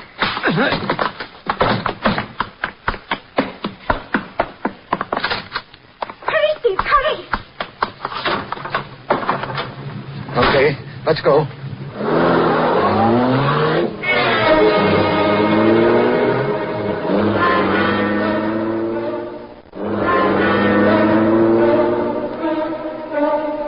We take a few assorted back streets out of the village, then head for Tony's hometown, Coimbra. It's morning when we arrive. She directs me to the house of her Uncle Sebastian. It's quite a layout. He's apparently the money man of the family, and he's been taking care of her sick father. Ah, Tony, it's so good to see you. Papa's better. Of course. He's gotten the best of care. I do not know how to thank you. For my own brother, I need thanks? No, Tony. I'm the one to say thanks to Senior Mitchell for getting you home to us. Well, as long as things are pretty much in order on this end, I think I'd better be getting along. What? No, I insist you join the family for breakfast. You have met none of them. Thanks, but I want to talk to the authorities. Could you tell me where the police station is, Sebastian? Of course. It's on the south side of the plaza in the center of town. Police Captain Rios in charge.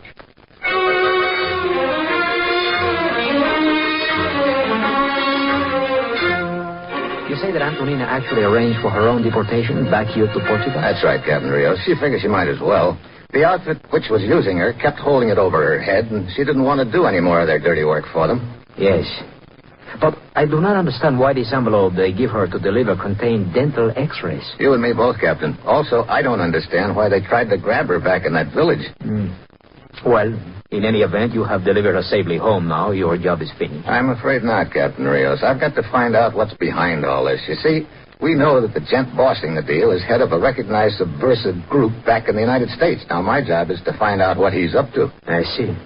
What will be your next step, then? There, you've got me. They probably won't try to grab her again as long as she's with the rest of her family at her Uncle Sebastian's. Wait a minute. Maybe that's the answer. What is? Captain, if Tony and her uncle will cooperate, I'd like to set up a little trap.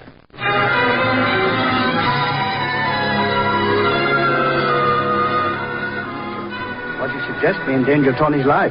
I don't think so, Sebastian. Look, Captain Rios has arranged for an empty apartment in town. There's a garage in the basement, and he and a police sergeant are waiting in the apartment. The plan is for you to take me there? Yeah, real conspicuous-like, so anybody can follow us. Once inside, the police sergeant takes you down the back stairs to the basement and drives you back here. I'll leave by the front entrance and then double around the block and in the back. Rios and I will wait in the apartment and see who turns up. I don't know. Tony is safe here with her family. To help you in your plan, she might not be safe. Look, Sebastian, this is our best chance of luring this outfit into the open so we can grab them, find out what's behind it, and put them out of business. Tony won't really be safe until we do. But, Please, Uncle Sebastian, I am willing. Very well. You have my permission.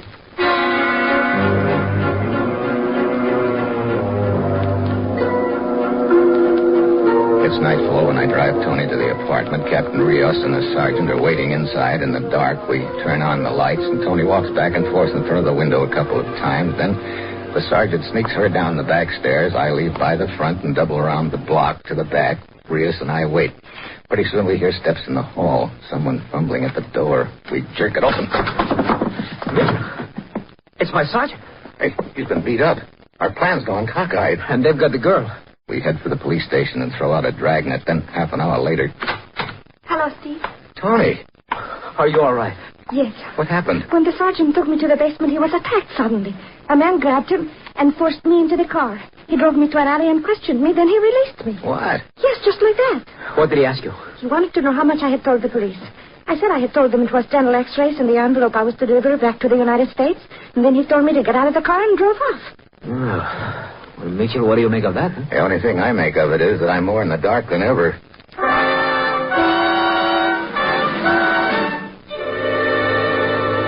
At this point, it looks like the outfit I'm bucking is pretty sure of itself. I decide to put through a transatlantic phone call to the commissioner.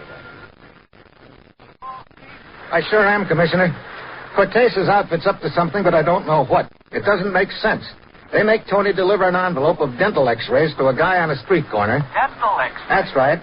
On her way, a guy tries to grab the envelope. A passerby comes to her rescue. A guy named Podesta, I think. Yeah, Eduardo Podesta. She continues on her way and delivers... Wait a minute. This passerby.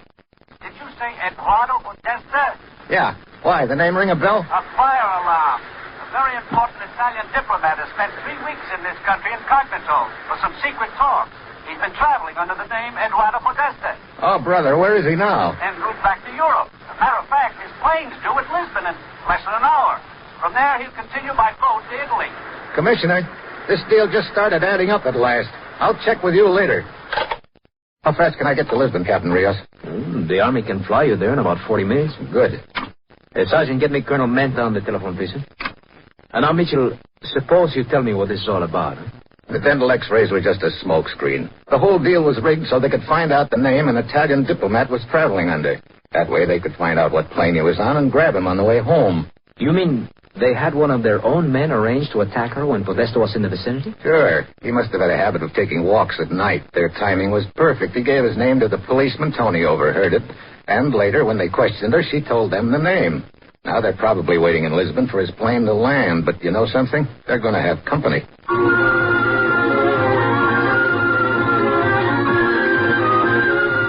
On our plane to Lisbon, we radio ahead and start the ball rolling. By the time we get there, everything's in order, according to Colonel Menta, who's in charge of the arrangements.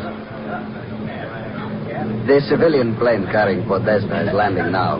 He has been alerted by radio. That black sedan will pick him up at the plane, then drive into the tree-lined road at the edge of the field. You will be waiting there. You will take Podesta's place in the car. I will pick up Podesta. You and your driver will be armed. The rest is up to you. I go over to the tree-lined road. So far, everything's just dandy. That is, until I feel a gun barrel in my back. Stand still, Mitchell. What? Uncle Sebastian? Yes. So you're the ringleader. Sure, that explains how the outfit knew that Tony was an illegal entry. You tipped them off so they could use her. Exactly. Some uncle. That should be Podesta's car approaching now. Step out and flag it down. I want his briefcase. That will tell us what went on in those secret talks. Move. Sebastian stays in the trees, his gun pointed at me. I step out onto the road. The driver sees me and slows down. Suddenly, I motion him on. Stop it. Keep going. The car roars ahead. I dive across the road in front of it just in time. Sebastian's taken by surprise after it roars by. He runs out onto the road, and I meet him halfway. Mitchell, you... I'll take the gun. Thanks. Well, Sebastian, looks like you and your buddies just aren't going to get a peek at that little briefcase. You fool. To throw yourself across in front of an automobile that way. That's nothing. Back home, we've got thousands of people who can do that. A nation of madmen. Could be, but we call them pedestrians.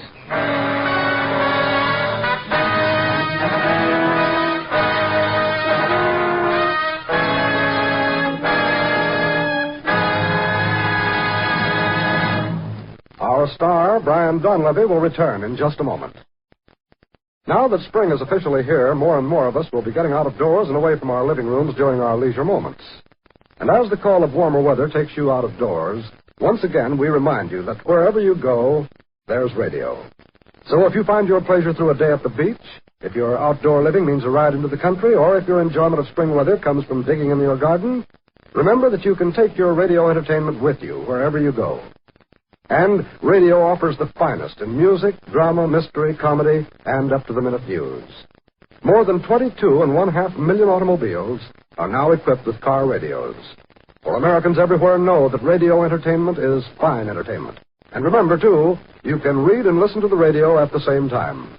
Consult your local newspaper listings for the schedules of great programs this NBC station offers, and then set your dial here.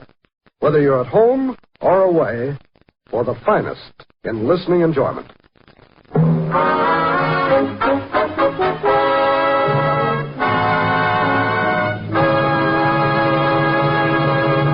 Next week, the Caribbean. A race that turns into a dead heat. And that will be Steve Mitchell's dangerous assignment next week.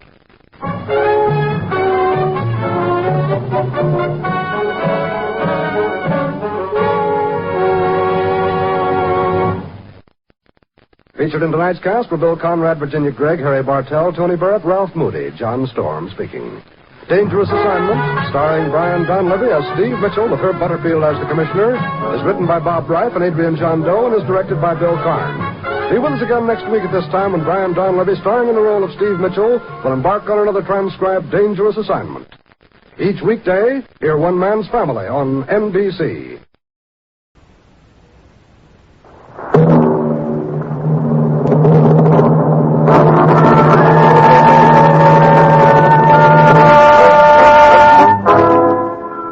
Dangerous Assignment. Transcribed, starring Brian Donlevy as Steve Mitchell.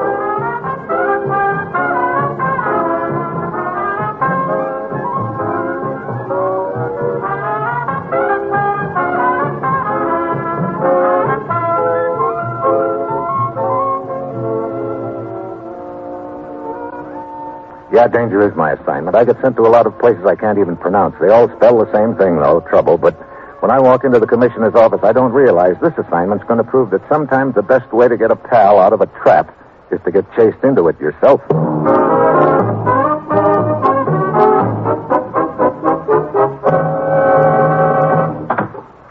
Morning, Commissioner. You sent for me? Steve, one of our agents is in trouble, Rick Perez. Oh, what happened to him? Because of his Spanish ancestry and his knowledge of Latin America, he seemed the logical choice, the man to investigate those reports we've been getting on the Caribbean Legion. Caribbean Legion? Oh, yeah, I've heard about it. They're training and arming men to lead revolts in the countries of Central and South America. Yes. Rick managed to work his way into the organization, has kept in touch with us through a contact he established in Caracas, Venezuela. He kept in touch, that is, until a week ago.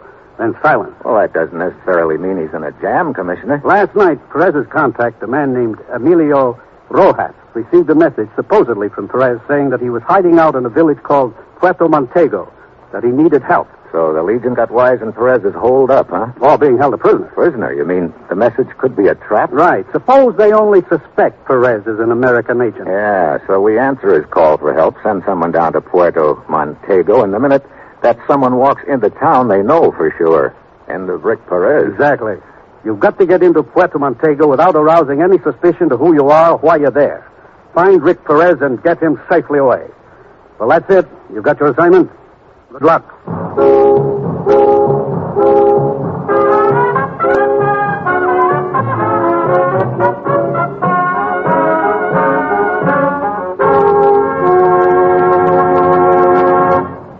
The National Broadcasting Company is presenting Dangerous Assignment, starring Brian Donlevy in the role of Steve Mitchell, colorful two-fisted government agent.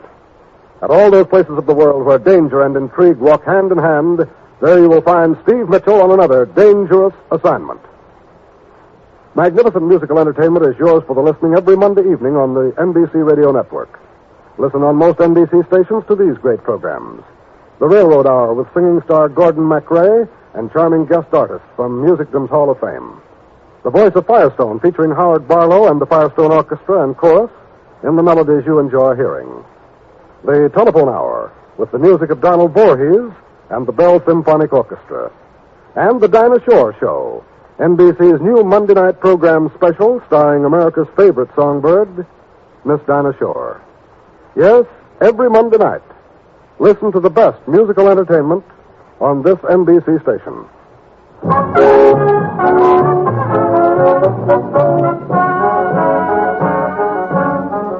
Sure, I've got my assignment. Fly down to Venezuela and get to one of our agents, Rick Perez, who's in a jam.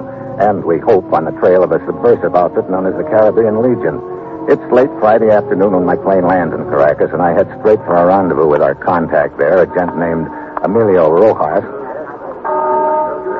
A dozen or more tourists armed with travel folders, guidebooks, and cameras come strolling out of the cathedral. As I hurry up the steps, I move through a huge arched entryway and then inside. Senor. Oh, hello. Looks like I'm a little late for the guided tour, huh? Yes, a pity. Still, there is always tomorrow. No, unfortunately, I won't be in town. I have business in Puerto Montego.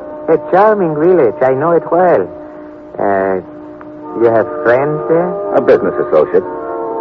This way, Senor Mitchell. Into this corridor. We can talk there. Sure you weren't followed, Rojas? Positive. I don't suppose you've had any word from Perez. No word at all, Senor. Yes, this will do. I leave the door open slightly so that we may watch the entryway. You happen to have that note Perez sent you? No, I burned the message immediately I received it. You are wondering about the handwriting, huh? I cannot say. Perez and I never exchanged the written messages. Tell me, Rojas, do you have any idea why he went up to Puerto Montego? Well, 10 days ago, after he had attended a meeting of the Caribbean Legion, he told me there was talk of supplies and a boatload of new men arriving from Guatemala. And that ship might have put in at Puerto Montego, huh? Yes, Perez might have been sent to meet it. Someone aboard might have recognized him or suspected he was with your government. And now he's a prisoner or hiding out. A prisoner, senor? Not one for long, I'm afraid. They would kill him in a moment if there were the slightest reason to suspect him. I don't know, Rojas. If they figured he was valuable to their organization, they might hesitate to do away with him. They'd want to know for certain. It would affect their future plans. Yes, I see your point. How far is Puerto Montego from here? About 20 miles down the coast. Population under 200. Not good. A stranger in town would stick out like a sore thumb. Perez spent most of his time here in Caracas, didn't he? Yes, most of the time. Where'd he hang out? Any place in particular? A nightclub, a gambling house called the Maracaibo. It is owned by a French woman, a Mademoiselle Simonette. Sort of headquarters for the Legion, is it? For the Legion and the various enterprises, senor. I see. Well, that's very interesting, Rojas. You know, it sort of fits in with a little idea I've had in the back of my mind. If I could pick up the right information and certain props to work with, yeah, it might work out just fine.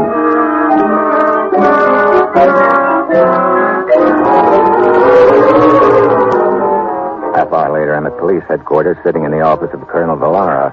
I give him a fast fill-in on what I'm up to and what I'll need, and he listens to what I have to say, and then leans back in his chair and takes a long pull on his cigar. He makes with a series of smoke rings towards the ceiling. Jim Dandy's, all of them. Then he leans forward. This is highly irregular, Senor Mitchell. You understand that. However, if you insist... I'd like your department's cooperation, Colonel Villara. Very well. I will see to it that you get what you ask. And don't forget the souped-up jalopy.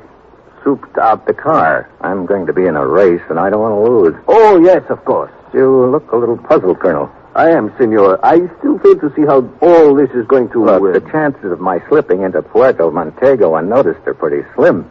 The heavies see me snooping around, they add 2 and 2, and they knock off Perez. Yes, go on. So instead of my sneaking into town, I'm going to try to arrange for them to chase me into Puerto Montego. But I've got to sell them a bill of goods first.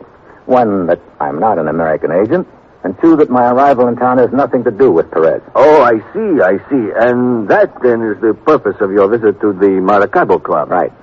Now, I need an entree to the club, a name I can toss around. Someone known to them, and preferably someone out of circulation, eh? Rojas suggested a gent named Broval. Oh, excellent. A well-known criminal in the Caribbean area. Now serving 10 years in prison. A frequent visitor at the club when he was in town, and when he wasn't in Caracas, he'd be in Cuba or Haiti, Puerto Rico, Jamaica, or Trinidad. I could have met him in any of those places. I would suggest Trinidad. He spent a good deal of time there. You happen to have a file on Broval? Oh, yes. A rather complete history of the man. Good. I want to know all there is to know about friend Broval. They're bound to ask questions at the club, and I want to be sure to have the right answers.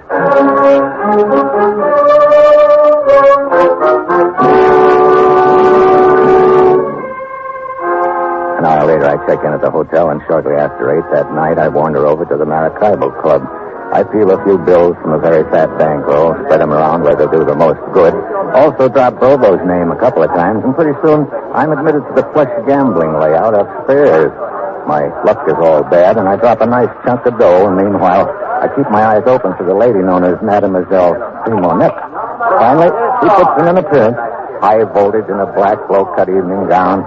She tosses a quick glance around the room and then moves from one game to another. Finally, she winds up standing next to me at the roulette table. I step back to make room. No, please, monsieur, do continue. I'm only a spectator. I wish that's all I was. Bad luck? Never been worse. Well, perhaps the dice table. You recommend it? Why not? Okay, but I could use the drink first. On the house, I insist. Oh, thanks, mademoiselle. You have been here before, monsieur. Mitchell. No, this is my first time. An old friend recommended the place. Brobo? Yeah. I heard you mention his name earlier at the bar. How is he? Unhappy. The penal colony doesn't agree with him. Oh. Unfortunate, wasn't it? Yeah, had a nice little deal going on at the time, too. His wife, how did she take it? Sleeper? Oh, not grieving very much. He left her a comfortable income. That fall out of Cuba last year netted him a nice chunk of dough. I see. Does she see her on the dress show? Yeah, I dropped in to see her just before I left Trinidad. Well, you must give her my warmest regards on your return. I'm not going back. Oh? That is, if I can make other arrangements. What sort of arrangements? I'd like to get to the States if I could. Why should that be difficult for you? Oh, they're sort of fussy up there about passports and things like that. You're not an American? Canadian. Oh. Hey, bar seems to be a little crowded. A table over here, Monsieur Mitchell. I will send you a waiter. Thanks. Why not join me? Why not? I dropped the matter of the passport for the present because I don't want to rush things, and that seems to be all right with Mademoiselle because she finally steers the conversation around to Bovo again. She's playing it cautiously, checking on me, and I fill in with the right answers. Finally, I draw an invitation to continue our little chat in the privacy of her office. She excuses herself to greet some of her guests, and I wander on back alone to the inner sanctum. So far, everything's working out fine. Yeah, until I open the office door. The little gent comfortably settled in a chair. He bounces out of it, and the second he sees me, a gun suddenly appears in his neck. Well, if it ain't Mr. Mitchell. Hello, Deacon. Fancy you started in here. Well, we all have our bad days. Come on in, Mr. Mitchell. Come on in. Well. Thanks, it's cozy now. What brings you here, if I might ask? I was about to conduct a little transaction, but you've sort of complicated things. Oh, that's a shame. That's a real shame. That's what it is. I thought the Australian police would have you under lock and key by this time. Not me, Governor. Not Albert Deacon. You tried hard enough. Well, we got the boys we were after and left the small fry like you to the local law. No small fry no longer, Mr. Mitchell. Sit down. Make yourself comfortable and don't try any funny moves if this little pop gun goes off, see? I get the picture, Deacon. This little transaction you mentioned. This was the Mademoiselle, I imagine. Oh, good.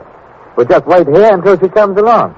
I dare say she'll be mighty interested to know she's entertaining a United States government agent.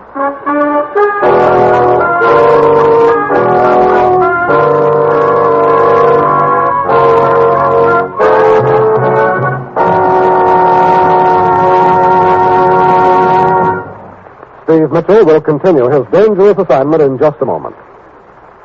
Steve Mitchell will continue his dangerous assignment in just a moment.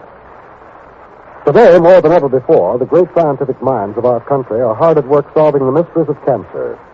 In over 100 research centers located in all parts of the country, there is being carried on the greatest research program against a single disease ever known to man. Someday soon, The scientists hope to have the answers. But to continue and expand the tremendous research program, money is needed. That money must come from you. Cancer is a major enemy of the American people, and last year alone, it claimed some 215,000 victims. And although more and more lives are being saved from this dread disease each year, the toll is still far too high. We can all strike back against cancer by joining the Cancer Crusade. Support the American Cancer Society and its 3 programs of research, education, and service to the cancer patient. Join the 1953 Cancer Crusade. Mail your generous contribution to Cancer, care of your local post office.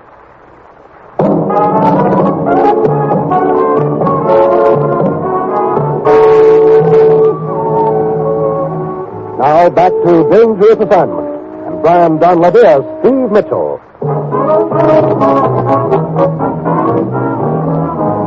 Well, at this point, it looks like I'm cooked. Just when I'm starting to do okay with Mademoiselle Seaman, then I wander into her office and find myself face to face with a seamy little character named Deacon, whom I'd tangled with several years ago in Australia. Needless to say, he recognizes me and pulls a gun. It's Seamanette. She's coming in. Deacon moves to open the door with a big grin and takes his eyes off me a second. That's when I make my move. I grab his wrist and twist. Back to the gun. Okay, it's in my pocket and pointed at you. One peep and you're dead. Oh, hello, Deacon. Small world, Seamanette. Imagine my running into an old buddy like this. You and Deacon know each other, Steve? Sure. We were together in Australia. We're old buddies, isn't that right, Deacon? Yes, that's right. Good. This is Martha, Steve. He works for me. Martha? Yes, sir? Those papers I wanted you to take back over there on my base. Yes. Here, take that one. Very well. I will see you later. Well, do I pass inspection, Seamanette?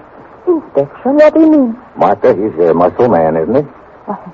Yes, but I just wanted him to pick up some papers. And give me a looking over. You don't make a taste, do you, Steve? I can't afford to. Well, I'd better be getting around. No, Deacon, stick around. I've hardly had a chance to say hello. I wouldn't think of letting you shove off so soon. Well, What's the matter, Deacon? Is something on your mind? No? Steve, you mentioned earlier something about needing a passport. Yeah. Look, I don't have time to beat around the bush, Seamanette. I need it, and I need it bad. I've got the dough to pay for it, and I think the fact that I'm a friend of Brovo and also of Deacon here should entitle me to some consideration. Correct. It would cost $1,000. That's pretty steep, but okay. I'm in no position to bargain. $1,000 it is. All right. We have a small cobbler shop not far from here where such matters are arranged. Mark, I can take you over there. Oh, wait a minute. I've got a better idea. Does Deacon know where the place is? Where is he? Why don't you take me, Deacon? We can talk over old times on the way. Okay, Seamanette? Of course. Go ahead.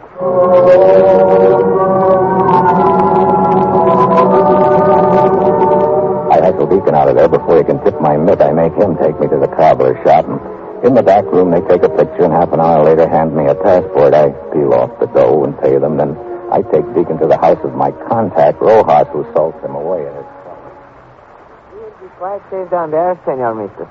Good, Rojas. I could have Colonel Valera put him under arrest, but one of Seamanette's boys might possibly find out about it. Yes, that would not be too good. Senor Mitchell, I still do not understand what you're planning. Right now, my plan is to go to my hotel room and wait. For what? For Marca, and maybe another Seamanette's boys to show up. I figure they should be there within 2 hours. But what makes you so sure they will come to your room? That money Colonel Valera furnished me. The dough I used to pay for my phony passport. What about it? It's counterfeit. Yeah. You know, I think those boys are going to be real mad when they find that their own phony dough is shoved back on them.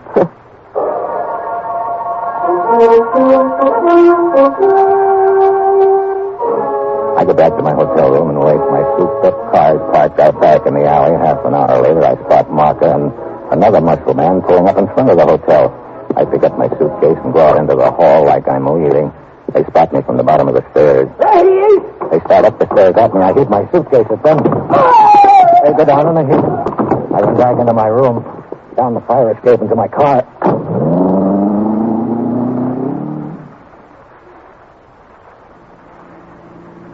The chase is on. So far, it's working out just right. I drive fast enough to keep out of range, but not fast enough to lose them.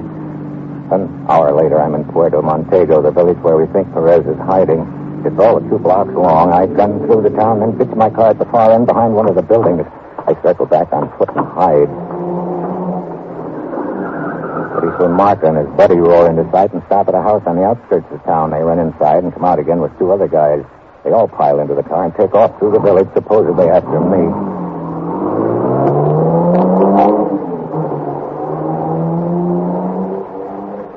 So, now I've located one of their headquarters. I ease up to the house. I can hear a voice from inside. Maybe there's 2 of us. Better look around the village in case this Mitchell doubles back. It's Perez talking, and it's also my cue. I just opened the door. I've got him, Steve. Yeah, you sure have, Perez. Nothing like a beer bottle to lull a guy to sleep. When Marco pulled in here a couple of minutes ago and said he was chasing a deadbeat named Mitchell, I remembered we once pulled a trick like this in Casablanca, wasn't it? Yeah, I hope you'd remember. And when I heard you talking to your buddy here about the 2, I knew the odds were in our favor if he was the only other one here. They've been holding you prisoner, Rick? Not exactly, Steve. But they were watching me pretty closely, and I had a hunch they were suspicious of me and taken out. Then you didn't send that note to us, by the way, Rojas, saying that you were in trouble here and needed help. No. Then Simonet and the boys must have sent it. It was a trap. But it didn't quite work the way they figured it. Oh, look, we've got to move fast. When they come back here and find you've flown the coop, they'll realize that they were right about you. What have you found out so far about them? Simonet is the local ringleader of the Caribbean agency. They train and outfit small groups of men, which they send into several South American countries to try to organize revolutions. Simonet has a list of the 3-man cells which have been sent to each country. I know that.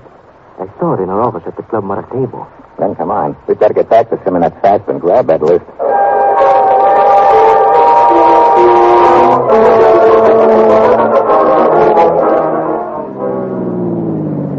We can see the Club Maracaibo from this alley, Steve. Yeah. Come on, we better... Hey, wait a minute. There goes Marca in the front door. He didn't lose any time. We're licked. He'll alert Simonet and she'll destroy the list. I don't think so, Steve. I think they'll try and warn those 3-man cells in each country first. Oh.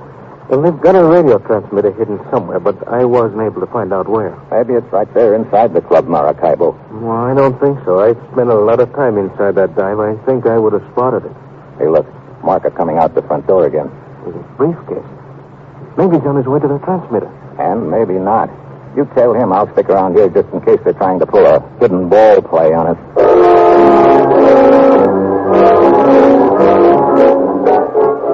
Perez takes off after Marca, and I ease around to the back of the joint and wait in the shadows. Sure enough, a minute later, Simonet comes out the back door carrying an envelope. She crosses to the alley and disappears into a warehouse. I follow her. Inside, I spot her starting up a flight of stairs. I catch up to her car. I'll take that list. Let go of me. Let go. Well, hello, Martha. I guess you just took a little trip around the block, huh? That's a good guess. I'll hand over that list. He keeps coming at me up the stairs. Suddenly, I grab the rail and kick at his wrist. The gun goes flying. I lunge at him. We roll down to the floor. His head connects with the cement. I whirl around. But Simonet's already got the gun, and it's pointed right at my belt buckle. Okay. Yeah, sure am, Perez. I wouldn't have been if you hadn't shot that gun out of her hand when you did. Oh, no, Simonet, you're not leaving. Let go. With that list we've got, the only place you and your outfit are going is out of business for keeps.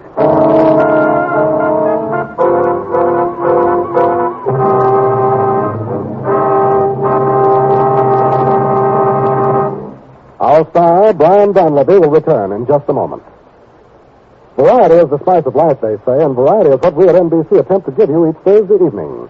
Each Thursday on most NBC stations, you'll hear such entertaining programs as The Roy Rogers Show, Father Knows Best, Truth or Consequences, The Judy Canova Show, and Eddie Cantor's Show Business Show.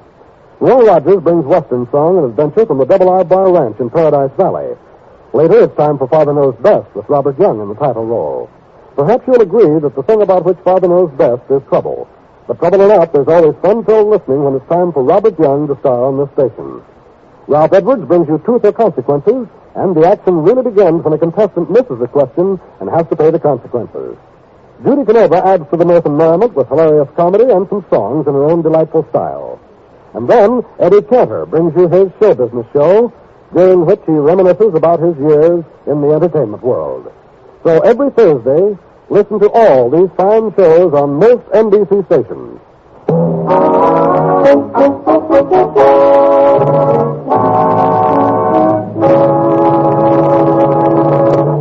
Next week, Paris. I bodyguard a quiz kid. And that will be Steve Mitchell's dangerous assignment next week.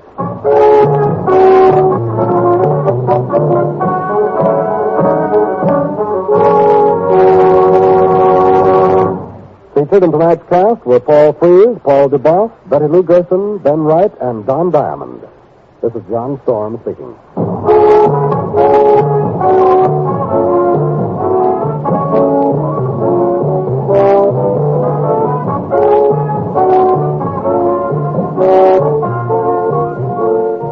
Dangerous Assignment, starring Brian Donlevy as Steve Mitchell with Herb Butterfield as the commissioner, is written by Bob Bryce and Adrian John Doe, and is directed by Bill Karn.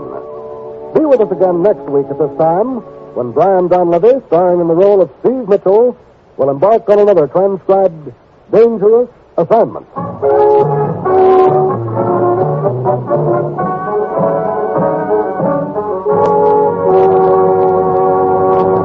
Fridays, listen to Dinah Shore on NBC.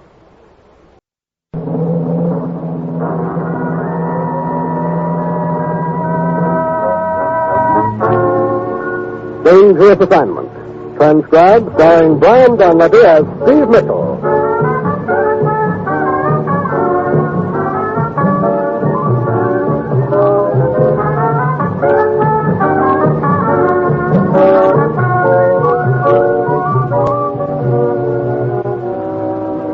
Yeah, danger is my assignment. I get sent to a lot of places I can't even pronounce. They all spell the same thing, though, trouble. But when I walk into the commissioner's office, I don't realize that this assignment's going to prove that sometimes the nicest thing that can happen to a guy is to get shot at.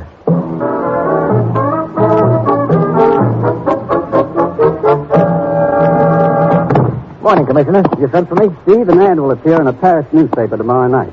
A job offered by an internationally famous magician named Paul Ducasse. You're going to answer his ad. Oh, now, wait, Commissioner. If he's looking for someone to throw in half... He's anxious to secure the services of an English-speaking tutor for his 10-year-old boy. You're it. Oh, great. Me a tutor yet. Look, suppose I don't fill the bill. It's all been arranged with Ducasse as a means of getting you into the household without arousing suspicion. Suspicion of anyone in particular? Yes, Madame Berkoff. As a child's governess, he's accompanied Ducasse on several world tours during the past years. He suspected for some time that she's involved with a spy ring, Steve. But she's passing information to foreign agents here and abroad. I see. Several days ago, just before they sailed from New York, Ducasse overheard part of a conversation she had with someone over the phone. She acknowledged receipt of certain information. Said it would be delivered to somebody in Paris by Friday of this week. Any idea what sort of information this is? From what Ducasse could gather, it had to do with the movement of troops. Oh, so I ease into the Ducasse household, but why is a tutor to a 10-year-old? Because you're going to have to keep a close watch on the boy, too. Wait a minute. Don't tell me he's mixed up in this. Unknowingly, yes. Get over to Paris, Steve. Talk with Ducasse. He'll explain. Find out what this information is and see that it isn't passed on. Well, that's it. You've got your assignment. Good luck.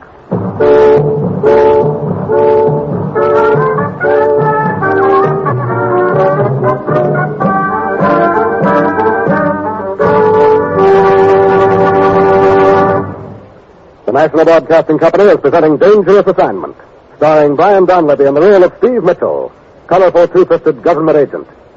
At all those places of the world where danger and intrigue walk hand in hand, there you will find Steve Mitchell on another Dangerous Assignment. There's more great mystery and adventure every week on most NBC stations when Dragnet brings you the authentic stories of your police force in action. Dragnet means thrill-filled entertainment. From crime to punishment, Dragnet stories are true. Be sure to hear Dragnet. And there's more adventure and excitement when you tune for Barry Craig, confidential investigator, with William Gargan in the title role. There's always high adventure when Barry Craig takes on an action-filled case. Another exciting program is The Big Story. The Big Story brings you true stories directly from the pages of our nation's leading newspapers. Remember to hear these adventure-packed programs every week on the NBC Radio Network.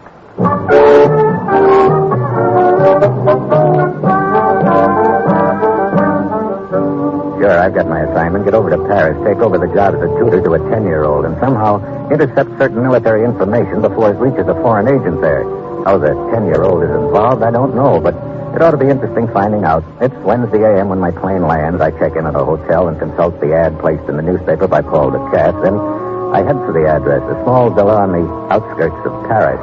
A truck is pulling away from the entrance. When I get there, the front door is wide open, and the hall is crowded with packing cases and trunks. And before I can ring the bell, a woman appears suddenly at the far end of the hall, comes running toward me. Oh, the truck. I thought I heard it drive away. That's right. Oh, voila. I told the men I wish the trunks taken downstairs. Everything is in such disorder. We arrived downstairs only a few minutes ago. You've been on a trip, I see. A long one at that, huh? America, Monsieur Ducasse has been on tour. I see. You were Madame Ducasse? Madame Berkov. I'm Monsieur's housekeeper. Oh, my name's Steve Mitchell. I came in answer to this newspaper ad. Oh, I see. You enjoy tutoring, Monsieur? Sure.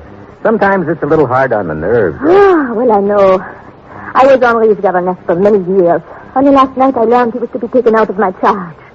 Frankly, I was relieved. Oh? Monsieur Ducasse is right. Henri is growing up. A man's man is needed. Thank you, Monsieur Kenko, for your visit. I shall leave letters of recommendation with you that you may expect them at your leisure, Monsieur Ducasse. Of course. You may expect to hear from me not later than this evening should I decide in your favor. Very well, Monsieur. Monsieur Ducasse, this gentleman is waiting to see you. Bien. I'll be with you in a moment, Monsieur, as soon as... No, do not bother. I'll see myself out, Monsieur Ducasse. Good morning. Madame Berkov, what are all these things doing here in the hallway? The men were instructed to take them downstairs, Monsieur, but they did not do so, eh? Hello. We cannot leave them here. Find Aristide. He's somewhere about the garden, I think. He will move them for you. Very well, Monsieur. This way, Monsieur Mitchell. We will talk in my study. So, you have met Madame Berkov, eh? Yeah. I think she was about to paint a rather dismal picture of the situation in an effort to scare me off when you interrupted. That was to be expected. Do sit down, Monsieur. Thanks. Who is that man you were just talking to? Monsieur Kenko.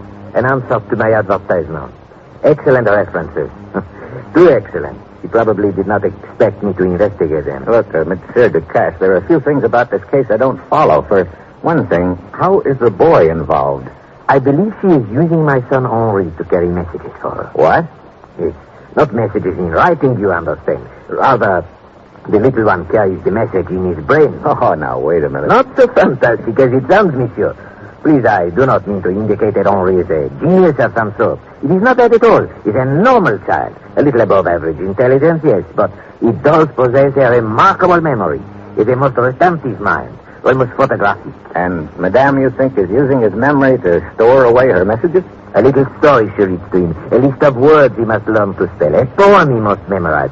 All carefully arranged in code. And the secret is locked safely away in the child's mind. Do you have any proof of this, Monsieur Ducasse? Yes. Not too long ago, while we were in Berlin, the boy came to me one day after touring the city with Madame Berkov. He described the trip in detail, and I noticed certain irregularities in the street names. One word. Naturally, it meant nothing to me then, but later... What was it?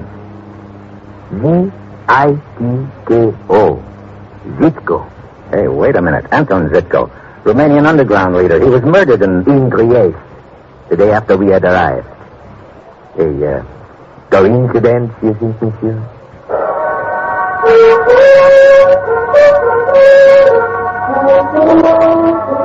A coincidence, I don't think. It's beginning to look like the press is thinking it's along the right lines. Right now, I want to have a chat with the boy Henri, but it seems he's been sent to spend the day with his aunt, a move to keep him out of Madame Berkov's reach. We spend the next quarter hour going over our plans, and then I go back to my hotel. A few minutes after 7 that night, the press phones me. My application has been officially accepted. I check out of the hotel, stop in at a nearby cafe for dinner, and that's when I get the feeling I'm being watched. The feeling is still with me an hour later when the cab I'm in is heading for Ducasse's house. We're flying low through a quiet residential street when I spot the headlights tailing us, closing in fast. Hey, driver. The car behind us. If it comes up alongside, keep your eyes open. But there's no need for alarm, Monsieur. Here he comes. Watch it. Hey, he's crowding you. Look out.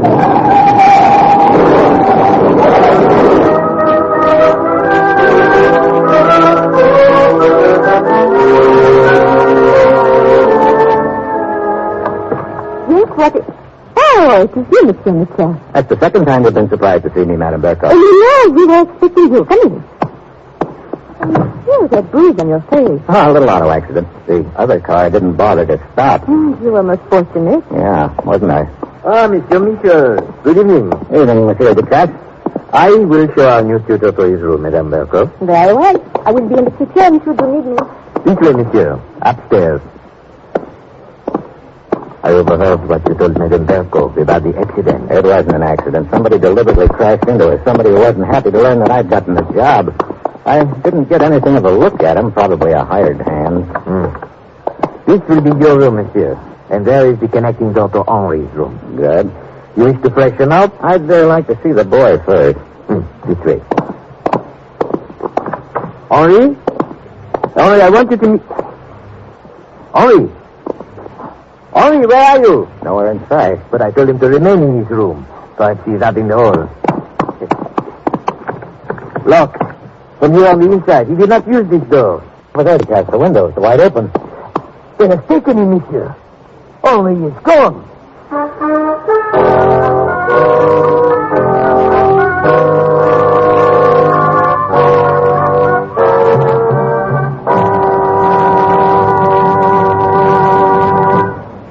Steve Mitchell will continue his dangerous assignment in just a moment. Listen to this and mark it well. More than 10,000 people died last year because they were treated for cancer by quacks. The American Cancer Society urges that you take heed of this shocking fact, because treatment for cancer by quacks always leads to death. On the other hand, with prompt, proper medical care, most cancers can be cured. Don't risk your life and don't lose valuable time. If you think you have cancer, go immediately to your physician. For only he can tell you if you have the disease, and only he can treat it properly. Protect yourself by knowing what to watch for and what to do about cancer. As a part of its educational activities, supported by contributions from the public, the American Cancer Society makes this life-saving information available to you personally or in a program for your union, club, or church group. Address your request to Cancer, care of your local post office. Don't delay. Protect yourself now.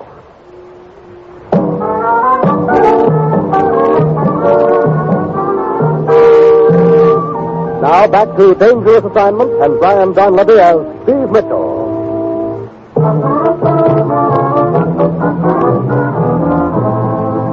Monsieur Mitchell, they've taken my son Henri. Looks like it, Cass. They must have taken him through that open window. We came through the connecting door from my room. We know he didn't leave by that. And his door here into the hall is locked from the inside. He could not have left by that either. Monsieur, if they have my boy... Take it easy, Big Cass. We'd better get in touch with the police. Yes, at once. Wait a minute. What is it? Here, on the hall floor, a bent hairpin. Hairpin? Madame Berko. Could be, but this piece of string here, too. It did not work, Papa. Huh? Henri. It did not work. Henri, are you all right? It was cursed, Papa. Brother, that's a relief. Yes. But what is this talk of something which did not work? The hairpin and the string, Papa. The hairpin? String? I do not understand. I think I do. It's the old gag where you tie a string to a bent hairpin, hook it to a key, and then run the string under the door. Yes, that is it. I was able to lock the door from the hall, but when I tried to unlock it, the hairpin fell off. Henri, to be trying such a foolish trick at a time like this. But, Papa, you are the one who taught me the trick. I? Oh. Well, perhaps I did, but that was a long time ago, and Yes, I leave you two to become better acquainted. See you later, Monsieur Ducat. You are my new tutor, Monsieur Mitchell? That's right, Henri. I understand you're just back from America. Oui. Enjoy your trip? Very much. Suppose you tell me a little bit about it. Some of the things you saw and the places you went. Well, New York City was the place I enjoyed the most. Oh? Well, tell me a little bit about New York. We were only there a short time, so I could not learn much about it. But I did learn a little. For instance? Well, New York City is an area of 320 square miles.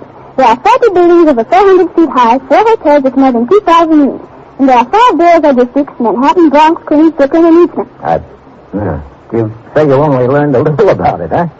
There's more. I don't doubt it. Which guidebook did you memorize? Go on. A Dutch settler brought the island from the Indians for $24 in the year 1626. It was then called New Amsterdam. Maybe the English named it New York.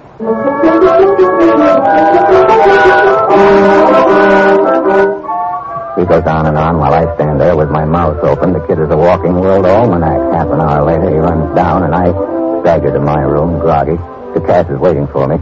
So, you're getting acquainted with my little Henri, eh? Getting acquainted? I'm getting a college course. That kid's got enough facts and figures in his head to fill a 5-foot shelf. What will be your next step, Monsieur Mitchell? Henri told me Madame Berkoff had planned to take him to the park tomorrow morning. Oh? So I'm going to follow through and see if anyone tries to contact him there.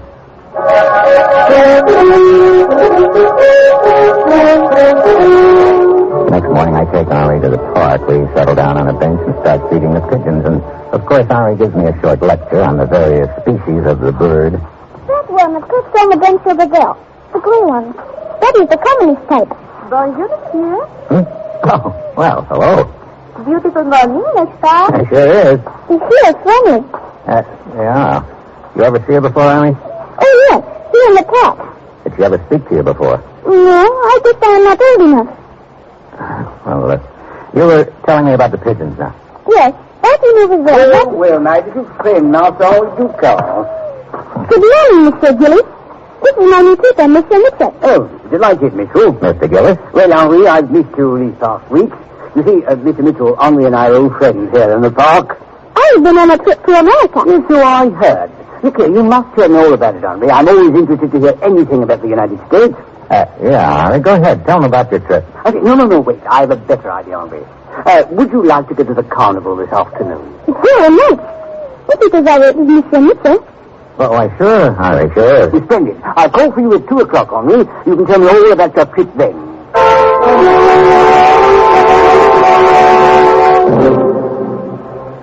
I'll get it. Oh, Mr. Mitchell. Good afternoon, Mr. Gillis. You're right on time. We'll be ready in just a minute. We? Oh, yes, I thought I'd go with you and Henri. That is, if you don't mind. Well, I would have been delighted, but matter of fact, the reason I stopped by was to give my regrets to Henri. When leave come up, I have to attend to. Oh, that's too bad. Yes, I'm frightfully sorry. Please tell him I'm sorry. We'll meet another time soon. All right. Yes, good day. Who was it, Mr. Mitchell? Gillis. Huh? He changed his mind about the carnival? Yeah, maybe he got scared off when he learned I was going to tag along. Right. You know, I just remembered something. What? Gillis was the one who originally recommended Madame Berkoff to me. Oh, that's interesting. The two of them could be working together. One thing sure, I can't let Henri out of my sight from now on. But that poses a problem. If they suspect who you are, nobody will contact the boy while you are around. You mean if they know I'm around? I don't understand. Henri will be disappointed at not going to the carnival, so why not let Madame Berkoff take him? We'll tail along behind and see what happens.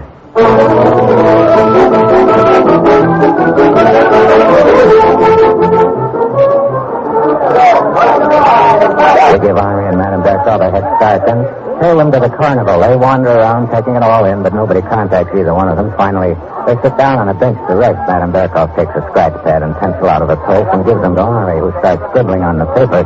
Pretty soon he shows it to her. She crumples it up and tosses it on the ground. Mitchell, they are leaving. Yeah. I think I just figured out the deal, that piece of paper. She has him write stuff on it, maybe things that don't mean anything to him. Then she crumples it up and tosses it to the ground beside the bench. Come on. Look, the man over there. Here's the bag for scraps of paper. Yeah, an appointed stick. He could be the contact, but we're beating him to it. There we are. Now we'll see. What's written on it? Oh, great. Have a look. A drawing. Wait. It's supposed to be you. See? He has entitled it The New Tutor. Yeah. 3 heads yet.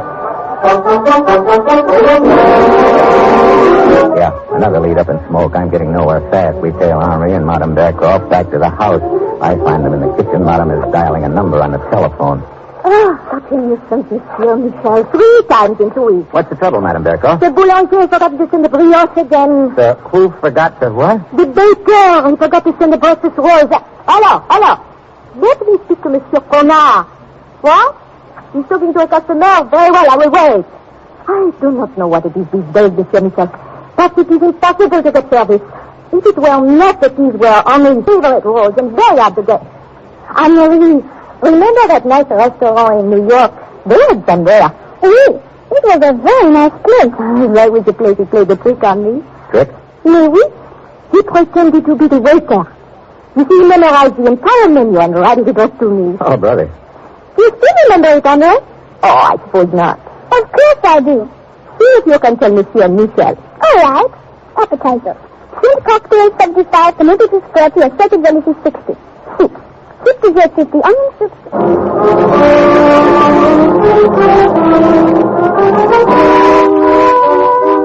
Suddenly it registers the whole deal slides into place, I ease out of the kitchen and get to another phone fast. I have the police trace Madame Berkov's call because I've got a strong hunch it isn't to a bakery, and I'm right. It's to an apartment nearby. I get there fast and barge right in. At a table by a telephone sits a guy with a pencil and a paper. It's Kinko. The other gent who applied for a job is tutor. Hello, Kinko. Go. I just want this piece of paper. No, thanks.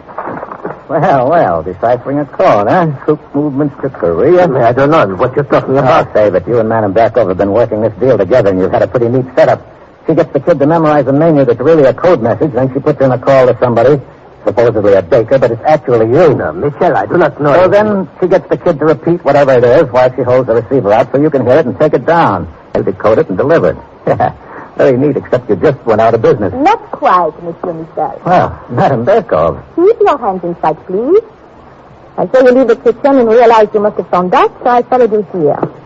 Give that message back to Kenko at once. Kenko reaches for it. I start to hand it over, then suddenly grab his wrist and jerk hard. He puts around in front of me just as she pulls the trigger.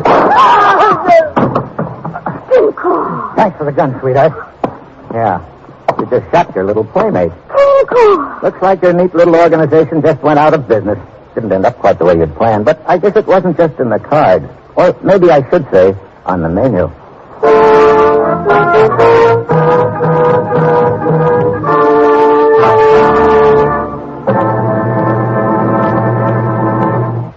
Our star, Brian Donlevy, will return in a moment.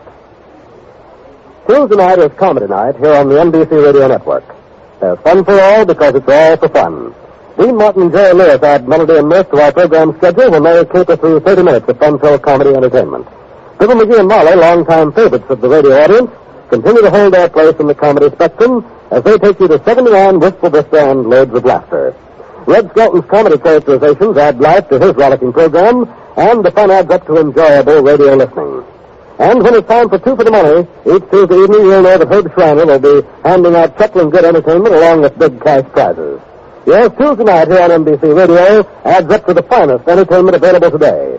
So keep your date with comedy fun, and next Tuesday listen to Dean Martin and Jerry Lewis, Red Skelton, Fibber McGee and Molly, and Two for the Money with Herb Schreiner. They're all on most NBC stations every week.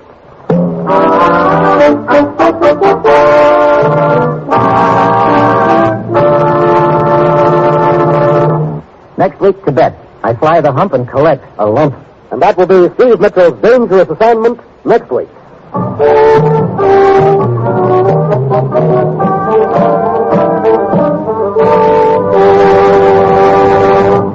Featured in tonight's cast were Jeannie Bates, Paul Frees, Larry Dobkin, Peter Bertram, and Jerry Novello. This is John Storm speaking.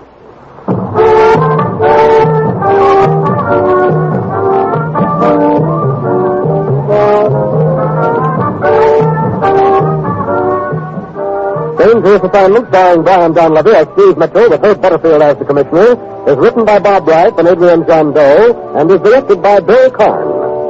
Be with us next week at the same time when Brian Donlevy, starring in the role of Steve Mitchell, will embark on another transcribed Dangerous Assignment. Tomorrow, it's Adventure with Roy Rogers on NBC.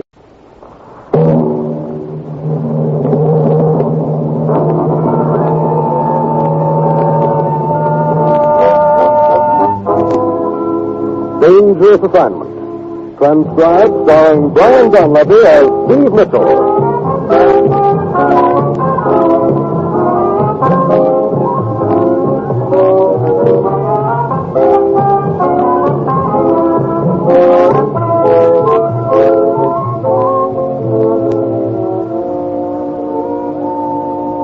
Yeah, danger is my assignment. I get sent to a lot of places I can't even pronounce. They all spell the same thing, no trouble. But when I walk into the commissioner's office, I don't realize that this assignment's going to wind up with my life getting saved because somebody drops a bomb on me.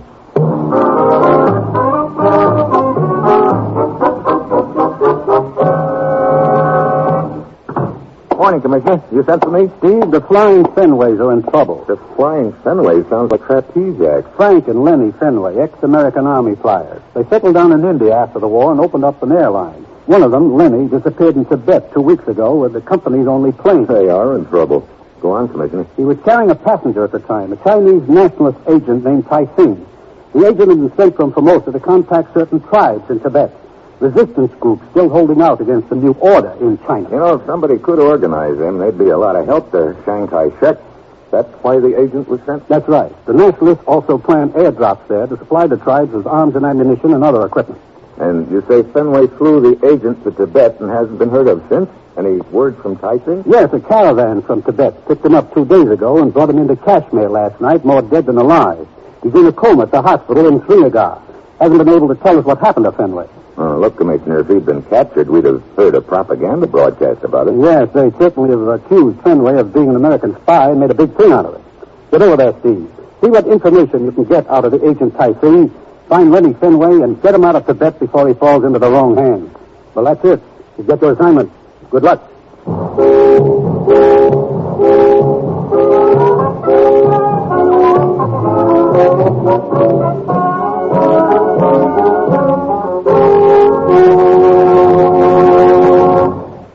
The National Broadcasting Company is presenting Dangerous Assignment, starring Brian Donlevy in the role of Steve Mitchell, colorful two-fisted government agent.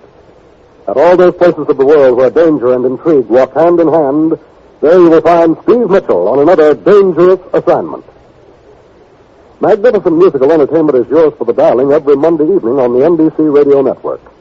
Listen on most NBC stations to these great programs. The Railroad Hour with singing star Gordon McRae and guest artists from Musicdom's Hall of Fame. The Voice of Firestone, featuring Howard Barlow and the Firestone Orchestra and Chorus in the melodies you enjoy hearing. The Telephone Hour with the music of Donald Voorhees and the Bell Symphonic Orchestra. And, of course, the Dinah Shore Show, NBC's new Monday night program special, starring America's favorite songbird, Miss Dinah Shore. Yes, every Monday night. Listen to the best musical entertainment on this NBC station.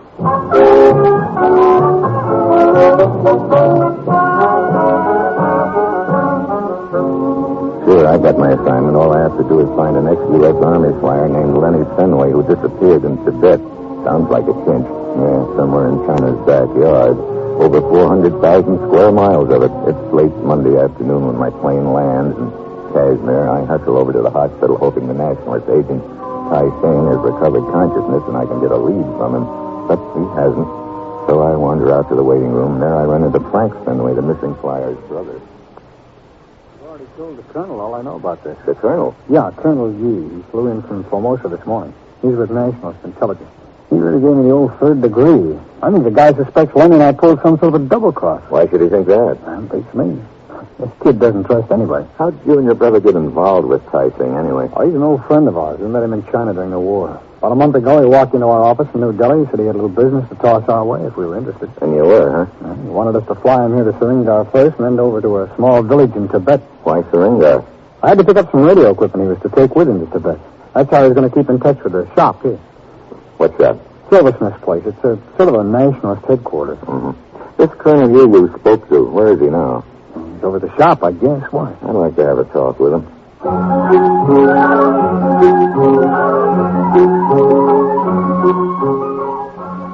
minutes later, we pull up in front of a small shop on a crowded side street. I show my credentials to the clerk, and he takes us to a small back room where we find Colonel Yee pacing the floor nervously. Nearby, a radio operator is fiddling with his set, but all he's getting is static. The possibility that we will hear from the missing flyer is remote, gentlemen. Still, there's no harm in keeping an open circuit. What are your plans, Colonel Yee? Well, at the moment, Mr. Mitchell, my hands are tied. I could contact Formosa, tell them to begin the airdrop operation, but I... Wait a minute. How do you know where the stuff is to be dropped? Taising was supposed to pick out the locations. You couldn't have talked with him. I did not have to. Here, look at this, Mr. Mitchell. Hey, a map. Where'd you get this? It was found in the lining of Taising's coat. Wait a minute. These pencil mark circles here. Could they be the locations Taising picked out? I think so, yes. But you can't be sure until Taising regains consciousness and you verified it with him, huh? And then your troubles are over? No, not quite. There is still your American flyer, Lenny Fenway, to be found. It is most important. To my government, yeah. Because if we don't find him, he'll be a perfect pigeon for some phony propaganda. But how does he affect your operation? He represents a very serious threat to the success of our mission. Oh, now, wait a minute, you. Take it easy, Frank. What are you driving at, Colonel? Mr. Fenway, your brother may know of this map.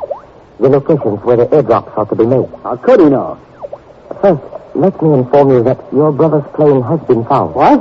When did this happen, Colonel? I learned of it only this morning when I questioned members of the caravan. The men who brought pricing here. One of the men had heard from a villager at Sanyatao that a plane was found abandoned near there 10 days ago. Had crashed? No, apparently engine trouble had developed. A forced landing was necessary. Oh, that's a relief. He must be still alive, then. You will not be happy to learn that the plane has been confiscated by hostile troops. I don't care about that. I'm more interested in Lenny. Yeah. What makes you think he knows about this map? I am assuming that Mr. Fenway's brother accompanied Tyson on his journey to contact the various tribal chiefs. And being old friends, they might have discussed the location of the airdrop, huh? Well, I am assuming further that the two men were making their way back here when they ran into trouble. Soldiers, perhaps. But Tyson got away. Perhaps your brother, Mr. Fenway, did not. So, if Fenway was captured, the affair would be kept quiet while they put the pressure on him to try and make him talk. Exactly, Mr. Mitchell. Now, should my government go ahead with our plans, we might drop much-needed supplies and equipment into enemy hands. Yeah. So what happens now? Let's have a look at that map again, Colonel. Yes. Where'd the caravan pick up typing? Right here in the north, not far from the Xinjiang province border. Good place as any to start looking, don't you think, Colonel? Look, if you guys are going hunting for Lenny, you can count me in. Well, we'll need a plane to get us up there. Oh, wait a minute. You're out of business, Frank, remember? No plane. I'm back in. I hocked everything I could get my hands on and made the down payment on another crate yesterday. I was planning on going out and look for Lenny on my own. All right. You've got a couple of customers. It's a deal. And this time, gents, the tip is on the house.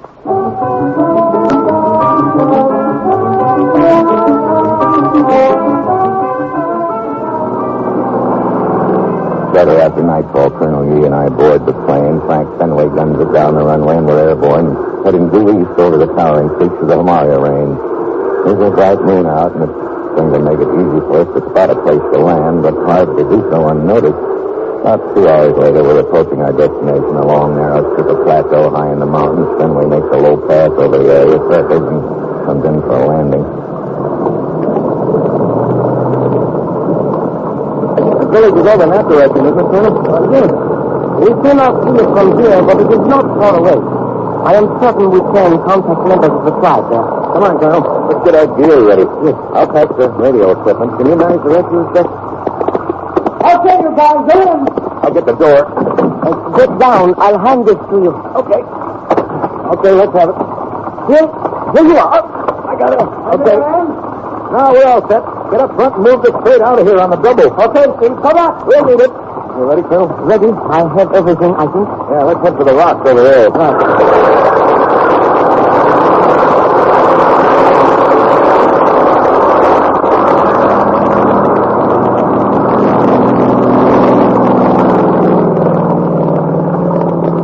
Well, so far, so good, Colonel. Over here, Mr. Mitchell. Yeah, this looks like a good spot. We can keep under cover among these rocks here for a while and see if our landing has stirred up any interest. Oh, in this moonlight, Mr. Mitchell, I do not think our arrival has gone unnoticed. How right you are, Colonel. Look, over there. Where? Men on horseback? Yeah, a dozen of them at least, and they're headed this way. Quickly, let us move back. What do you make of them, Colonel? I do not think they are tribesmen. No, I am certain they are not. Soldiers, a patrol. Oh, great. Here, behind this boulder. Hey, they're looking around. Probably figure the plane might have dumped something. Yes. I do not think they will come up here. They're right. They're moving on. They are headed for the village. Yeah, which means we have to change our plans. Oh, yes. The tribesmen there will certainly be warned of the patrol's approach. They will move back into the mountains. We could attempt to signal them up there. Why not? Let's give it a whirl, Colonel.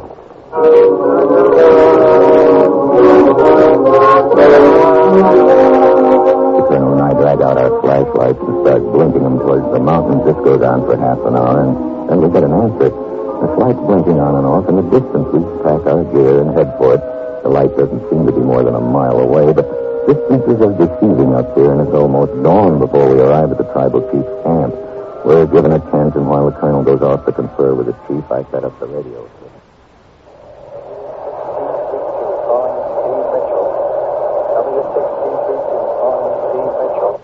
Steve Mitchell here. W6C32. That's you, Fenway? Yeah. Steve, you alone? Sure. What's up? Did Tyson come too? You're in a jam. That Colonel G you're with is a phony. What? Police here in Trinidad found the real Colonel G and all the dogs. Been murdered. Oh, great. Look, Fenway, you better... Go on, Steve. What is it? Steve, can you hear me? What's wrong? What's wrong, but I don't think I can explain to Fenway, not with the cold muzzle of an automatic at the back of my head. And an arm reaches over my shoulder. Sorry, Mr. Mitchell. You came back just a little too soon, but... And now you find yourself in a rather awkward position. Do you not, Mr. Mitchell? You're not on too healthy ground yourself. What happens if the chief and his tribe find out that you're a phony? There is no chief, and these men belong to no tribe. They are soldiers under my command. And you, Mr. Mitchell, are my prisoners.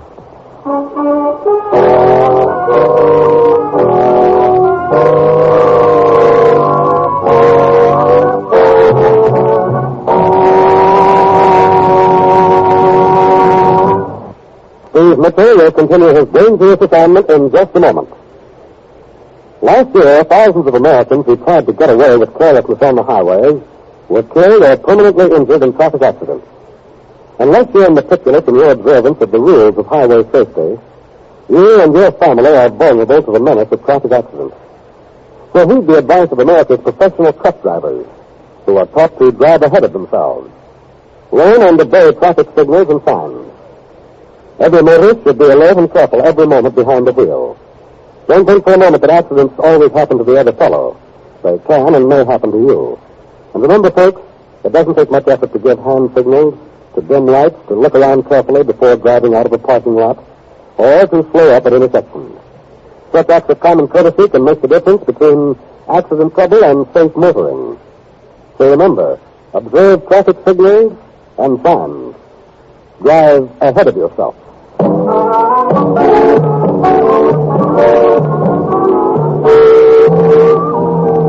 Now back to Dangerous Assignment and Brian Donlevy as Steve Mitchell.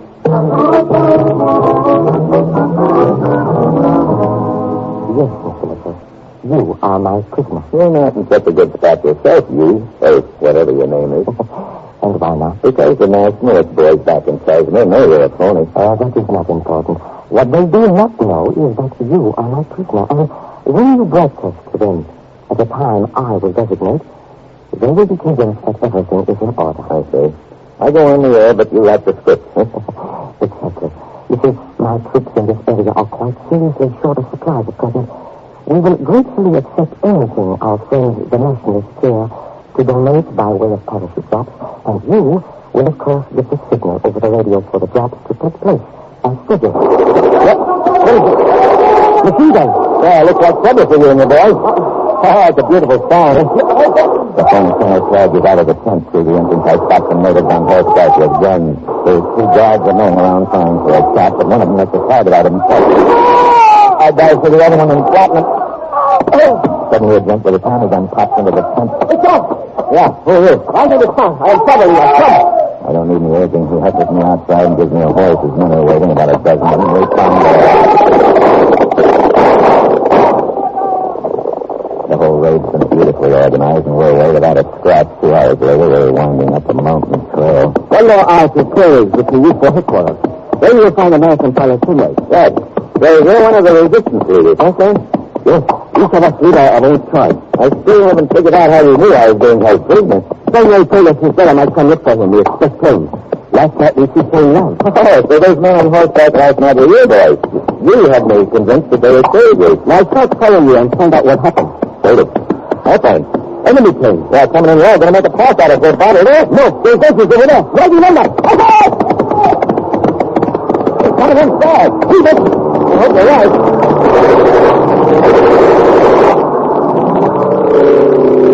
Hey, they're probably turning some back, and this leg won't cover us from the other direction. By that time, we'll be on bending trail. Come.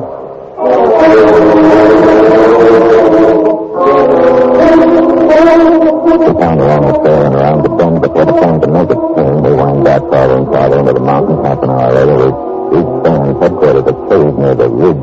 There I found the missing pilot, Lenny Fenway, with a bandage on his left arm. Success, Steve. Got it when we were ambushed. What happened, Lenny? Well, as you know, the nationalist agent, Tai Singh, hired me to fly in from Kashmir so he could make the rounds of the tribal resistance leaders and line up locations for the parachute drops of supplies and ammo. Yeah. Well, we ran our way back, but we had engine trouble. Forced landing. We abandoned the plane and started heading for the border on foot. We were rugged country. You run into a patrol? Oh, we sure did. I got separated from Tai Singh and got a slug in my arm. I wandered around lost a couple of days. Then Stone and his boys found me and brought me here. Is everything all set and dropped? What do you mean? Well, you're supposed to start Thursday. That's tomorrow? Yeah. Tyson told me it was very important to the whole timetable if the drop takes place in schedule. Yes, they can. Why not? Because that phony Colonel Wu has Tyson's map. He knows the locations of the drop. His boys will be there waiting. He hasn't seen this map, though. Where'd you get that? Tyson gave it to me in case he got separated. These are the alternate locations for the drop. How do readers know about them? Hey, if we can get this back across the border, the drop can take place on schedule tomorrow. There's only one hit. It's a 2-day trip on horseback.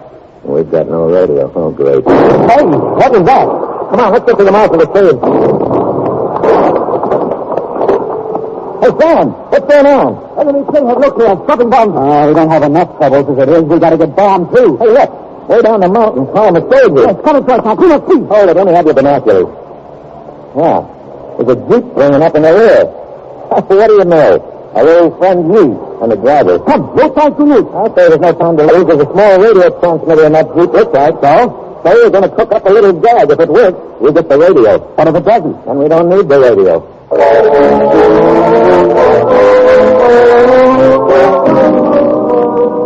right, I'm going to deal with Sam and May. He now can take off to give the orders. Lenny and I stay under cover in the cave.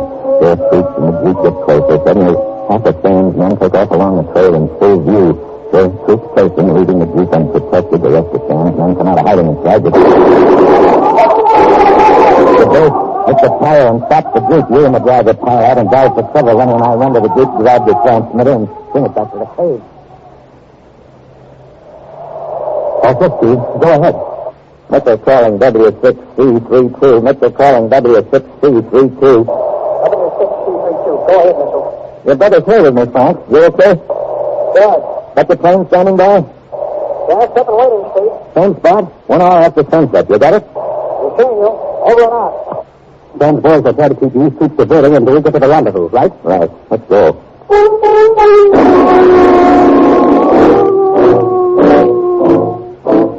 Lenny and I sit down the trail and take off across the ridge, working our way to the plateau where the planes that took us last way arrive in time to start a small fire to guide Frank. Steve, look. Coming in that mountain, too. Yeah, it's Frank. Right on schedule, too. Yeah, coming in for a landing. Come on. We're back just about opposite that clump of boulders. Looks like they're dead, doesn't it? What's the matter? Hey, look. Back there on the ridge in the moonlight. You and the soldiers must have figured out the decoy. Oh, brother, we'll get this close to getting out of here and then... Come on. We're going to make a run for it.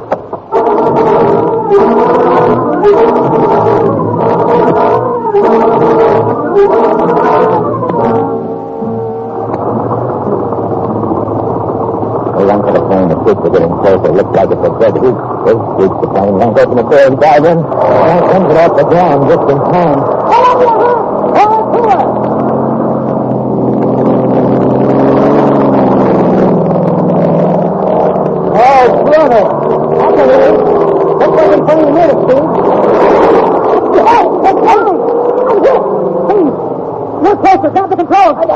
Come on, baby, come on. Straighten up and fly right.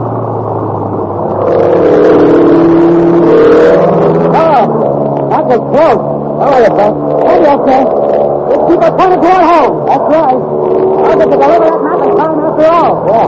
Hey, do me a favor, will you? Sure. Next time you got to take a dagger, boy, and I have to stick you out of a hole like this. Yeah? Go.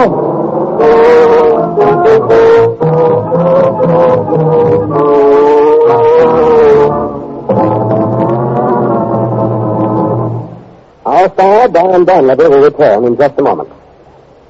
Variety is the sponsor of life, they say, and variety is what we at NBC attempt to give you each Thursday evening. Yes, each Thursday on most NBC stations, you'll hear such entertaining programs like the Roy Rogers Show, Father Knows Best, Truth or Consequences, the Judy Canova Show, and Eddie Cantor's Show Business Show.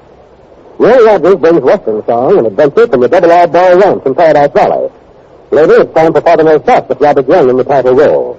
And perhaps you'll agree the thing about which Father Knows Best is trouble.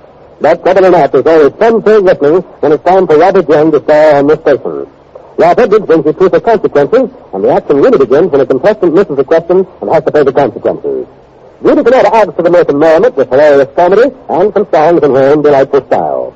Then Eddie Cantor brings you his show business show, during which he reminisces about his years in the entertainment world. Every Thursday, listen to all these fine shows on this NBC station.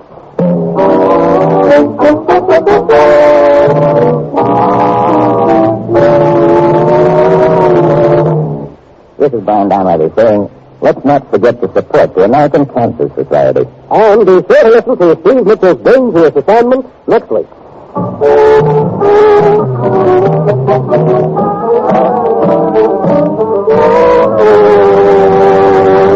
Featuring tonight's cast with Stacey Harris, Sidney Miller, Paul DeBarth, and Frank Driscoll. This is John Storm speaking.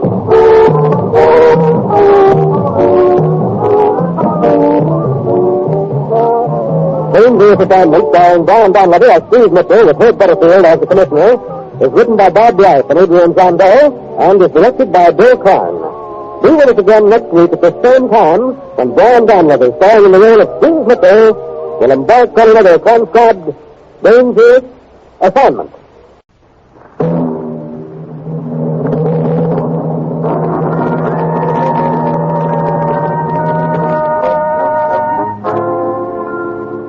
Dangerous Assignment, transcribed, starring Brian Donlevy as Steve Mitchell.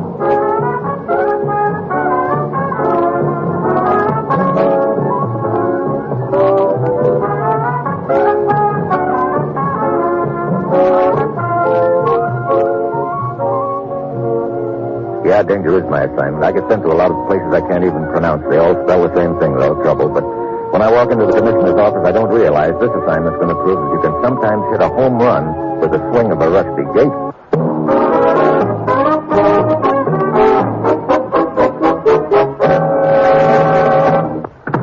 Morning, Commissioner. You sent for me? Steve, I'm sending you to London to check on the arrival of a political refugee named Nikolai Deborov. Act as his bodyguard. I gather this Mr. Deborov is a very important gent. Actually, he's a big nothing. What? He doesn't even exist. Oh, wait a minute. You're sending me to bodyguard a guy who doesn't exist? What's this all about? Steve, you've heard of the Freedom House, haven't you? Yeah, an international organization financed through contributions made by private citizens here and in Europe. They maintain what are called friendship centers on the continent, feed, clothe, and house refugees from behind the Iron Curtain. Right. They've been doing a splendid job, Steve. But a short time ago, things started going haywire. 2 refugees disappeared. Men we were very much interested in. We'd hoped to bring them to America. I see. Someone in the organization put the finger on them, you think? I'm certain of it. Someone along the route in one of the friendship centers, or in the London headquarters. And that's where I start, at the top, huh? Get over there, Steve. Give the non-existent Nikolai Deborov the big build-up, and show considerable concern over the fact that he hasn't arrived. Bait the trap and wait for the mouse, or, in this case, the rat, to make his move, huh? Exactly. Well, that's it, Steve. You've got your assignment. Good luck.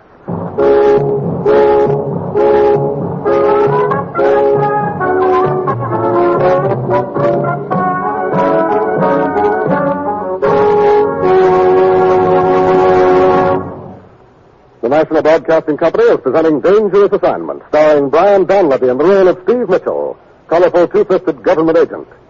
At all those places of the world where danger and intrigue walk hand in hand, there you will find Steve Mitchell on another Dangerous Assignment. Magnificent musical entertainment is yours for the dialing every Monday evening on the NBC Radio Network. Listen on most NBC stations to these great programs.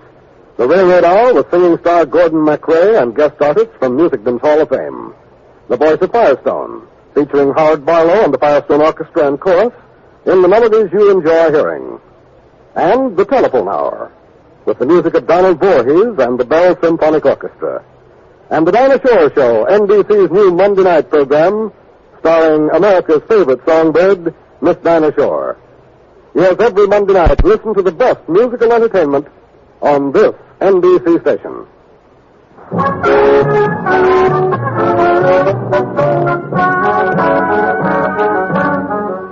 Sure, I've got my assignment. Get over to London and set up a trap for someone who's putting the finger on certain political refugees we're interested in bringing to the U.S. Because of that someone, the refugees are winding up back where they started from, behind the Iron Curtain.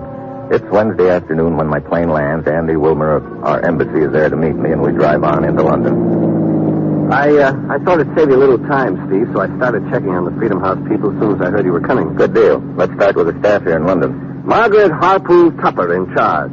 Spinster daughter of the late Bingo Tupper, big man in herrings. She's 50-ish, barges about in tweeds, flat-heel shoes, pork pie hat, and string tie. Very fond of Chuckney, Gregory Peck, and Basset hounds. Not necessarily in that order, however. She sounds interesting. I doubt if you'll find her in the office this afternoon, this being her day with the Amersham Bird Watcher Society. Who will I find in the office? A Polish girl named Maria Ostrovic, a refugee herself. She came to the organization a few years ago and is now Miss Tupper's secretary. Blonde, 24, very attractive. Oh? And you can stop drooling. She's having dinner with me tonight. Look, Steve, I don't think Maria could be mixed up in this. Any one of the directors at the various centers could have spotted the names on the list. Who else works here in the London office? Well, there's Penelope Hinden, a charming little scatterbrain. She's Miss Tupper's niece. Does some typing and most of the filing. Georgie helps her when he's around. Georgie? Rodescu, refugee from Romania. Spends only a few hours a day there. Rest of the time he's teaching violin. He also plays sidewalk engagements. That's the place up ahead, on the corner.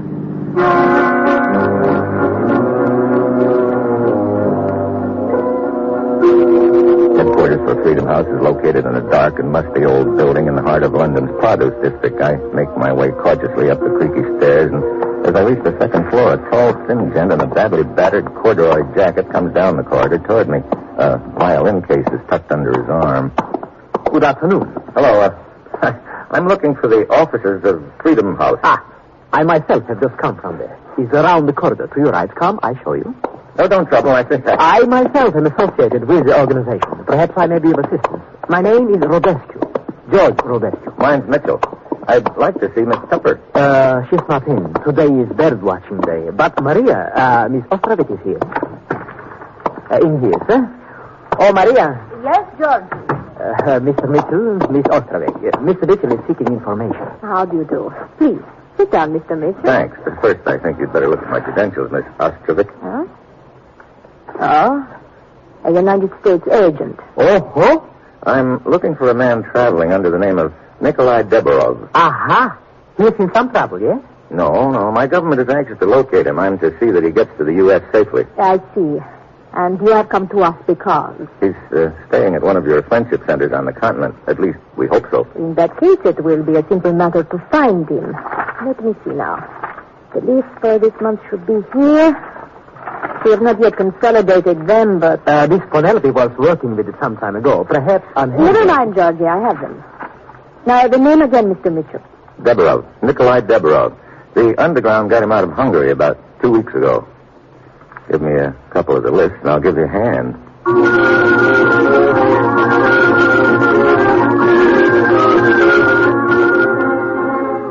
I go through the motions, check the list out of Paris, Antwerp, Rotterdam, Milan, C.S., Maria, and Georgie come through the rest, but, of course, the name Deborov doesn't show up. You said this man was traveling under the name Deborov.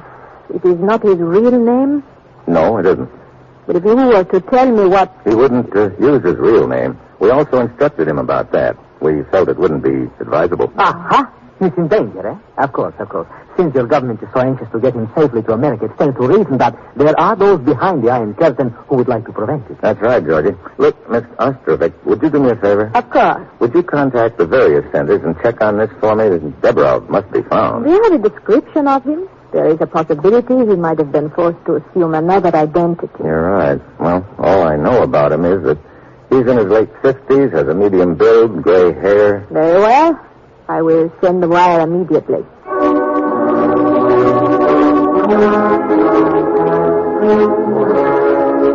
I stick around and help Maria draft a message to all friendship centers, stressing the fact that the U.S. government is very, very anxious to locate one Nikolai Deborov. The bait is out now, and all I have to do is wait for someone to snap at it. The lights of London are just coming on when someone tugs at the line.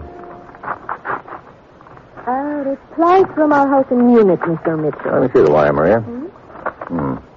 According to this, a Hungarian refugee named Gorveg was at the center there 2 days ago. The description we gave them fits, but they want more details on Deborov.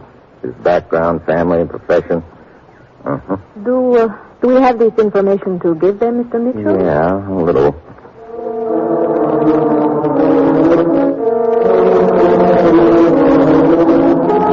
On the reply to Munich, I don't give out with too much information, just enough to generate a little more excitement and interest.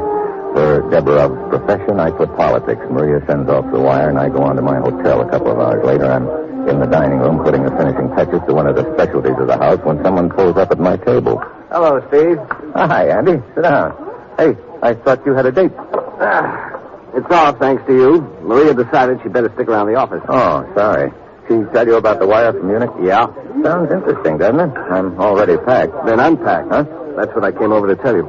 Maria got another wire from Munich. The added info you sent didn't fit. The man they had in mind wasn't married, came from a different town, and was a bricklayer by profession. Oh, great. Yeah, the fish you thought you had at the end of your line turns out to be an old rubber boot. But here's something that might interest you, since you seem to suspect any and all persons connected with Freedom House. What is it? I ran into Miss Tupper at the office a little while ago. She's invited us to drop around to her place for a saucer of brandy this evening. Oh? Yeah, she seems very anxious to cooperate. Feels that she might be of great help if you're willing to take her into your confidence. Okay, let's go around and have that saucer of brandy with M.H. Tupper.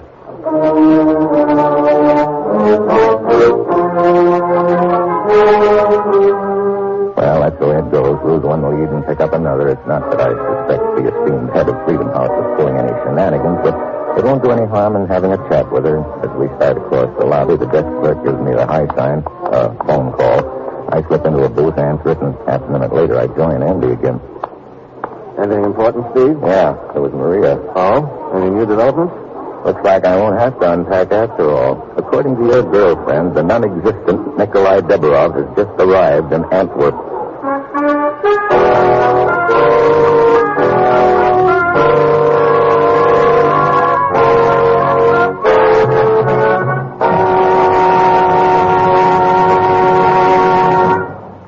Steve Mitchell will continue his dangerous assignment in just a moment. Cancer is likely to strike anyone at any time. It hits men and women alike. It hits the young as well as the old. But many other patients are being saved because the disease is being detected and treated in time.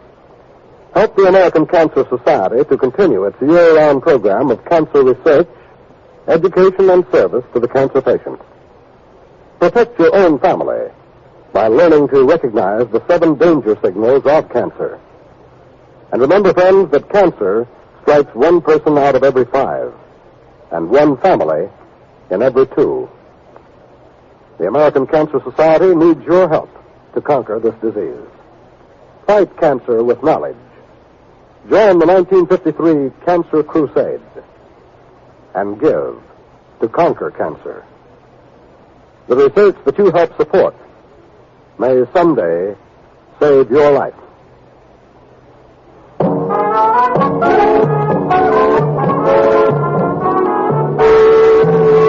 Now back to Dangerous Assignment and Brian Donlevy as Steve Mitchell.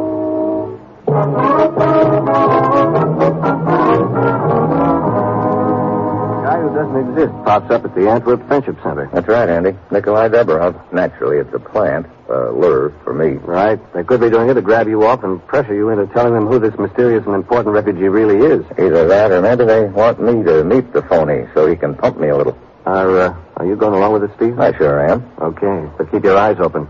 Real open.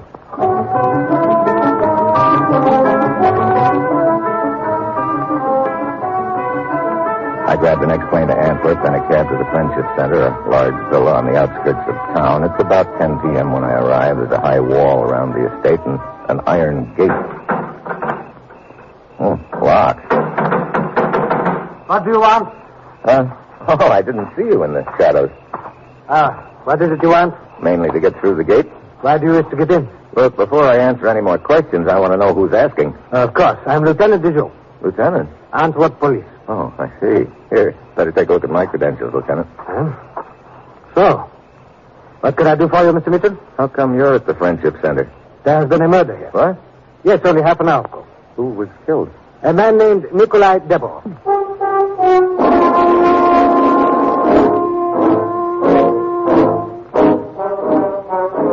The name, of course, hits me right over the head. No sooner does somebody snap at my bait than they knock the bait off. And with it, my only lead to find out where the leak is in the refugee organization. On the way up the path, I show Lieutenant Dijon in on the deal. He takes me to the dead man's room and pulls back a corner of the sheet.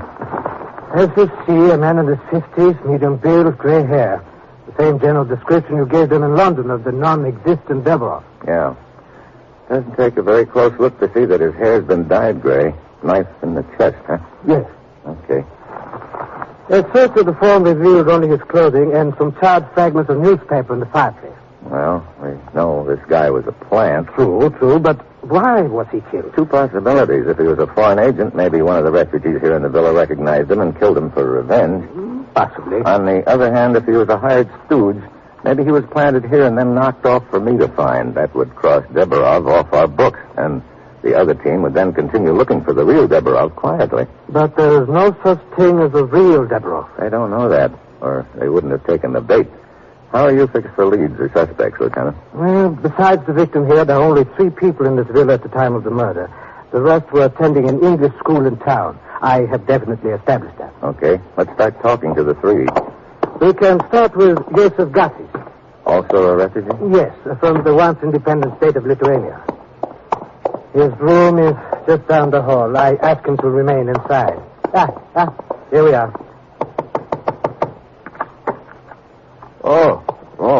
Lieutenant Dijou. This is Mr. Mitsuko, a U.S. agent. He has some questions to ask you. Oh, but of course. You're a refugee, Joseph? Yes, from Lithuania. I arrived 2 days ago by boat. I plan to go on to Amsterdam and find employment. I am watch repairman. I see. You were here in the villa all evening, huh? Yes. Reading here in my room. You hear anything from the dead man's room? I hear slight commotion, but do not pay much attention to it. That must be Halberg. Who's he? The director of this place. He went to get the other refugees at the school in town. I will go see. Joseph, getting back to the dead man, did you meet him? Deborov? Oh, yes. I talked with him briefly when he arrived this afternoon. Hungarian, he said. He seemed very nice. Also the girl. Girl? Yes. Johanna Guben is her name. A refugee from Eastern Germany. She and Deborov arrived together this afternoon. I see. Mr. Mitchell, this is Falberg, director of this refugee center. How do you do? Mr. Falberg, were you here at the time of the murder? Yes, downstairs in the kitchen. But I saw and heard nothing. What can you tell me about the dead man? Deborah? Very little. This afternoon, as usual, I drove the station wagon to the square opposite the cathedral. That is the pick-up point for refugees. There were 2 of them waiting. Deborov and Johanna Guben? Yes. I drove them here and sent a cable to our London headquarters announcing Deborov's arrival. I had been notified that you were inquiring about him. Yeah. Okay, gentlemen, that'll be all for now. Lieutenant? Yes. Please do not leave the villa without my permission. Either of you. All right. Very well. Well, Mr. Mitchell, what do you make of it? Not very much so far, Lieutenant. Maybe I'll know a little more when we've talked to this Johanna Guben. A little more about what? Oh, Miss Guben? Yes? My name's Mitchell. Here are my credentials. I see. How long had you known the dead man, Deborov? Only a few hours. Oh? I met him in the square opposite the cathedral. And you'd never seen him before that? No. Where were you at the time of the murder? Well, right here in the parlor. As you see, they provide magazines and newspapers for us. Any idea where the others were at the time? As far as I know, Joseph was in his room. He and I chatted down here a few minutes, then he went upstairs. Falberg, I think, was in the kitchen. Okay. That'll be all for now, Miss Guben. I will be up in my room. Okay. Mr. Mitchell, a question? What is it? Why is an American agent so interested in an ordinary refugee like Deborah? Let's just say he wasn't so ordinary. I see. Good night. Very interesting. Yeah. She's the only one who asked that question. A logical question for an innocent person to ask. Yeah, and a good cover for a guilty one.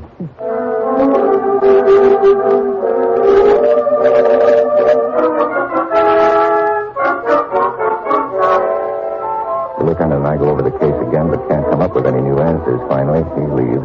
I go up to the room Falberg has provided me and stretch out on the bed. I'm just dozing off when I hear soft footsteps in the hall. I ease to the door, open it a crack. It's Johanna Guben heading downstairs. I follow her. Down in the parlor, she starts thumbing through newspapers.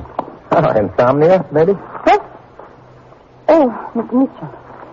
I did not get a chance to look through all the newspapers. What's so interesting in them? The Paris editions. I am looking for a message from Papa in the personal column. Oh, your father's in Paris? Yes. I am to join him there. When I find his message in the papers. Why the secrecy? Papa is a refugee from eastern Germany. Franzkuban. Noted for medical research. If they knew where he was, they would try to force him to go back. I see. But I don't see the advertisement anywhere. Perhaps it is in the paper Joe just took upstairs to read. Oh, funny. What is it? Nothing, Johanna. Yes, here is the advertisement. Yes. Wanted. Helpful for medical research. And the adult in Paris. Papa is safe. I'm glad to hear it. Good night.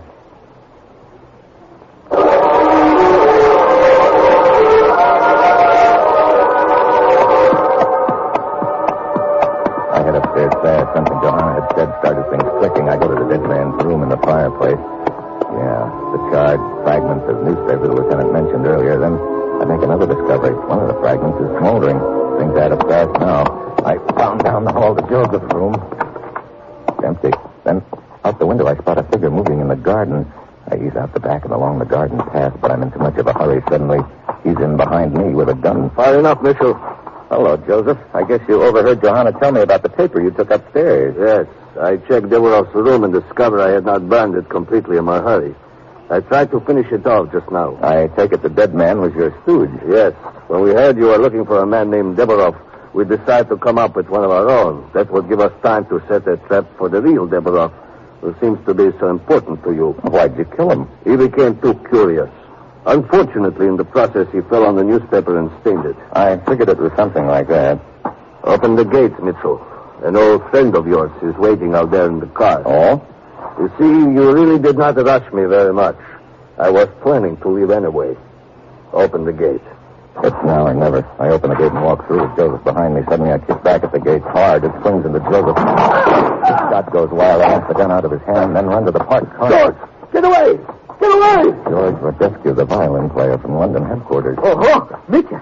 Hello, George. Long way from home, aren't you? Joseph, you fool to let him get your gun away from you. While you sat there stupidly watching. No, boys. Flattery will get you nowhere with each other. Well, looks like I've got the crop.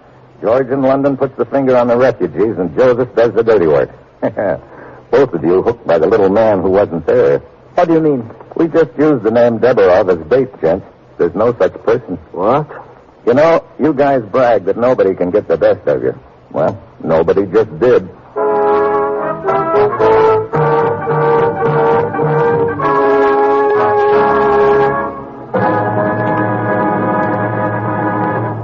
Our star, Brian Donlevy, will return in just a moment. Variety is the spice of life, they say, and variety is what we at NBC attempt to give you each Thursday evening. Yes, each Thursday on most NBC stations, you'll hear such entertaining programs as The Roy Rogers Show, Father Knows Best, Truth or Consequences, The Judy Canova Show, and Eddie Cantor Show Business Show. Roy Rogers brings Western song and adventure from the Double R Bar Ranch in Paradise Valley. Later, it's time for Father Knows Best, with Robert Young in the title role. And perhaps you'll agree that the thing about which Father knows best is trouble. But trouble or not, there's always fun-filled listening when it's time for Robert Young to star on this station.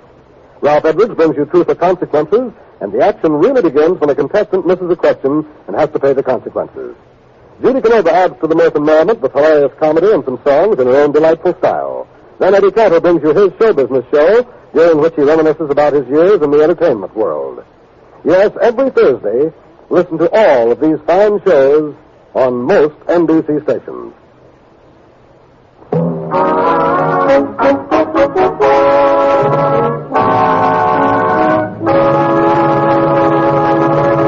Next week, a little game of hide and seek on an island out in the not-so-Pacific. And that will be Steve Mitchell's dangerous assignment next week.